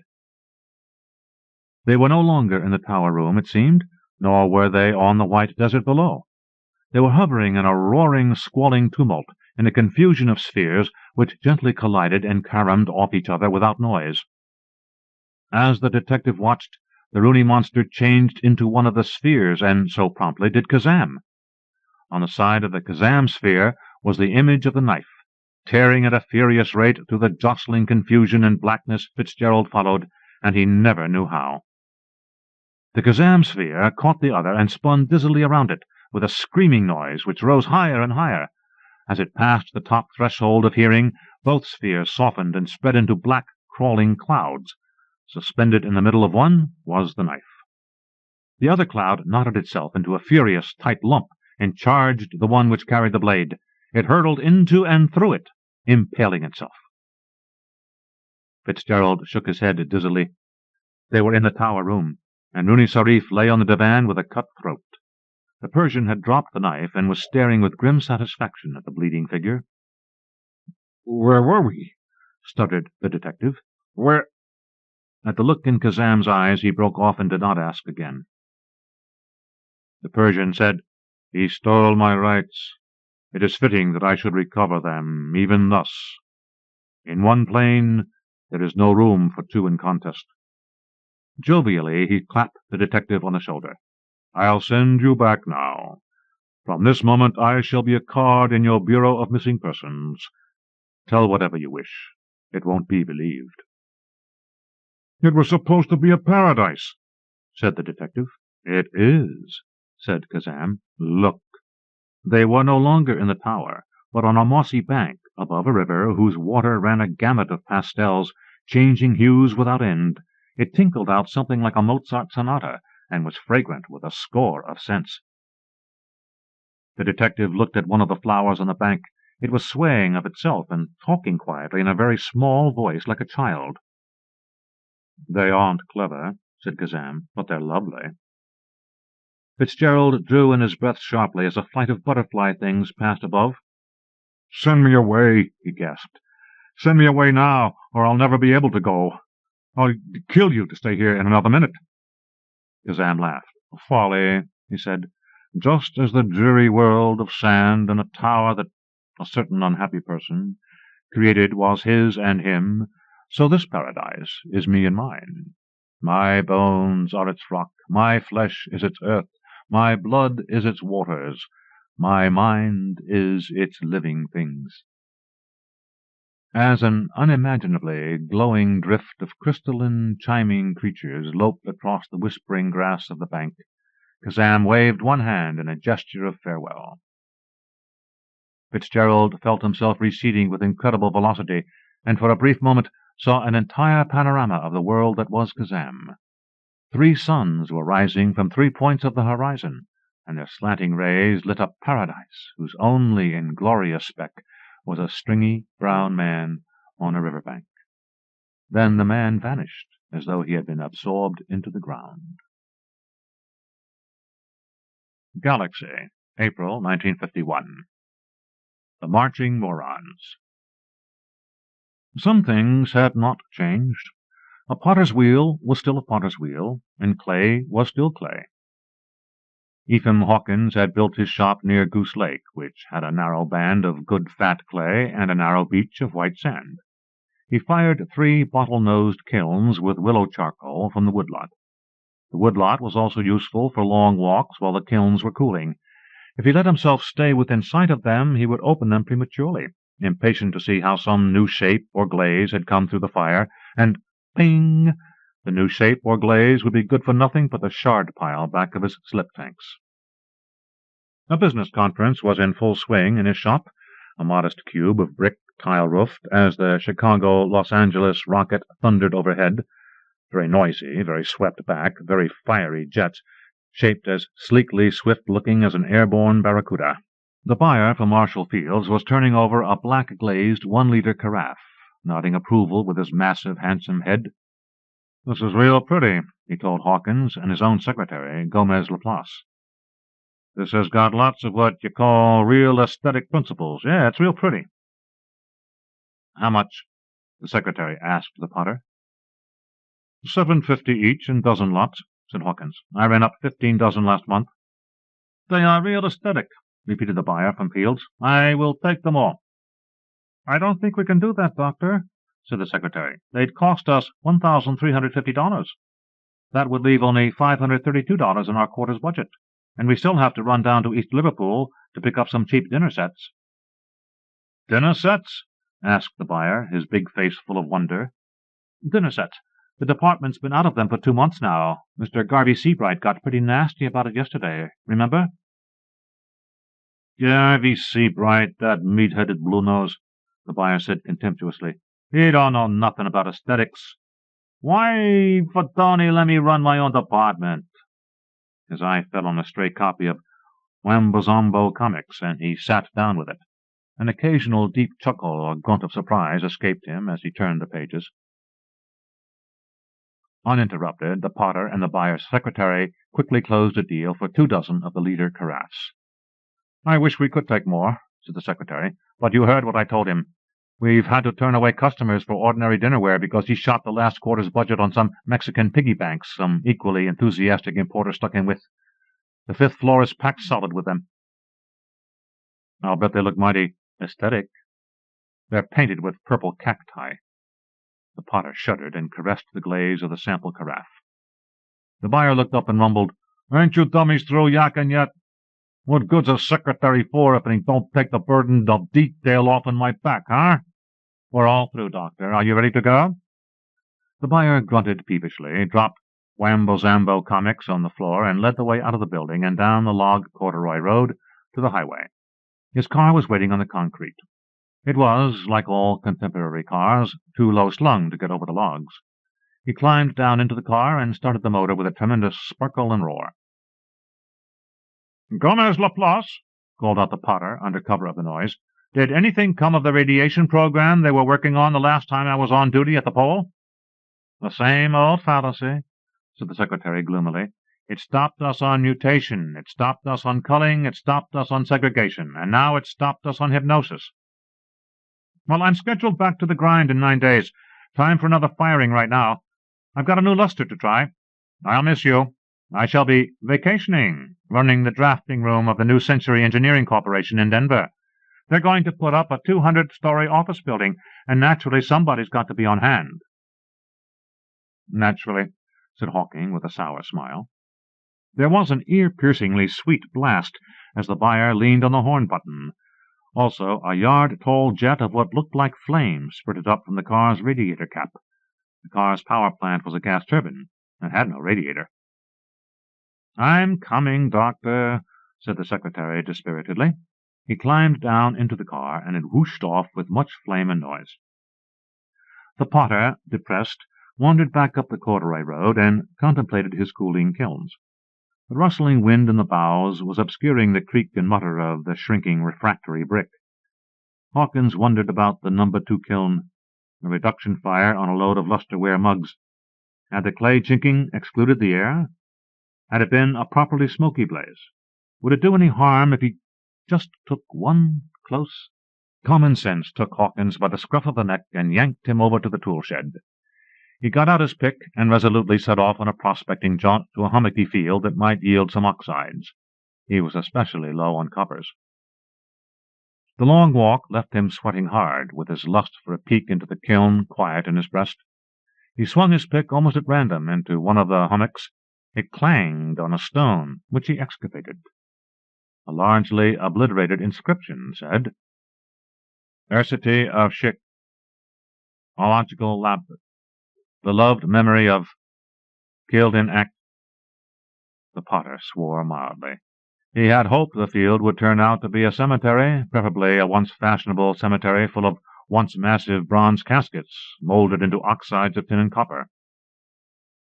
Well, hell, maybe there was some around anyway. He headed lackadaisically for the second largest hillock and sliced into it with his pick. There was a stone to undercut and topple into a trench, and then the potter was very glad he'd stuck at it. His nostrils were filled with a bitter smell, and the dirt was tinged with the exciting blue of copper salts. The pick went clang. Hawkins, puffing, pried up a stainless steel plate that was quite badly stained and was also marked with incised letters. It seemed to have pulled loose from rotting bronze. There were rivets on the back that brought up flakes of green patina. The potter wiped off the surface dirt with his sleeve, turned it to catch the sunlight obliquely, and read, Honest John Barlow. Honest John, famed in university annals, represents a challenge which medical science has not yet answered, revival of a human being accidentally thrown into a state of suspended animation. In 1988, Mr. Barlow, a leading Evanston real estate dealer, visited his dentist for treatment of an impacted wisdom tooth. His dentist requested and received permission to use the experimental anesthetic cycloparademethanol B7, developed at the university. After administration of the anesthetic, the dentist resorted to his drill. By freakish mischance, a short circuit in his machine delivered 220 volts of 60-cycle current into the patient. In a damage suit instituted by Mrs. Barlow against the dentist, the university, and the makers of the drill, a jury found for the defendants. Mr. Barlow never got up from the dentist's chair and was assumed to have died of poisoning, electrocution, or both. Morticians preparing him for embalming discovered, however, that their subject was, though certainly not living, just as certainly not dead. The university was notified, and a series of exhaustive tests was begun, including attempts to duplicate the trance state on volunteers. After a bad run of 7 cases which ended fatally, the attempts were abandoned. Honest John was long an exhibit at the University Museum, and livened many a football game as mascot of the university's Blue Crushers. The bounds of taste were overstepped, however, when a pledge to Sigma Delta Chi was ordered in 03 to kidnap Honest John from his loosely guarded glass museum case and introduce him into the Rachel Swanson Memorial Girls' Gymnasium shower room. On May 22, 2003, the University Board of Regents issued the following order. By unanimous vote, it is directed that the remains of Honest John Barlow be removed from the University Museum and conveyed to the University's Lieutenant James Scott III Memorial Biological Laboratories, and there be securely locked in a specially prepared vault. It is further directed that all possible measures for the preservation of these remains be taken by the laboratory administration, and that access to these remains be denied to all persons except qualified scholars authorized in writing by the Board. The Board reluctantly takes this action in view of recent notices and photographs in the nation's press, which, to say the least, reflect but small credit upon the university. It was far from his field, but Hawkins understood what had happened, an early and accidental blundering onto the bare bones of the Levantman shock anesthesia, which had since been replaced by other methods. To bring subjects out of Levantman shock, you let them have a squirt of simple saline in the trigeminal nerve. Interesting. And now about that bronze. He heaved the pick into the rotting green salts, expecting no resistance, and almost fractured his wrist. Something down there was solid. He began to flake off the oxides. A half-hour of work brought him down to phosphor bronze, a huge casting of the almost incorruptible metal. It had weakened structurally over the centuries. He could fit the point of his pick under a corroded boss and pry off great creaking and grumbling striae of the stuff. Hawkins wished he had an archaeologist with him, but didn't dream of returning to his shop and calling one to take over the find. He was an all-around man, by choice and in his free time, an artist in clay and glaze, by necessity an automotive, electronics, and atomic engineer, who could also swing a project in traffic control, individual and group psychology, architecture, or tool design. He didn't yell for a specialist every time something out of his line came up. There were so few with so much to do. He trenched around his find, discovering that it was a great brick-shaped bronze mass with an excitingly hollow sound. A long strip of mouldering metal from one of the long vertical faces pulled away, exposing red dust that went whoosh and was sucked into the interior of the mass. It had been de-aired, thought Hawkins, and there must have been an inner jacket of glass which had crystallized through the centuries and quietly crumbled at the first clang of his pick. He didn't know what a vacuum would do to a subject of Levantman shock, but he had hopes, nor did he quite understand what a real estate dealer was, but it might have something to do with pottery, and anything might have a bearing on topic number 1. He flung his pick out of the trench, climbed out, and set off at a dog-trot for his shop. A little rummaging turned up a hypo, and there was a plastic container of salt in the kitchen. Back at his dig, he chipped for another half-hour to expose the juncture of lid and body. The hinges were hopeless. He smashed them off. Hawkins extended the telescopic handle of the pick for the best leverage, fitted its point into a deep pit, set its built-in fulcrum, and heaved. 5 more heaves, and he could see inside the vault what looked like a dusty marble statue. 10 more, and he could see that it was the naked body of honest John Barlow, Evanston real estate dealer, uncorrupted by time. The potter found the apex of the trigeminal nerve with his needle's point and gave him 60 cc's. In an hour, Barlow's chest began to pump. In another hour, he rasped, "Did it work?" "Did it?" muttered Hawkins. Barlow opened his eyes and stirred, looked down, turned his hands before his eyes. "I'll sue!" he screamed. "My clothes! My fingernails!"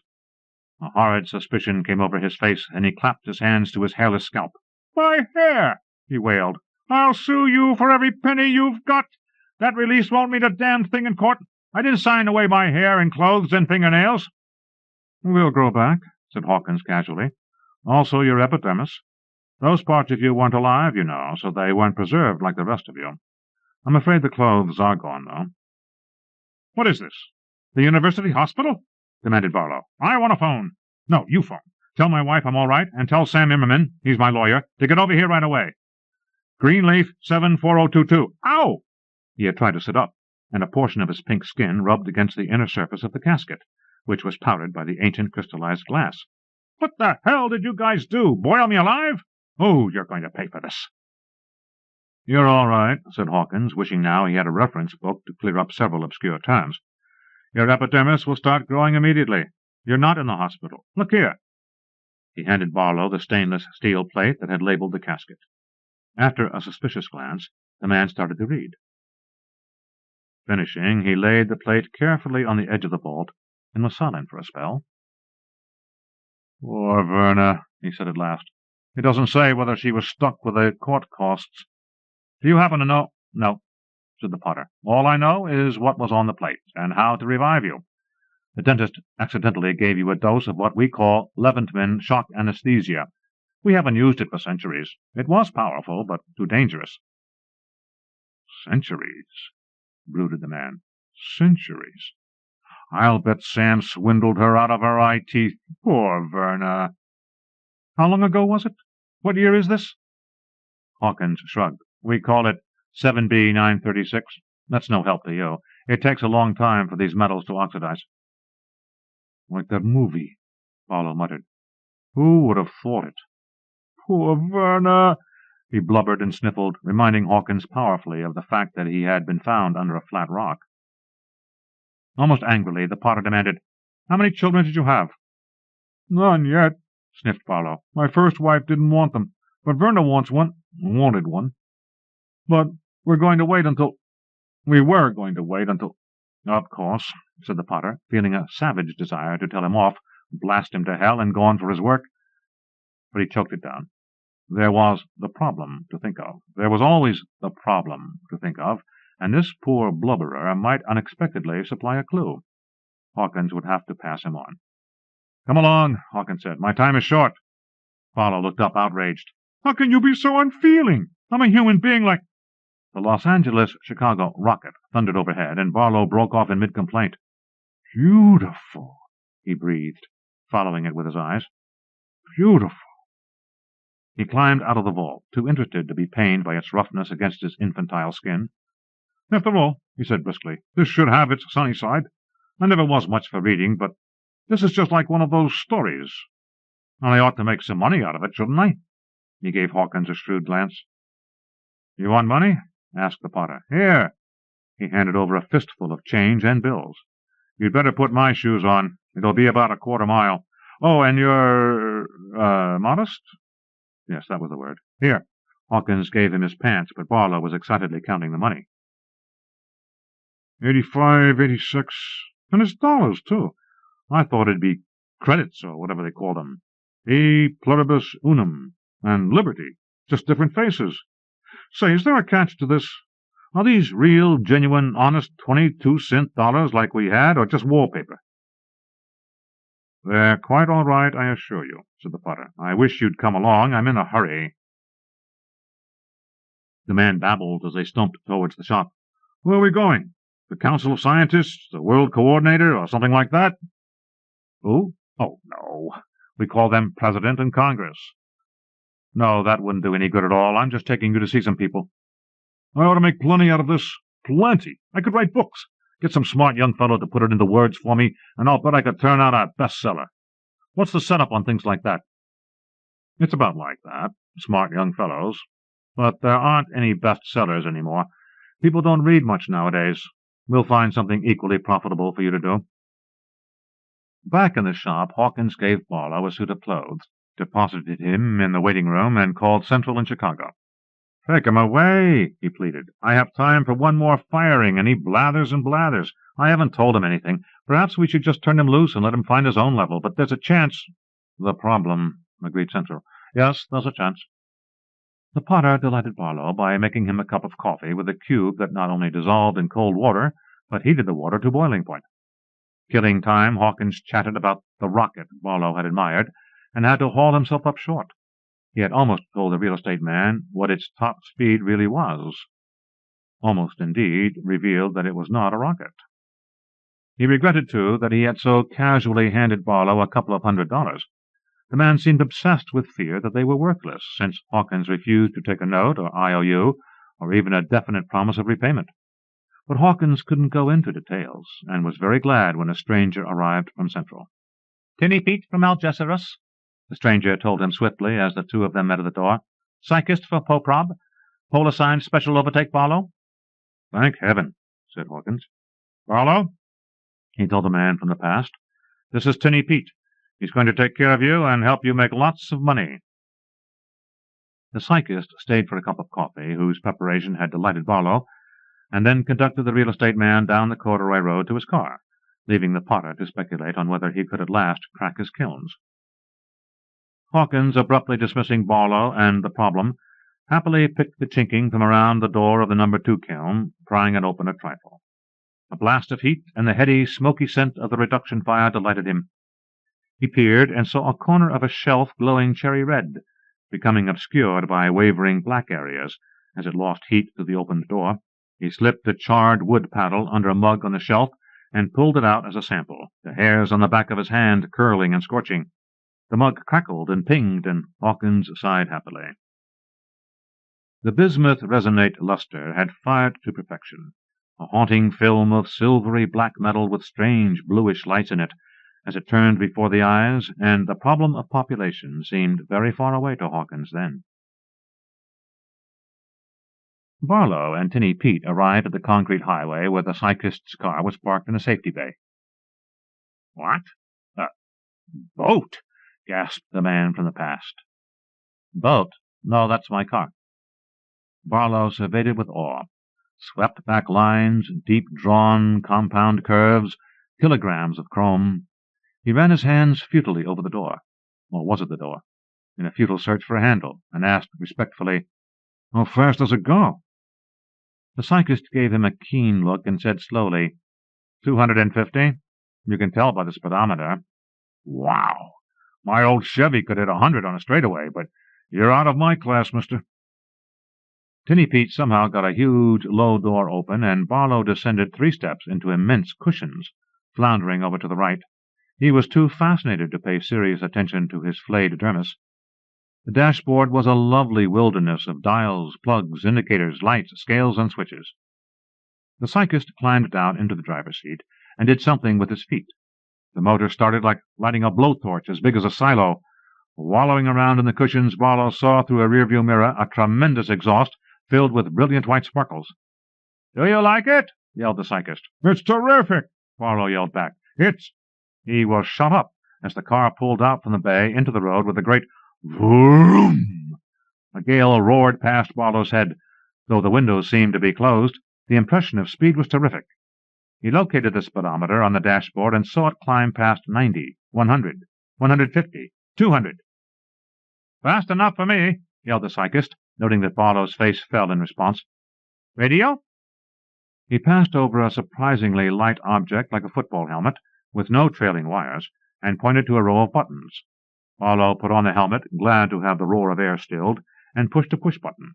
It lit up satisfyingly, and Barlow settled back even farther for a sample of the brave New World's super-modern taste in ingenious entertainment. "Take it and stick it!" a voice roared in his ears. He snatched off the helmet and gave the cyclist an injured look. Tinny Pete grinned and turned a dial associated with the push-button layout. The man from the past donned the helmet again and found the voice had lowered to normal. "The show of shows, the super show, the super-duper show, the quiz of quizzes, take it and stick it." There were shrieks of laughter in the background. "Here we got the contestants all ready to go. You know how we work it. I hand a contestant a triangle-shaped cutout and like that down the line. Now we got these here boards. They got cutout places the same shape as the triangles and things, only they're all different shapes, and the first contestant that sticks the cutouts into the board, he wins. Now I'm going to interview the first contestant. Right here, honey. What's your name?" "Name? How do you like that, folks? She don't remember her name. Ha! Would you buy that for a quarter?" The question was spoken with arch significance, and the audience shrieked, howled, and whistled its appreciation. It was dull listening when you didn't know the punch-lines and catch-lines. Barlow pushed another button, with his free hand ready at the volume control. "Latest from Washington. It's about Senator Hol Mendoza. He is still attacking the Bureau of Fisheries. The North California syndicalist says he got affidavits that John Kingsley Schultz is a blue nose from way back. He didn't publish the affidavits, but he says they say that Kingsley Schultz was saw at blue nose meetings in Oregon State College and later at Florida University.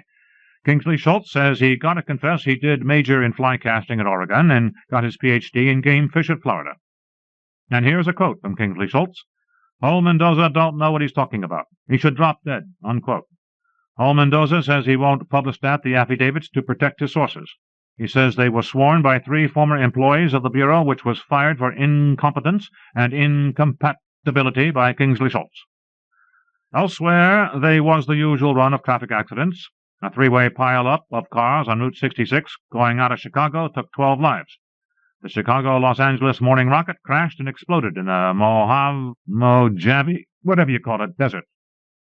All the 94 people aboard got killed. A Civil Aeronautics Authority investigator on the scene says that the pilot was buzzing herds of sheep and didn't pull out in time. Hey, here's a hot one from New York. A diesel tug run wild in the harbor while the crew was below and shoved in the port bow of the luxury liner SS Placentia.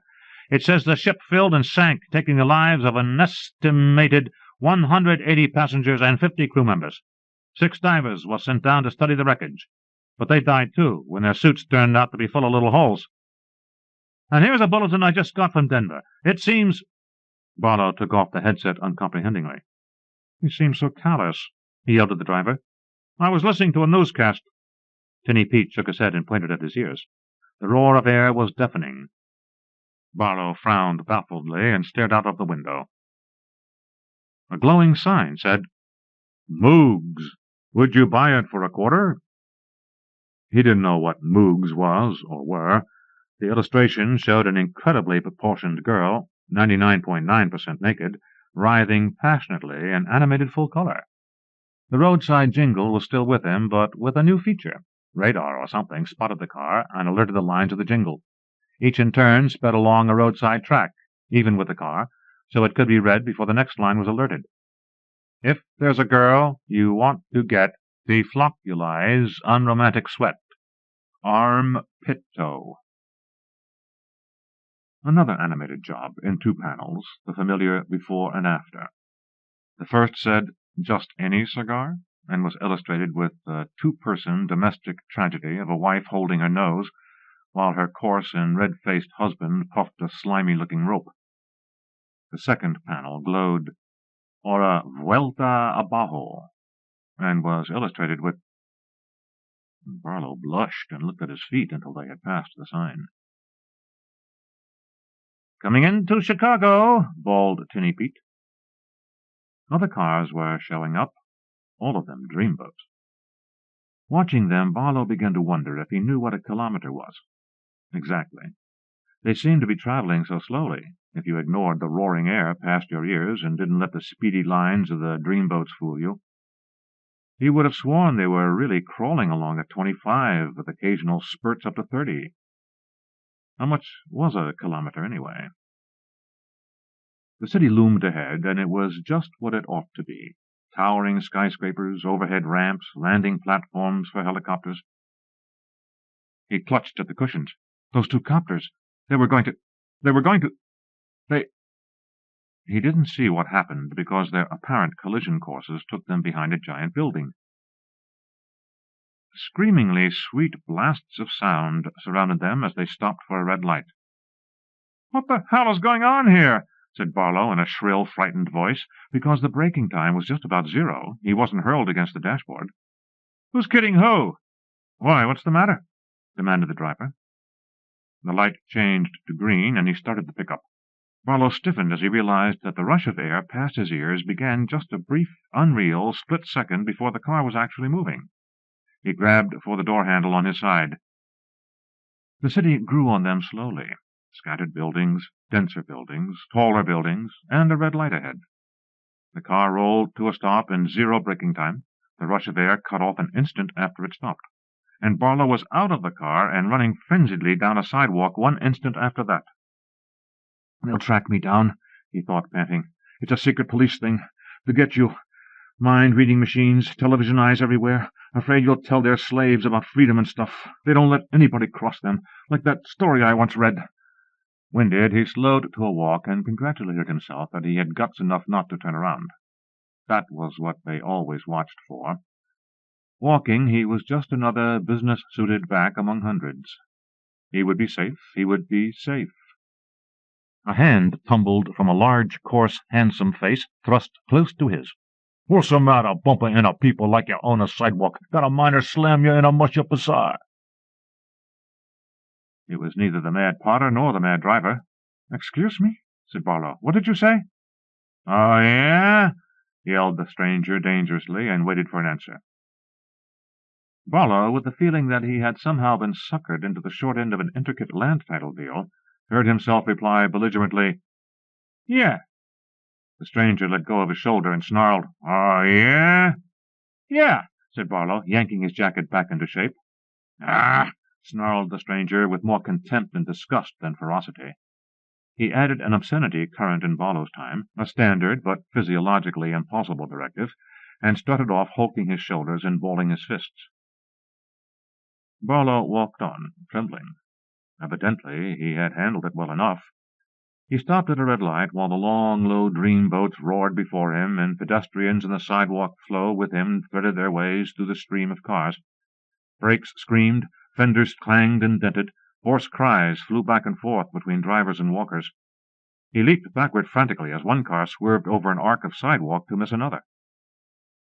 The signal changed to green. The cars kept on coming for about 30 seconds, and then dwindled to an occasional light runner. Barlow crossed warily and leaned against a vending machine, blowing big breaths. "Look natural," he told himself. "Do something normal. Buy something from the machine." He fumbled out some change, got a newspaper for a dime, a handkerchief for a quarter, and a candy bar for another quarter. The faint chocolate smell made him ravenous suddenly. He clawed at the glassy wrapper printed Krigley's quite futilely for a few seconds, and then it divided neatly by itself. The bar made 3 good bites, and he bought 2 more and gobbled them down. Thirsty, he drew a carbonated orange drink in another one of the glassy wrappers from the machine for another dime. When he fumbled with it, it divided neatly and spilled all over his knees. Barlow decided he had been there long enough and walked on. The shop windows were shop windows. People still wore and bought clothes, still smoked and bought tobacco, still ate and bought food. And they still went to the movies, he saw with pleased surprise, as he passed and then returned to a glittering place whose sign said it was the Bijou. The place seemed to be showing a triple feature: Babies Are Terrible, Don't Have Children, and The Canali Kid. It was irresistible. He paid $1 and went in. He caught the tail end of The Canali Kid in three-dimensional, full-color, full-scent production. It appeared to be an interplanetary saga winding up with a chase scene and a reconciliation between estranged hero and heroine. Babies Are Terrible and Don't Have Children were fantastic arguments against parenthood. The grotesquely exaggerated dangers of painfully graphic childbirth, vicious children, old parents beaten and starved by their sadistic offspring. The audience, Barlow astoundedly noted, was placidly champing sweets and showing no particular signs of revulsion. The coming attractions drove him into the lobby. The fanfares were shattering, the blazing colors blinding, and the added sense stomach-heaving. When his eyes again became accustomed to the moderate lighting of the lobby, he groped his way to a bench and opened the newspapers he had bought. It turned out to be the racing sheet, which afflicted him with a crushing sense of loss. The familiar boxed index in the lower left-hand corner of the front page showed almost unbearably that Churchill Downs and Empire City were still in business. Blinking back tears, he turned to the past performances at Churchill. They weren't using abbreviations anymore, and the pages, because of that, were single column instead of double. But it was all the same. Or was it? He squinted at the first race, a 3/4-mile maiden claimer for $1,300. Incredibly, the track record was 2 minutes, 10 3/5 seconds. Any beetle in his time could have knocked off the 3/4 in 1:15. It was the same for the other distances, much worse for route events. What the hell had happened to everything? He studied the form of a 5-year-old brown mare in the second and couldn't make head or tail of it.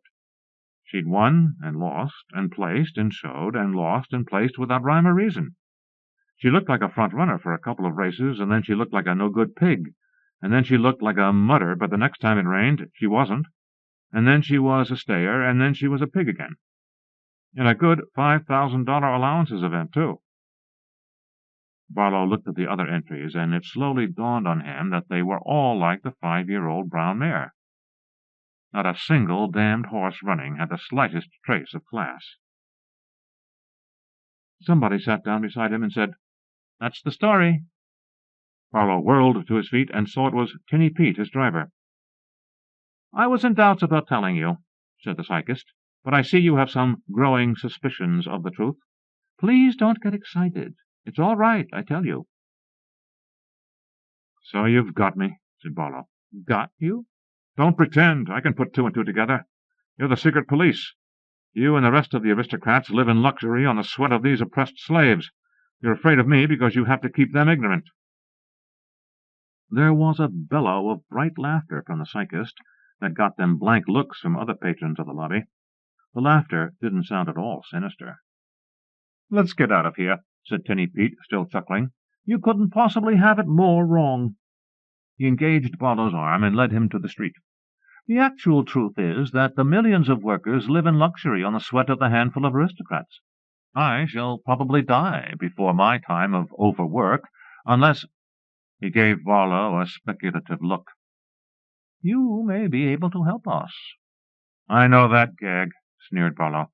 "I made money in my time, and to make money you have to get people on your side. Go ahead and shoot me if you want, but you're not going to make a fool out of me." "You nasty little ingrate," snapped the psychist, with a kaleidoscopic change of mood. "This damned mess is all your fault and the fault of people like you. Now come along, and no more of your nonsense." He yanked Barlow into an office-building lobby and an elevator that, disconcertingly, went whoosh loudly as it rose. The real estate man's knees were wobbly as the psychist pushed him from the elevator, down a corridor, and into an office. A hawk-faced man rose from a plain chair as the door closed behind them.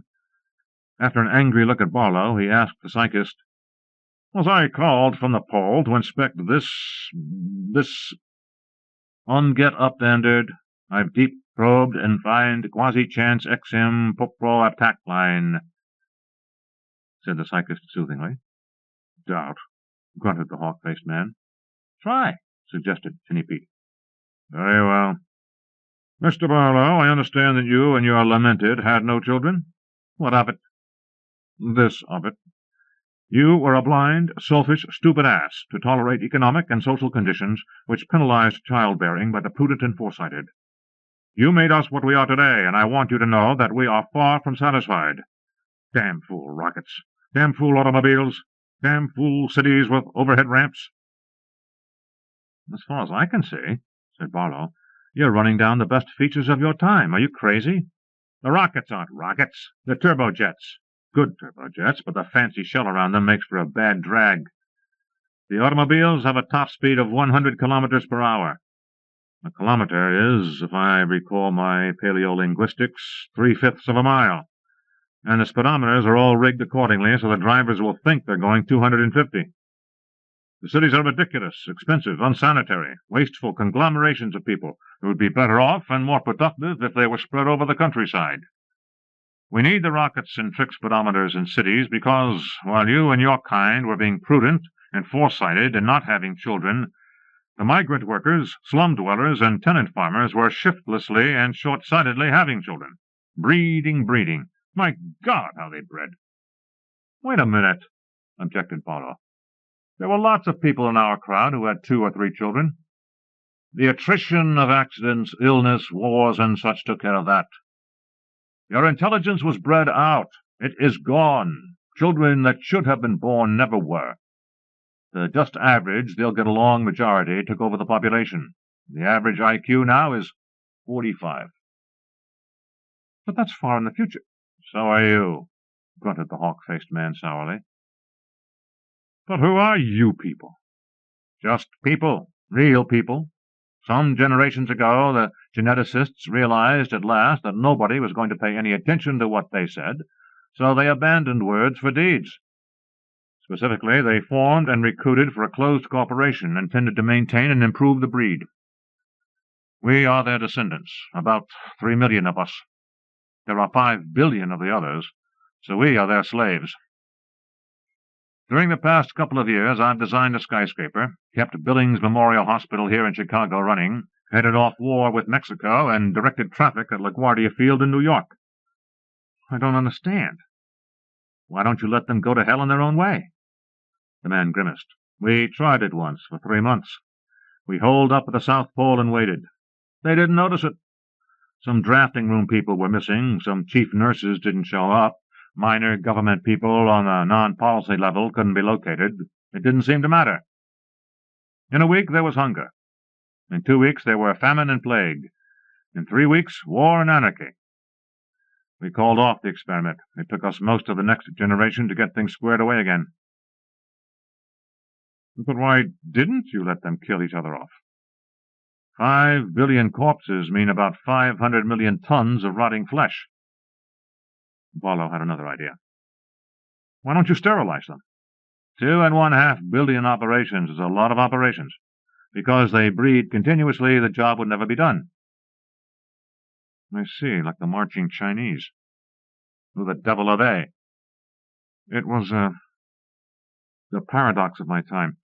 Somebody figured out that if all the Chinese in the world were to line up 4 abreast, I think it was, and start marching past a given point, they'd never stop because of the babies that would be born and grow up before they passed the point." "That's right. Only instead of a given point, make it the largest conceivable number of operating rooms that we could build and staff. There could never be enough." "Say," said Barlow, "those movies about babies, was that your propaganda?" "It was. It doesn't seem to mean a thing to them. We have abandoned the idea of attempting propaganda contrary to a biological drive." "So if you work with a biological drive?"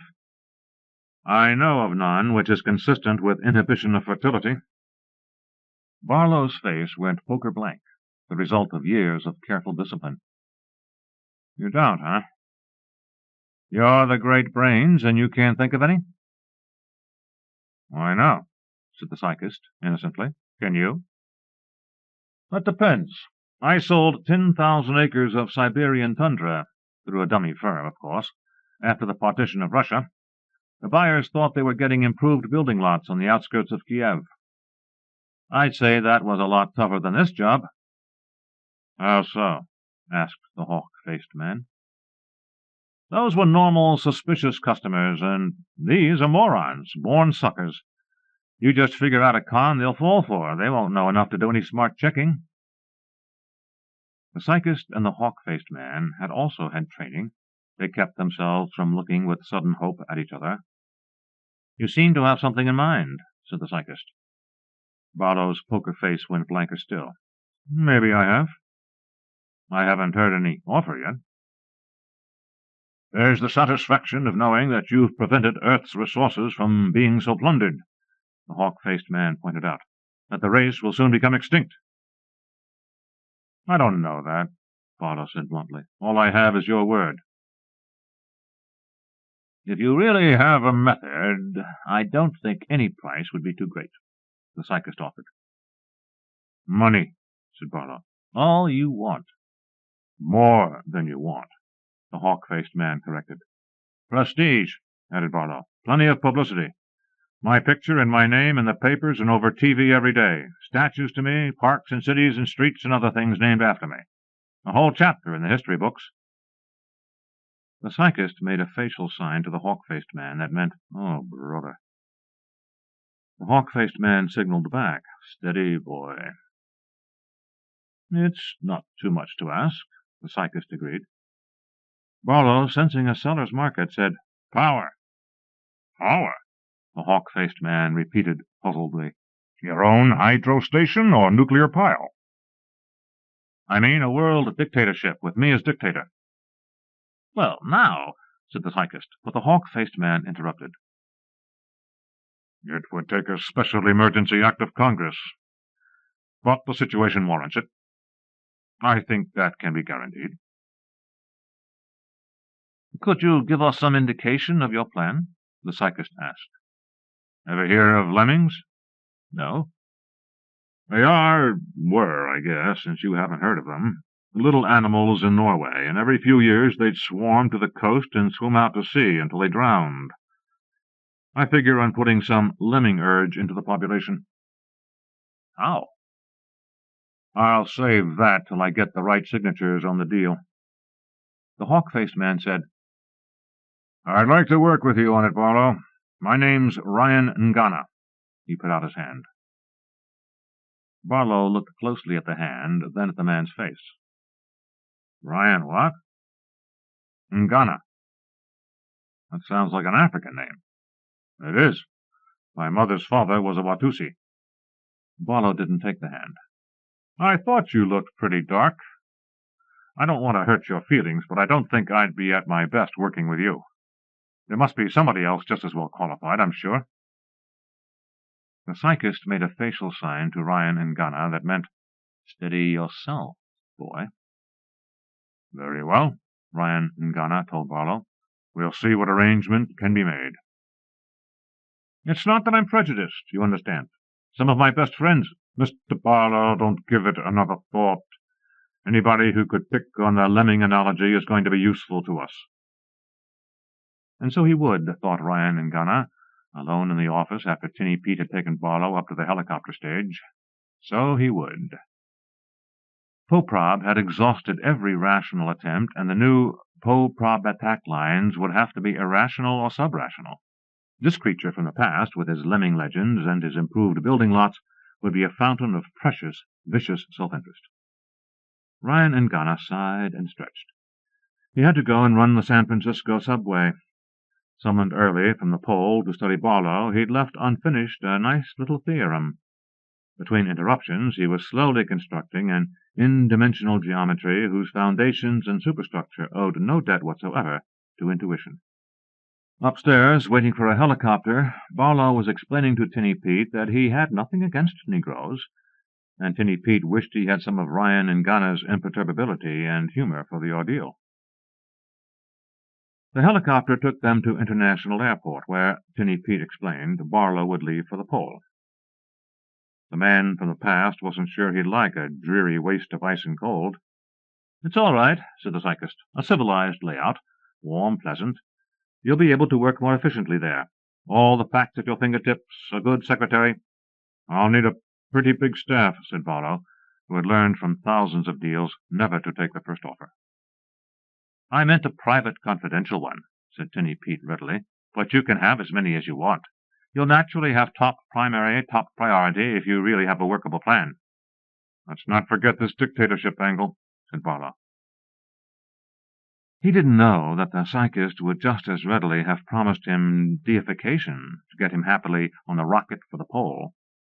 Tinny Pete had no wish to be torn limb from limb. He knew very well that it would end that way if the population learned from this anachronism that there was a small elite which considered itself head, shoulders, trunk, and groin above the rest.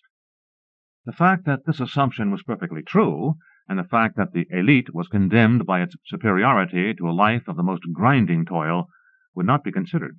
The difference would. The psychist finally put Barlow aboard the rocket with some 30 people, real people, headed for the pole.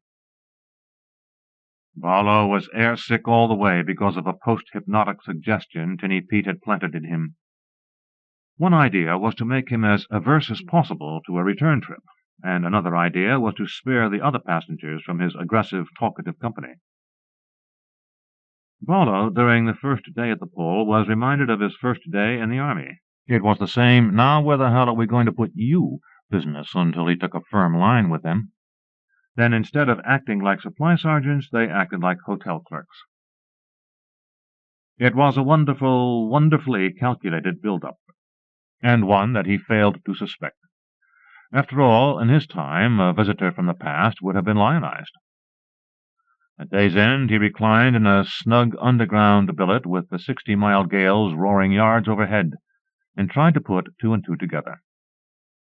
It was like old times, he thought, like a coup in real estate where you had the competition by the throat, like a 50% rent boost when you knew damned well there was no place for the tenants to move, like smiling when you read over the breakfast orange juice that the city council had decided to build a school on the ground you had acquired by a deal with the city council.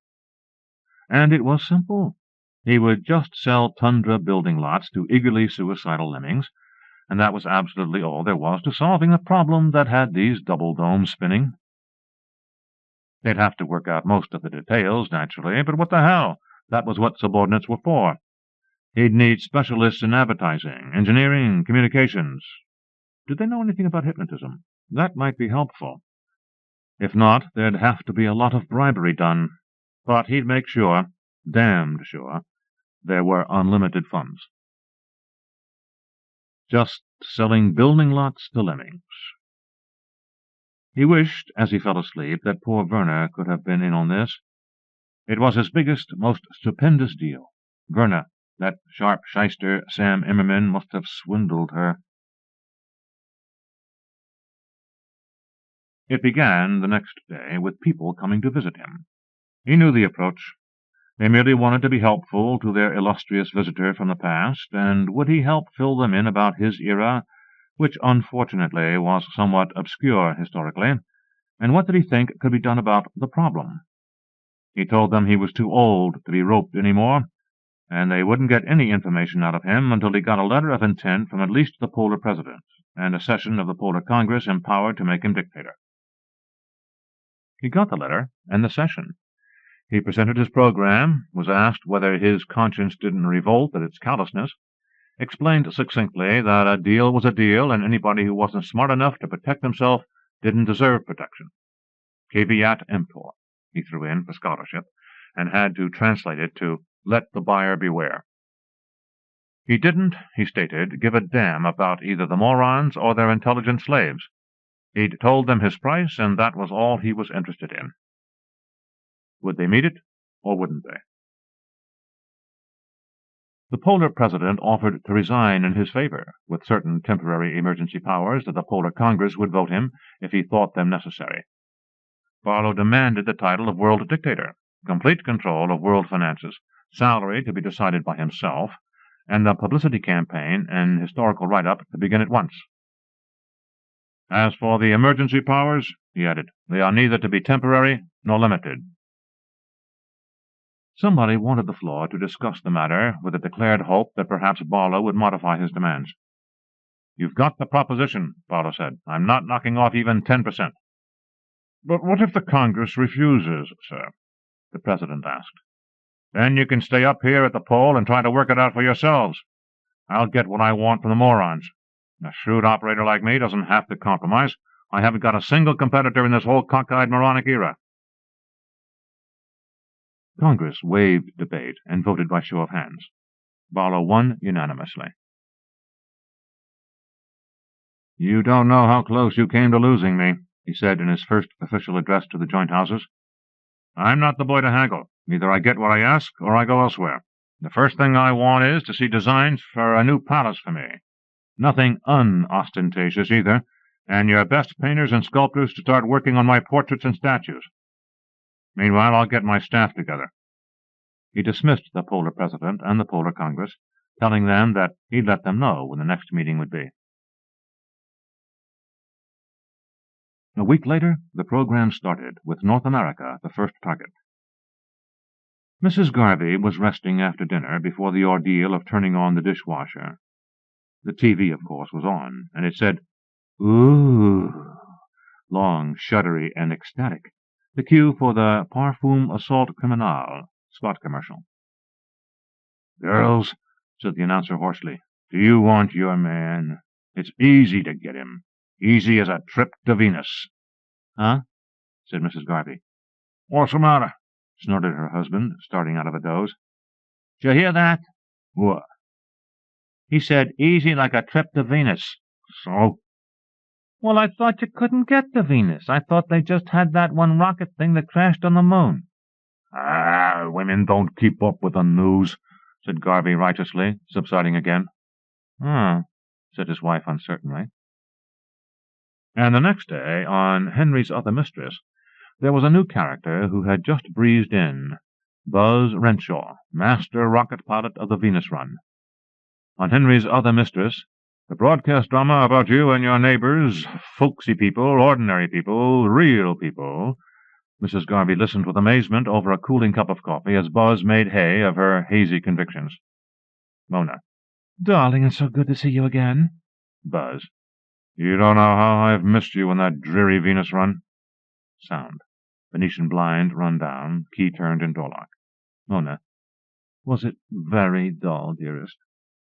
Buzz. Let's not talk about my humdrum job, darling. Let's talk about us. Sound. Creaking bed. Well, the program was back to normal at last. That evening, Mrs. Garvey tried to ask again whether her husband was sure about those rockets, but he was dozing right through, take it and stick it, so she watched the screen and forgot the puzzle. She was still rocking with laughter at the gag line. Would you buy it for a quarter?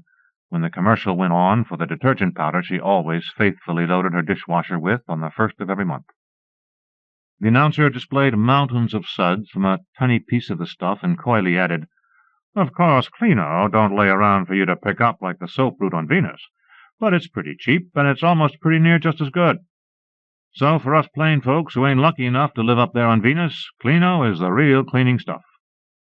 Then the chorus went into their Clino is the stuff jingle, but Mrs. Garvey didn't hear it. She was a stubborn woman, but it occurred to her that she was very sick indeed. She didn't want to worry her husband. The next day she quietly made an appointment with her family Freud.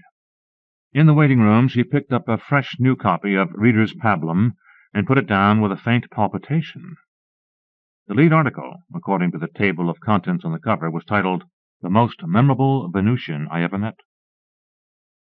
The Freud will see you now, said the nurse, and Mrs. Garvey tottered into his office.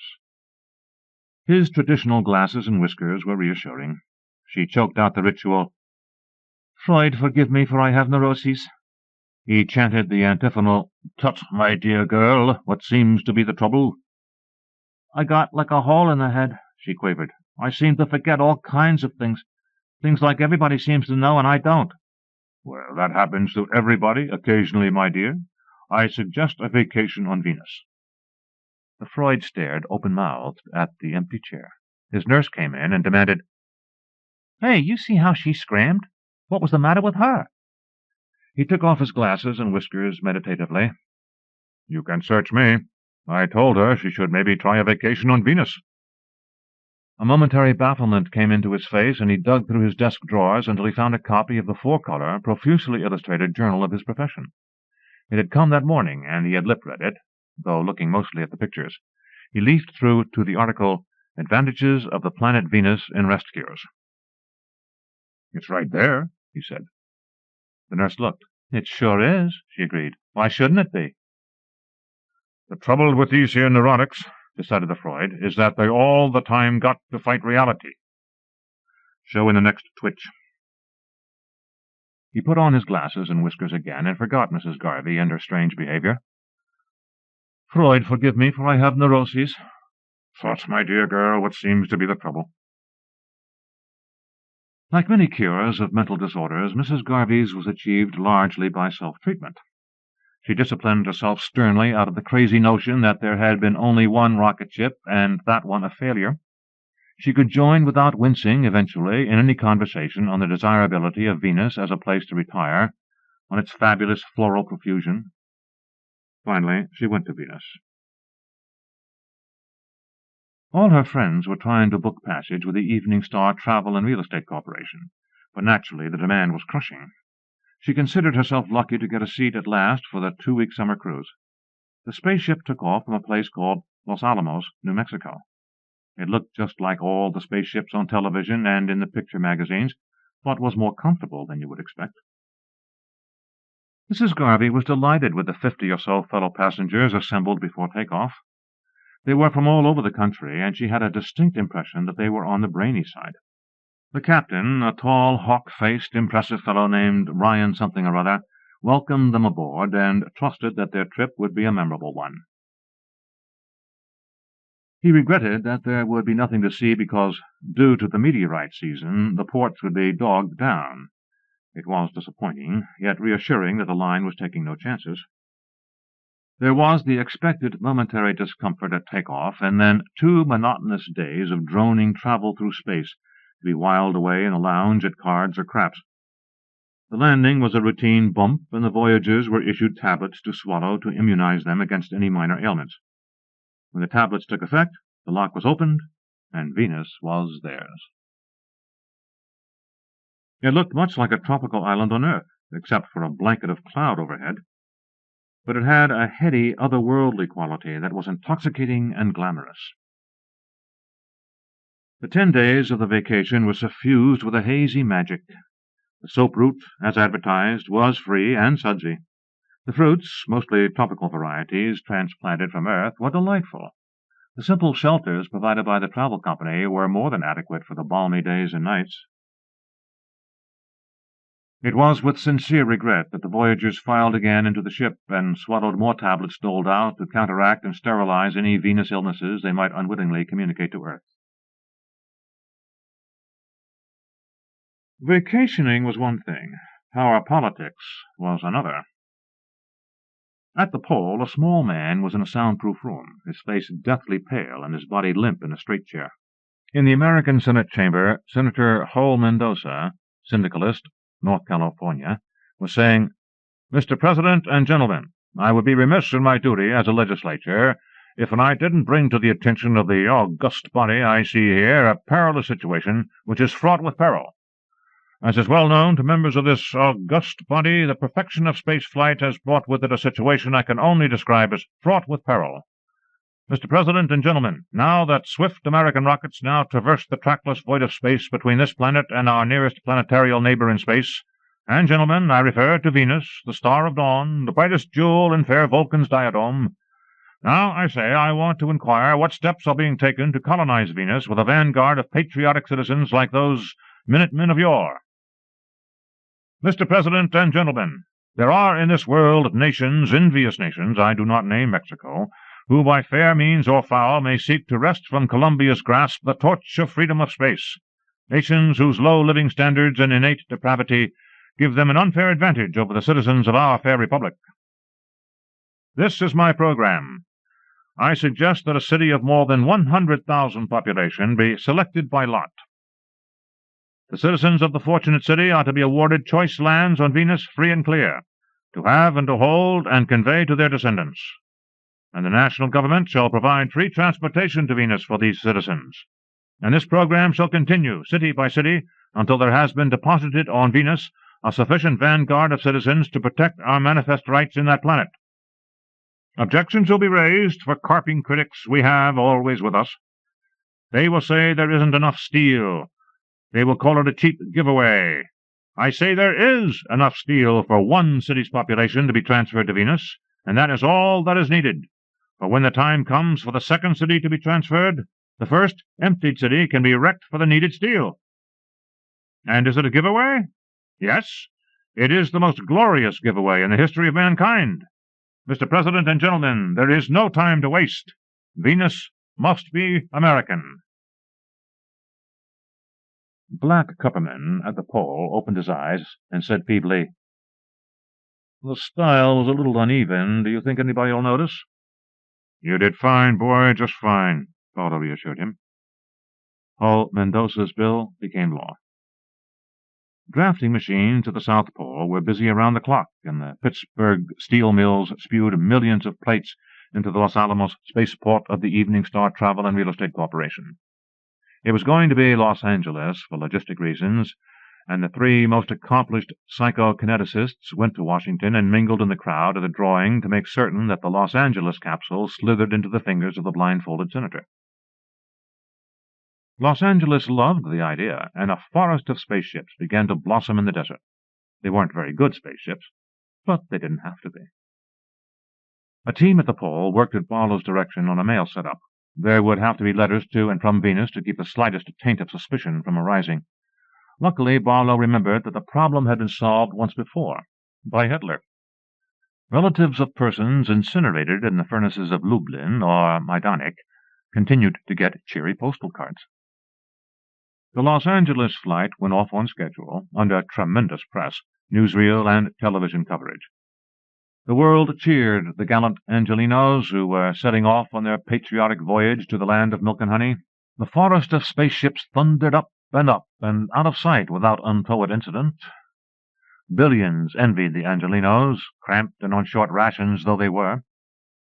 Wreckers from San Francisco, whose capsule came up second, moved immediately into the City of the Angels for the scrap steel their own flight would require. Senator Hull Mendoza's constituents could do no less. The President of Mexico, hypnotically alarmed at this extension of Yankee imperialismo beyond the stratosphere, launched his own Venus colony program.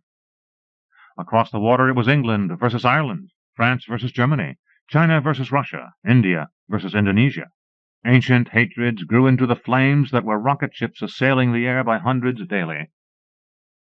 "Dear Ed, how are you? Sam and I are fine and hope you are fine. Is it nice up there, like they say, with food and clothes grown on trees? I drove by Springfield yesterday, and it sure looked funny, all the buildings down, but of course it is worth it. We have to keep the greasers in their place. Do you have any trouble with them on Venus? Drop me a line sometime. Your loving sister, Alma." "Dear Alma, I am fine and hope you are fine. It is a fine place here, fine climate and easy living. The doctor told me today that I seem to be 10 years younger. He thinks there is something in the air here keeps people young. We do not have much trouble with the greasers here. They keep to themselves. It is just a question of us outnumbering them and staking out the best places for the Americans. In South Bay I know a nice little island that I have been saving for you and Sam with lots of blanket trees and ham bushes. Hoping to see you and Sam soon. Your loving brother, Ed." Sam and Alma were on their way shortly. Poprob got a dividend in every nation after the emigration had passed the halfway mark. The lonesome stay-at-homes were unable to bear the melancholy of a low population density. Their conditioning had been to swarms of their kin. After that point it was possible to foist off the crudest stripped-down accommodations on would-be emigrants. They didn't care. Black Cupperman did a final job on President Hull Mendoza, the last job that genius of hypnotics would ever do on any moron, important or otherwise. Hull Mendoza, panic-stricken by his presidency over an emptying nation, joined his constituents. The Independence, aboard which traveled the national government of America, was the most elaborate of all the spaceships, bigger, more comfortable, with a lounge that was handsome, though cramped, and cloakrooms for senators and representatives. It went, however, to the same place as the others, and Black Pepperman killed himself, leaving a note that stated he couldn't live with my conscience. The day after the American president departed, Barlow flew into a rage. Across his specially built desk were supposed to flow all POPROB high-level documents, and this outrageous thing called POPROB term, apparently had got into the executive stage before he had even had a glimpse of it. He buzzed for Raji Smith, his statistician. Raji Smith seemed to be at the bottom of it. POPROB terms seemed to be about first and second and third derivatives, whatever they were. Barlow had a deep distrust of anything more complex than what he called an average. While Raji Smith was still at the door, Barlow snapped, "What's the meaning of this? Why haven't I been consulted? How far have you people got, and why have you been working on something I haven't authorized?"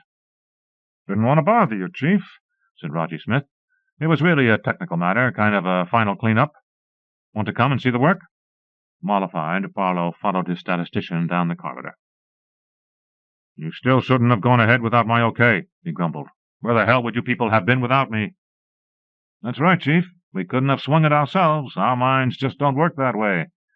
And all that stuff you knew from Hitler, it wouldn't have occurred to us. Like poor Black Pepperman."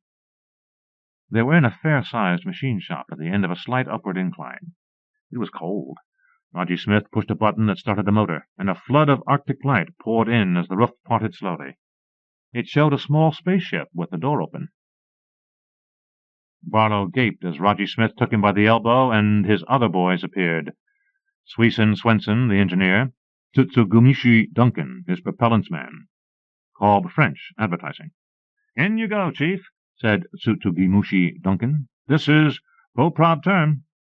"But I'm the world dictator." "You bet, Chief. You'll be in history all right, but this is necessary, I'm afraid." The door was closed. Acceleration slammed Barlow cruelly to the metal floor. Something broke, and warm, wet stuff, salty-tasting, ran from his mouth to his chin. Arctic sunlight through a port suddenly became a fierce lancet, stabbing at his eyes. He was out of the atmosphere. Lying twisted and broken under the acceleration, Barlow realized that some things had not changed.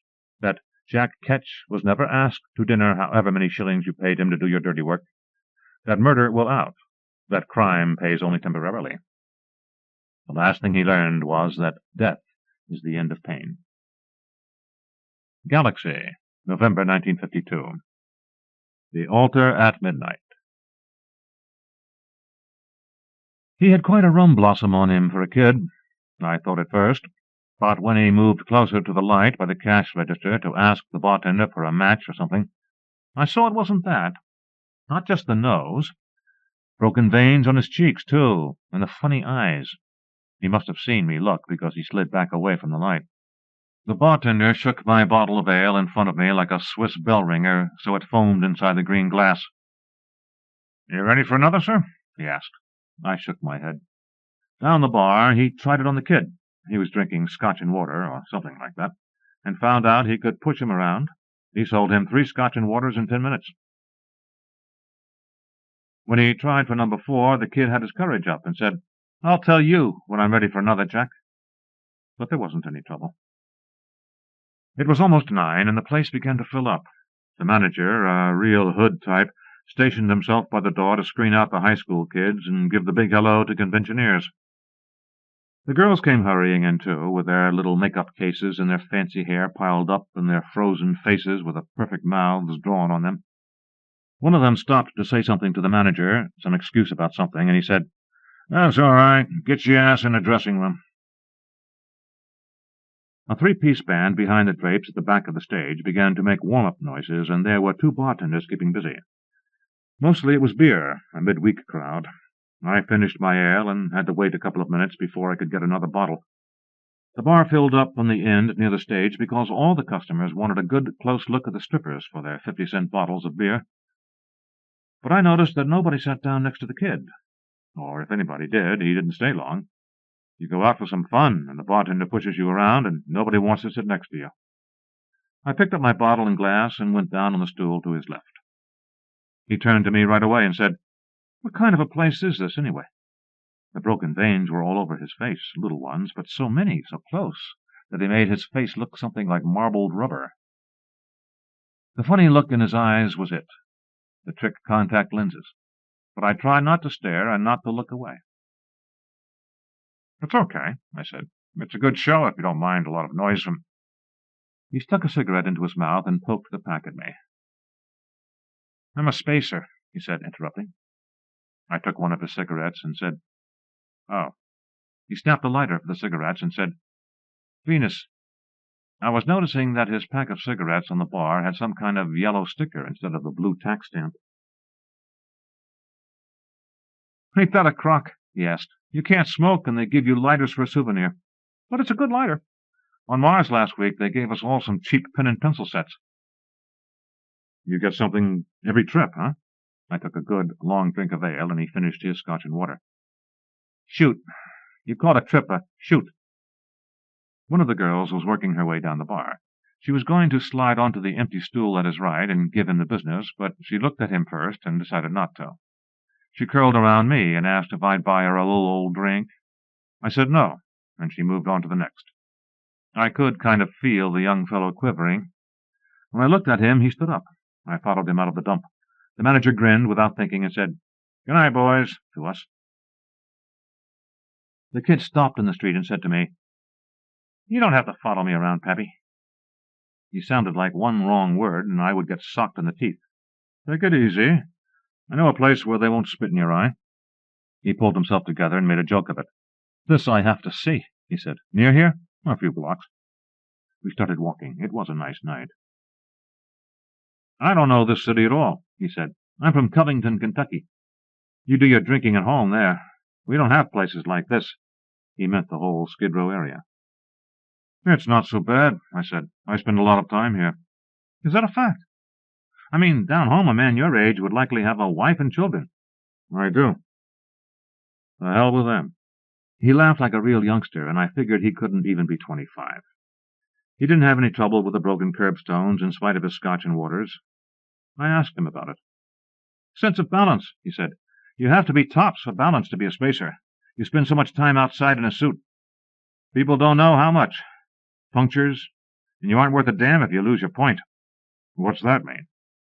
"Oh, well, it's hard to describe.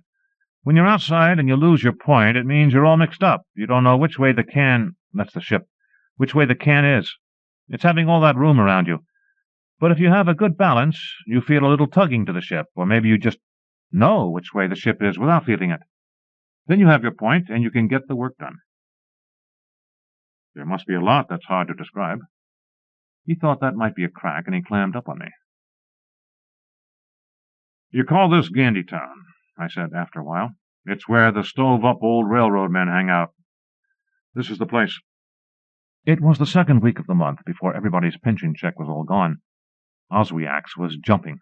The grandsons of the pioneers were on the juke, singing "The Man from Mars Yodel," and old Paddy Shea was jigging in the middle of the floor. He had a full seidel of beer in his right hand, and his empty left sleeve was flapping. The kid balked at the screen door. "Too damn bright," he said. I shrugged and went on in, and he followed. We sat down at a table. At Oswiak's you can drink at the bar if you want to, but none of the regulars do. Paddy jigged over and said, "Welcome home, Duck." He's a Liverpool Irishman. They talk like Scots, some say, but they sound like Brooklyn to me. "Hello, Paddy. I brought somebody uglier than you. Now, what do you say?" Paddy jigged around the kid in a half-circle, with his sleeve flapping, and then flopped into a chair when the record stopped. He took a big drink from the seidel and said, "Can he do this?" Paddy stretched his face into an awful grin that showed his teeth. He has 3 of them. The kid laughed and asked me, "What the hell did you drag me into here for?" "Paddy says he'll buy drinks for the house the day anybody uglier than he is comes in." Oswiak's wife waddled over for the order, and the kid asked us what we'd have. I figured I could start drinking, so it was 3 double scotches. After the second round, Paddy started blowing about how they took his arm off without any anesthetics, except a bottle of gin, because the red ball freight he was tangled up in couldn't wait. That brought some of the other old gimps over to the table with their stories. Blackie Bauer had been sitting in a boxcar with his legs sticking through the door when the train started with a jerk. Wham! The door closed. Everybody laughed at Blackie for being that dumb in the first place, and he got mad. Sam Fireman has palsy. This week he was claiming he used to be a watchmaker before he began to shake. The week before he'd said he was a brain surgeon. A woman I didn't know, a real old boxcar Bertha, dragged herself over and began some kind of story about how her sister married a Greek, but she passed out before we found out what happened. Somebody wanted to know what was wrong with the kid's face. Bauer, I think it was, after he came back to the table. "Compression and decompression," the kid said. "You're all the time climbing into your suit and out of your suit. Inboard air's thin to start with. You get a few red lines, that's these ruptured blood vessels, and you say the hell with the money. All you'll make is just one more trip. But, God, it's a lot of money for anybody my age. You keep saying that until you can't be anything but a spacer. The eyes are hard radiation scars." "You like that all over?" asked Oswiak's wife politely. "All over, ma'am," the kid told her in a miserable voice. "But I'm going to quit before I get a Bowman head." I took a savage gulp at the raw Scotch. "I don't care," said Maggie Rorty. "I think he's cute." "Compared with—" Paddy began, but I kicked him under the table. We sang for a while, and then we told gags and recited limericks for a while, and I noticed that the kid and Maggie had wandered into the back room, the one with the latch on the door. Oswiak's wife asked me, very puzzled, "Doc, why they do that flank by planets?" "It's a damn government," Sam Fireman said. "Why not?" I said. "They got the Bowman Drive. Why the hell shouldn't they use it? Serves them right." I had a double Scotch and added, 20 years of it, and they found out a few things they didn't know. Red lines are only one of them. 20 years more, maybe they'll find out a few more things they didn't know. Maybe by the time there's a bathtub in every American home and an alcoholism clinic in every American town, they'll find out a whole lot of things they didn't know. And every American boy will be a pop-eyed, blood-rattled wreck, like our friend here from riding the Bowman Drive." "It's the damn government," Sam Fireman repeated. "And what the hell do you mean by that remark about alcoholism?" Paddy said, real sore. "Personally, I can take it or leave it alone." So we got to talking about that, and everybody there turned out to be people who could take it or leave it alone. It was maybe midnight when the kid showed at the table again, looking kind of dazed. I was drunker than I ought to be by midnight, so I said I was going for a walk. He tagged along, and we wound up on a bench at Screwball Square. The soap boxers were still going strong. As I said, it was a nice night. After a while, a pot-bellied old auntie who didn't give a damn about the face sat down and tried to talk the kid into going to see some etchings. The kid didn't get it, and I led him over to hear the soap boxers before there was trouble. One of the orators was a mush-mouthed evangelist. "And oh, my friends," he said, "when I looked through the porthole of the spaceship and beheld the wonder of the firmament—" "You're a stinking Yankee liar!" the kid yelled at him. "You say one damn more word about can shooting, and I'll ram your spaceship down your lying throat. Where's your red lines if you're such a hot spacer?" The crowd didn't know what he was talking about, but "where's your red lines" sounded good to them, so they heckled Mushmouth off his box with it. I got the kid to a bench. The liquor was working in him all of a sudden. He simmered down after a while and asked, "Doc, should I have given Miss Rorty some money? I asked her afterwards, and she said she'd admire to have something to remember me by, so I gave her my lighter. She seemed to be real pleased with it, but I was wondering if maybe I embarrassed her by asking her right out. Like I told you, back in Covington, Kentucky, we don't have places like that. Or maybe we did, and I just didn't know about them. But what do you think I should have done about Miss Rorty?" "Just what you did," I told him. "If they want money, they ask you for it first. Where are you staying?" "YMCA," he said, almost asleep. "Back in Covington, Kentucky, I was a member of the Y, and I kept up my membership. They have to let me in because I'm a member. Spacers have all kinds of trouble, Doc. Woman trouble, hotel trouble, family trouble, religious trouble. I was raised a Southern Baptist, but where's heaven anyway? I asked Dr. Chitwood last time home before the red lines got so thick. Doc, you aren't a minister of the gospel, are you? I hope I didn't say anything to offend you." "No offense, son," I said, "no offense." I walked him to the avenue and waited for a fleet cab. It was almost 5 minutes. The independent cabs roll drunks and dent the fenders of fleet cabs if they show up in Skid Row, and then the fleet drivers have to make reports on their own time to the company. It keeps them away. But I got one and dumped the kid in. "The Y Hotel," I told the driver. "Here's 5. Help him in when you get there." When I walked through Screwball Square again, some college kids were yelling, "Where's your red lines?" at old Charlie, the last of the Wobblies. Old Charlie kept roaring, "The hell with your red lines! I'm talking about atomic bombs! Right up there!" And he pointed at the moon. It was a nice night, but the liquor was dying in me. There was a joint around the corner, so I went in and had a drink to carry me to the club. I had a bottle there. I got into the first cab that came. "Athletic Club," I said. "In the doghouse, huh?" the driver said, and he gave me a big personality smile. I didn't say anything, and he started the car. He was right, of course. I was in everybody's doghouse. Some day I'd scare hell out of Tom and Lisa by going home and showing them what their daddy looked like. Down at the Institute, I was in the doghouse. "Oh, dear," everybody at the Institute said to everybody. "I'm sure I don't know what ails the man. A lovely wife and 2 lovely grown children, and she had to tell him either you go or I go. And drinking. And this is rather subtle, but it's a well-known fact that neurotics seek out low company to compensate for their guilt feelings. The places he frequents. Dr. Francis Bowman, the man who made spaceflight a reality, the man who put the bomb base on the moon. Really, I'm sure I don't know what ails him. The hell with them all." SF Quarterly, Spring 1942. As by Cecil Corwin. Crisis. If the Carthiness hadn't cut herself badly while she was trimming her Keeley one morning, the whole mess might never have happened. But fashion decreed that the ropey circle of tentacles about the neck of the female Martian would be worn short that year, and everybody in the matriarchy, from Girl Guide to the serene Carthiness herself, obeyed without question. That was why her temper was short that morning, and why she snapped at the Venusian plenipotentiary who had come to chat with her concerning the space mining rights for the following year. The worthy lady glowered at the gentleman from Venus and shrieked, "By the Almighty, if you fish-faced baboon so much as try to lay a flipper on a single free electron between here and Venus, I'll blow your waterlogged planet out of space." And, unfortunately for the Venusians, she had the Navy with which to do it. The principles of compensation operated almost immediately. The plenipotentiary ethered back to Venus, and Venus severed diplomatic relations with Earth. Should you fail to grasp the train of events, stop worrying. Those are the facts. The Carthiness cut herself, and Venus made warlike noises at Earth. Earth was in a very peculiar situation.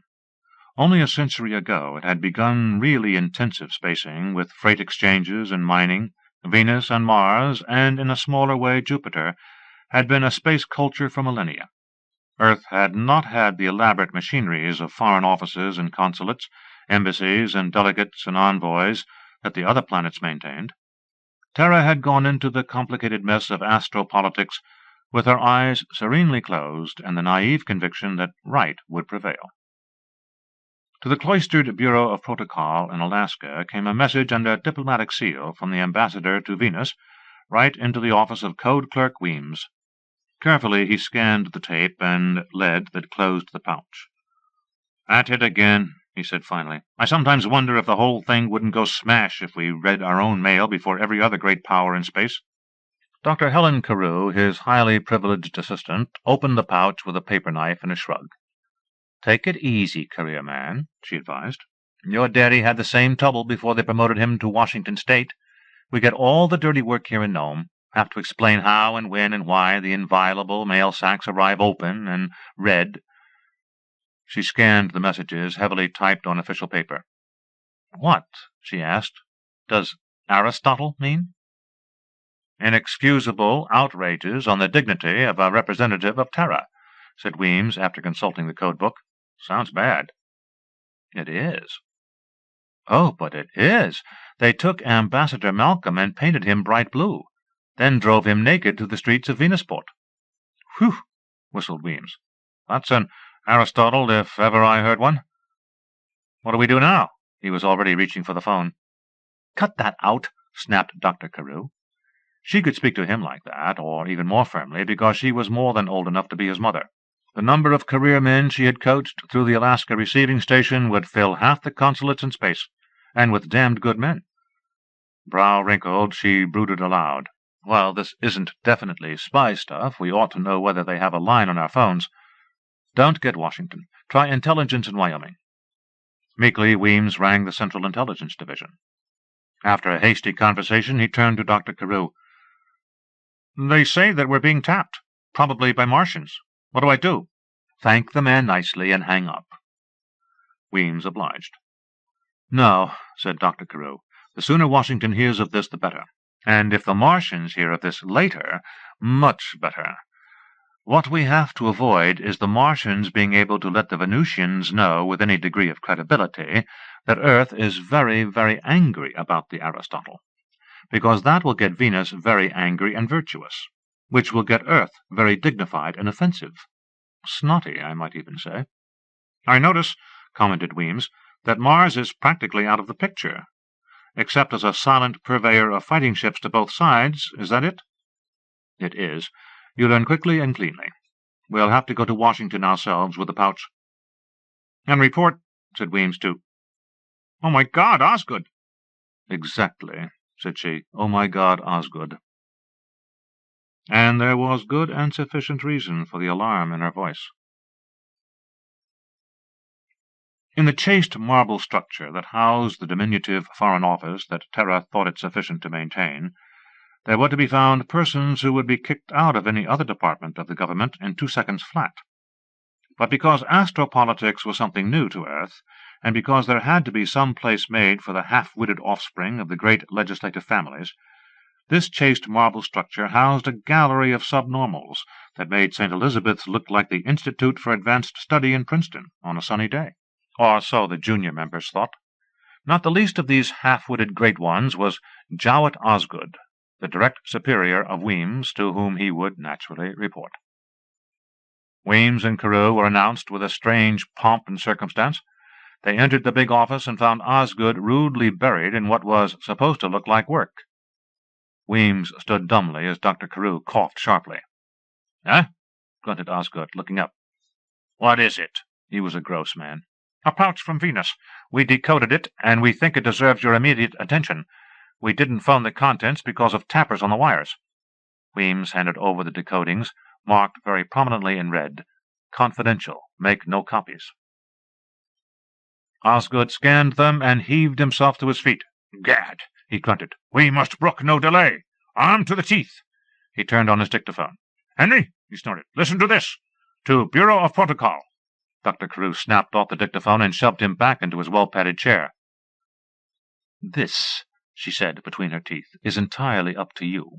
Take it from us. Immediate action is demanded to smooth over this incident. You won't be able to pass the buck on to some other department. This is right in your lap. And you won't be able to delay the affair until you've forgotten it. Even you can see that.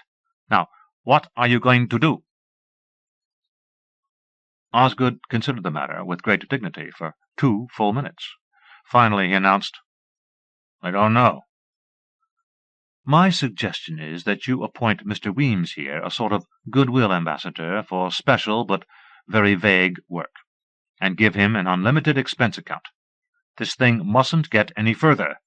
Keep it between us three that the message arrived officially on Earth. The fiction will be that it was lost in space and that nobody has received official confirmation of the Aristotle. Any unofficial reports will be considered as sensational tales concocted by newscasters. That's the only way to keep Earth off the spot. And what a spot it is." "I see," said Osgood. "Be advised that I shall follow your suggestions as closely as is compatible with the dignity of this office." Outside, she informed Weems. That last was face-saving and nothing else. "From here we go to Venus, spreading sweetness and light. Always remember, young man, that our interceptor rockets are pretty good, but that the Venus bombers are pretty damned good." "War," mused Weems. "Nobody wins, really. It wouldn't be nice to see New York blown to pieces. even though we could do exactly the same thing to Venusport. Sweetness and light it is. Venus politics are no joke. The fish-faced little people have at least 2 parties per acre, and the dizziest system of alliances and super-alliances that ever bewildered a struggling young diplomat. Typically, there were absolutely no points of agreement among any of the parties as to foreign policy, and yet the Venusian embassies spoke with authority that was backed up by a united planet. Their military forces were likewise held in common by all the countries, but there were state militias engaged in intramural activities and constant border fighting. Weems knew the language, and that was one very great advantage. Also, he spent the long rocket trip to the foggy planet in learning what he could of the political setup. He arrived with a fanfare of trumpets. At the pier he was greeted by a score of minor officials. This was a deliberate insult from the Venusian army, for not a single high-ranking officer was present. He glossed it over for the sake of a splendid ovation from the population of Venusport, who were thoroughly hopped up with esteem for him. He was the shining young man who would assure peace and prosperity for the 2 inner planets, and the populace was all for him. But he knew very well, if one nasty word came from Earth, officially recognizing the Aristotle, their mood would change suddenly and savagely, and that was what he had to be ready for. He didn't trust the fat-headed Osgood. From city to city he made a grand tour, speaking with very little accent, before huge audiences of the little people and meeting few really high-up officials. Everywhere he went, he met with disapproval from the public officials. "How," he complained to Dr. Carew, "they get together on a complicated issue like disliking me, I don't understand." With a grim look about the hotel room, she explained, "It's the army. They must be partly in the pay of Mars. You're the finest thing that's happened in the way of friendly relations between Earth and Venus. If you take root long enough to get your message over, they won't be able to pounce on Earth, to the benefit of nobody except the Red Planet. So they're trying to cool things off." Again the nervous glance around the room. "What's that for?" "Dictaphones. But I don't think there are any. So at the risk of getting mushy, I'm going to tell you what I think of your job. I think you're working like a madman, with some of the finest single-hearted devotion to the cause of peace that I've ever seen. If you keep this up and handle the rest of your life the way you're handling this part, you won't be immortal, not the way Osgood is going to be, with a bust in the rotunda of the Capitol and a chapter in the history books. No, you're going to be something different. There are going to be Venusians and Martians and Earthmen who'll talk about you many, many years from now, about how their fathers and grandfathers stood in the rain to hear you talk." She looked over her spectacles. "Which reminds me, get out on that balcony and don't make any slips." He pressed the very old, very great lady's hand silently, then, mopping his brow, stepped out to the ledge beyond his window. It was in the twilight zone of perpetual rain, and the crowd of white pates and faces before him was hardly visible through the wisps of steam. He looked about uneasily as he turned on the fog-piercing lights that flooded him with a golden glow, so that the Venusians could see their Superman. As he began to speak into the mic at his lips, there was a hoot of reproof from the crowd, and then there were others. Something was going the rounds, he could feel it. Very distinctly there was a shrill cry from the sea of faces, "Liar!" and others echoed it again and again. He tried to speak, but was howled down. A firm hand snapped off the lights and closed the window. Dr. Carew dropped him into a chair, limp and shocked. She handed him a slip of paper that had just been delivered. With her lips tightly compressed, she said, "They knew before we did. Osgood spilled it. All." They shot to Mars before assassins could take any tries at them. Weems was completely washed up and discredited on Venus, knew it and felt like it. What had his fine words been in the face of a stern, righteous declaration from the Foreign Office on Earth to the Foreign Office on Venus, gleefully published far and wide by the Mars-bribed officers in the latter, hurling the most frightful accusations of violating diplomatic immunity? God only knew, brooded Weems, why Osgood had chosen precisely that moment to sound off. He had said fighting words, too. Back up our determination to shield the weak with deeds as well as— Ugh! What was the matter with Osgood? The Martians couldn't touch Earth's Foreign Office. They bred them dumb but honest there. Why had Osgood— Did he want to be an Iron Man? Did he think he could get further faster in time of war? Or did he actually honestly believe that by this half-witted note insulting a friendly planet on account of a mere violation of etiquette, he was striking a blow for justice and equality? It probably was just that, Weems decided, and Dr. Carew agreed. When they landed on the red planet, Weems felt very low, and was scarcely given a new lease on life by the warm reception he received from Martian notables. He was welcomed Earth fashion, with a band and speeches from a platform to 20,000 cheering Martians. They could afford to treat him kindly. He'd failed utterly and miserably to block a new, magnificent source of income to Mars, the onrushing Earth-Venus war. Mars wouldn't get into it. Oh, no. Mars didn't need colonies or prestige. When you have a navy like the Martian matriarchal fleet, you don't need colonies or prestige. You just sit tight and sell the scrappers your second-rate equipment at premium prices. At his first official reception, he stood nervously among the ladies of the court. He had just received news from the Earth diplomatic colony that Venus had replied to Earth with a note just as stiff, charging that Earth was impeaching the authority of the Venusian Foreign Office with respect to its planetary jurisdiction. In plain language, that meant, "Our army is bigger and better than yours. Knock this chip off, if you dare." One of the elegant ladies of the matriarchal court sidled up to him. "We were presented to each other when you landed," she said in French. "Of course," he said delightedly. "I remember you perfectly." But all Martians looked alike to him. "I was wondering, Mr. Weems, whether you would care to attend a party I'm giving tomorrow evening. I feel there would be features extremely entertaining to you." "Delighted, madam." He beckoned over Dr. Carew. "Your social secretary?" asked the Martian lady. "I'll give her the details." Then the Carfiness entered regally, and all the ladies of the court twiddled their curtailed Keeley with deep veneration as she folded up in a basket-like affair. "Mr. Weems," she said graciously. He advanced and bowed, Earth fashion, for all of his encumbering furs. "Mr. Weems, we are delighted to see you here.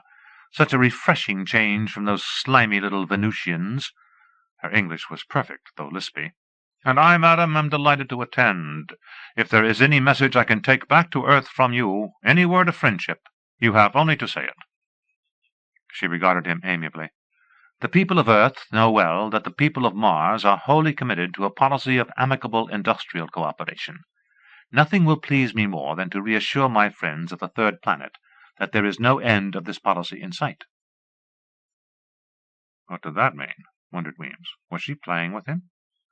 "I trust," he said, "that you are wholeheartedly working in the interests of peace among the planets?" "So I have said," she said simply. "So I shall always say." Incredible. Did she take him for an imbecile? Or... "Thank you for this kind assurance," he said, bowing again and retiring. When he had cornered Dr. Carew, he said agitatedly, "I don't get it at all. I simply don't understand. Is she lying into my teeth? The least she could have done would have been to turn aside the questions. I never dreamed I'd get an answer at a time like this." "Neither did I," she said slowly. "Something is rotten in the matriarchy, and it isn't the customary scent of senile decay peculiar to dictatorships. The biology of the Martians demands a dictatorship, what with their weird reproductive methods. Unless there were a strong and centralized authority, they'd slump back into barbarism after a few thousand years of unrestricted meetings. Here's one dictator who's loved by the dictatees." She was silent for a moment, then said, "To change the subject, I have the place and time for tomorrow's party. The lady is, I knew you couldn't tell one from another, director of a munitions and fabrication syndicate." "Thanks," he said vaguely, taking the memo. "That's the perfect spot of irony to top off the evening. In fact, this whole damned mission that failed." He went to the party with Dr. Carew, both thoroughly wrapped up in fur and wool against the Martian indoors 10 below temperature, and they carried thermos flasks full of hot coffee for an occasional warming nip in a dark corner. Anything but that would be unmannerly. His hostess presented Weems to her husband-brother-nephew, an example of the ungodly family relationships into which their anatomy naturally led. The creature was very much smaller than the female, and spoke only Martian, which the Earthman could not handle except sparingly. He got the idea that they were talking about auriferous sand, but how they got onto the subject he did not understand. He excused himself as quickly as he could and retreated for some of the steaming coffee. "Earthman, of course," said a hearty voice. He turned to see a curious stubby person, quite human in his appearance, but with a somehow distorted look, as though he had been squeezed in a hydraulic press, and the person wore elaborately ornamental trappings of a blackish silver metal. "You must be a Jovian," he said, corking the thermos. "I've never seen one of your people before. You're more, human than these others." "So they say, and you're the first Earthman I've ever seen. You're very, long." They both laughed. Then the Jovian introduced himself as a pilot on the regular Mars freighters. He waved off Weems's introduction. "Don't bother, Weems," he said. "I know of you." "Indeed?" There was a pause. With the diplomatic instinct to avoid embarrassment whenever possible, the Earthman asked, "Why don't your people appear more often on Earth? You could chuck some of that osmium you have to wear here on Mars." "This?" The Jovian gestured at his trappings. "A mere drop in the bucket. I have 100 weight in each shoe. But the reason is that the Earth is relatively undeveloped in its space culture, though, of course, much better developed than Jupiter. There are so few of us, 50 million on the whole planet." He shrugged whimsically. "We're growing, of course. There was a polygamy decree a few years ago. Did you hear of it?" "No, I'm sorry to say I know nothing at all about your planet. I'm in the diplomatic service, studying Venus mostly." "So, perhaps you are the wrong man to come to, then. We know nothing about these matters. Is there a person more appropriate to whom I ought to broach the idea of a rapprochement between our two worlds?" Weems was rocked back on his heels. Unheard of. Diplomacy as casual as this was tantamount to an interplanetary incident. The Jovian continued as casually as before. "You see, we've no navy and don't need space rights. It's strictly commercial, so we haven't got any foreign office. We hardly trade at all with Venus and Earth, and our Mars relations are settled by treaty once every 4 of Mars' years." "Excuse me," said Weems abruptly. He had just caught a high sign from Dr. Carew, who was holding a flimsy like a dead rat. He sidled over to her inconspicuously. "Well, what turned up?" "The chip," she said breathlessly, "has been knocked off. I just got this from our embassy, by messenger. It's a copy of the note the Earth F.O. just sent to Venus. The Earth F.O. not only assures Venus that not only does Earth impeach the Venus F.O., but that she is prepared to put its jurisdiction to trial." She handed him the flimsy. He scanned it almost unbelievingly. "The so-and-sos," he commented inaudibly. "That about fixes our little red wagon, Doc. Though we have an ally. Jupiter wants its place in the sun." As the woman stared with amazement, he introduced the Jovian to her and explained the situation. The squat man listened with increasing anxiety as he dilated on the relations that would exist between the two worlds. "Will we really," he asked at length, "need all those men, actually 25 on our end, to handle a little thing like a military alliance?" "Lord, yes," breathed Weems. "Code clerks, secretaries, subsecretaries, second subsecretaries, lots more." "May I ask," said the woman, "why this sudden interest in protocol and procedure has come up on Jupiter?" The Jovian looked a little embarrassed. "It's a matter of pride," he explained. "The 3 other planets have their own secret codes and messages. We're the only planet that hasn't got sealed diplomatic pouches absolutely inviolable in any jurisdiction, and so our executive committee decided that if it's good enough for them, it's good enough for us." "I see," said Weems thoughtfully. "But how is it that you, the A-pilot on a freighter, are their plenipotentiary without even identification?" "As a matter of fact," confessed the Jovian with some hesitation, "I was given a note, but it seems to be lost. Do things like that really matter?" "They do," said Weems solemnly. "But you were saying—" "Yes, they chose a freight pilot to avoid taking a man off real work. It's our principle of the economization of kinesis. Without its operation, we'd have all sorts of superfluous men who did only half a man's work. And do not forget that to a people of only 50 million, that is no small matter. We need every man all the time." "As to the treaty necessary," said the woman, "would you prefer it to be secret or published?" "Secret," promptly replied the Jovian. "It'll be more fun that way." Up dashed a very young sub-attaché from the Earth Embassy. "Excuse me," he shrilled, his voice breaking, "but you have to come at once. It's important as the very devil, sir, if you will excuse—" he found himself addressing empty air and amused Jovian. The two Earth people had flown to their sandcar. They had been awaiting the summons. The ambassador was waiting for them, grim and white. He was no fool, this ambassador. His punishment for that was the dusty job on Mars instead of an office on Terra. He had just removed the earphone clamps, they saw.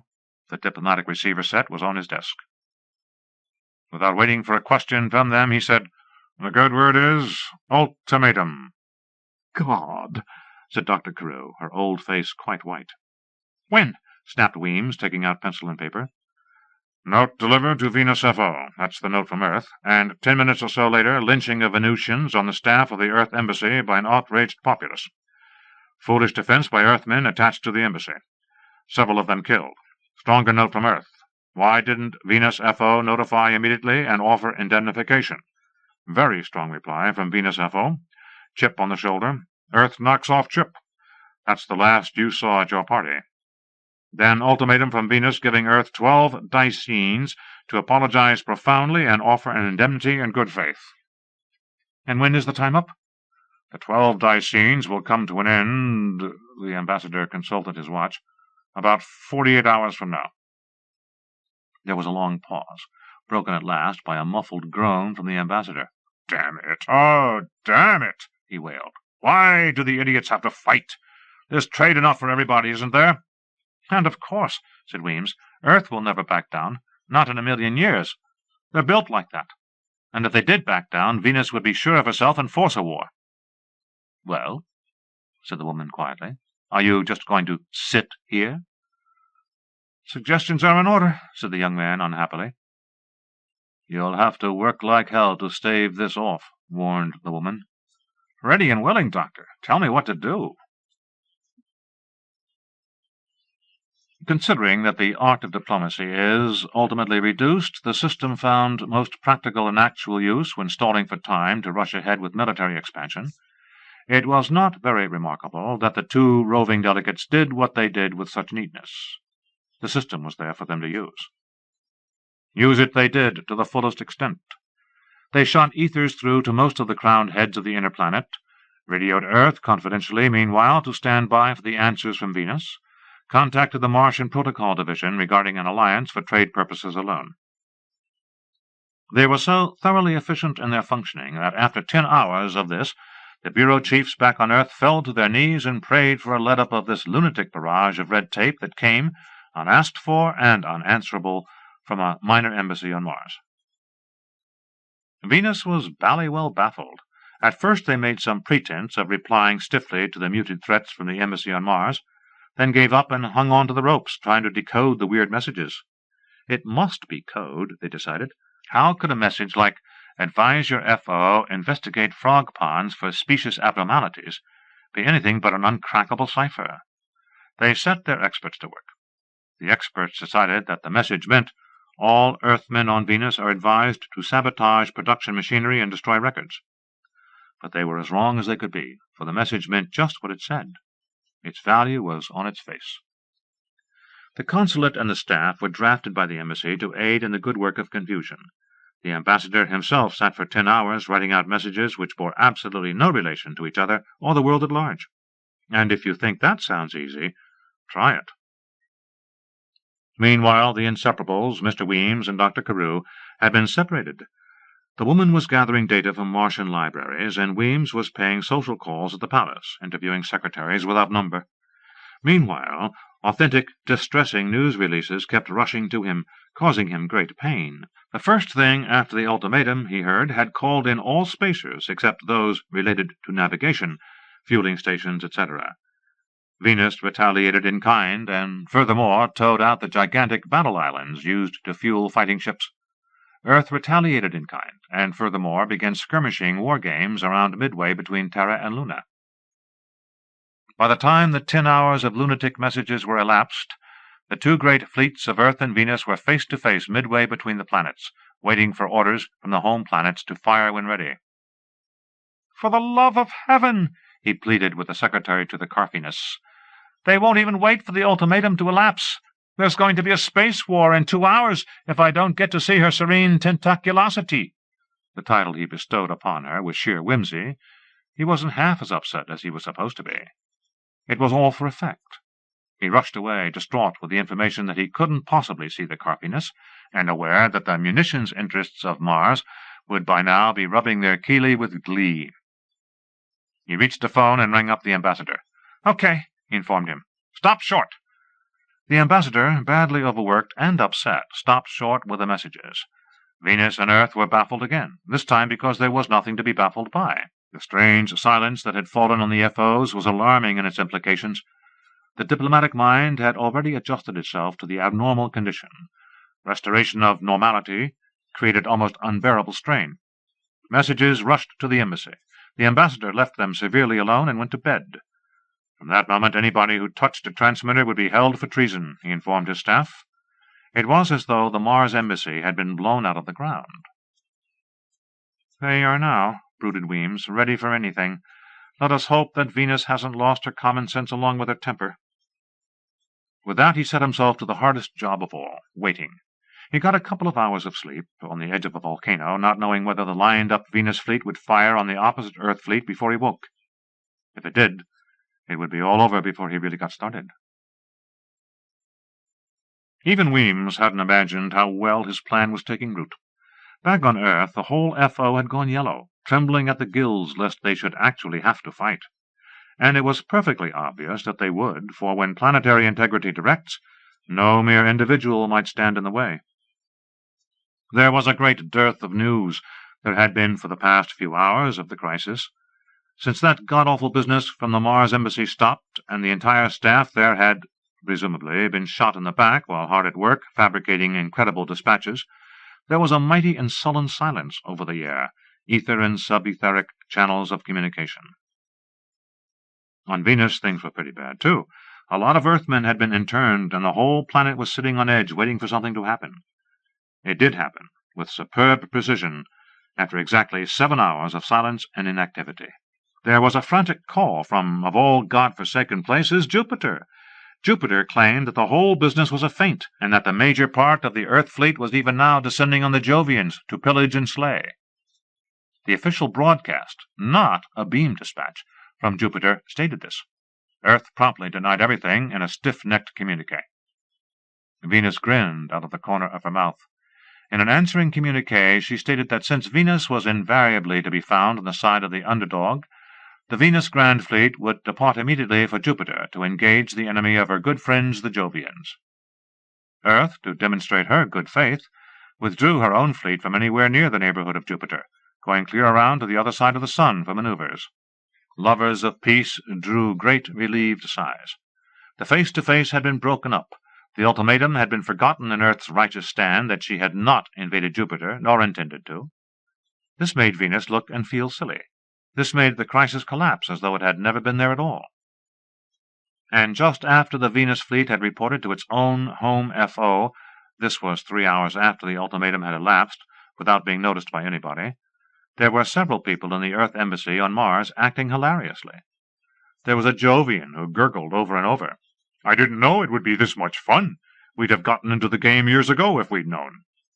"And I," said the ambassador, "have the satisfaction of knowing that I've given a pretty headache to the best code experts in the system, and all by the simple expedient of sending a code message that means just what it says." "And I," said Weems, upending a glass, "have aided the cause of peace between the planets. If I can get to the Carpiness and let her know that she's being played for a sucker by the munitions people—" "Let it come later," said Dr. Carew. "I wish I could live another 80 years to read about it in the history books. But it really doesn't matter, because they'll say something like this.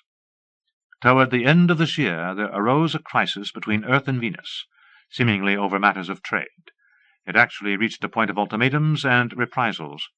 Fortunately, the brilliant, calm, and efficient work of the Honorable Secretary of Recession, Jowett Osgood, saved the day.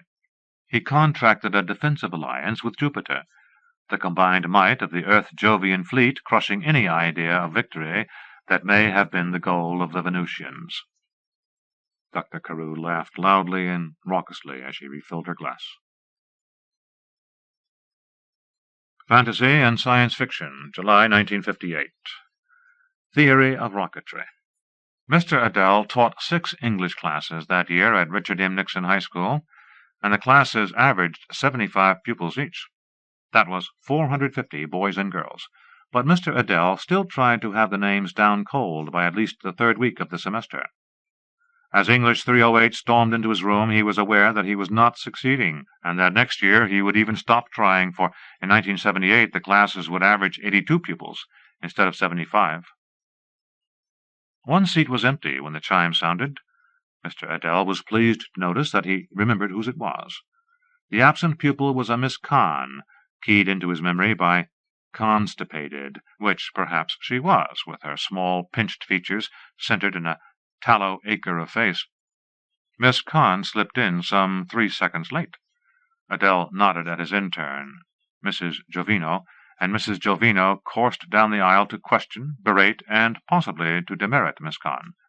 Adele stood up, the modern Revised Old Testament already open before him. "You are blessed," he read, "if you're excused for your wrongdoing and your sin is forgiven. You're blessed if God knows that you're not evil and sly any more. I, King David, used to hide my sins from God while I grew old and blustered proudly all day. But all day and all night, too, your hand was heavy on me, God." It would be the flat, crystal-clear, crystal-blank MROT all this week. Next week he'd read, with more pleasure, from the Roman Catholic Knox translation. The week after that, from the American Rabbinical Council's crabbed version heavy with footnotes. And the week after that, back to the MROT. Thrice blessed was he this semester that there were no Moslems, Buddhists, militant atheists, or miscellaneous cultists to sit and glower through the reading, or exercise their legal right to wait it out in the corridor. This semester the classes were all American, Protestant, Catholic, Jewish. Choice of one. "Amen," chorused the class, and they sat down. 2 minutes of his 50-minute hour were gone forever. Soft spring was outside the windows, and they were restless. Mr. Adele projected a little as he told them, "This is the dreaded 3-minute impromptu speech for which English 308 is notorious, young ladies and gentlemen. The importance of being able to speak clearly on short notice should be obvious to everybody. You'll get nowhere in your military service if you can't give instructions and verbal orders. You'll get less than nowhere in business if you can't convey your ideas crisply and accurately." A happy thought struck him. Great chance to implement the Spiritual Values Directive. He added, "You may be asked to lead in prayer, or say grace on short notice." He'd add that one to his permanent repertoire. It was a natural. "We are not asking the impossible. Anybody can talk interestingly, easily, and naturally for 3 minutes if they try. Miss Gerber, will you begin with a little talk on your career plans?" Miss Gerber, grapefruit was the mnemonic, rose coolly and drivelled about the joys of motherhood until Mrs. Jovino passed her card to Adele and called time. "You spoke freely, Miss Gerber, but perhaps not enough to the point," said Adele. "I'm pleased, though, that you weren't bothered by any foolish shyness. I'm sure everybody I call on will be able to talk right up like you did." He liked that "like" the way you like biting on a tooth that aches. He'd give them artificial grammar de-emphasis. "Foster, may we hear from you on the subject of your coming summer vacation?" He jotted down a C for the grapefruit. Foster Fireball rose and paused an expert moment. Then, in a firm and manly voice, he started with a little joke. "If I survive English 308. Stated his theme, "A vacation is not a time for idling and wasted opportunity." Developed it. Harvest crew during the day for physical, my science search project during the evenings for mental. Elevated it. No excuse for neglecting one's regular attendance at one's place of worship. And concluded with a little joke. "Should be darned glad to get back to school." The speech clocked 2 minutes 59 seconds. It was masterly. None of the other impromptus heard that morning came close to it. "And," said Mr. Adele at lunch to his semi-crony, Dr. Fuqua, biology, "between classes I riffled through the grade cards again, and found I'd marked him F. Of course I changed it to A. The question is, why?" "Because you'd made a mistake," said Fuqua absently. Something was on his mind, thought Adele. No. Why did I make the mistake? Well, Freud, in the psychology of everyday— "Roland, please, I know all that. Assume I do. Why do I unconsciously dislike Foster? I should get down on my knees and thank God for Foster." Fuqua shook his head and began to pay attention. "Foster?" he said. "You don't know the half of it. I'm his faculty advisor. Quite a boy, Foster. To me, just a name, a face, a good recitation every time. 75 to a class. What's he up to here at dear old Tricky Dicky?" "What's the funny jokes, Adele?" said Fuqua, alarmed. "Sorry, it slipped out. But Foster?" "Well, he's taking an inhuman pre-engineering schedule, carrying it with ease, going out for all the extracurricular stuff the law allows. ROTC, drill team, boxing squad, math club, and there I had to draw the line. He wanted on the debating team, too. I've seen him upset just once. He came to me last year when the school dentist wanted to pull a bad wisdom tooth he had. He made me make the dentist wait until he had a chance to check the dental requirements of the Air Force Academy. They allow 4 extractions, so he let the dentist yank it. Fly boy. Off we go into the what's-it. He wants it bad." "I see. Just a boy with motivation. How long since you've seen one, Roland?" Dr. Fuqua leaned forward, his voice low and urgent. "To hell with Foster, Dave. I'm in trouble. Will you help me?" "Why, of course, Roland. How much do you need?" Mr. Adele was a bachelor, and had found one of the inner joys of that state to be tiding over his family friends. "Not that kind of trouble, Dave. Not yet. They're sharpening the axe for me. I get a hearing this afternoon." "Good God! What are you supposed to have done?" "Everything. Nothing. It's one of those best interests things. Am I taking the spiritual values directive seriously enough? Am I thinking about patting any adolescent fannies? Exactly why am I in the lowest quarter for my seniority group with respect to voluntary hours of refresher summer courses? Am I happy here?" Adele said, "These things always start somewhere. Who's out to get you?" Fuqua took a deep breath and said in a surprisingly small voice, "Me, I suppose." "Oh?" Then it came out with a rush. "It was the semester psychometrics. I'd been up all night, almost fighting with Beth. She does not understand how to handle a 15-year-old boy. Never mind. I felt sardonic, so I did something sardonic. And stupid. Don't ever get to feeling sardonic, Dave. I took the psychometric, and I checked their little boxes, and I told the goddamned truth right down the line. I checked them where I felt like checking them, and not where a prudent biology teacher ought to check them." "You're dead," Mr. Adele said after a pause. "I thought I could get a bunch of the teachers to say they lie their way through the psychometrics. Start a real stink." "I'd make a poor ditch-digger, Roland, but if you can get 9 others, I'll speak up. No, make that 6 of us. I don't think they could ignore 8 of us." "You're a good man," Dr. Fuqua said. "I'll let you know. There's old McGivern, near retirement. I want to try him." He gulped his coffee and headed across the cafeteria. Adele sat there, mildly thunderstruck at Fuqua's folly and his own daring. Fuqua had told them the kind of bird he was by checking yes or no on the silly clever statements. He had told them that he liked to drink, that he thought most people were stupider than he, that he talked without thinking first, that he ate too much, that he was lazy, that he had an eye for a pretty ankle, that he was a human being, not much better or worse than any other human being. But that wasn't the way to do it, and damned well Fuqua had known it. You simply told yourself firmly, for the duration of the test, "I am a yuck. I have never had an independent thought in my life. Independent thinking scares me. I am utterly monogamous and heterosexual. I go bowling with the boys. Television is the greatest of the art forms. I believe in installment purchasing. I am a yuck." That these parlor games were taken seriously by some people was an inexplicable but inexorable fact of life in the 20th century. Adele had yucked his way through scholarships, college admissions, faculty appointment, and promotions, and had never thought the examinations worse than a bad cold. Before maturity set in the frat house, they had eased his qualms about psychometric testing with the ancient gag, "You ain't a man until you've had it 3 times." Brave of him, pretty brave at that, to back up Fuqua, if Roland could find 6 others. Roland came to him at 4 o'clock to say he had not even found 1 other. "I don't suppose— No, I'm not asking you to, Dave. 2, it wouldn't be any good." He went into the principal's office. The next day, a bright young substitute was teaching biology in his place, and his student advisees had been parceled out among other teachers. Mr. Adele found that young Foster had now become his charge. The 72 pupils in his English 114 class sat fascinated and watched the television screen. Dr. Henley Reagan was teaching them Macbeth, was teaching about 900 English 114 classes throughout the state Macbeth, and making them like it. The classroom rapport was thick enough to cut and spread with a shingle. The man's good, Adele thought, but that good? How much is feedback from their knowing he's famous for his rapport? How much is awe of his stupendous salary? Still nowhere equal to 900 teachers' salaries.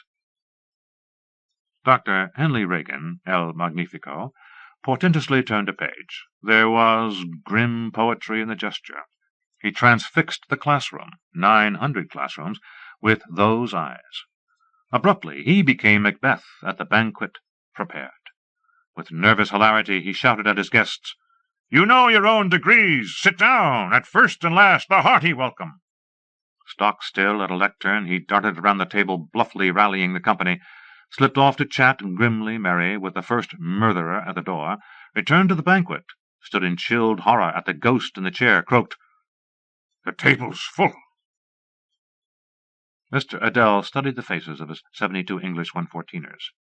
They were in hypnotic states of varying depths, except Foster. The fireball was listening and learning, his good mind giving as well as taking. The intelligent face was alive, the jaw firm, and around him eyes were dull and jaws went slack. Foster could speak and write an English sentence, which perhaps was the great distinguishing mark between him and the rest of English 114. Blurted fragments of thought came from them, and the thoughts were clichés 100 times out of 100. Dr. Henley Reagan growled at them. "We are yet but young, indeed," and his eyes said the rest, promising horrors to come. He snapped the book shut like a pistol's bang. The 114ers popped out of their trances into dazed attentiveness.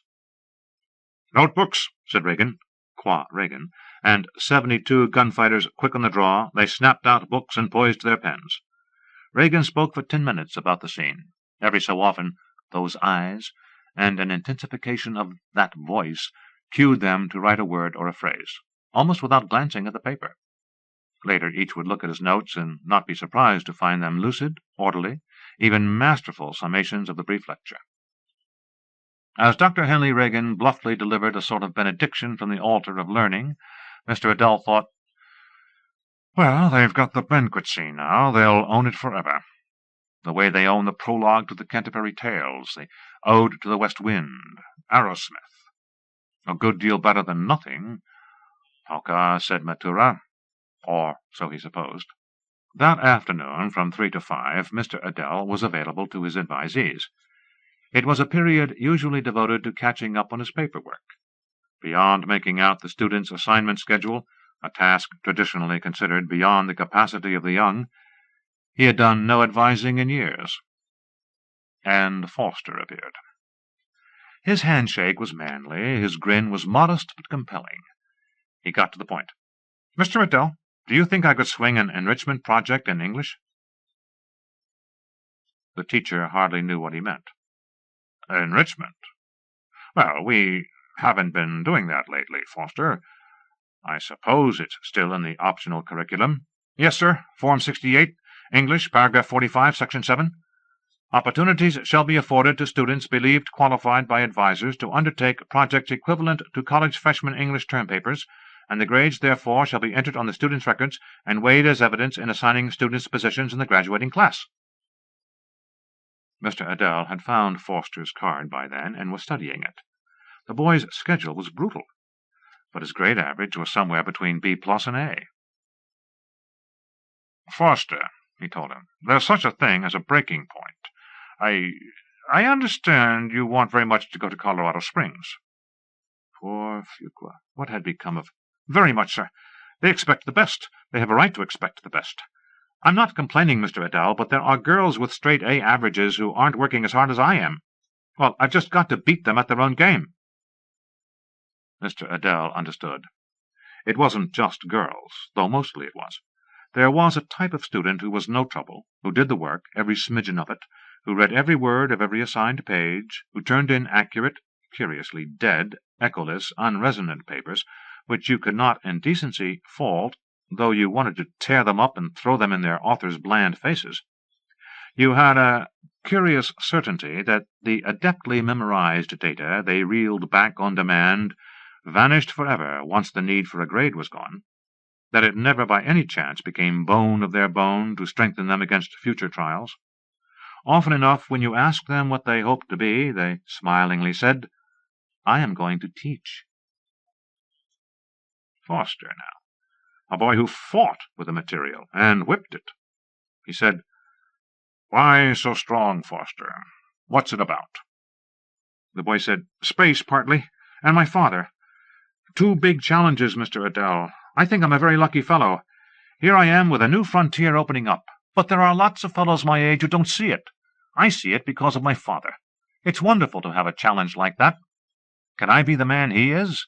Can I learn even more, be a better leader, a better engineer?" Mr. Adele was moved deeply. "Your father just missed spaceflight, is that it?" "By a whisker," Foster said regretfully.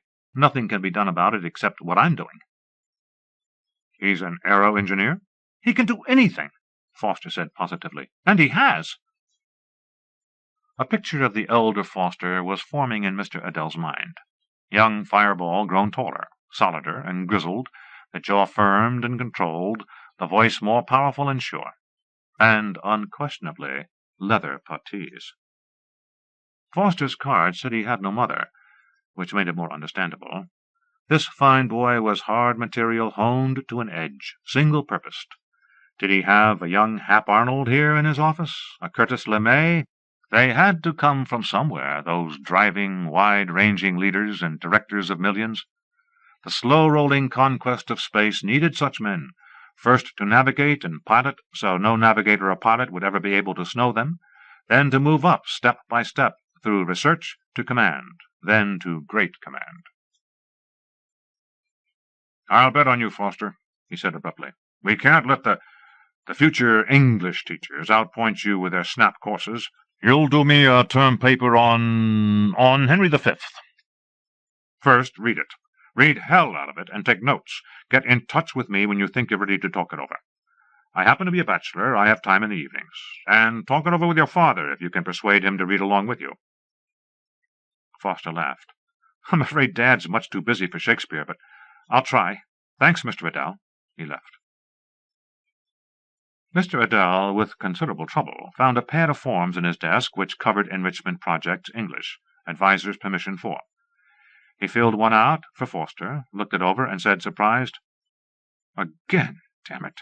He had checked the box for permission denied. He tore up the form. It was discolored anyway, from being so long on the top of the pad, and meticulously made out another, checking the various boxes with exquisite care. That night after dinner he tried to telephone Roland Fuqua, but service to his number had been discontinued. Alarmed, he buzzed over on his scooter to Fuqua's apartment, one of 250,000 in the Dearborn Village development of metropolitan life and medical. Roland's hulking, spoiled, and sullen boy Edward, who had unilaterally changed his name last year to Rocky, was the only person there, and he was on his way out. To an orgy with some pigs, if you believed him. He said little Rollo was now a night-shift lab assistant in a pet food company's quality control department, and this was his mother's bingo night. "You want I should give a message?" he asked satirically, overplaying the role of intolerably burdened youth. "If it won't break your back," Mr. Adele said, "please ask your father to give me a ring sometime." Again in his own small apartment, Mr. Adele thought of many things. Of the ancient papyrus which, when decoded, moaned, "Children are not now as respectful and diligent as they were in the old days." Of Henry V. Of Dr. Fuqua, drudging away on pet food protein determinations, and lucky to be doing that. Of his own selfish, miserable, lonely comfort in his castle. Of Foster, the hero king to be, and of himself, Aristotle to the young Alexander. Had there been a dozen such in his 20 years? There had not. Marie Perrone still sent him her novels, and they were almost popular and very bad. Jim Falwell had gone to Princeton and into the Foreign Service, and that was that. Janice Reeves and Ward Freeman were married and both teaching at Cornell. What had happened to the 100,000 others he had taught? Only God and themselves knew. If they all dropped dead at this instant, tomorrow morning some trucks would not roll for an hour or two. Some advertising agencies would come near to missing a few deadlines. Some milk would sour, and some housewives would bang, perplexed, on the doors of shops that should be open. A few sales would languish unclosed. A few machines would growl for lack of oil. But Foster might land on the moons of Jupiter. Therefore let him learn, make him learn, how to be great. He would meet his Pistols, Bardolphs, Fluellens, a few Exeters, and without doubt his Cambridges and Scroops, clowns, fuss-budgets, friends and traitors. It could matter to nobody except herself if her agent ripped poor Artie Marie Perrone up her back. It might matter a great deal to— he shied at the alternatives— to, let us say, man, if Foster trusted a pistol to do his work, or passed over a Fluellen for his mannerisms, or failed to know a Scroop when he saw one. We will arm the young hero king, he thought comfortably, just before sleep claimed him. Roland Fuqua had been transferred to Toledo by the Pet Food Company. He wrote to Adele, "Instinct tells me not to queer my luck by talking about it, but anyway, I really believe I'm moving up in the organization. The other day a party from sales came through the QC labs, and one of them, just an ordinary-looking Joe, stopped to talk to me about the test I was running. Asked very intelligent questions. You could have knocked me over with a Folan-Woo pipette when they told me who he was afterwards. Just John McVeigh himself, assistant vice president in charge of sales. Unaccustomed as I am to pipe dreams, it can't be a coincidence that it was me he talked to instead of half a dozen other lab men with seniority. I don't know what he has in mind exactly. Maybe some kind of liaison job between QC and sales, which would put me on staff level instead of hourly rated." Mr. Adele felt sick for him. He would have to answer the letter at once. If he put it off, he would put it off again, and their correspondence would peter out, and Fuqua would be betrayed. But what could he tell him? That he was pipe-dreaming? That coincidences like that happened to everybody 100 times a day? That Roland Fuqua, Ph.D., would never, at 45, move from the quality control lab to the glittering world of sales? He stalled for time by stamping and addressing the envelope first, then hung over the typewriter for 5 minutes of misery. It was Wednesday night. Foster was due for the 12th and last of his enrichment sessions. Mr. Adele tried not to cause Fuqua pain by dwelling on the world of teaching he had lost, but what else was there to write about? "I'm sure you remember Foster, the flyboy. I've been taking him on one of those enrichment things through Henry V. This is supposed to win him 1/10,000th of a place higher on the graduating class list and get him into the academy. And I suppose it will. Things are very simple for Foster, enviably so. He has a titan of engineering for a father, who appears to commute between the Minas Gerais power station in Brazil, his consulting service in the city, and trouble spots in the IT&T network. Maybe I should say commutate. I honestly do not believe that Foster has to lie his way through the personality profiles like the rest of us mortals." Now there was a hell of a thing to put down. He was going to rip the page out and start again, then angrily changed his mind. Fuqua wasn't a cripple. It wasn't bad form to mention his folly. It would be merely stupid to pretend that nothing had happened. He finished out the page with a gush of trivia. Sexy little Mrs. Dickman, who taught Spanish, was very visibly expecting. New dietitian in the cafeteria, food cheaper, but worse than ever.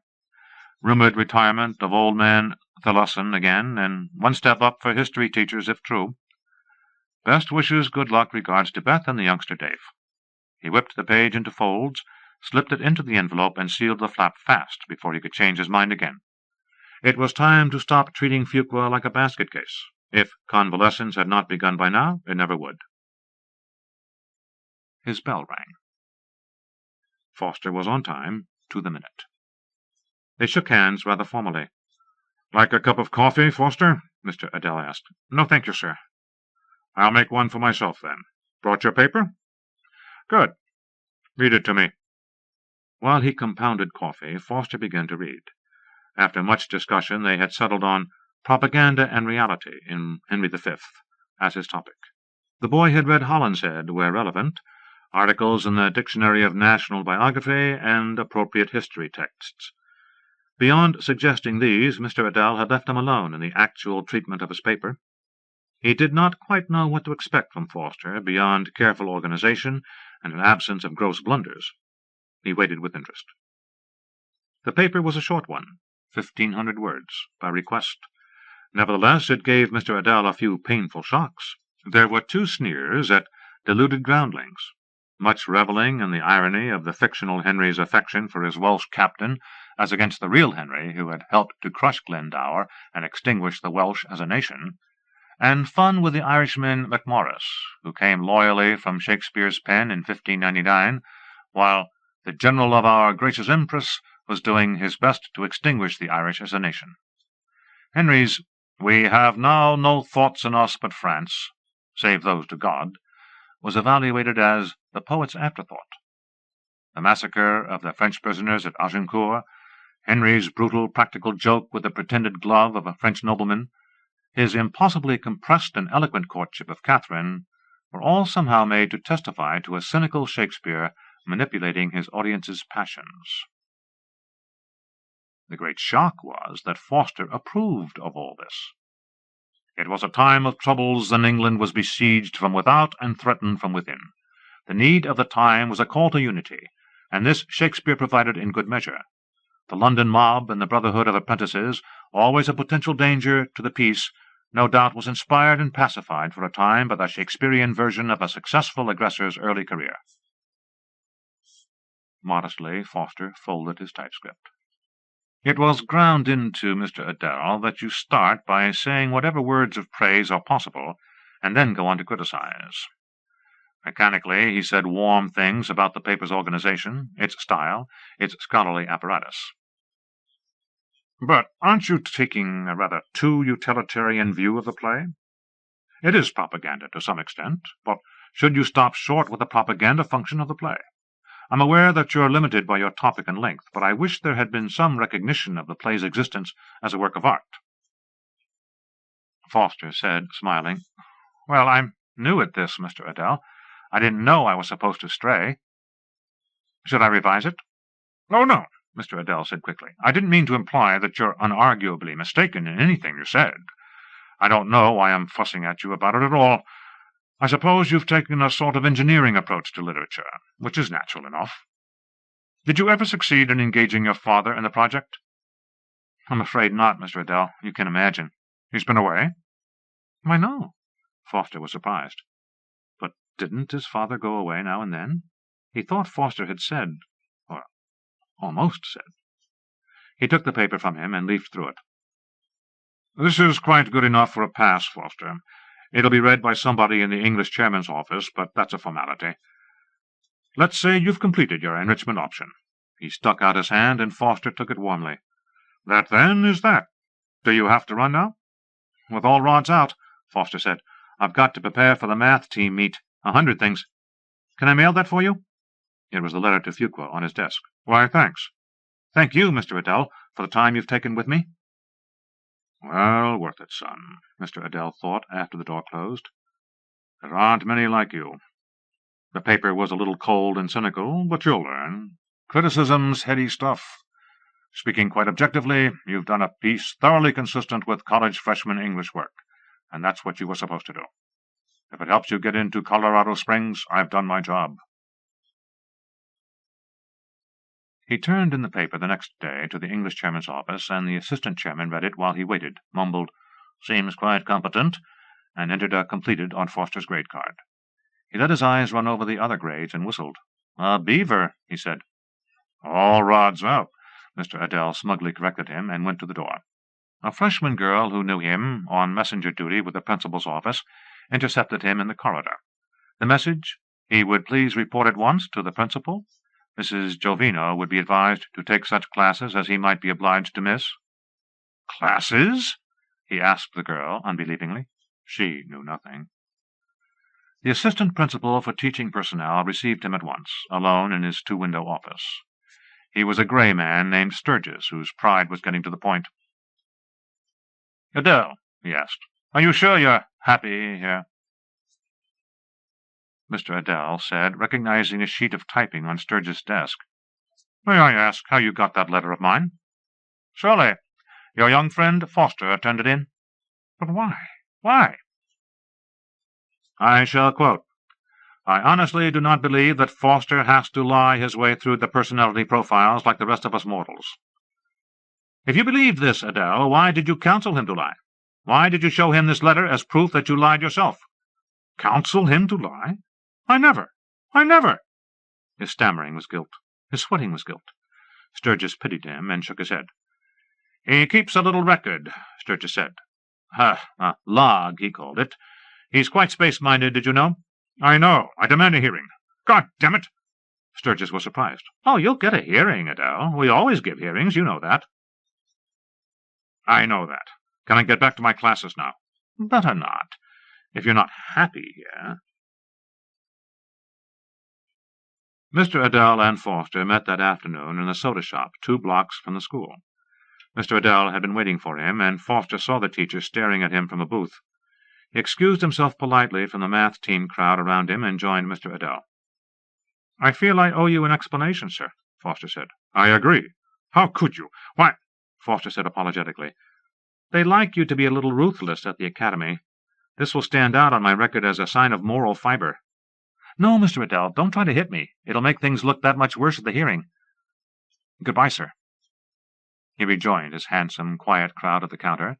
In a moment they were talking busily about elliptic functions and Fourier series. Mr. Adele slunk from the place, knowing that there was only one court of appeal. 3379 Seneca Avenue turned out to be a shocking slum tenement back of a municipal bus garage. The apartment, Mr. Adele thought, after his initial surprise, would be one of those hideaways. Probably a whole floor run together, equipped with its own heating and air conditioning, plumbing replaced. After all, would Foster Sr. give a damn about a fancy address? Not that engineer. But the Foster apartment, or so said a card tacked to a rust-stiffened bell-pull, was only one of a dozen like it on the cabbage-reeking 5th floor, and the paunchy, unshaven, undershirted man who came to the door and stood reeling in the doorway said, "Yeah, I'm old Foster. Yeah, I got a boy in Nixon High. What the crazy kid do now? He's crazy, that kid. Maybe I get a little drunk sometime. I got a little pension from I hurt my back driving the buses. People don't appreciate, don't realize. You want a drink? What you say you come for?" "Or about your son?" "So I beat him up," the man yelled, suddenly belligerent. "Ain't I his father? He talks smart to me. I got a right to beat him some, ain't I? People don't appreciate." Old Foster lost interest, and mumbling closed the door. Mr. Adele walked slowly down the stairs, not able to forgive, but feeling at least the beginnings of eventual ease from the knowledge of why he was being destroyed. Fantasy and Science Fiction, January 1956. The Cosmic Charge Account. The Lackawanna was still running one cautious morning train a day into Scranton, though the city was said to be emptying fast. Professor Luton and I had a coach to ourselves, except for a scared, jittery trainman who hung around and talked at us. "The name's Petch," he said, "and let me tell you, the Petches have been around for a mighty long time in these parts. There's a town 23 miles north of Scranton named Petchville, full of my cousins and aunts and uncles, and I used to visit there, and we used to send picture postcards and get them, too. But my God, mister, what's happened to them?" His question was rhetorical.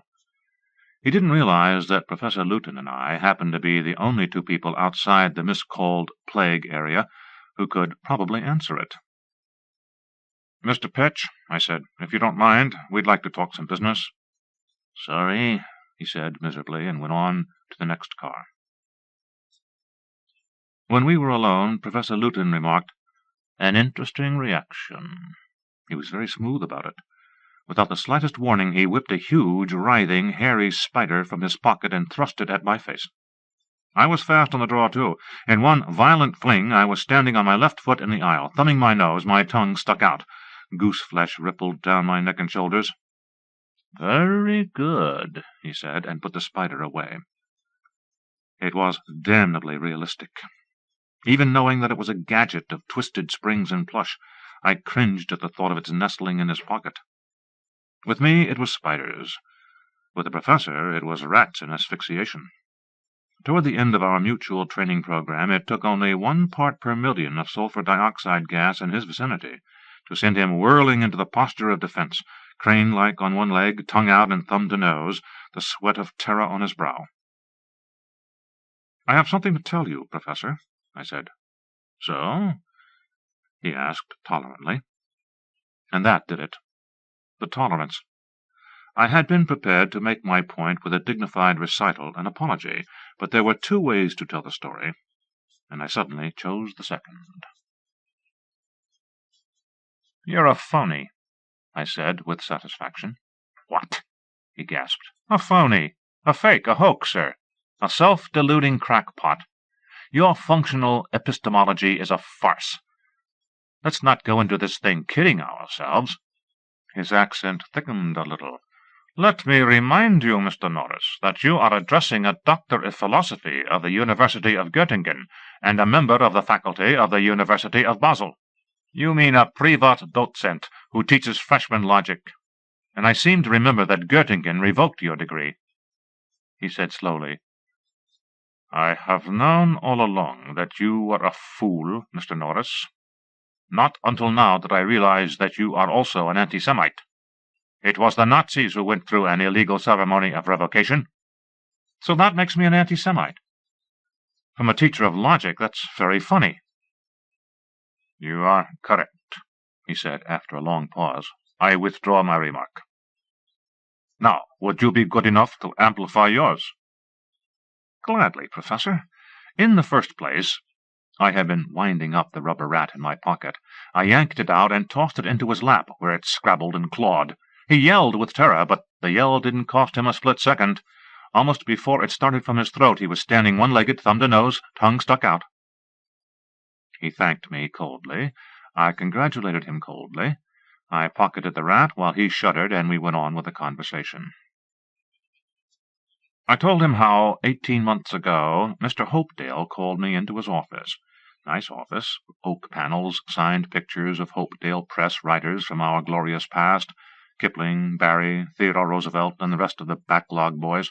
"What about Aino Alekinen?" Mr. Hopedale wanted to know. Aino was one of our novelists. His first, Vineland the Good, had been a critical success and a popular flop.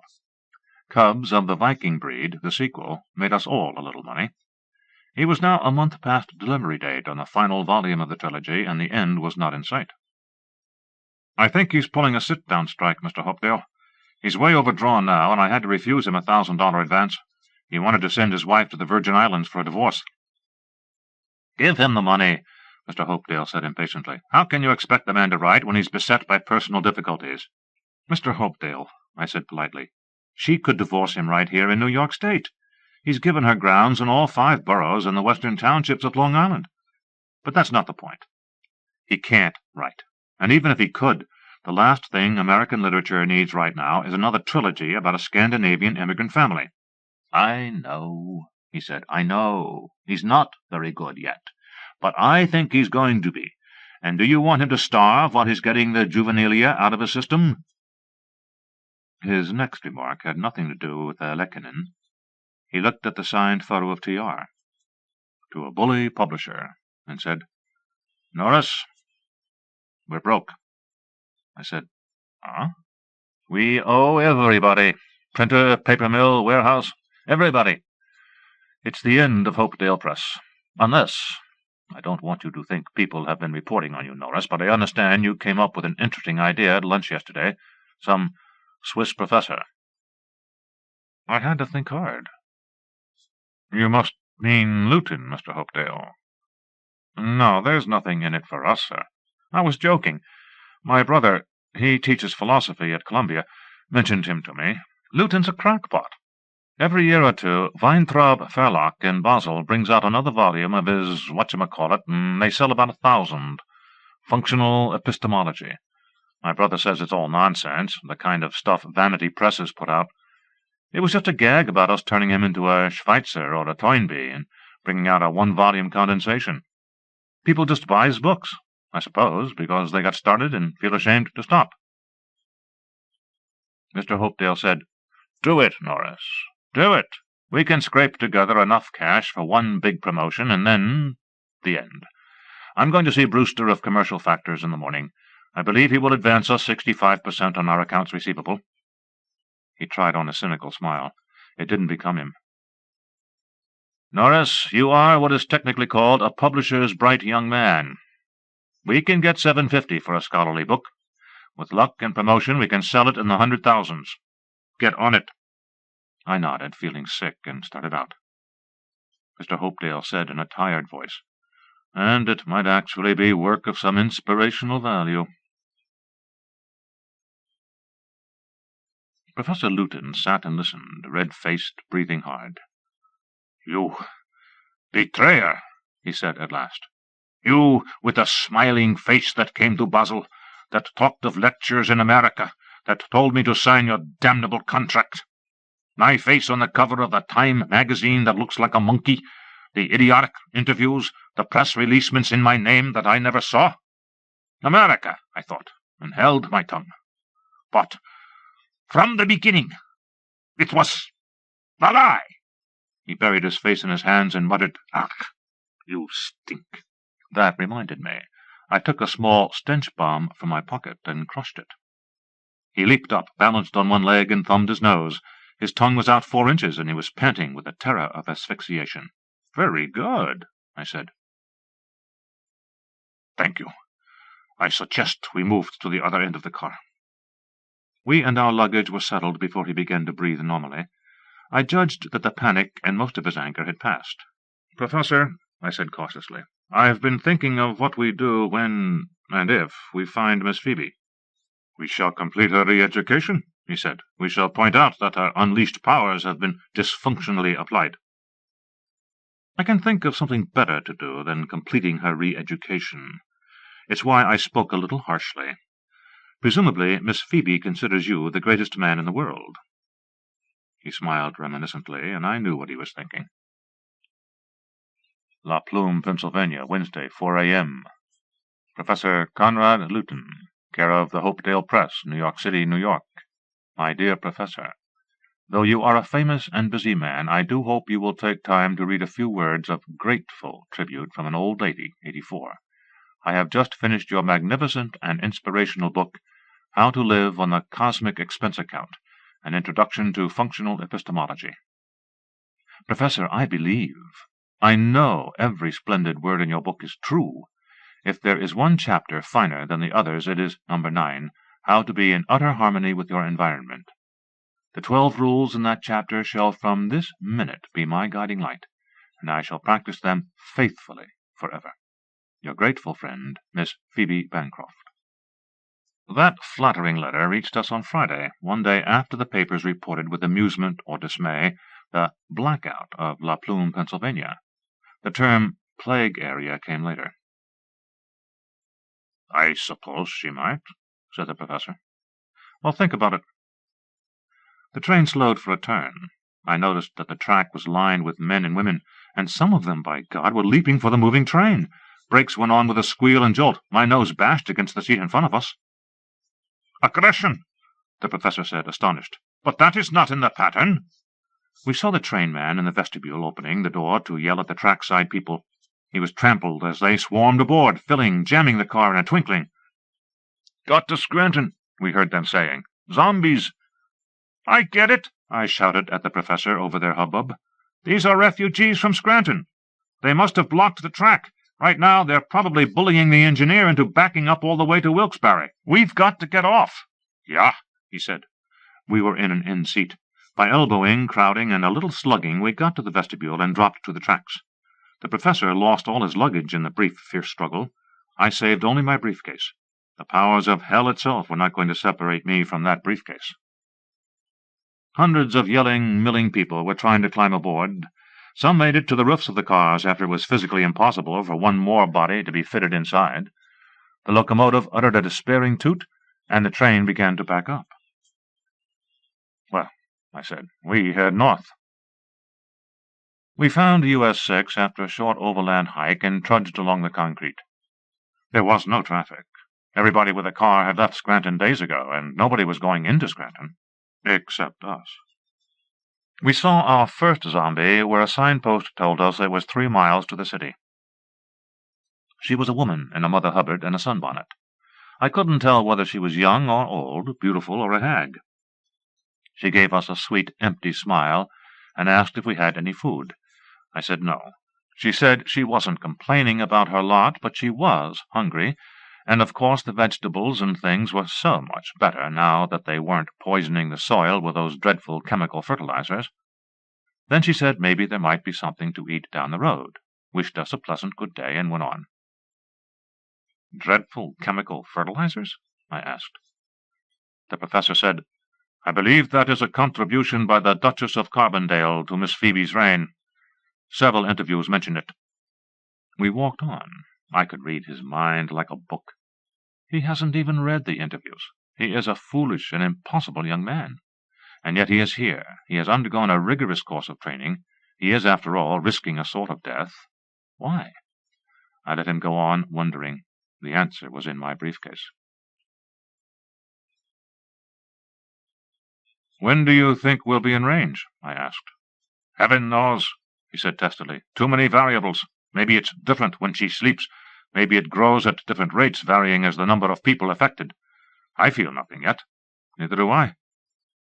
And when we felt something, specifically when we felt Miss Phoebe Bancroft practicing the 12 rules of how to be in utter harmony with your environment, we would do something completely idiotic, something that had got us thrown, literally thrown, out of the office of the Secretary of Defense. He had thundered at us. Are you two trying to make a fool of me? Are you proposing that soldiers of the United States Army undergo a 3-month training course in sticking out their tongues and thumbing their noses? He was quivering with elevated blood pressure. 2 MP lieutenants collared us under his personal orders and tossed us down the Pentagon steps when we were unable to deny that he had stated our proposal more or less correctly. And so squads, platoons, companies, battalions, and regiments marched into the plague area and never marched out again. Some soldiers stumbled out as zombies. After a few days spent at a sufficient distance from the plague area, their minds cleared, and they told their confused stories. Something came over them, they said, a mental fuzziness almost impossible to describe. They liked it where they were, for instance. They left the plague area only by accident. They were wrapped in a vague, silly contentment, even when they were hungry, which was usually. What was life like in the plague area? Well, not much happened. You wandered around looking for food. A lot of people looked sick, but seemed to be contented. Farmers in the area gave you food with a universal silly smile, but their crops were very poor. Animal pests got most of them. Nobody seemed to eat meat. Nobody quarreled or fought or ever said a harsh word in the plague area. And it was hell on earth. Nothing conceivable could induce any of them to return. The Duchess of Carbondale? Yes, sometimes she came driving by in her chariot wearing fluttery robes and a golden crown. Everybody bowed down to her. She was a big, fat, middle-aged woman with rimless glasses and a pinched look of righteous triumph on her face. The recovered zombies at first were quarantined, and doctors made their wills before going to examine them. This proved to be unnecessary, and the examinations proved to be fruitless. No bacteria, no rickettsia, no viruses, nothing. Which didn't stop them from continuing in the assumption embodied in the official name of the affected counties. Professor Luton and I knew better, of course. For knowing better, we were thrown out of offices, declined interviews, and once almost locked up as lunatics. That was when we tried to get through to the President, direct. The Secret Service, I am able to testify, guards our chief executive with a zeal that borders on ferocity. "How goes the book?" Professor Luton asked abruptly. 300,000. Why, want an advance? I don't understand German, but I can recognize deep, heartfelt profanity in any language. He spluttered and crackled for almost a full minute before he snarled in English, "Idiots! Dolts! Out of almost 1/3 of a million readers, exactly 1 has read the book." I wanted to defer comment on that. "There's a car," I said. "Obviously it stalled and was abandoned by a refugee from Scranton." "Let's have a look anyway." It was a battered old Ford sedan, halfway off the pavement. The rear was full of canned goods and liquor. Somebody had been looting. I pushed the starter and cranked for a while. The motor didn't catch. "Useless," said the professor. I ignored him, yanked the dashboard hood button, and got out to inspect the guts. There was air showing on top of the gas in the sediment cup. "We ride, Professor," I told him. "I know these babies and their fuel pumps. The car quit on the upgrade there, and he let it roll back." I unscrewed the clamp of the carburetor air filter, twisted the filter off, and heaved it into the roadside bushes. The professor, of course, was a mere machinery boy, with a true European intellectual's contempt for greasy hands. He stood by haughtily while I poured a bottle of gin empty, found a wrench in the toolbox that fit the gas tank drain plug, and refilled the gin bottle with gasoline.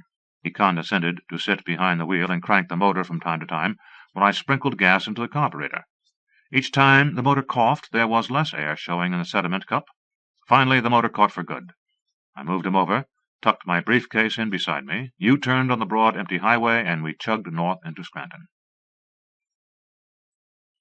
It was only natural that he edged away from me, I suppose. I was grimy from working under the gas tank. This, plus the discreditable ability I had shown in starting the stalled car, reminded him that he was, after all, a Herr Doctor from a real university, while I was, after all, a publisher's employee with nebulous qualifications from some place called Cornell. The atmosphere was wrong for it, but sooner or later he had to be told. "Professor, we've got to have a talk and get something straight before we find Miss Phoebe." He looked at the huge striped sign the city fathers of Scranton wisely erected to mark that awful downgrade into the city. "Warning, 7-mile death trap ahead. Shift into lower gear. $50 fine. Obey or pay." "What is there to get straight?" he demanded. "She has partially mastered functional epistemology, even though Hopedale Press refers to call it living on the cosmic expense account. This has unleashed certain latent powers of hers. It is simply our task to complete her mastery of the ethical aspect of F.E. She will cease to dominate other minds as soon as she comprehends that her behavior is dysfunctional and in contravention of the principle of permissive evolution."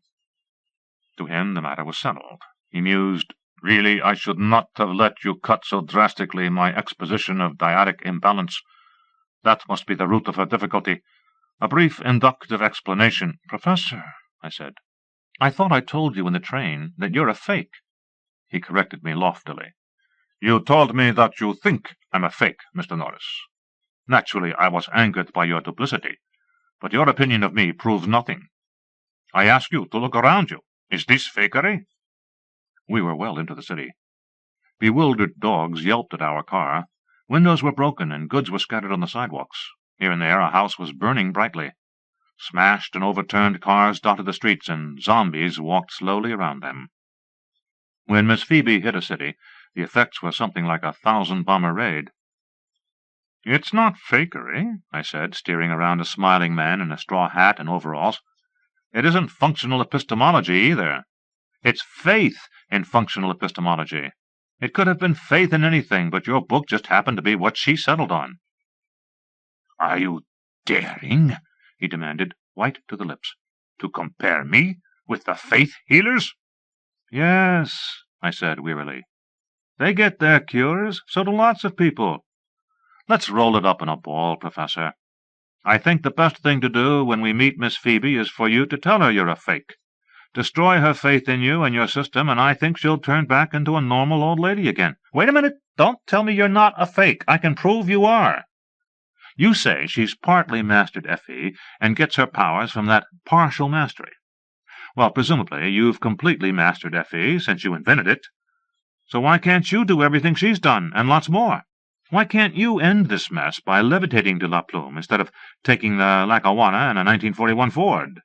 And by God, why couldn't you fix the Ford with a pass of the hands in F.E. instead of standing by while I worked?" His voice was genuinely puzzled. "I thought I just explained, Norris. Though it never occurred to me before, I suppose I could do what you say. But I wouldn't dream of it. As I said, it would be dysfunctional and in complete contravention of the principle of permissive—" I said something very rude and added, "In short, you can, but you won't." Naturally not. The principle of permissive—" He looked at me with slow awareness dawning in his eyes. "Norris, my editor, my proofreader, my by the publisher officially assigned Fidus Achates. Norris, haven't you read my book?" "No," I said shortly. "I've been much too busy. You didn't get on the cover of Time magazine by blind chance, you know." He was laughing helplessly. "How goes that song?" he finally asked me, his eyes damp. "God bless America." I stopped the car abruptly. "I think I feel something," I said. "Professor, I like you." "I like you too, Norris," he told me. "Norris, my boy, what do you think of ladies?" "Delicate creatures, custodians of culture." "Professor, what about meat-eating?" "Shocking, barbarous survival." "This is it, Norris!" We yanked open the doors and leaped out. We stood on 1 foot each, thumbed our noses, and stuck out our tongues. Allowing for the time on the train, this was the 1,962nd time I had done it in the past 2 months. 1,961 times the professor had arranged for spiders to pop out at me from books, from the television screen, from under stakes, from desk drawers, from my pockets, from his. Black widows, tarantulas, harmless, big house spiders, real and imitation. 1,961 times I had felt the arachnophobe's horrified revulsion. Each time I felt I had thrown major voluntary muscular systems into play by drawing up one leg violently, violently swinging my hand to my nose, violently grimacing to stick out my tongue.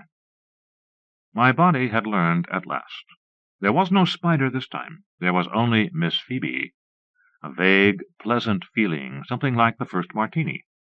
But my posture of defense, this 1,962nd time, was accompanied by the old rejection and horror. It had no spider, so it turned on Miss Phoebe.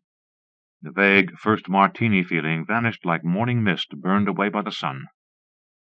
I relaxed cautiously. On the other side of the car, so did Professor Luton. "Professor," I said, "I don't like you any more." "Thank you," he said coldly. "Nor do I like you." "I guess we're back to normal," I said. "Climb in." He climbed in, and we started off. I grudgingly said, "Congratulations." "Because it worked? Don't be ridiculous. It was to be expected that a plan of campaign derived from the principles of functional epistemology would be successful.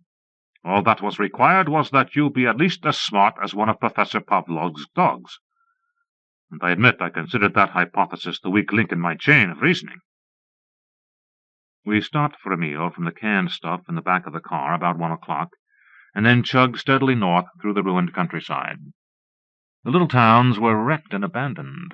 Presumably, refugees from the expanding plague area did the first damage by looting. The subsequent destruction just happened.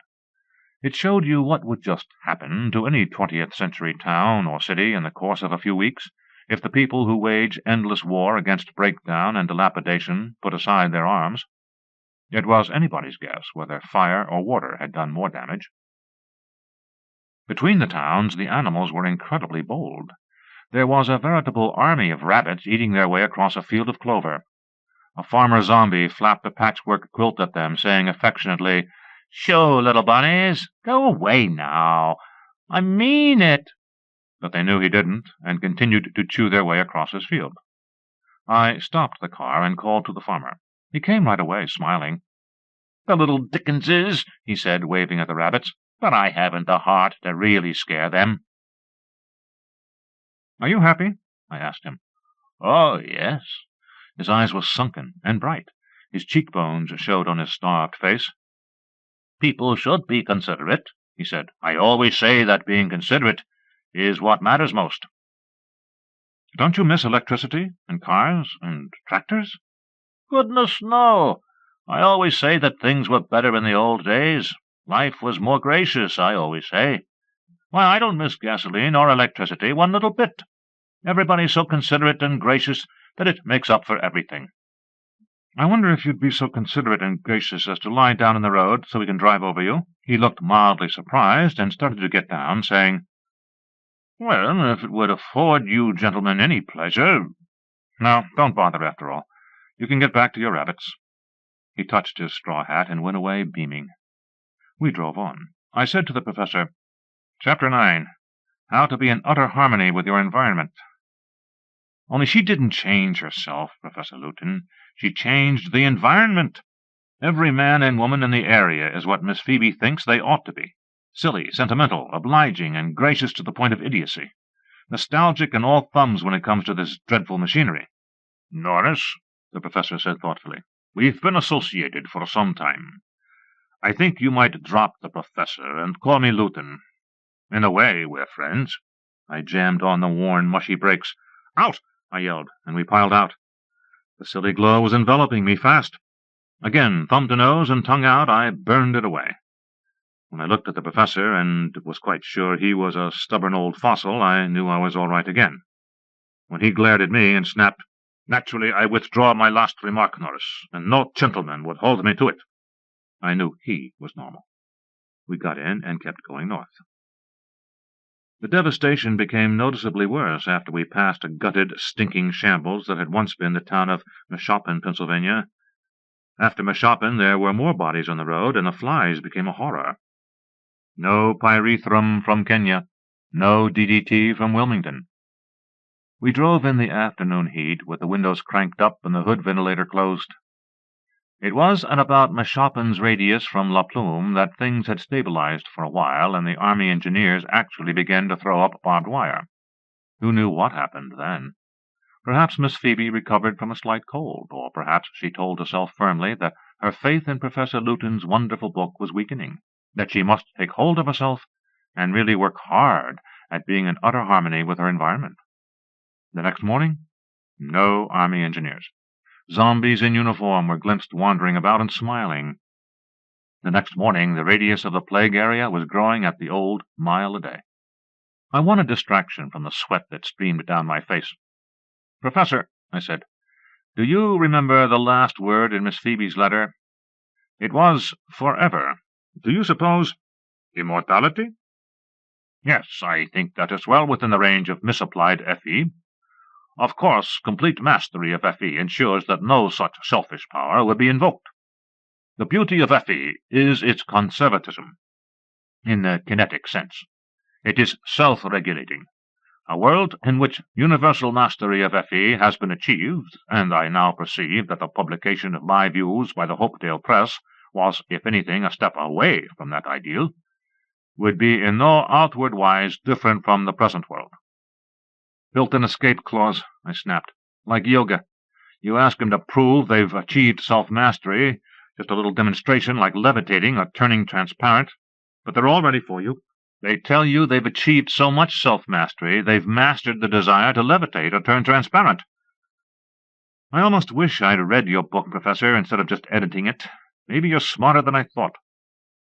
He turned brick red and gritted out, "Your insults merely bore me, Norris." The highway took a turn, and we turned with it. I braked again and rubbed my eyes. "Do you see them?" I asked the professor. "Yes," he said matter-of-factly. "This must be the retinue of the Duchess of Carbondale." They were a dozen men, shoulder to shoulder, barricading the road. They were armed with miscellaneous sporting rifles and one bazooka. They wore kilt-like garments and what seemed to be bracelets from a 5 and 10. When we stopped, they opened up the center of the line, and the Duchess of Carbondale drove through in her chariot. Only the chariot was a harness-racing sulky, and she didn't drive it. The horse was led by a skinny teenage girl got up as Charmian for a high school production of Antony and Cleopatra. The Duchess herself wore ample white robes, a tiara, and junk jewelry. She looked like your unfavored aunt, the fat one, or a grade school teacher you remember with loathing when you're 40, or one of those women who ring your doorbell and try to bully you into signing petitions against fluoridation or atheism in the public schools. The bazooka man had his stovepipe trained on our hood. His finger was on the button, and he was waiting for the Duchess to nod. "Get out," I told the professor, grabbing my briefcase. He looked at the bazooka, and we got out. "Hail, O mortals," said the Duchess. I looked helplessly at the professor. Not even my extensive experience with lady novelists had equipped me to deal with the situation. He, however, was able to take the ball.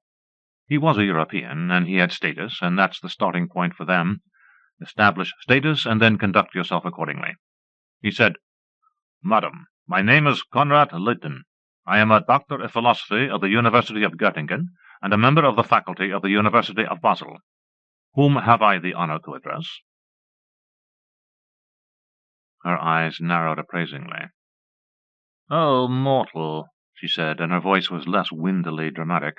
"Know ye that here in the new Lemuria worldly titles are as naught? And know ye not that the pure hearts of my subjects may not be sullied by base machinery?" "I didn't know, madam," Lutin said politely. "I apologize. We intended, however, to go only as far as La Plume. May we have your permission to do so?" At the mention of La Plume, she went poker-faced. After a moment, she waved at the bazooka man. "Destroy, O Fraxinartes, the base machine of the strangers," she said. Fraxinartes touched the button of a stovepipe. Lutin and I jumped for the ditch, my hand welded to the briefcase handle, when a rocket whooshed into the poor old Ford's motor. We huddled there while the gas tank boomed and cans and bottles exploded. The noise subsided to a crackling roar, and the whizzing fragments stopped coming our way after maybe a minute. I put my head up first. The Duchess and her retinue were gone, presumably melted into the roadside stand of trees.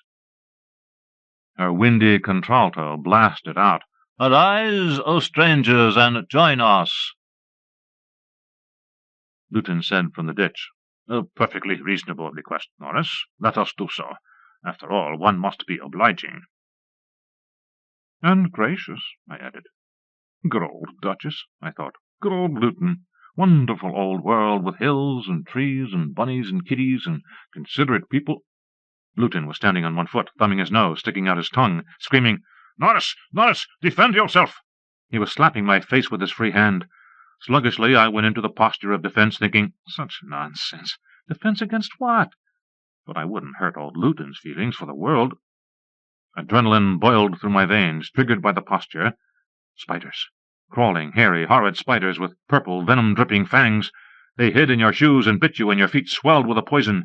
Their sticky, loathsome webs brushed across your face when you walked in the dark, and they came scuttling silently, champing their jaws, winking their evil, gem-like eyes. Spiders! The voice of the Duchess blared impatiently. "I said join us, O strangers! Well, what are you waiting for?" The Professor and I relaxed and looked at each other. "She's mad," the Professor said softly. "From an asylum."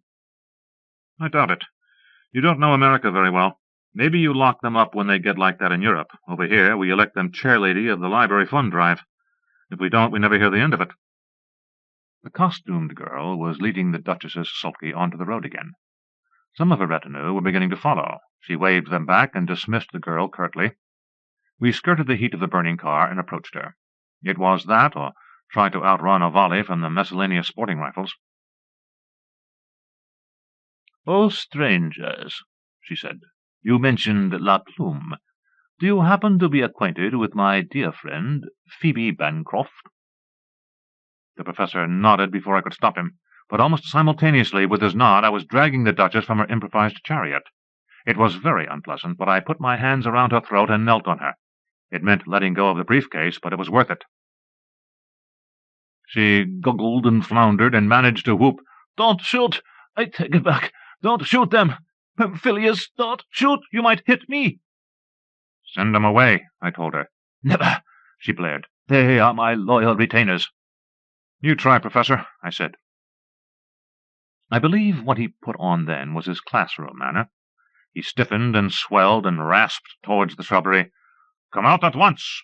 All of you!" They came out, shambling and puzzled. They realized that something was very wrong. There was the Duchess on the ground, and she wasn't telling them what to do the way she'd been telling them for weeks now. They wanted to oblige her in any little way they could, like shooting strangers, or scrounging canned food for her.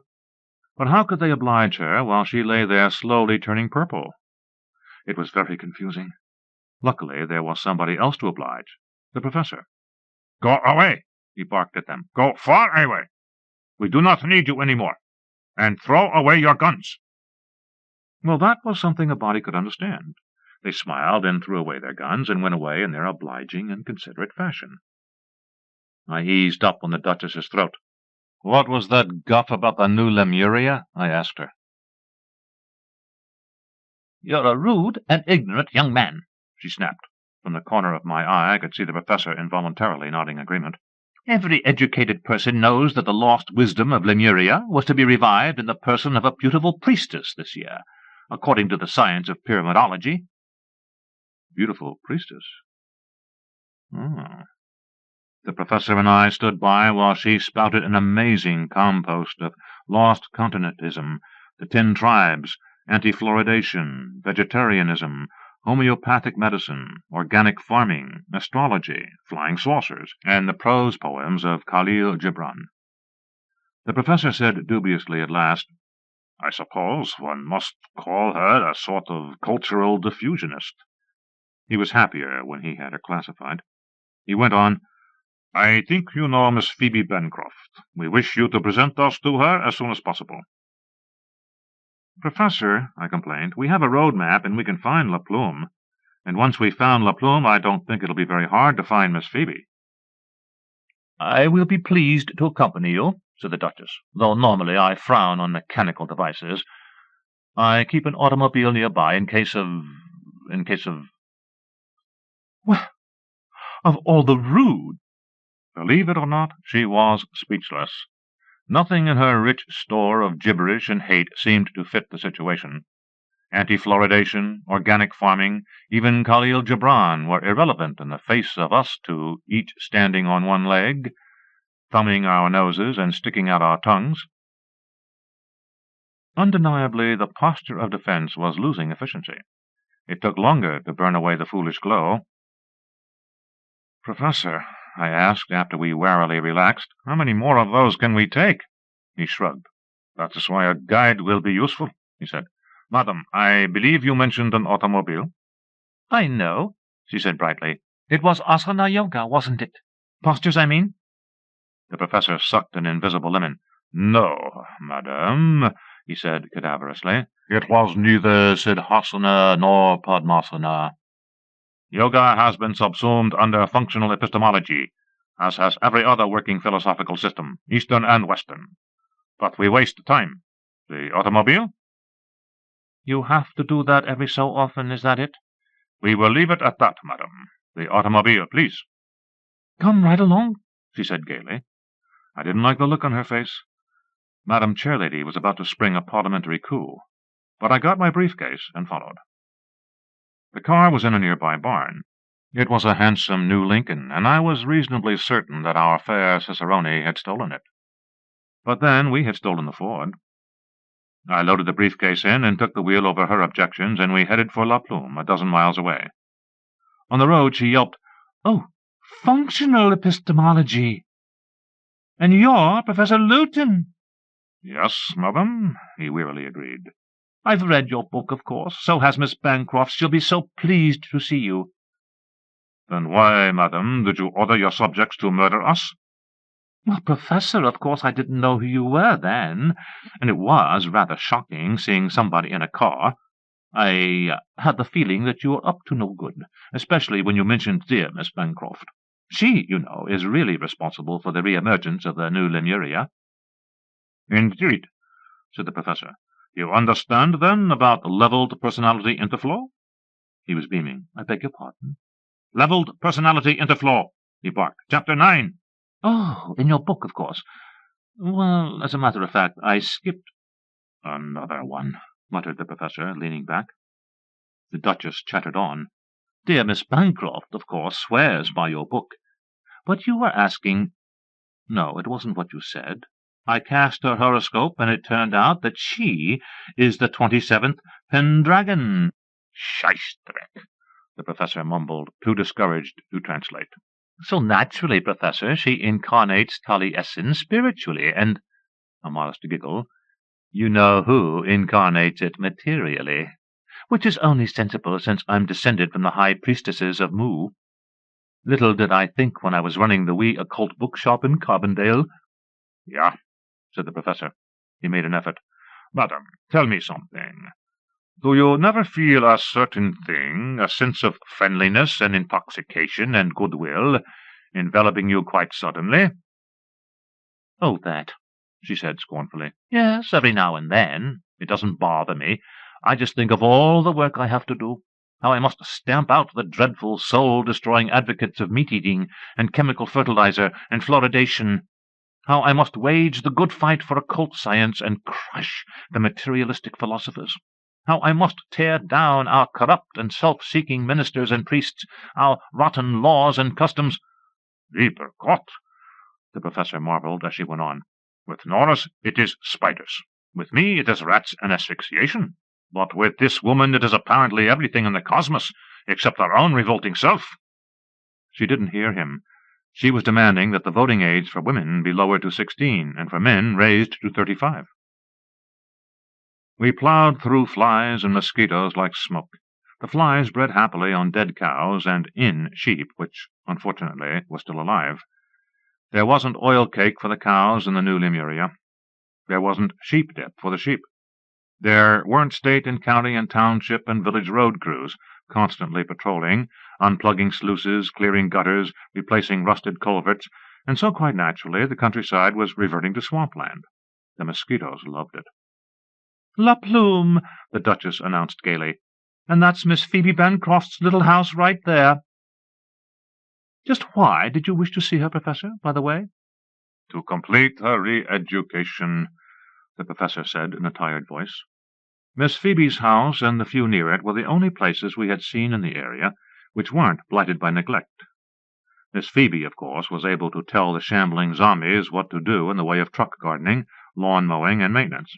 The bugs weren't too bad there. "She's probably resting, poor dear," said the Duchess. I stopped the car and we got out. The Duchess said something about Kleenex and got in again and rummaged through the glove compartment. "Please, Professor," I said, clutching my briefcase, "play it the smart way, the way I told you." "Norris," he said, "I realize that you have my best interests at heart. You're a good boy, Norris, and I like you." "Watch it!" I yelled and swung into the posture of defense. So did he. Spiders! It wasn't a good old world, not while there were loathsome spiders in it. Spiders! And a pistol shot past my ear. The professor fell. I turned and saw the Duchess looking smug, about to shoot me too. I sidestepped and she missed. As I slapped the automatic out of her hand, I thought confusedly that it was a near miracle, her hitting the professor at 5 paces, even if he was a standing target. People don't realize how hard it is to hit anything with a handgun. I suppose I was going to kill her, or at least damage her badly, when a new element intruded. A little old white-haired lady tottering down the neat gravel path from the house. She wore a nice pastel dress, which surprised me. Somehow I had always thought of her in black. "Bertha," Miss Phoebe rapped out, "what have you done?" The Duchess simpered. "That man there was going to harm you, Phoebe, dear, and this fellow is just as bad." Miss Phoebe said, "Nonsense. Nobody can harm me. Chapter 9, Rule 7. Bertha, I saw you shoot that gentleman. I'm very angry with you, Bertha. Very angry."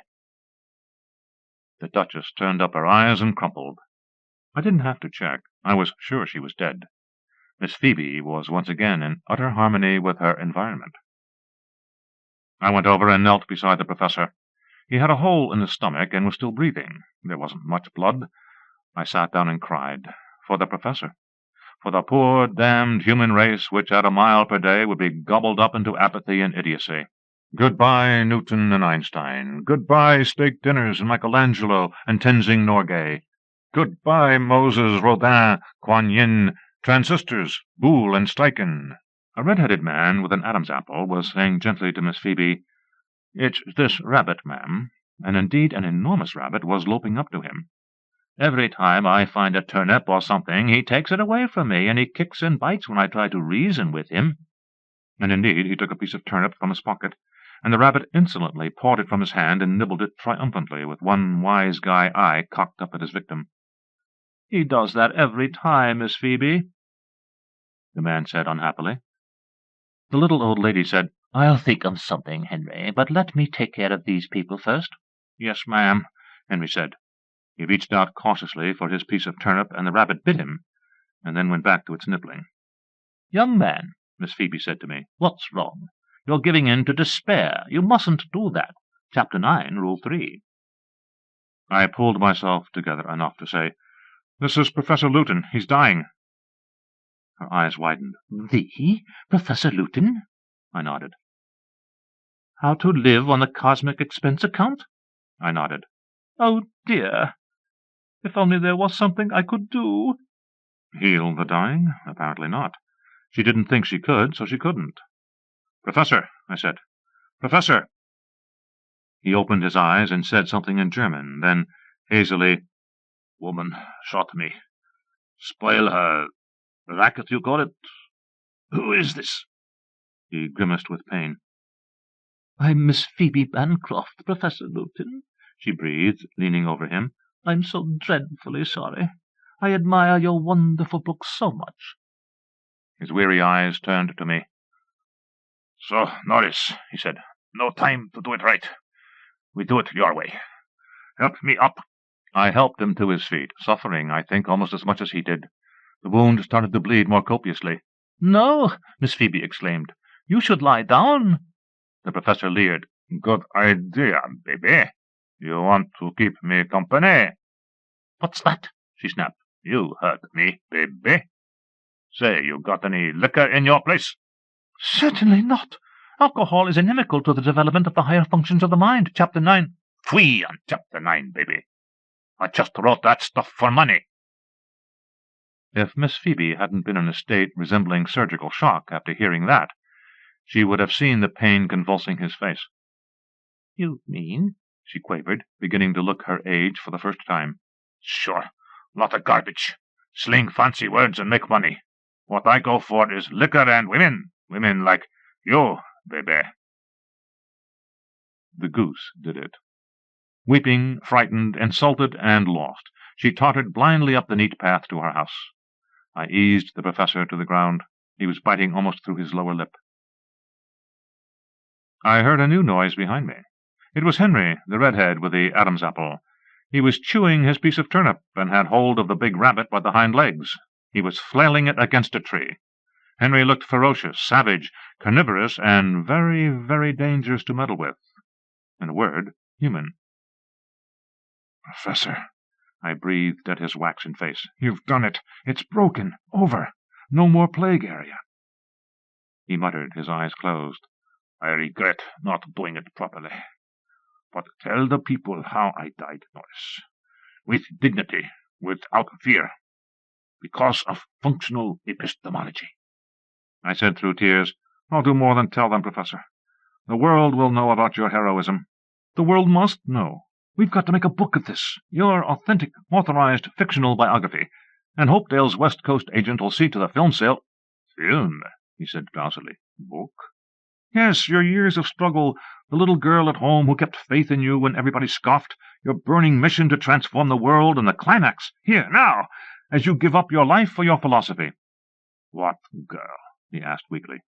"There must have been someone, Professor. We'll find someone." "You would," he asked feebly, "document my expulsion from Germany by the Nazis?" "Well, I don't think so, Professor. The export market's important, especially when it comes to selling film rights, and you don't want to go offending people by raking up old memories. But don't worry, Professor. The big thing is, the world will never forget you and what you've done." He opened his eyes and breathed. "You mean your version of what I've done? Ah, Norris, Norris! Never did I think there was a power on earth which could force me to contravene the principle of permissive evolution." His voice became stronger. "But you, Norris, are that power." He got to his feet, grunting. "Norris," he said, "I hereby give you formal warning that any attempt to make a fictional biography or cinema film of my life will result in an immediate injunction being, you say, slapped upon you, as well as suits for damages from libel, copyright infringement, and invasion of privacy. I have had enough." "Professor," I gasped, "you're well." He grimaced. "I'm sick, profoundly sick to my stomach at my contravention of the principle of permissive—" His voice grew fainter. This was because he was rising slowly into the air. He leveled off at 100 feet and called, "Send the royalty statements to my old address in Basel." And remember, Norris, I warned you." He zoomed eastward then at perhaps 100 miles per hour. I think he was picking up speed when he vanished from sight. I stood there for 10 minutes or so and sighed and rubbed my eyes and wondered whether anything was worthwhile. I decided I'd read the professor's book tomorrow without fail, unless something came up. Then I took my briefcase and went up the walk and into Miss Phoebe's house. Henry had made a twig fire on the lawn and was roasting his rabbit. He glared at me most disobligingly, and I skirted him with care. This was, after all, the payoff. This was, after all, the reason why I had risked my life and sanity. "Miss Phoebe," I said to her, taking it out of the briefcase, "I represent the Hopedale Press. This is one of our standard contracts. We're very much interested in publishing the story of your life, with special emphasis on the events of the past few weeks. Naturally, you'd have an experienced collaborator. I believe sales in the 100,000s wouldn't be too much to expect. I would suggest as a title— that's right, you sign on that line there— How to Be Supreme Ruler of Everybody." 10-story fantasy, spring 1951. Friend to Man. Call him, if anything, Smith. He had answered to that and to other names in the past. Occupation— fugitive. His flight, it is true, had days before slowed to a walk and then to a crawl, but still he moved, a speck of gray, across the vast and featureless red plain of a planet not his own. Nobody was following Smith, he sometimes realized, and then he would rest for a while, but not long. After a minute or an hour, the posse of his mind would reform and spur behind him. Reason would cry no, and still he would heave himself to his feet and begin again to inch across the sand. The posse, imaginary and terrible, faded from front to rear. Perhaps in the very last rank of pursuers was a dim shadow of a schoolmate. Smith had never been one to fight fair. More solid were the images of his first commercial venture, the hijacking job. A truck driver with his chest burned out, namelessly pursued. By his side, a faceless cop. The ranks of the posse grew crowded then, for Smith had been a sort of organizer after that, but never an organizer too proud to demonstrate his skill. An immemorially old-fashioned garroting wire trailed inches from the nape of Winkle's neck, for Winkle had nearly sung to the police. "Squealer!" shrieked Smith abruptly, startling himself. Shaking, he closed his eyes, and still Winkle plodded after him, the tails of wire bobbing with every step, stiffly. A solid, businesslike patrolman eclipsed him, drilled through the throat. Beside him was the miraculously resurrected shade of Henderson. The 12-man crew of a pirated lighter marched, as you would expect, in military formation, but they bled ceaselessly from their ears and eyes as people do when shot into space without helmets. These he could bear, but somehow Smith did not like to look at the leader of the posse. It was odd, but he did not like to look at her. She had no business there. If they were ghosts, why was she there? He hadn't killed her, and as far as he knew, Amy was alive and doing business in the open quarter at Portsmouth. It wasn't fair, Smith wearily thought. He inched across the featureless plain, and Amy followed with her eyes. Let us. We have waited so long. Wait longer, little ones, wait longer. Smith, arriving at the planet, had gravitated to the open quarter, and found, of course, that his reputation had preceded him. Little sharp-faced men had sidled up to pay their respects, and they happened to know of a job waiting for the right touch. He brushed them off. Smith found the virginal, gray-eyed Amy punching tapes for the transport company, tepidly engaged to a junior executive. The daughter of the board chairman, she fancied herself daring to work in the rough office at the port. First was the child's play of banishing her young man. A minor operation, it was managed with the smoothness and dispatch one learns after years of such things. Young Squarejaw had been quite willing to be seduced by a talented young woman from the open quarter, and had been so comically astonished when the photographs appeared on the office bulletin board. He had left by the next freighter, sweltering in a bunk by the two butts, and the forlorn gray eyes were wet for him. But how much longer must we wait? Much longer, little ones. It is weak, too weak. The posse Smith thought vaguely, was closing in. That meant, he supposed, that he was dying. It would not be too bad to be dead, quickly and cleanly. He had a horror of filth. Really, he thought, this was too bad. The posse was in front of him. It was not the posse. It was a spindly, complicated creature that, after a minute of bleary staring, he recognized as a native of the planet. Smith thought and thought as he stared, and could think of nothing to do about it. The problem was one of the few he had never considered and debated within himself. If it had been a cop, he would have acted. If it had been any human being, he would have acted. But this...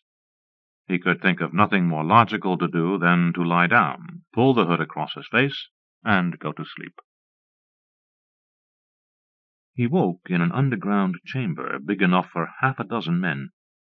It was egg-shaped and cool, illuminated by sunlight red-filtered through the top half. He touched the red-lit surface and found it to be composed of glass marbles, cemented together with a translucent plastic. The marbles he knew. The red desert was full of them, wind-polished against each other for millennia, rarely perfectly round, as all of these were. They had been most carefully collected. The bottom half of the egg-shaped cave was a mosaic of flatter, opaque pebbles, cemented with the same plastic. Smith found himself thinking clear, dry, level thoughts. The posse was gone, and he was sane, and there had been a native, and this must be the native's burrow. He had been cached there as food, of course, so he would kill the native and possibly drink its body fluids, for his canteen had been empty for a long time. He drew a knife and wondered how to kill, his eyes on the dark circle which led from the burrow to the surface. Suddenly the dark circle was filled with the tangled appendages of the creature, and in the midst of the appendages was, insanely, a Standard Transport Corporation 5-liter can. The STC monogram had been worn down, but was unmistakable. The can had heft to it. Water? The creature seemed to hold it out. He reached into the tangle, and the can was smoothly released to him. The catch flipped up, and he drank flat, distilled water in great gulps. He felt that he bulged with the stuff when he stopped, and knew the first uneasy intimations of inevitable cramp. The native was not moving, but something that could have been an eye turned on him. "Salt?" asked Smith, his voice thin in the thin air. "I need salt with water." The thing rubbed 2 appendages together, and he saw a drop of amber exude and spread on them. It was, he realized a moment later, rosining the bow, for the appendages drew across each other, and he heard a whining, vibrating cricket voice say, "Za?" "Salt," said Smith. It did better the next time. The amber drop spread, and "Zot" was sounded, with a little tap of the bow for the final phoneme. It vanished, and Smith leaned back with the cramps beginning. His stomach convulsed, and he lost the water he had drunk. It seeped without a trace into the floor. He doubled up and groaned once. The groan had not eased him in body or mind. He would groan no more, but let the cramps run their course. Nothing but what is useful had always been his tacit motto. There had not been a false step in the episode of Amy. When Square Jaw had been disposed of, Smith had waited until her father, perhaps worldly enough to know his game, certain at all events not to like the way he played it, left on one of his regular inspection trips.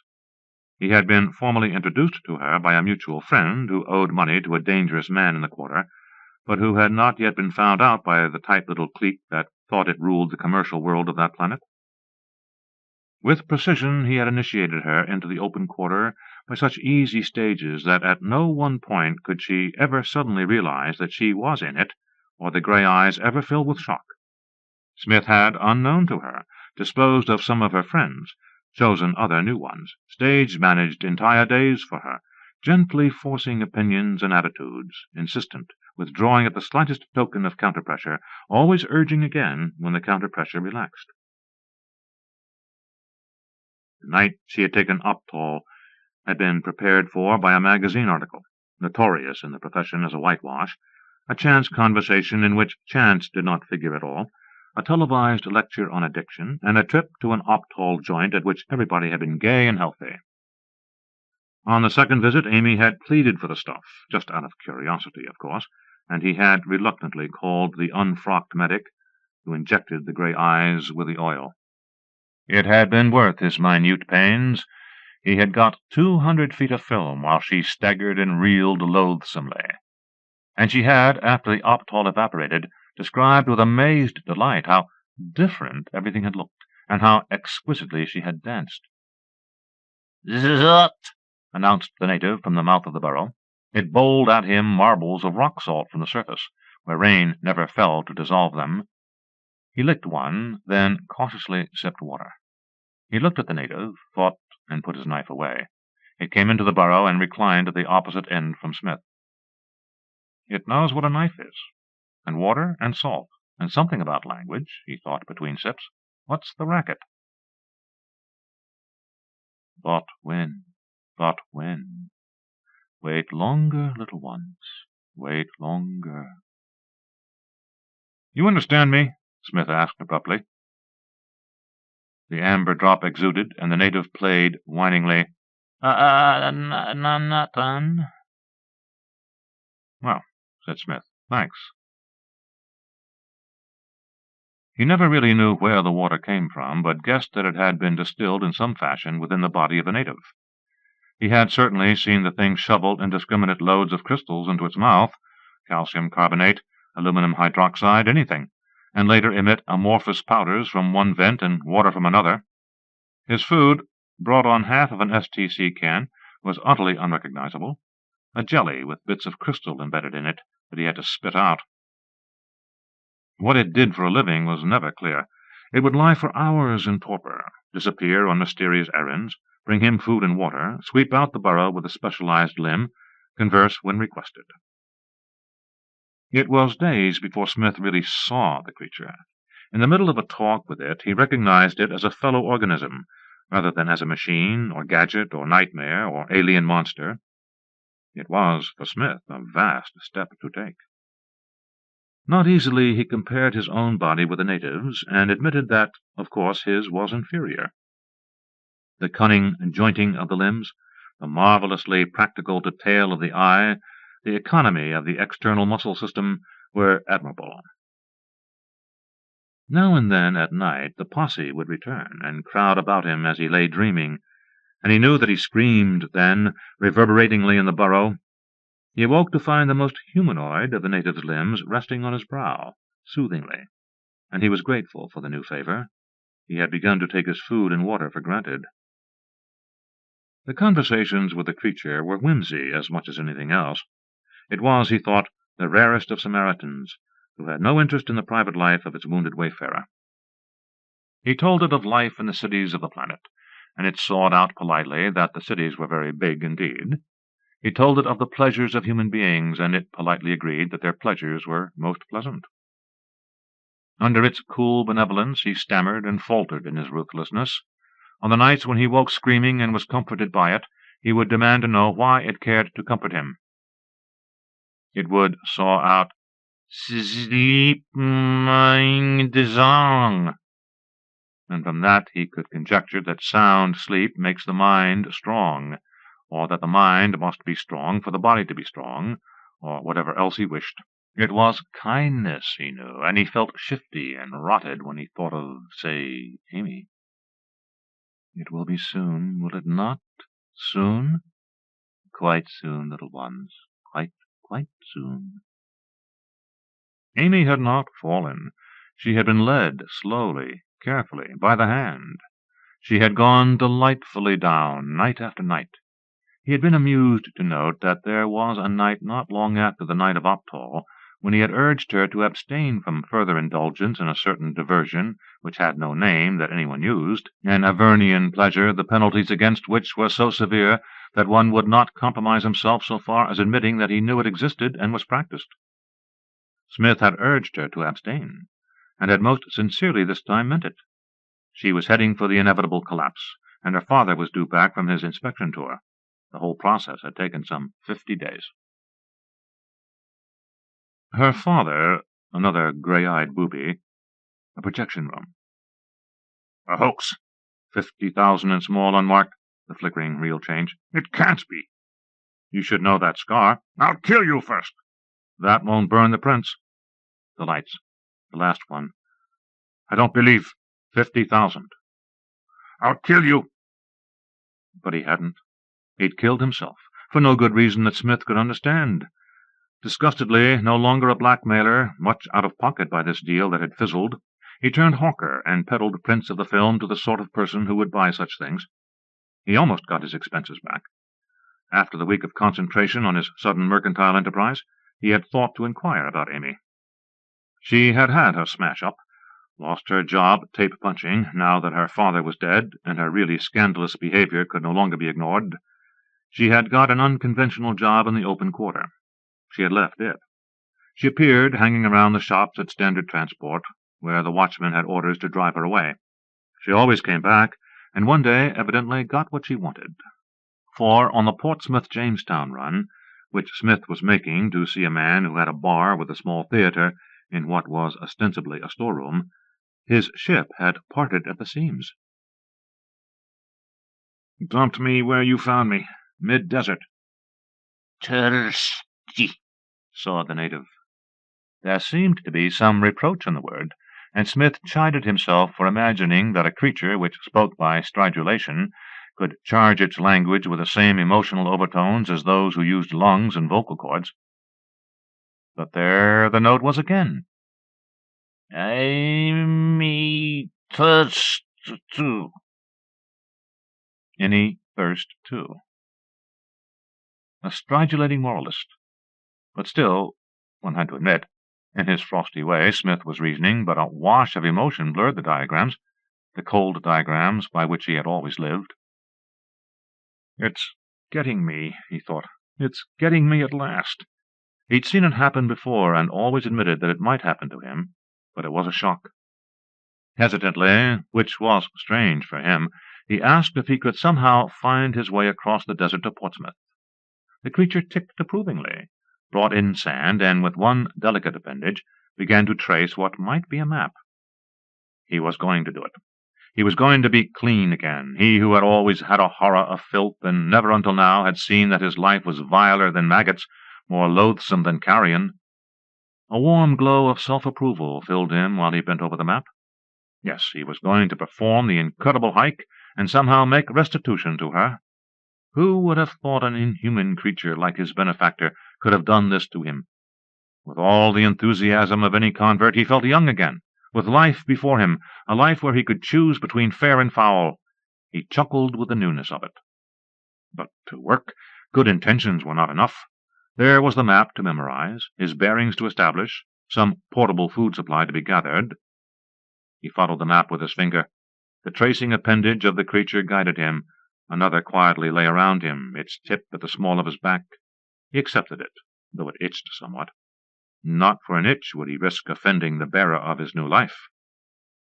He was going to get Amy to a cure, give her money, bear her abuse. She could not understand all at once that he was another man, turn his undoubted talent to an honest farewell, farewell. Farewell, little ones, farewell. The map blurred a bit before Smith's eyes. Then the map toppled and slid and became the red-lit ceiling of the burrow. Then Smith tried to move and could not. The itching in his back was a torment. The Scray mother did not look at the prostrate host as she turned and crawled up from the incubator to the surface. Something like fond humor wrinkled the surface of her thoughts as she remembered the little ones and their impatience. Hi-ho, she had given them the best she could, letting many a smaller host go by until this fine big host came her way. It had taken feeding and humoring, but it would last many and many a month, while the little wrigglers grew and ate and grew within it. Hi-ho, life went on, she thought. One did the best one could. Fantasy and Science Fiction, April 1954. I Never Ast No Favors. Dear Mr. Marino, I hesitate to take pen in hand and write you because I guess you do not remember me, except maybe as a punk kid you did a good turn. And I know you must be a busy man running your undertaking parlor as well as the Third Ward and your barber shop. I never asked no favors of nobody, but this is a special case, which I hope you will agree when I explain. To refresh your memory, as the mouthpiece says in court, My name is Anthony Cornaro, only maybe you remember me better as Tough Tony, which is what they call me back home in the ward. I am not the Tough Tony from Water Street who was about 55 and doing a sixer up the river. I am the Tough Tony who was going on 17 from Brecker Street, and who you got probation for last week after I slashed that nosy cop that comes flat-footing into the grocery store where some friends and I are just looking around, not knowing it is after hours and that the grocery man has went home. That is the Tough Tony that I am. I guess you remember me now, so I can go ahead. With the probation, not that I am complaining, the trouble starts. The mouthpiece says he has known this lad for years, and he comes from a very fine church-going family, and he has been led astray by bad companions. So, all right, the judge says 3 years probation, but he goes on to say, if this, if that, environment, bad influences, congested city streets, our vital dairy industry denuded, such a word from a judge, of labor. Before I know what has happened, I am signing a paper. My mama is putting her mark on it, and I am on my way to Chiunga County to milk cows. I figure the judge does not know I am a personal friend of yours, and I do not want to embarrass you by mentioning your name in open court. I figure I will get a chance later to straighten things out. Also, to tell you the truth, I am too struck with horror to talk. On the ride upstate, I am handcuffed to the juvenile court officer, so I cannot make a break for it. But at last I get time to think, and I realize that it is not as bad as it looks. I am supposed to work for a dame named Mrs. Parry and get chow, clothes, and prevailing wages. I figure it takes maybe a month for her to break me in on the cow racket, or even longer if I play dumb. During the month I get a few bucks, a set of threads, and take it easy, and by then I figure you will have everything straightened out, and I can get back to my regular occupation, only more careful this time. Experience is the best teacher, Mr. Marino, as I am sure you know. Well, we arrive at this town, Chiunga Forks, and I swear to God I never saw such a creepy place. You wouldn't believe it. The main drag is all of 4 blocks long, and the stores and houses are from wood. I expect to see Gary Cooper stalking down the street with a scowl on his puss and his hands on his guns looking for the bad guys. 4 hours from the 3rd Ward in a beat-up 48 Police Department Buick. You wouldn't believe it. We park in front of a hash house. Characters in rubber boots gawk at us. The court officer takes off the cuffs and gabs with the driver, but does not lose sight of me. While we are waiting for this Mrs. Parry to keep the date, I study the bank building across the street and develop some ideas which will interest you, Mr. Marino, but which I will not go into right now. All of a sudden there is a hassle on the sidewalk. A big woman with gray hair and a built like Tony Galinto is kicking a little guy who looks like T.B. Louis the Book, who I guess you know, but not so muscular and wearing overalls.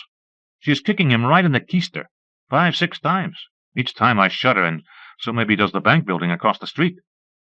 "Shoot my dog, will you?" she yells at the character. "I said I'd kick your butt from here to Scranton when I caught up with you, Dudwingle." "Leave me be," he squawks, trying to pry her hands off his shoulders.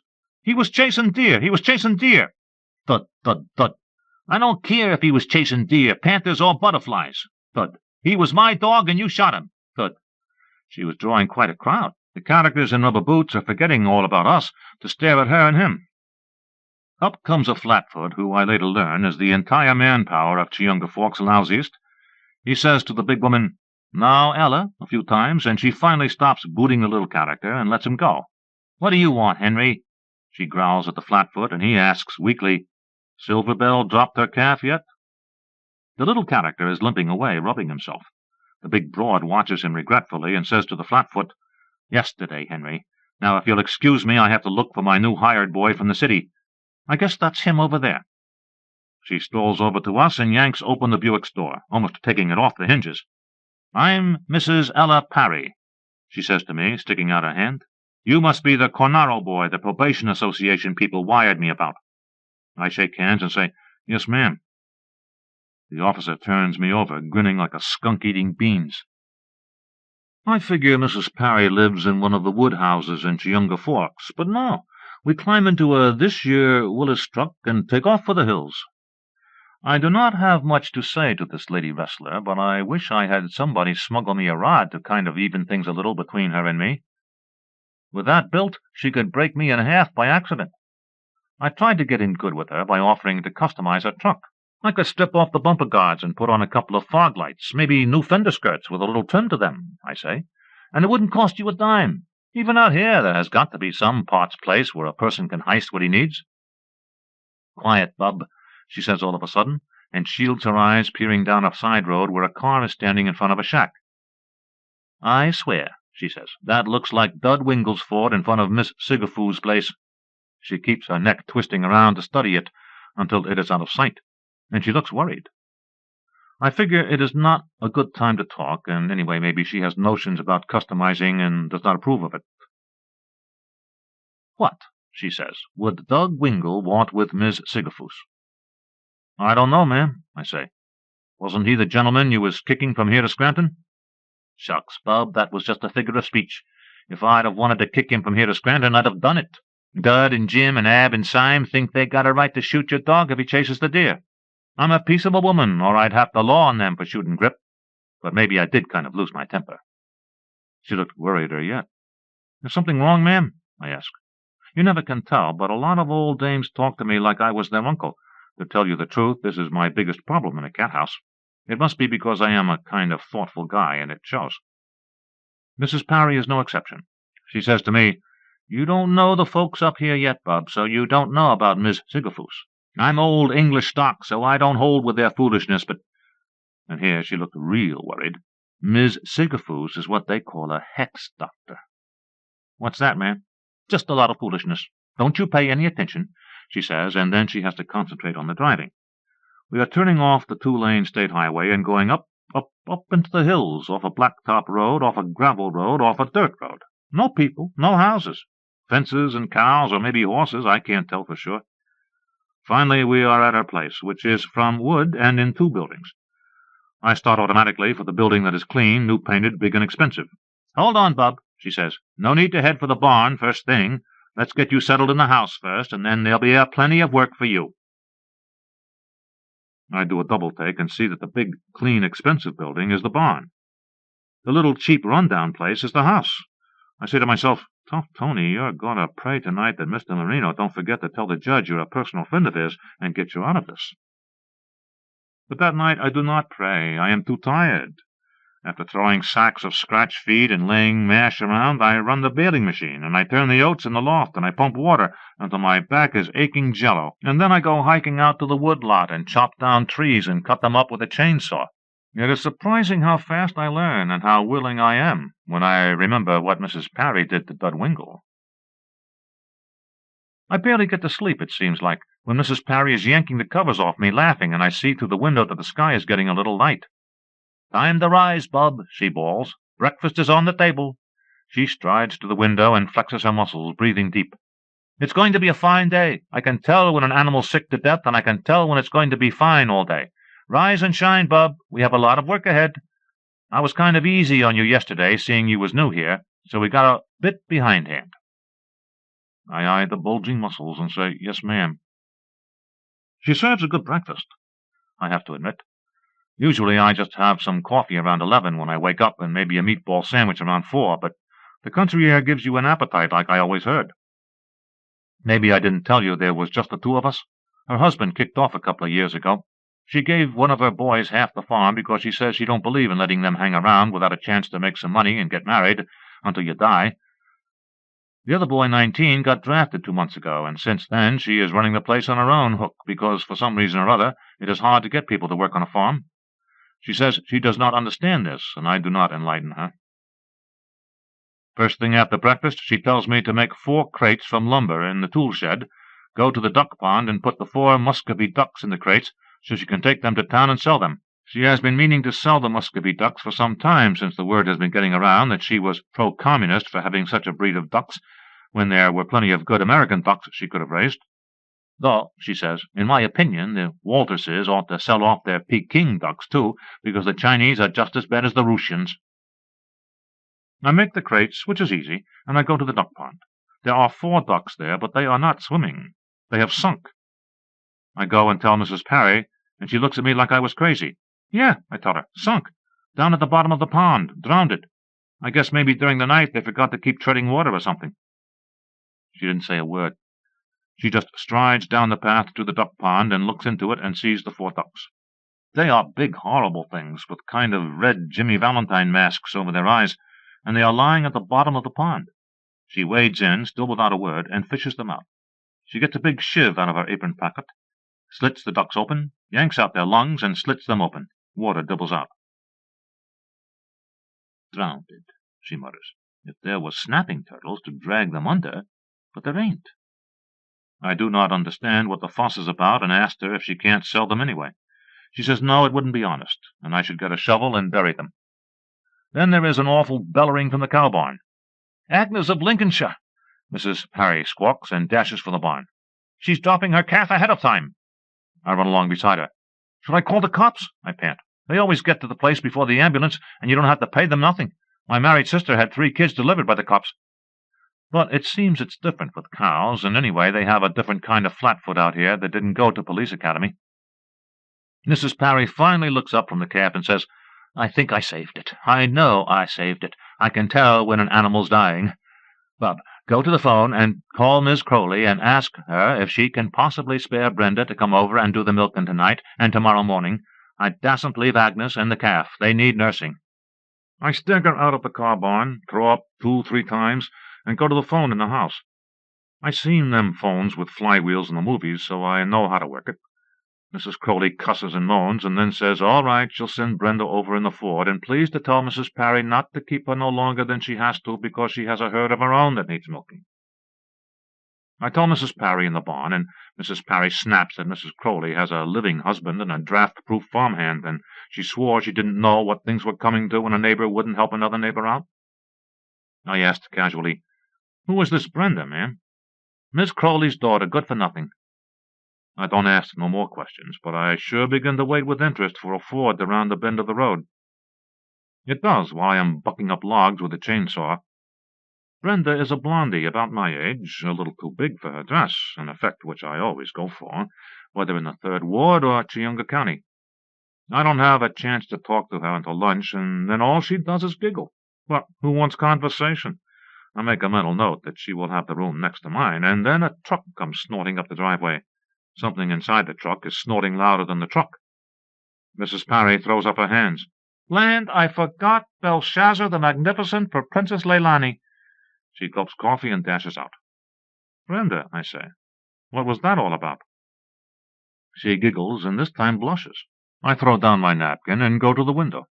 The truck is being backed to a field with a big board fence around it. Mrs. Parry is going into the barn and is leading a cow into the field. The cow is mighty nervous, and I begin to understand why. The truck driver opens the tailgate, and out comes a snorting bull. I think, well, I've been to a few stag shows, but this I never seen before. Maybe a person can learn something in the country after all. Belshazzar the Magnificent sees Princess Leilani. He snorts like Charles Boyer. Princess Leilani cowers away from him like Betty Davis. Belshazzar the Magnificent paws the ground. Princess Leilani trembles. And then Belshazzar the Magnificent yawns and starts eating grass. Princess Leilani looks up startled and says, "Huh?" No, on second thought, it is not Princess Leilani who says, "Huh?" It is Brenda at the other kitchen window. She sees me watching her, giggles, blushes, and goes to the sink and starts doing dishes. I guess this is a good sign, but I don't press my luck. I go outside, where Mrs. Parry is cussing out the truck driver. "Some bull!" she yells at him. "What am I supposed to do now? How long is Leilani going to stay in season? What if I can't line up another stud for her? Do you realize what it's going to cost me in veal and milk checks?" Yada-da, yada-da, yada-da.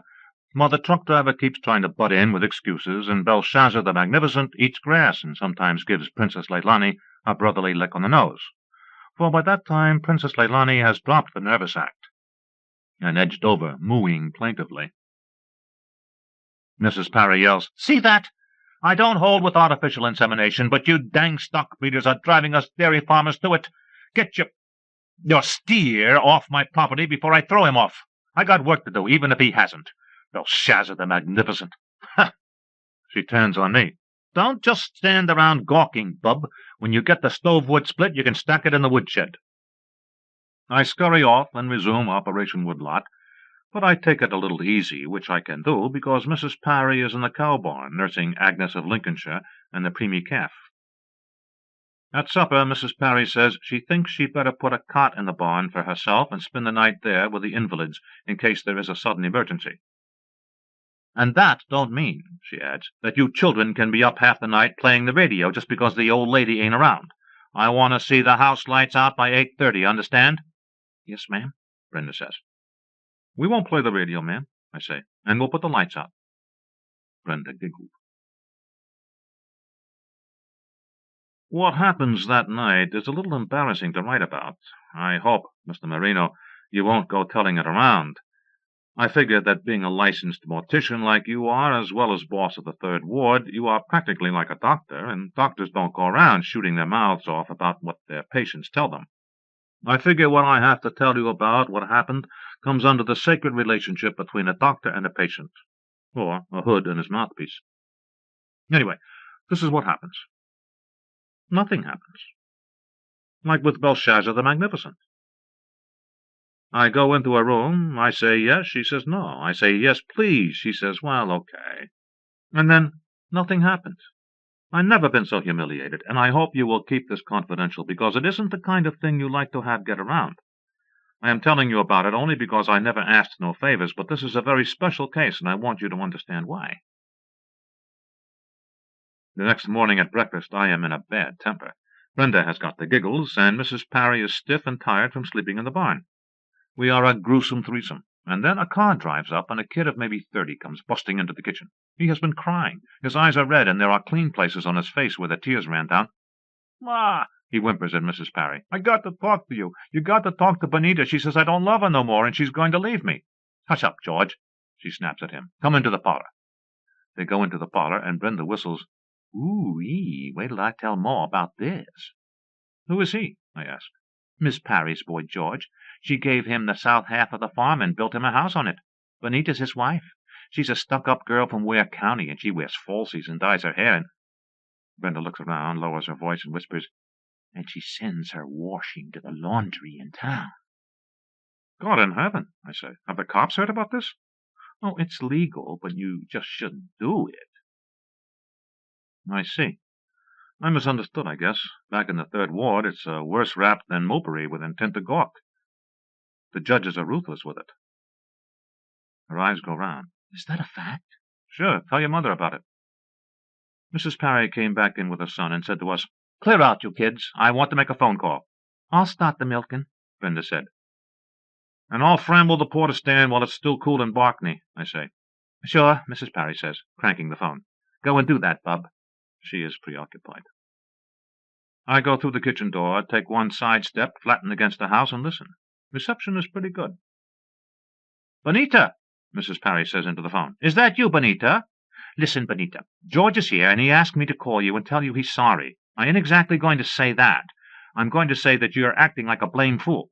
No, don't talk about it. This is a party line. Just listen. "I know what happened. George told me. After all, I'm his mother. Just listen to an older woman with more experience." "So what happened? That don't mean he doesn't love you, child. It's happened to me. I guess it's happened to every woman. You mustn't take it personally. You're just suffering from a case of newlywed nerves. After you've been married 2 years or so, you'll see things like this in better focus. Maybe George was tired. Maybe he got one of those flu germs that's going around." "No, I didn't say he was sick." "No, he seems all right. Maybe looks a little feverish. Well, now, I don't know whether you really want to talk to him or not, you being so upset and all. If he is sick, it'd just upset him." "Oh, all right." She chuckles away from the phone and says, "She wants to talk to you, George. Don't be too eager, boy." I slink away from the kitchen door, thinking, I am thinking so hard that Mrs. Parry bungles into me when she walks out of the kitchen sooner than I expect. She grabs me with one of those pipe vice hands and snaps, "You young devil, were you listening to me on the phone?" Usually it is the smart thing to deny everything and ask for your mouthpiece. But up here they got no mouthpieces. For once I tell the truth and cop a plea. "Yes, Mrs. Parry, I'm so ashamed of myself you can't imagine. I always been like that. It's a psychological twist I got for listening. I can't seem to control it. Maybe I read too many bad comic books. But honest, I won't breathe a word about how George couldn't—" Here I have the sense to shut up, but too late. She drills me with a look, and the pipe vice tightens on my arm. "Couldn't what, bub?" "Like Belshazzar the Magnificent," I say weakly. "Yep," she says. "I thought that's what you were going to say. Now tell me, bub, how'd you know? And don't tell me you guessed from what I said. I've been using party lines for 30 years. The way I was talking to Bonita, it could have been anything from George hitting her with a brick to coming home drunk. You picked a mighty long shot. You picked it right, and I want to know how you did it." She would have made a great DA. I mumble, "The same thing happened to me last night. Would you mind letting go of my arm, Mrs. Parry, before it drops off?" She lets go with a start. "Oh, sorry, Bub." She walks slowly to the barn, and I walk slowly beside her, because I think she expects it. "Maybe," I say, "it's something in the water." She shakes her head. "You don't know bulls, Bub. And what about the ducks that sank, and Agnes dropping her calf before her time?" She begins to breathe hard through her nostrils. "It's hexing, that's what it is." "What's hexing, ma'am?" "Heathen doings by that old Miss Sigafoose. She's been warned and warned plenty to stick to her doctoring. I hold nothing against her for curing the croup, or maybe selling a young man love potion if he's going down to Scranton to sell his crop and play around a little. But she's not satisfied with that, I guess. Dud Wingle must have gone to her with a $20 bill to witch my farm." I do not know what to make of this. My mamma, of course, has told me about la vecchia religione, but I never know they believe in stuff like that over here. "Can you go to the cops, ma'am?" I asked. She snorts like Belshazzar the Magnificent. "Cops? A fat lot old Henry Bricker would know about witching. No, Bub, I guess I'll handle this myself.